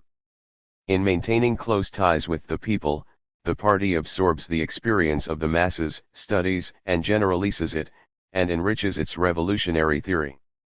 In his speech at the First Congress of Economic Councils, Lenin gave a clear characteristic of the role of mass experience in building the new society. He said that scientific analysis of capitalist society helped to bring out the tendency of its development and 59 V.I. Lenin, Collected Works, Volume 44, p. 497-98. 190. The historical inevitability of the swing away from the domination of private property to the domination of social property. In this way, theoretical analysis had helped to determine the main line of social transformation. Lenin added, "We knew this when we took power for the purpose of proceeding with socialist reorganization, but we could not know the forms of transformation, or the rate of development of the concrete reorganization." 60. What is the source of the party's knowledge of the concrete forms of transformation and the realistic rates of this process as it directs the greatest reorganization of society? Lenin's answer is quite clear: collective experience. The experience of millions can alone give us decisive guidance in this respect, precisely because, for our task, for the task of building socialism, the experience of the hundreds and hundreds of thousands of those upper sections which have made history up to now in feudal society and in capitalist society is insufficient. 61. The task of building a new society requires the involvement of the whole mass of working people in construction, for this alone will produce effective results and enrich experience. In those conditions, the role of the creative principle inevitably grows and the role of the Marxist-Leninist party is enhanced and complexified. It has to make a scientific generalization of the experience to select from it what is most important for historical progress, everything that most deeply expresses the requirements of social development and its fundamental line. The party's task is to awaken the creative energy of the masses and to channel it into the solution of urgent problems. That is why the party so resolutely condemns any neglect of mass experience and any hasty recommendations which fly in the face of practical experience. The party's great organizational effort among the Soviet people is complex because the solution of the tasks of building a new society requires that the masses should be so organized as to provide that every person fits into his proper place. 62 History operates with great numbers and calls for masses running to many millions. But that does not mean that the mass is faceless and that it does not consist of individuals. On the contrary, every individual who is a part of the mass must be an active conscious builder, for this multiplies the creative energy of the masses in every sphere of social life. The party insists that the legitimate interest of every working person should be constantly reckoned with, so that his material incentives to work should not be reduced but increased. At the same time, a key aspect of the party's activity in rallying the working people is to foster a sense of the common cause, which creates bonds between all members of society, a sense of the common interest, without whose satisfaction it is impossible to satisfy the personal interests of every working person. The party expresses the social interest, the common cause of the whole working people building the new society. The same purpose is served by the state organization of the new society. The Soviets are a form of involving the masses in state construction, having sprung from revolutionary experience of the masses and helping to accumulate and enrich it. The trade unions, the young people's organizations and the farming cooperative movement have much experience in mass creative effort. But without the organizing and leading role of the party in the very midst of the masses, their experience would not have developed on that historic scale. A specific feature of the activity of a political organization like the party is that it exerts an influence on the masses not by administrative measures but carries its ideas and its advanced theory into the mind of every working person by involving him in active conscious work. In revolutionary activity, the changing of oneself coincides with the changing of circumstances. 63, which means that in the course of man's revolutionary activity he ceases to regard social conditions as being immutable, as being predetermined by blind fate. This also means that man comes to realize that his social activity and the real possibilities for changing the existing situation are objectively determined, instead of engaging in illusions and fantasies. The CPSU fosters among the working people a correct notion of man's social activity, of the role of the subjective factor and objective reality. Accordingly, its policy includes two key elements: scientific analysis of the regularities and tendencies of social development, and generalization of the conclusions which natural science makes it possible to apply to production and the development of social labor. The knowledge of nature and of society is blended in a scientific basis for the historical activity of the masses, promoting progressive social development. The party's main requirement is that every task in the activity of the masses should be scientifically substantiated, and it resolutely condemns any departure from this principle and all empty and meaningless statements. That is the only way to make the whole effort in building the new society practical and efficient. The historical change in the nature of the activity of the masses and in their thinking is expressed above all in their attitude to production. The attitude to production fostered in the minds of men over the centuries dominated by private property suggests that it is the business of the individual to secure his food and clothing. At first, there was almost no difference between my business and interest, and the common business and interest. The contradiction between the individual and the social interest emerged with the disintegration of primitive society and the appearance of classes and private property. With the disintegration of the commune in slave-holding society, the new attitudes already made themselves felt and continued to develop in the feudal period, reaching their peak under capitalism. In spontaneously developing society, man's own activity appears to him as an alien and countervailing force which oppresses him. Attitude to work, to the labor process and production is a key aspect in the development of social consciousness and individual consciousness. Only with the emergence of the new society, as socialist consciousness combats the bourgeois anarchist approach, does man's distorted attitude to production begin to disappear, together with the habit of regarding the effort to secure food and clothing as a private matter. In place of the social connection in production which expressed the employer's self-seeking interest, men structured their social relations on new lines. The accursed past, personal interest, Marx said, reduced man's requirements to possession, although appropriation is not in any sense a universal expression of human interest. He wrote, "Private property has made us so stupid and one-sided that an object is only ours when we have it. In the place of all these physical and mental senses there has therefore come the sheer estrangement of all these senses, the sense of having 64. This, says Marx, leads to an absolute impoverishment of the individual. Even the need of other men, beginning from the slave-holding period, is converted into an urge to take possession of the other man. Imperialism has almost entirely deprived production, labor, the key sphere of human activity, of its spiritual content, and has reduced the working man to the status of an appendage of the machine. Specialists in industrial sociology have said a great deal about the despiritualization of labor, an insoluble problem under capitalism and its crime before mankind. By depriving the working man of the joy of creative work, capitalism seeks to convert him into a soulless automaton producing surplus value. In socialist society, labor has been released from the fetters of exploitation and private property greed and has become a great force in the development of the people themselves. That is why the solution of the problems arising in the correct organization of social labor is of primary importance in the USSR. That is why the CPSU devotes so much attention to these matters. The main requirement in organizing social labor in the period of communist construction is that every working person should display initiative and new ideas in his work, for this results in profound changes in man's mentality and helps to develop his capacities and requirements. The best minds have always wanted work to be an endeavor giving scope to the development and application of human capacities and satisfying their growing requirements. Over thousands of years in the course of world history, work did not meet the necessary requirements of social justice. Following a fundamental revolution in the social system, with the triumph of the socialist revolution, labor, free from the fetters of exploitation, enables man to apply and improve his capacities. That is what makes the new society so strong. The party's policy is to build up and multiply this strength. The construction of the new society signifies a fundamental change above all in production, the most important sphere of the activity of the masses, and in their attitude to work.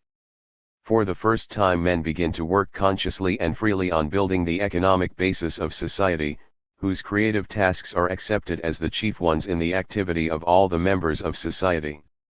The CPSU helps to realize the greatest historical mission, by setting up big and small well-knit collectives within society and transforming all working people, the whole of society, into one vast, conscious, and creative collective, a solidly united people building a new life and performing a titanic patriotic achievement. 4. It took ages for the three spheres of human activity production, the socio-political sphere and the ideological sphere, to be differentiated and developed. More centuries passed before the working people eliminated by their struggle man's exploitation of man, the main barrier in the development of these three spheres of massive activity. Socialist society opens up the vast social potentials latent in men and shows the real possibilities for pooling their efforts in transforming nature and perfecting social relations and men themselves. It fills labor with a high spiritual content and bridges the gap between production and the socio-political sphere. Production tasks become the political tasks of the masses, and the whole of social activity is aimed above all at ensuring the development of production.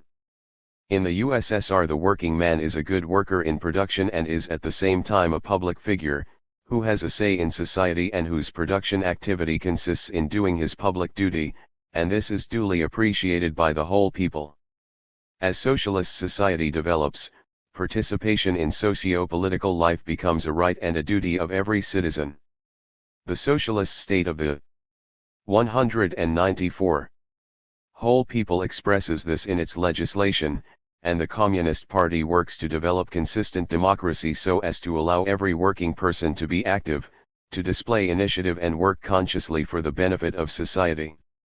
That is what marks the start of a new stage in man's socio-political activity, which transforms his own nature as well. With the development of socialist society, Marxist ideology becomes the ideology of the masses, so working a radical change in man's spiritual activity.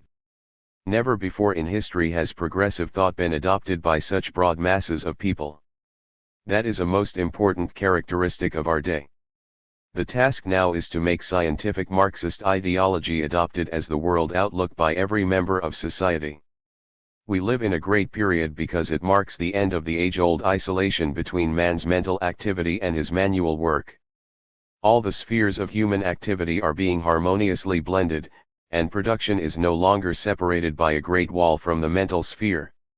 On the contrary, it requires of men a high level of intellectual activity, knowledge, a wealth of spiritual power, including a high moral standard. Nor is socio-political activity separated from production or farmed out to a privileged minority. It belongs to the whole people, to the state of the whole people, and to the Communist Party. Socio-political activity is closely bound up with every aspect of spiritual activity, because in socialist society all its forms amount to serving the people and doing one's social and civic duty. The party works to raise the level of massive activity, in a titanic endeavor in the midst of the masses, in every collective, seeking to involve every working person. What is the state of these three spheres of massive activity in present-day capitalist society? I have already said that bourgeois theorists themselves admit that production and labor are being despiritualist. Whenever imperialism manages to add depoliticization of social life to the despiritualization of labor, it does so to the utmost extent, and that is a vivid expression of the stagnation of capitalism. Bourgeois sociologists have written a great many books about the depoliticization of present-day capitalist society, especially in the USA. They give figures to show that citizens stay away from the polling booths, while the public opinion polls show a decline of interest in political affairs. What they fail to say is why this is so. But the causes and those to blame are easily identified. When the political arena is entirely occupied by two powerful concerns, by two parties, as it is in the USA, and when the working people are invited from time to choose between these concerns, whose basic programs do not differ from each other, how can the masses be active? Everywhere the monopolies seek to convert the country's political life into a bog and to oust all the democratic forces on the political arena. In these conditions the sphere of the spiritual activity of the masses contracts in an ugly way. Unless man is aware of his social ties and the urgent tasks of social development, his spiritual world is poor and inadequate. It remains for him to live in a world of illusion because the incentives coming from social life or man's mental activity are weakened. In the sphere of spiritual activity it becomes ever more evident that the framework of reality in which man lives is extremely limited by his personal and everyday interests, which are not realized as being a part of an intense and full-blooded social life. In these conditions, the impulses to consideration of the great problems in human life inevitably tend to weaken. The communist and workers' parties in the capitalist countries have a great historical mission to perform. They express and multiply the strength of the tendencies amid the forces acting for an awakening of the masses for great creative activity. The revolutionary energy of the masses and their activity in the socio-political sphere in exploitative society are aimed to destroy its foundations and to create the prerequisites for a grand creative effort in the subsequent period. That is the aim of the organizational and educational activity of the Marxist-Leninist parties in capitalist society, and that is the substance of the socio-political activity of the masses under capitalism. Under the leadership of the Marxist-Leninist parties, the working class has been fighting against all the barriers set up by the exploitative system in the way of the creative initiative of the masses and seeks to awaken them to political activity. The communists in the capitalist countries rely on the successes scored by the CPSU, directing the vast creative activity of the masses, and by the other fraternal parties in the socialist states. More and more democratic forces and intellectuals, including those who are not yet aware of the fact that it is the communist movement that has awakened them and has impelled them to start their first and difficult search for the truth, have been following the communists in the capitalist countries. The democratic elements cannot develop and become an impressive force in the social life of the developed capitalist countries without a strong communist party. Such is the logic of history. The political organization of the working class, and the rallying round it of all the working people, together with the extension and deepening of the Communist Party's activity and the spread of their influence on all the democratic forces, make up an important element of present-day world history. The world communist movement directs the class economic, political, and ideological struggle of the masses for the achievement of the same goal, socialism and communism, so tackling an urgent task in social development.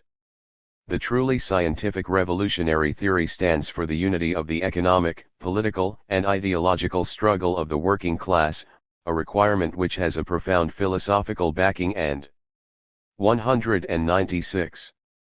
Whose fulfillment introduces consciousness into every sphere of the working people's activity.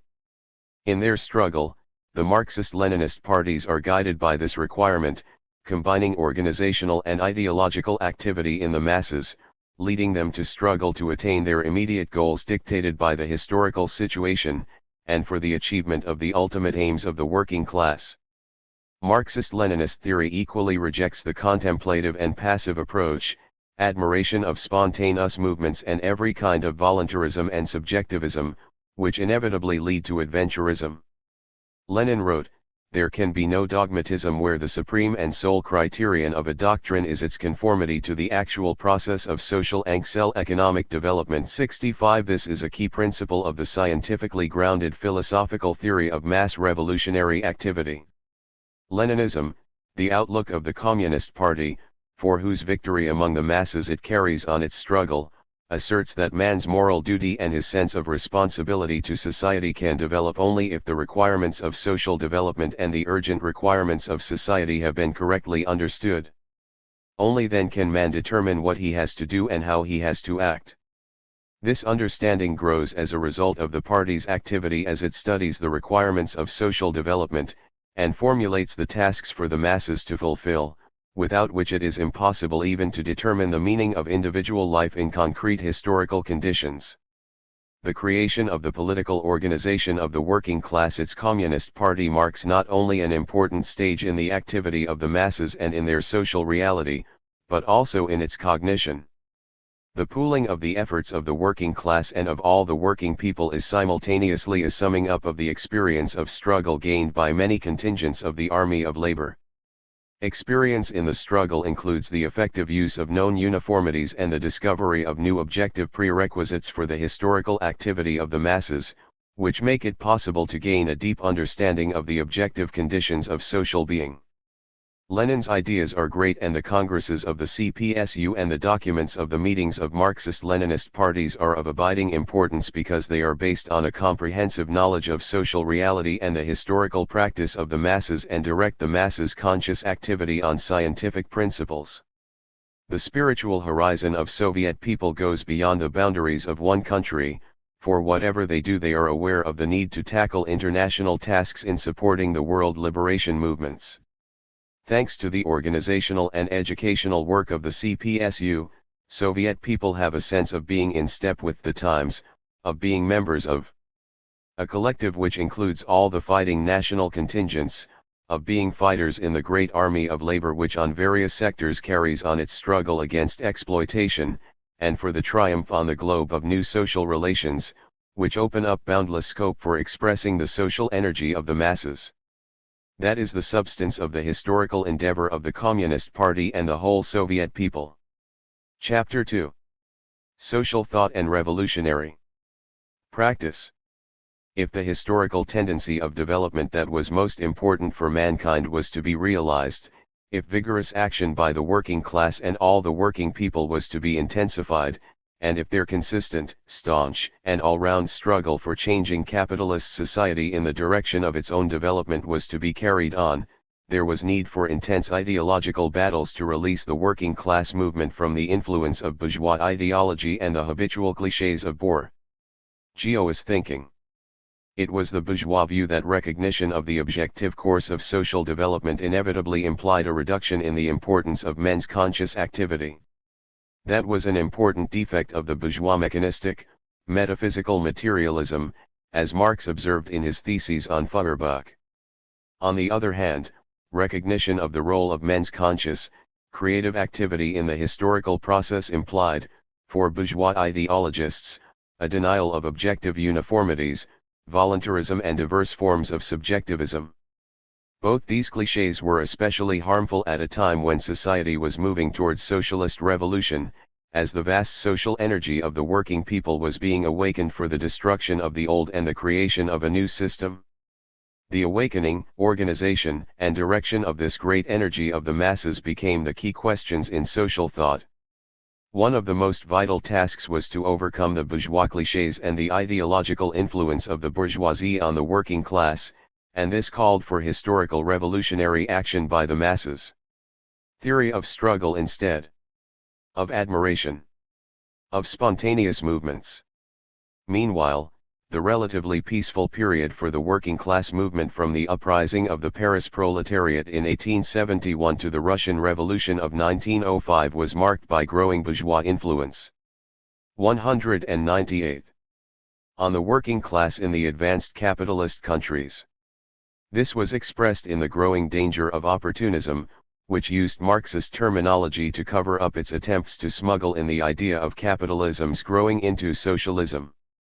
The German bourgeois professor Werner Sombart characterized the state of social thought and social movement by the turn of the century, following the death of Friedrich Engels, as follows: the social movement, and I find this point to be the most important and significant aspect of this whole change, has become above all evolutionist, to use once again a well-known expression for the sake of brevity, the revolutionism, which had ruled undivided up to then, that is, the idea that revolution could be made, was principle abandoned.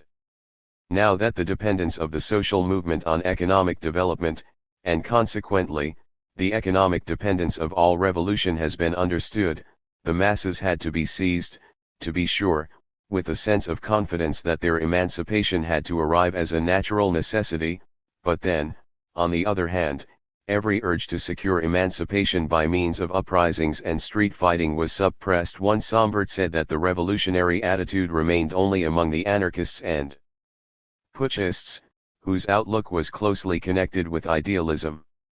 Actually, however, with the domination of opportunism, the anarchists and leftist phrasemongers claimed a monopoly of revolutionary activity and sought to present adventurism and voluntarism as revolutionism.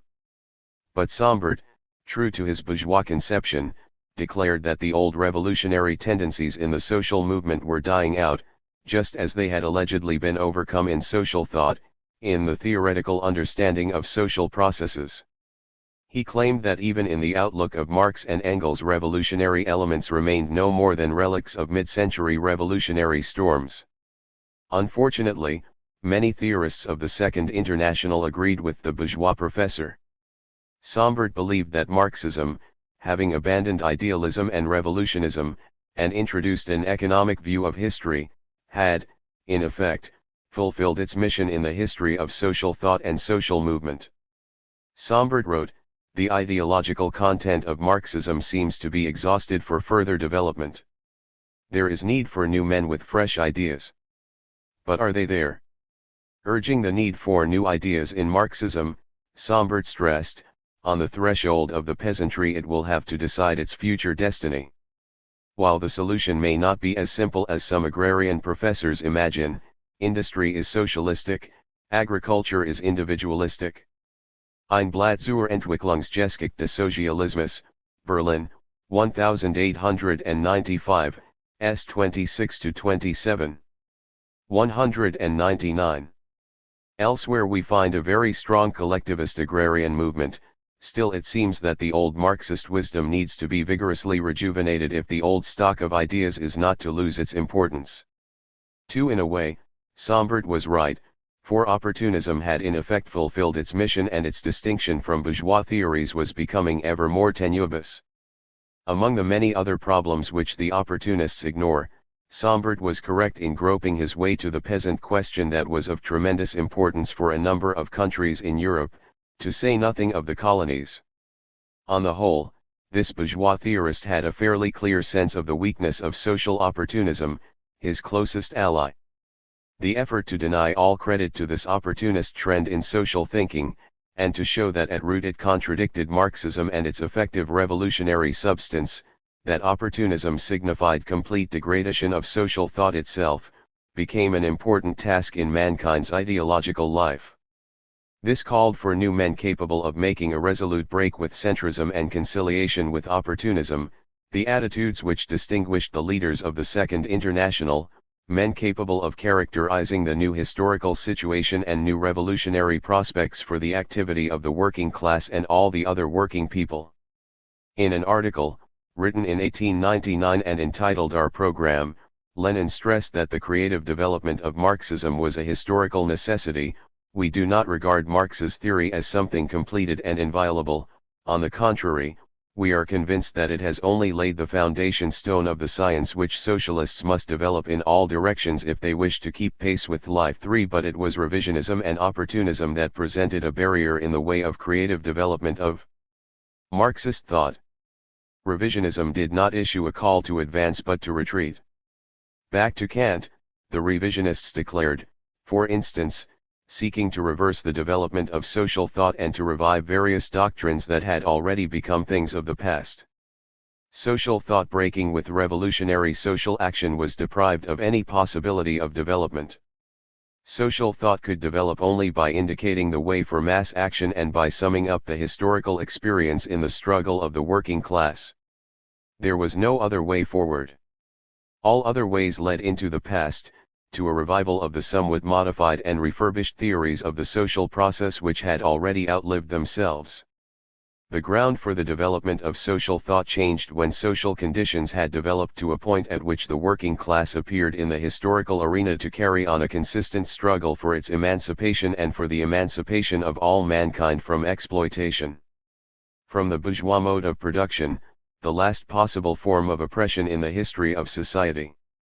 The strengthening of the bonds between social thought and the revolutionary struggle of the working class meant broader possibilities for the development of social thought itself. Retrogression towards different forms of petty bourgeois socialism was also possible, because there remained in capitalist society the petty bourgeoisie and the peasantry, while sizable sections of the working class were infected with petty bourgeois attitudes.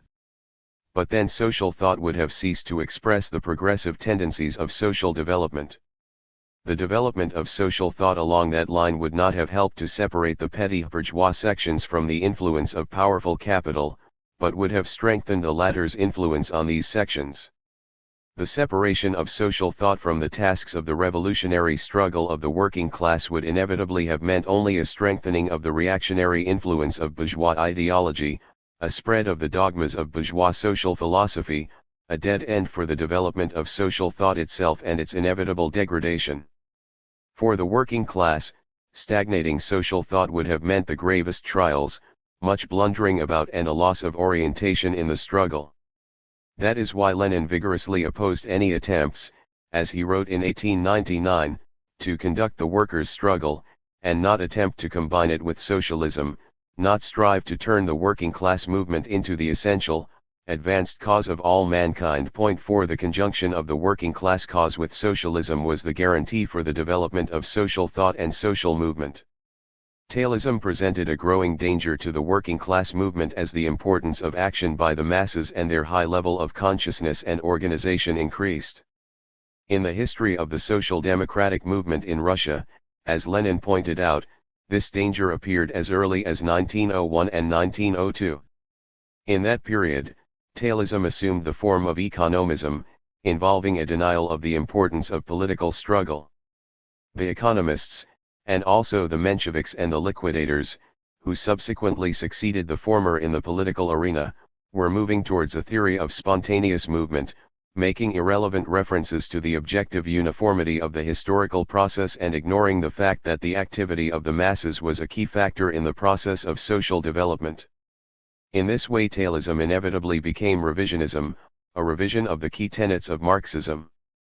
The revisionists speculated on the fact that the revolutionary storms of 1848 had subsided, and that new historical conditions had taken shape, which meant that Marxism had to be supplemented with new propositions in accordance with the new period. The revisionists' references to the changing historical scene showed that revisionism could be defeated only by creative Marxism, with its profound scientific analysis of new phenomena emerging in the life of society, with an indication of the importance of these phenomena for the activity of the masses, for their struggle against the exploitative system, and for the prospects for social development from capitalism to socialism. Concerning the revisionists themselves, Lenin wrote, "And we now ask, has anything new been introduced into this theory by its loud-voiced renovators who are raising so much noise in our day and have grouped themselves around the German socialist Bernstein? Absolutely nothing. Not by a single step have they advanced the science which Marx and Engels enjoined us to develop. They have not taught the proletariat any new methods of struggle, they have only retreated, borrowing fragments of backward theories and preaching to the proletariat, not the theory of struggle, but the theory of concession to the most vicious enemies of the proletariat, the governments and bourgeois parties who never tire of seeking new means of baiting the socialists. 5. Here Lenin shows very well what developing Marxist theory truly means. It means, first of all, developing the theory of struggle, and teaching the proletariat new methods of struggle which spring from the new situation. That is the only way Marxist theory, which is a guide to action, can develop. The revisionists insisted that the struggle should be folded up, and work to eliminate the revolutionary historical activity of the masses.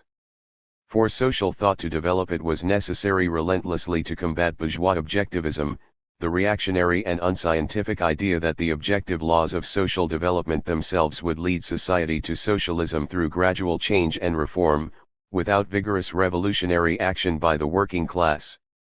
Let me emphasize that had the idea won the day, social thought would have gone into reverse. By then, the Marxist propositions showing the uniformities of historical development were spreading ever wider among the bourgeois intelligentsia as well. Marxism was reflected in bourgeois literature, a largely new phenomenon as compared with developments during the lifetime of Marx and Engels. The legal Marxists did not mind borrowing some propositions from Marx's social theory, but flatly refused to accept socialist revolution and the dictatorship of the proletariat. Lenin's struggle against legal Marxism was of fundamental international importance. Marxist ideas were also reflected in bourgeois writings in the capitalist countries. Lenin taught the communists to distinguish these reflections from true Marxism and showed the danger of killing the revolutionary content of Marx's theory. Theories borrowing snatches from Marxism were designed to paralyze the will of the working people for struggle. Opportunists of various stripes were also closely allied with bourgeois theorists spreading such ideas. The former made use of some Marxist tenets but refused to recognize the revolutionary activity of the masses as being necessary and law-governed. Some of them also dabbled in economic materialism, and referred to the self-movement of the productive forces, while discarding the working class, the masses of the working people and their active revolutionary struggle, in their analysis of the historical process. That was a return from Marx to the traditions of mechanistic materialism. The history of social thought shows that the attempts to apply mechanistic materialism to an analysis of social phenomena fail to produce any profound explanation of these phenomena or to show the self-movement of the social whole, and ultimately result in surrender to idealism. That is what happened to the opportunists, who held metaphysical views, took the mechanistic attitude and adopted the economic view of history. These men flung wide open the gates to idealism in explaining historical phenomena. The claim was that Marx and Engels had not produced a philosophy and that their political doctrine could be combined with whatever bourgeois philosophical system happened to be in vogue.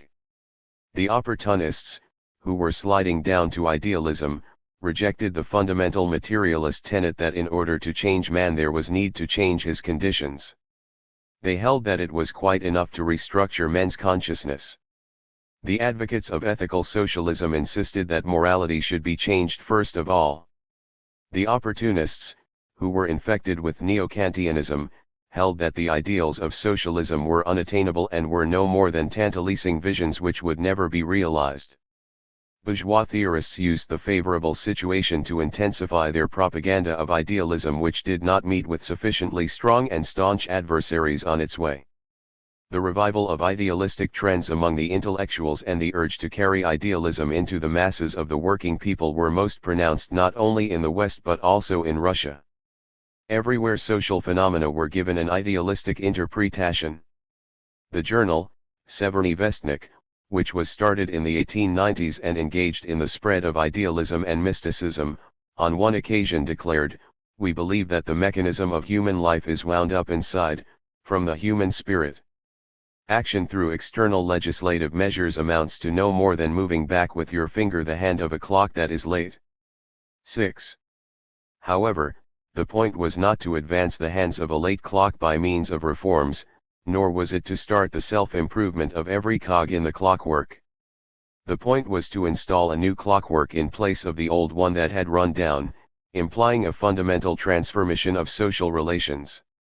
The struggle for materialism, and against idealism, for dialectics, and against metaphysics and mechanicism entered a new phase, a struggle that was closely connected with scientific communism, its creative development and its triumph in theory and practice.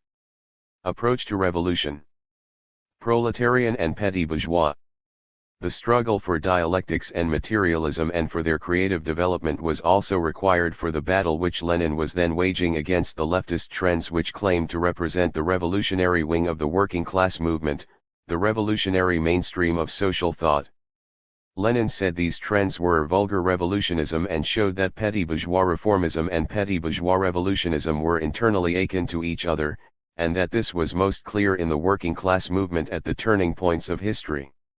Lenin wrote, "Every specific turn in history causes some change in the form of petty bourgeois wavering, which always occurs alongside the proletariat, and which, in one degree or another, always penetrates its midst.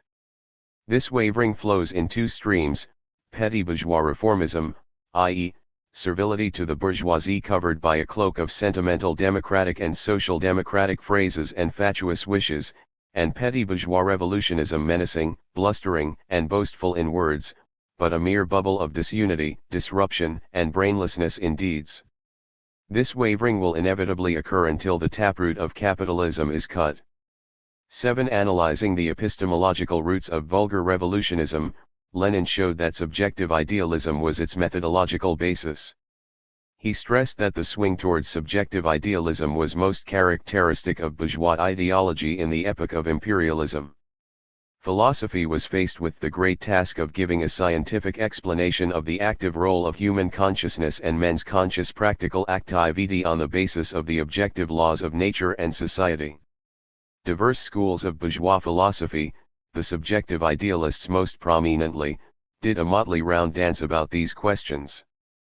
As the old metaphysical notions were collapsing, they claimed to be warring against all dogmas, but actually sought to deny scientific knowledge every objective reference point, extolled randomness, and encouraged the arbitrariness of bourgeois thinking which was unable to get at the truth.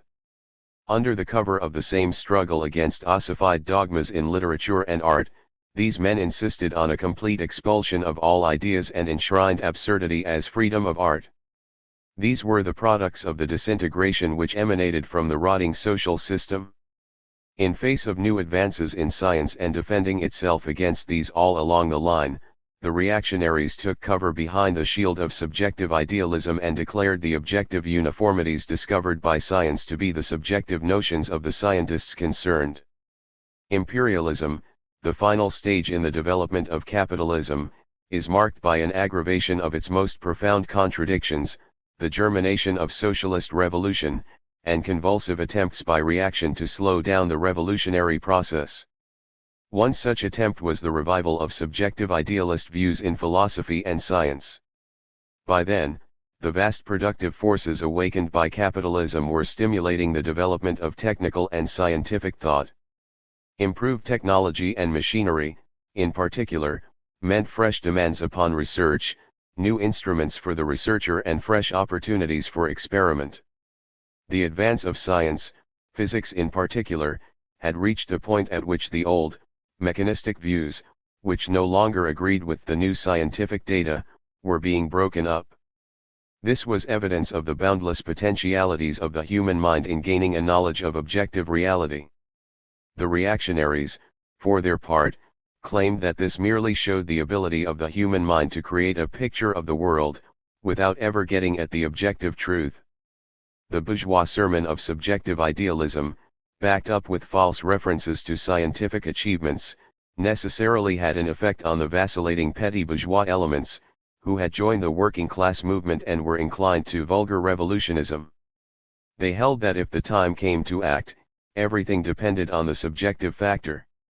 They refused to consider the objective uniformities, believing that everything depended on the notions of men. They denied there were any uniformities at all. The revival of subjective idealism in scientific theories gave vulgar revolutionism something like a methodological basis. Bakunin and his followers were unable to find any other theoretical substantiation, except neo-Hegelianism. Theorists who had fallen under the influence of bourgeois subjective idealist views were inclined to take an extreme leftist stand in politics, and, for example, demanded the recall of workers' deputies from the State Duma and opposed the use of parliamentary forms of struggle. Lenin gave a profound critique of the urge to revive subjective idealism. He exposed the reactionary political substance of this trend and showed its epistemological roots, giving a deep analysis of the development of scientific thought and the philosophical problems facing natural science, physics in particular. 205. Throughout his life, Lenin carried on a struggle against every expression of subjectivism in the development of social thought and against any departures towards subjective idealism. He began his struggle with a critique of subjective sociology and Narodnik socialism. The sociology propounded by the Friends of the People was based on the subjective idealist outlook and a denial that economic relations had the crucial role to play in social relations. These men were loudest in talking about the people on every possible occasion, but hardly anyone had so debased the importance of the people in history as the advocates of subjective sociology, because they brought to the fore individuals, heroes who were contrasted with the faceless crowd. The epigones of Narodnik socialism advocated the ideas of petty bourgeois revolutionism, which is the opposite of the proletarian revolutionary approach. They tended to isolate the peasants from the workers, the peasant movement from the working class movement, and regarded the peasant movement as being a truly socialist movement, with the peasant commune being the basic unit of socialist society. They failed to understand that capitalism, already developing in Russia, was a natural stage in the evolution of class society, and denied Marx's great discovery, the worldwide historical importance of the proletarian class struggle. Lenin and the Bolsheviks carried on a persistent fight against any attempt to return to the petty bourgeois theories of social thought, which tended to minimize the role of the people in the historical process, or extolled heroes or spontaneous movements, and rejected organization and a conscious approach. The effort to bring a high level of organization and consciousness to the masses is the struggle for proletarian leadership of the working people, the peasantry in the first place, for the ideological and political influence of the working class party on these masses, and against petty bourgeois socialism. The struggle carried on by Lenin and the Bolshevik Party against every form of petty bourgeois socialism is of tremendous international importance. In 1920, Lenin wrote, "Little is known in other countries of the fact that Bolshevism took shape, developed and became steeled in the long years of struggle against petty bourgeois revolutionism, which smacks of anarchism, or borrows something from the latter and, in all essential matters, does not measure up to the conditions and requirements of a consistently proletarian class struggle." In 1905, Lenin explained why this petty bourgeois revolutionism was so tenacious in Russia. He wrote, "Russia's backwardness naturally accounts for the firm footing that various obsolete socialist doctrines gained in our country. The entire history of Russian revolutionary thought during the last quarter of a century is the history of the struggle waged by Marxism against petty bourgeois Narodnik socialism." 9. This applied especially to petty bourgeois Narodnik socialism, because there remained the individual farming peasants with their backward socio-economic relations. At the Second Congress of the RSDLP, Lenin urged the party to work so as to make the proletariat the leader of the peasantry in the coming revolution. The struggle against petty bourgeois Narodnik socialism was not a short-lived episode. The Bolsheviks carried on a great historical struggle to win over the toiling peasantry, and to establish an alliance between the working class and the peasantry, so as to provide correct quittance for the revolutionary energy the peasantry had been accumulating over the centuries. Otherwise it was impossible to create the revolutionary tide that could sweep away first Tsarism, and then, after a regrouping of the forces, the power of the capitalists as well. Throughout his life, Lenin continued with tireless energy to fight against every expression of subjectivism, subjective idealism, and voluntarism in the working class movement, against the attempts of these most harmful trends to camouflage themselves as Marxism, and against every effort to push the revolutionary movement into adventurism and so inevitable defeat. At various stages of the revolutionary process, Lenin's party carried on a relentless fight against the Itzovists, the left communists, the Trotskyists, and others who loved to use ultra-leftist catchwords, and showed these to be essentially capitulationist. Much importance attaches to the struggle carried on by Lenin and the party against Trotskyism, which has always covered up its capitulationist substance by means of leftist and ultra-leftist catchwords. The Trotskyists were seeking to wind up the construction of the new society and contrasted the building of socialism in the USSR and the interests of the world revolution. They denied the possibility of building socialism in one country and demanded that the revolution should be exported and the world revolutionary process stimulated by military means.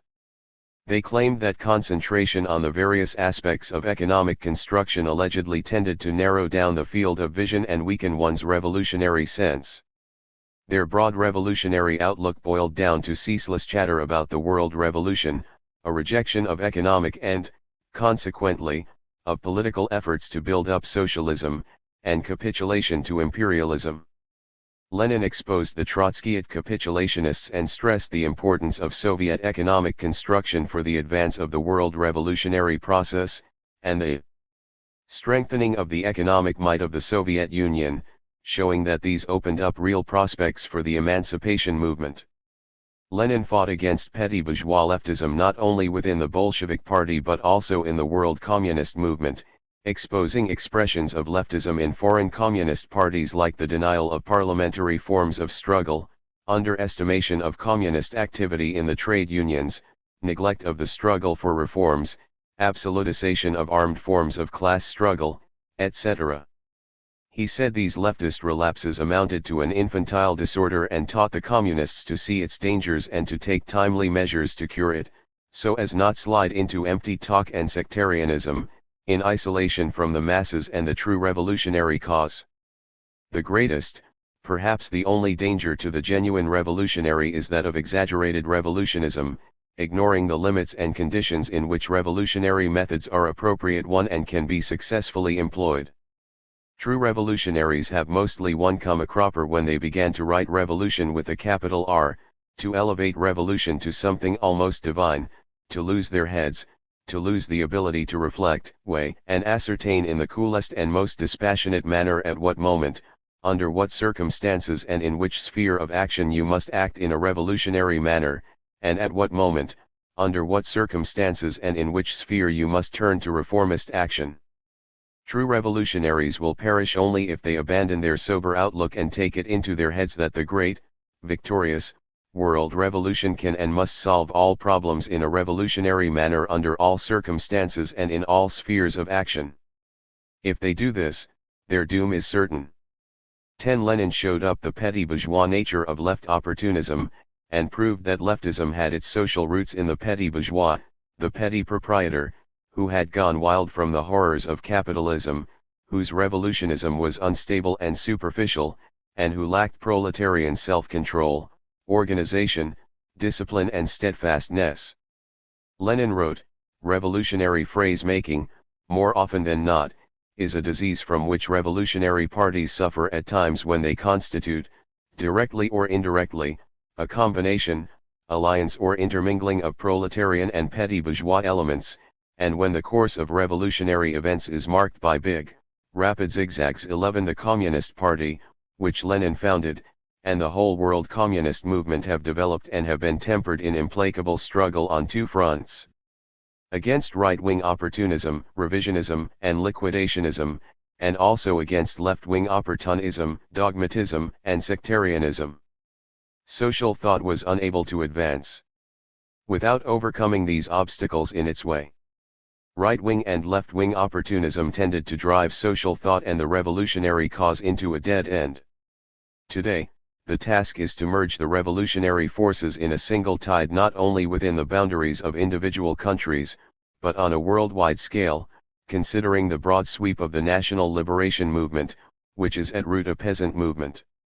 The conjunction of this movement with the struggle carried on by the socialist system, the greatest achievement of the world working class, and with the struggle carried on by labor against capital in the capitalist countries is an earnest of success for the world revolutionary process as a whole. Today, with fresh contingents, including those in the agrarian countries, joining the world revolutionary process, the danger of a revival of various petty bourgeois revolutionary ideas in contrast to the proletarian revolutionary approach and scientific communism is a very real one. The imperialist bourgeoisie insists on the contrast in order to exert an influence on the national liberation movement in its own interests, and to separate it from the struggle of the international working class and the world socialist system for the construction of a new society. Such theories may well spread whenever there is a possibility for the petty bourgeois sections to increase their influence. Lenin stressed that economic relations which are backward, or which lag in their development, constantly lead to the appearance of supporters of the labor movement who assimilate only certain aspects of Marxism, only certain parts of the New World outlook, or individual slogans and demands, being unable to make a determined break with all the traditions of the bourgeois world outlook in general. 12. Lenin indicated the way of struggle for the working class, which marches at the head of all the working people, and explained the importance for a victory in this struggle of a solid political organization of the working class and the establishment of a mass proletarian party. The Marxist-Leninist Party, equipped with a scientific revolutionary theory, carrying the working class with it, and rallying the peasantry and all the other sections of the working people round the working class, is a key factor in the historical process on the eve of the socialist revolution and in the period of transition from capitalism to socialism, when working people's movements cease to be spontaneous and when the importance of their organization and consciousness is multiplied 100-fold. That is the only way to rouse the great social energy of the masses, the architects of history. Lenin's exposure of the methodological basis of left-wing and right-wing opportunist trends is of tremendous importance for social thought, and will continue to be meaningful so long as the capitalists and the petty bourgeois sections continue to exist. Lenin achieved this by taking a creative approach to materialist dialectics and analyzing the dialectics of human cognition and of nature and society. The origin of revolutions. Lenin's brilliant analysis of the importance of conscious activity by masses of people and of objective conditions is best illustrated by his solution of the key question of how revolutions originated. Marx and Engels showed the deep-going causes of revolution by pointing to the conflict between the productive forces and the relations of production. But how does revolution originate in the storm of political events? How does the revolutionary drive of the masses gather momentum?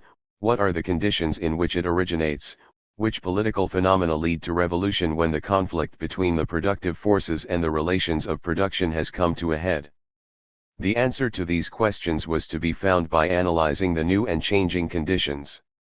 The opportunists insisted that revolutions cannot be made, that they occur of themselves. The voluntarists held that revolution was made by will and determination. What was the truth? From the 1890s, Russia was swiftly advancing towards a bourgeois democratic revolution, which was developing in new historical conditions, and had its own characteristic features. Objectively, the mass movement was breaking the back of Tsarism and paving the way for democracy. For this reason the class-conscious workers led it won in 1902.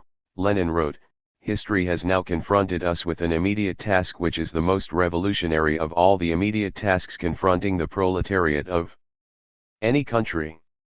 The fulfillment of this task, the destruction of the most powerful bulwark, not only of European, but of Asiatic reaction, would make the Russian proletariat the vanguard of the international revolutionary proletariat." 2. That was how Lenin saw the reasons why the center of the world revolutionary movement was shifting to Russia. His approach was based on the scientific theory of social development. Consequently, the point was that in the course of the historical process the Russian proletariat had to tackle the most revolutionary task, which was why it moved into the van of the World Revolutionary Army.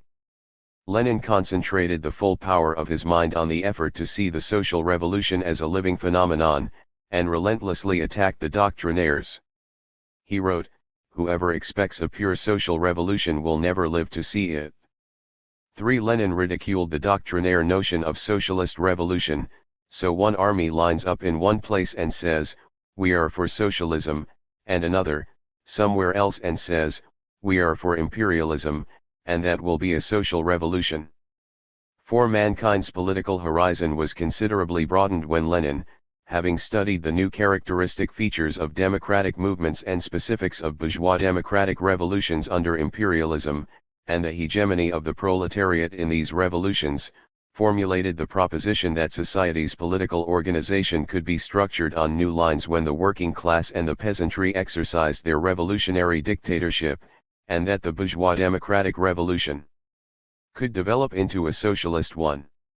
Doctrine of the revolutionary situation. The doctrine of the revolutionary situation is the key element of Lenin's theory of socialist revolution. In many of his works, Marx analyzed the process in which revolutionary crises came to a head. Thus, he brought out in detail how and what had caused the eruption of the general discontent in France in 1848, and which factors at the time had accelerated the outbreak of the revolution. 5. Lenin continued this work in the new conditions, when capitalism had entered the stage of imperialism and when the socialist revolution was knocking at the door. Lenin translated into the language of politics the proposition about the most acute conflict between the productive forces and the relations of production, a conflict that was about to boil over. He showed which situations in the sphere of politics expressed this conflict, which political forces were set in motion when the conflict arose, and how the political crisis from which revolution developed was created. Lenin devoted much attention to analyzing the awareness and attitudes of the masses, the changes in the sphere of ideology and social psychology as the deep-going political crisis developed. The great revolutionary assessed the profound causes and the possible immediate factors which worked to create revolutionary situations. On the eve of the 1905 revolution, Lenin began to analyze the question of revolutionary situations. On January 4, 1905, he published an article entitled "The Autocracy and the Proletariat," which said that the working class must rouse and rally to its side the broadest possible sections of the exploited masses, muster all its forces, and start an uprising at the moment when the government is in the most desperate straits and popular unrest is at its highest. 6. There Lenin already stressed such important conditions for an uprising as the moment when the government is in the most desperate straits and popular unrest is at its highest. During the revolutionary upswing in 1913, Lenin returned to his analysis of this question and formulated the key proposition about the mounting of revolutionary crises: oppression alone, no matter how great, does not always give rise to a revolutionary situation in a country. In most cases it is not enough for revolution that the lower classes should not want to live in the old way. It is also necessary that the upper classes should be unable to rule and govern in the old way. 7. That is precisely when a political crisis tends to develop on a national scale. A nationwide political crisis is in evidence in Russia, a crisis which affects the very foundation of the state system and not just parts of it, which affects the foundation of the edifice and not an outbuilding, not merely one of its stories. 8. Of great methodological importance is Lenin's remark to the effect that the crisis must go to the very foundation of the state system, and that the crisis must be so profound that no reform will help to overcome it. This kind of crisis affects the whole of society's political life, ranges over the whole of its political organization and results in great upheavals. Analyzing the growth of the strike movement in Russia a year before the Lena shootings, and indicating that no other country in the world had so many participants involved in political strikes, Lenin emphasized that this was an expression of the special conditions in present-day Russia, the existence of a revolutionary situation, the growth of a directly revolutionary crisis. When the moment of a similar growth of revolution approaches in Europe, the proletariat of the most developed capitalist countries will launch far more vigorous revolutionary strikes, demonstrations, and armed struggle against the defenders of wage slavery. 9. Thus, the mounting of the revolutionary crisis must precede both the socialist and the bourgeois democratic revolution, for in both cases the revolutionary eruption must be preceded by a political crisis going to the very foundation of the state system and incapable of resolution by means of political half-measures. 2 years later, Lenin gave a full-scale definition of the revolutionary situation, which fully applies to socialist revolution.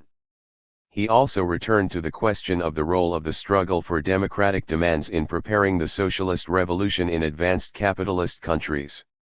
In 1915, Lenin wrote, "To the Marxist it is indisputable that a revolution is impossible without a revolutionary situation. Furthermore, it is not every revolutionary situation that leads to revolution." What, generally speaking, are the symptoms of a revolutionary situation? We shall certainly not be mistaken if we indicate the following three major symptoms. 1.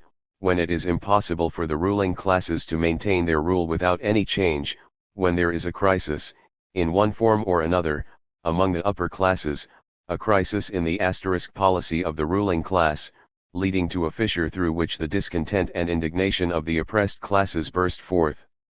For a revolution to take place, it is usually insufficient for the lower classes not to want to live in the old way, it is also necessary that the upper classes should be unable to live in the old way too, when the suffering and want of the oppressed classes have grown more acute than usual. 3. When, as a consequence of the above causes, there is a considerable increase in the activity of the masses, who uncomplainingly allow themselves to be robbed in peacetime, but, in turbulent times, are drawn both by all the circumstances of the crisis and by the upper classes themselves into independent historical action. 10. Only the involvement in the crisis both of the ruling and of the oppressed classes indicates that the political crisis is profound and that the ordinary political machine of the ruling classes is unable to cope with it. Lenin also showed that it is not every revolutionary situation that gives rise to a revolution. Revolution arises only out of a situation in which the above-mentioned objective changes are accompanied by a subjective change, namely, the ability of the revolutionary class to take revolutionary mass action strong enough to break the old government, which never, not even in a period of crisis, falls, if it is not toppled over. 11 Thus, the revolutionary situation is created by the objective course of social development, and no revolution is possible without such a situation. But for the revolution to originate, the revolutionary class must be capable of taking strong revolutionary action to overthrow or undermine the government. All of this indicates the maturity of the new element, which is capable of destroying the old, the obsolete in social life. In this work of Lenin's which I have quoted, The Collapse of the Second International, Lenin asks whether a revolutionary situation had developed at the outbreak of the World War and replies in the affirmative. He also gives this important feature of political crisis: all governments are sleeping on a volcano, all are themselves calling for the masses to display initiative and heroism. 12 This appeal for mass initiative and the awakening of this initiative is an important feature of the mounting revolutionary situation. But even in that period, in the period of wartime, Lenin did not connect the origination of revolutionary situations exclusively with war. Among the various types of political crises, he pointed to the Dreyfus Affair in 1894, when France was divided into a reactionary and a progressive camp. Another example cited by Lenin was the 1913 incident in Alsace, when a Prussian officer's abuse of the French-speaking population sparked off an outburst of indignation against the oppression by the Prussian militarists. Summing up these facts, Lenin wrote, "The socialist revolution may flare up not only through some big strike, street demonstration, or hunger riot, or a military insurrection or colonial revolt, but also as a result of a political crisis such as the Dreyfus case or the Zabern incident, or in connection with a referendum on the secession of an oppressed nation, etc." 13 The tactics of the working class party is not to confine itself to parliamentary statements, but to involve the masses in vigorous action, to extend the struggle over every vital democratic demand and to carry it to direct attacks on the bourgeoisie. Indeed, it is Lenin's elaboration of the question of deep-going political crisis that led him to draw, before the October Revolution, the important conclusion about the advance of socialist revolution in Europe. He wrote, "The socialist revolution in Europe cannot be anything other than an outburst of mass struggle on the part of all and sundry oppressed and discontented elements. Inevitably, sections of the petty bourgeoisie and of the backward workers will participate in it. Without such participation, Mass struggle is impossible, without it no revolution is possible, and just as inevitably will they bring into the movement their prejudices, their reactionary fantasies, their weaknesses and errors. But objectively they will attack capital, and the class-conscious vanguard of the revolution, the advanced proletariat, expressing this objective truth of a variegated and discordant, motley and outwardly fragmented, mass struggle, will be able to unite and direct it, capture power, seize the banks, expropriate the trusts which all hate, and introduce other dictatorial measures which in their totality will amount to the overthrow of the bourgeoisie and the victory of socialism, which, however, will by no means immediately purge itself of petty bourgeois slag. 14. Such is the picture of revolution as a living phenomenon, instead of a doctrinaire scheme. To imagine that social revolution is conceivable without revolts by small nations in the colonies and in Europe, without revolutionary outbursts by a section of the petty bourgeoisie with all its prejudices, without a movement of the politically non-conscious proletarian and semi-proletarian masses against oppression by the landowners, the church, and the monarchy, against national oppression, etc. To imagine all this is repudiate social revolution. 15. No revolution can start without a deep-going political crisis affecting the very foundations of the state system and ruling out any solution by means of partial reforms. This crisis involves not only the proletariat but also the semi-proletarian sections, a part of the petty bourgeoisie, and small nations in vigorous revolutionary activity.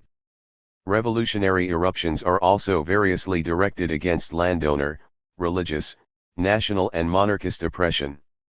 Various sections of the population are involved in the revolutionary crisis, entering upon a path of struggle for various reasons and carrying with them into the revolution their own prejudices and reactionary visions, their weaknesses and mistakes. But objectively they all join in the fight against capital. The task of the vanguard of the revolution, the advanced proletariat, is to unite all these sections and to direct them into the revolutionary mainstream, which leads to the overthrow of the bourgeoisie, the takeover by the working class and the victory of socialism.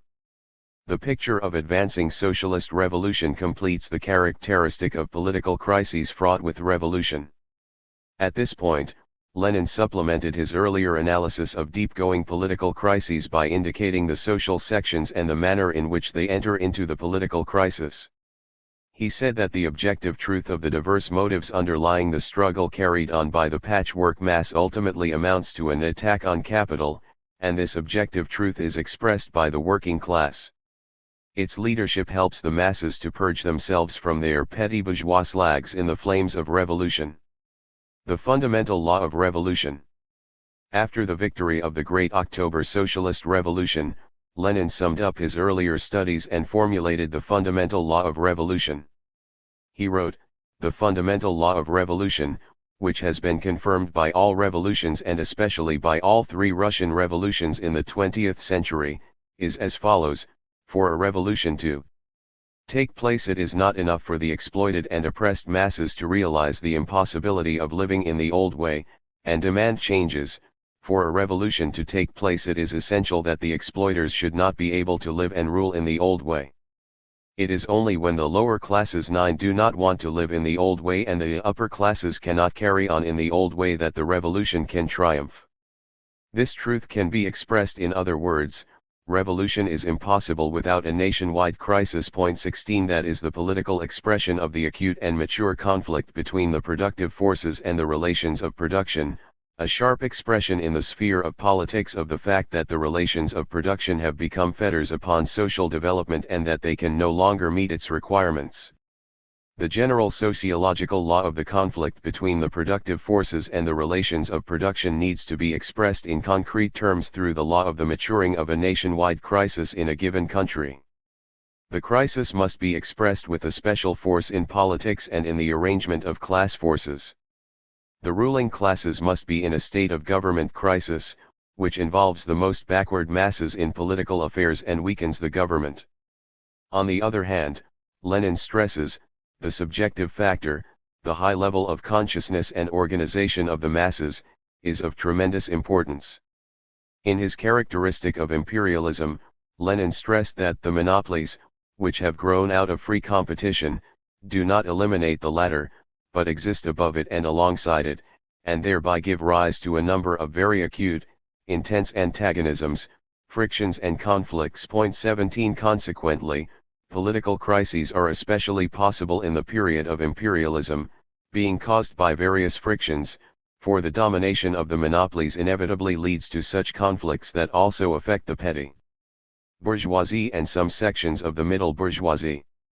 The struggle between the monopolies also undermines the political structure of capitalist society.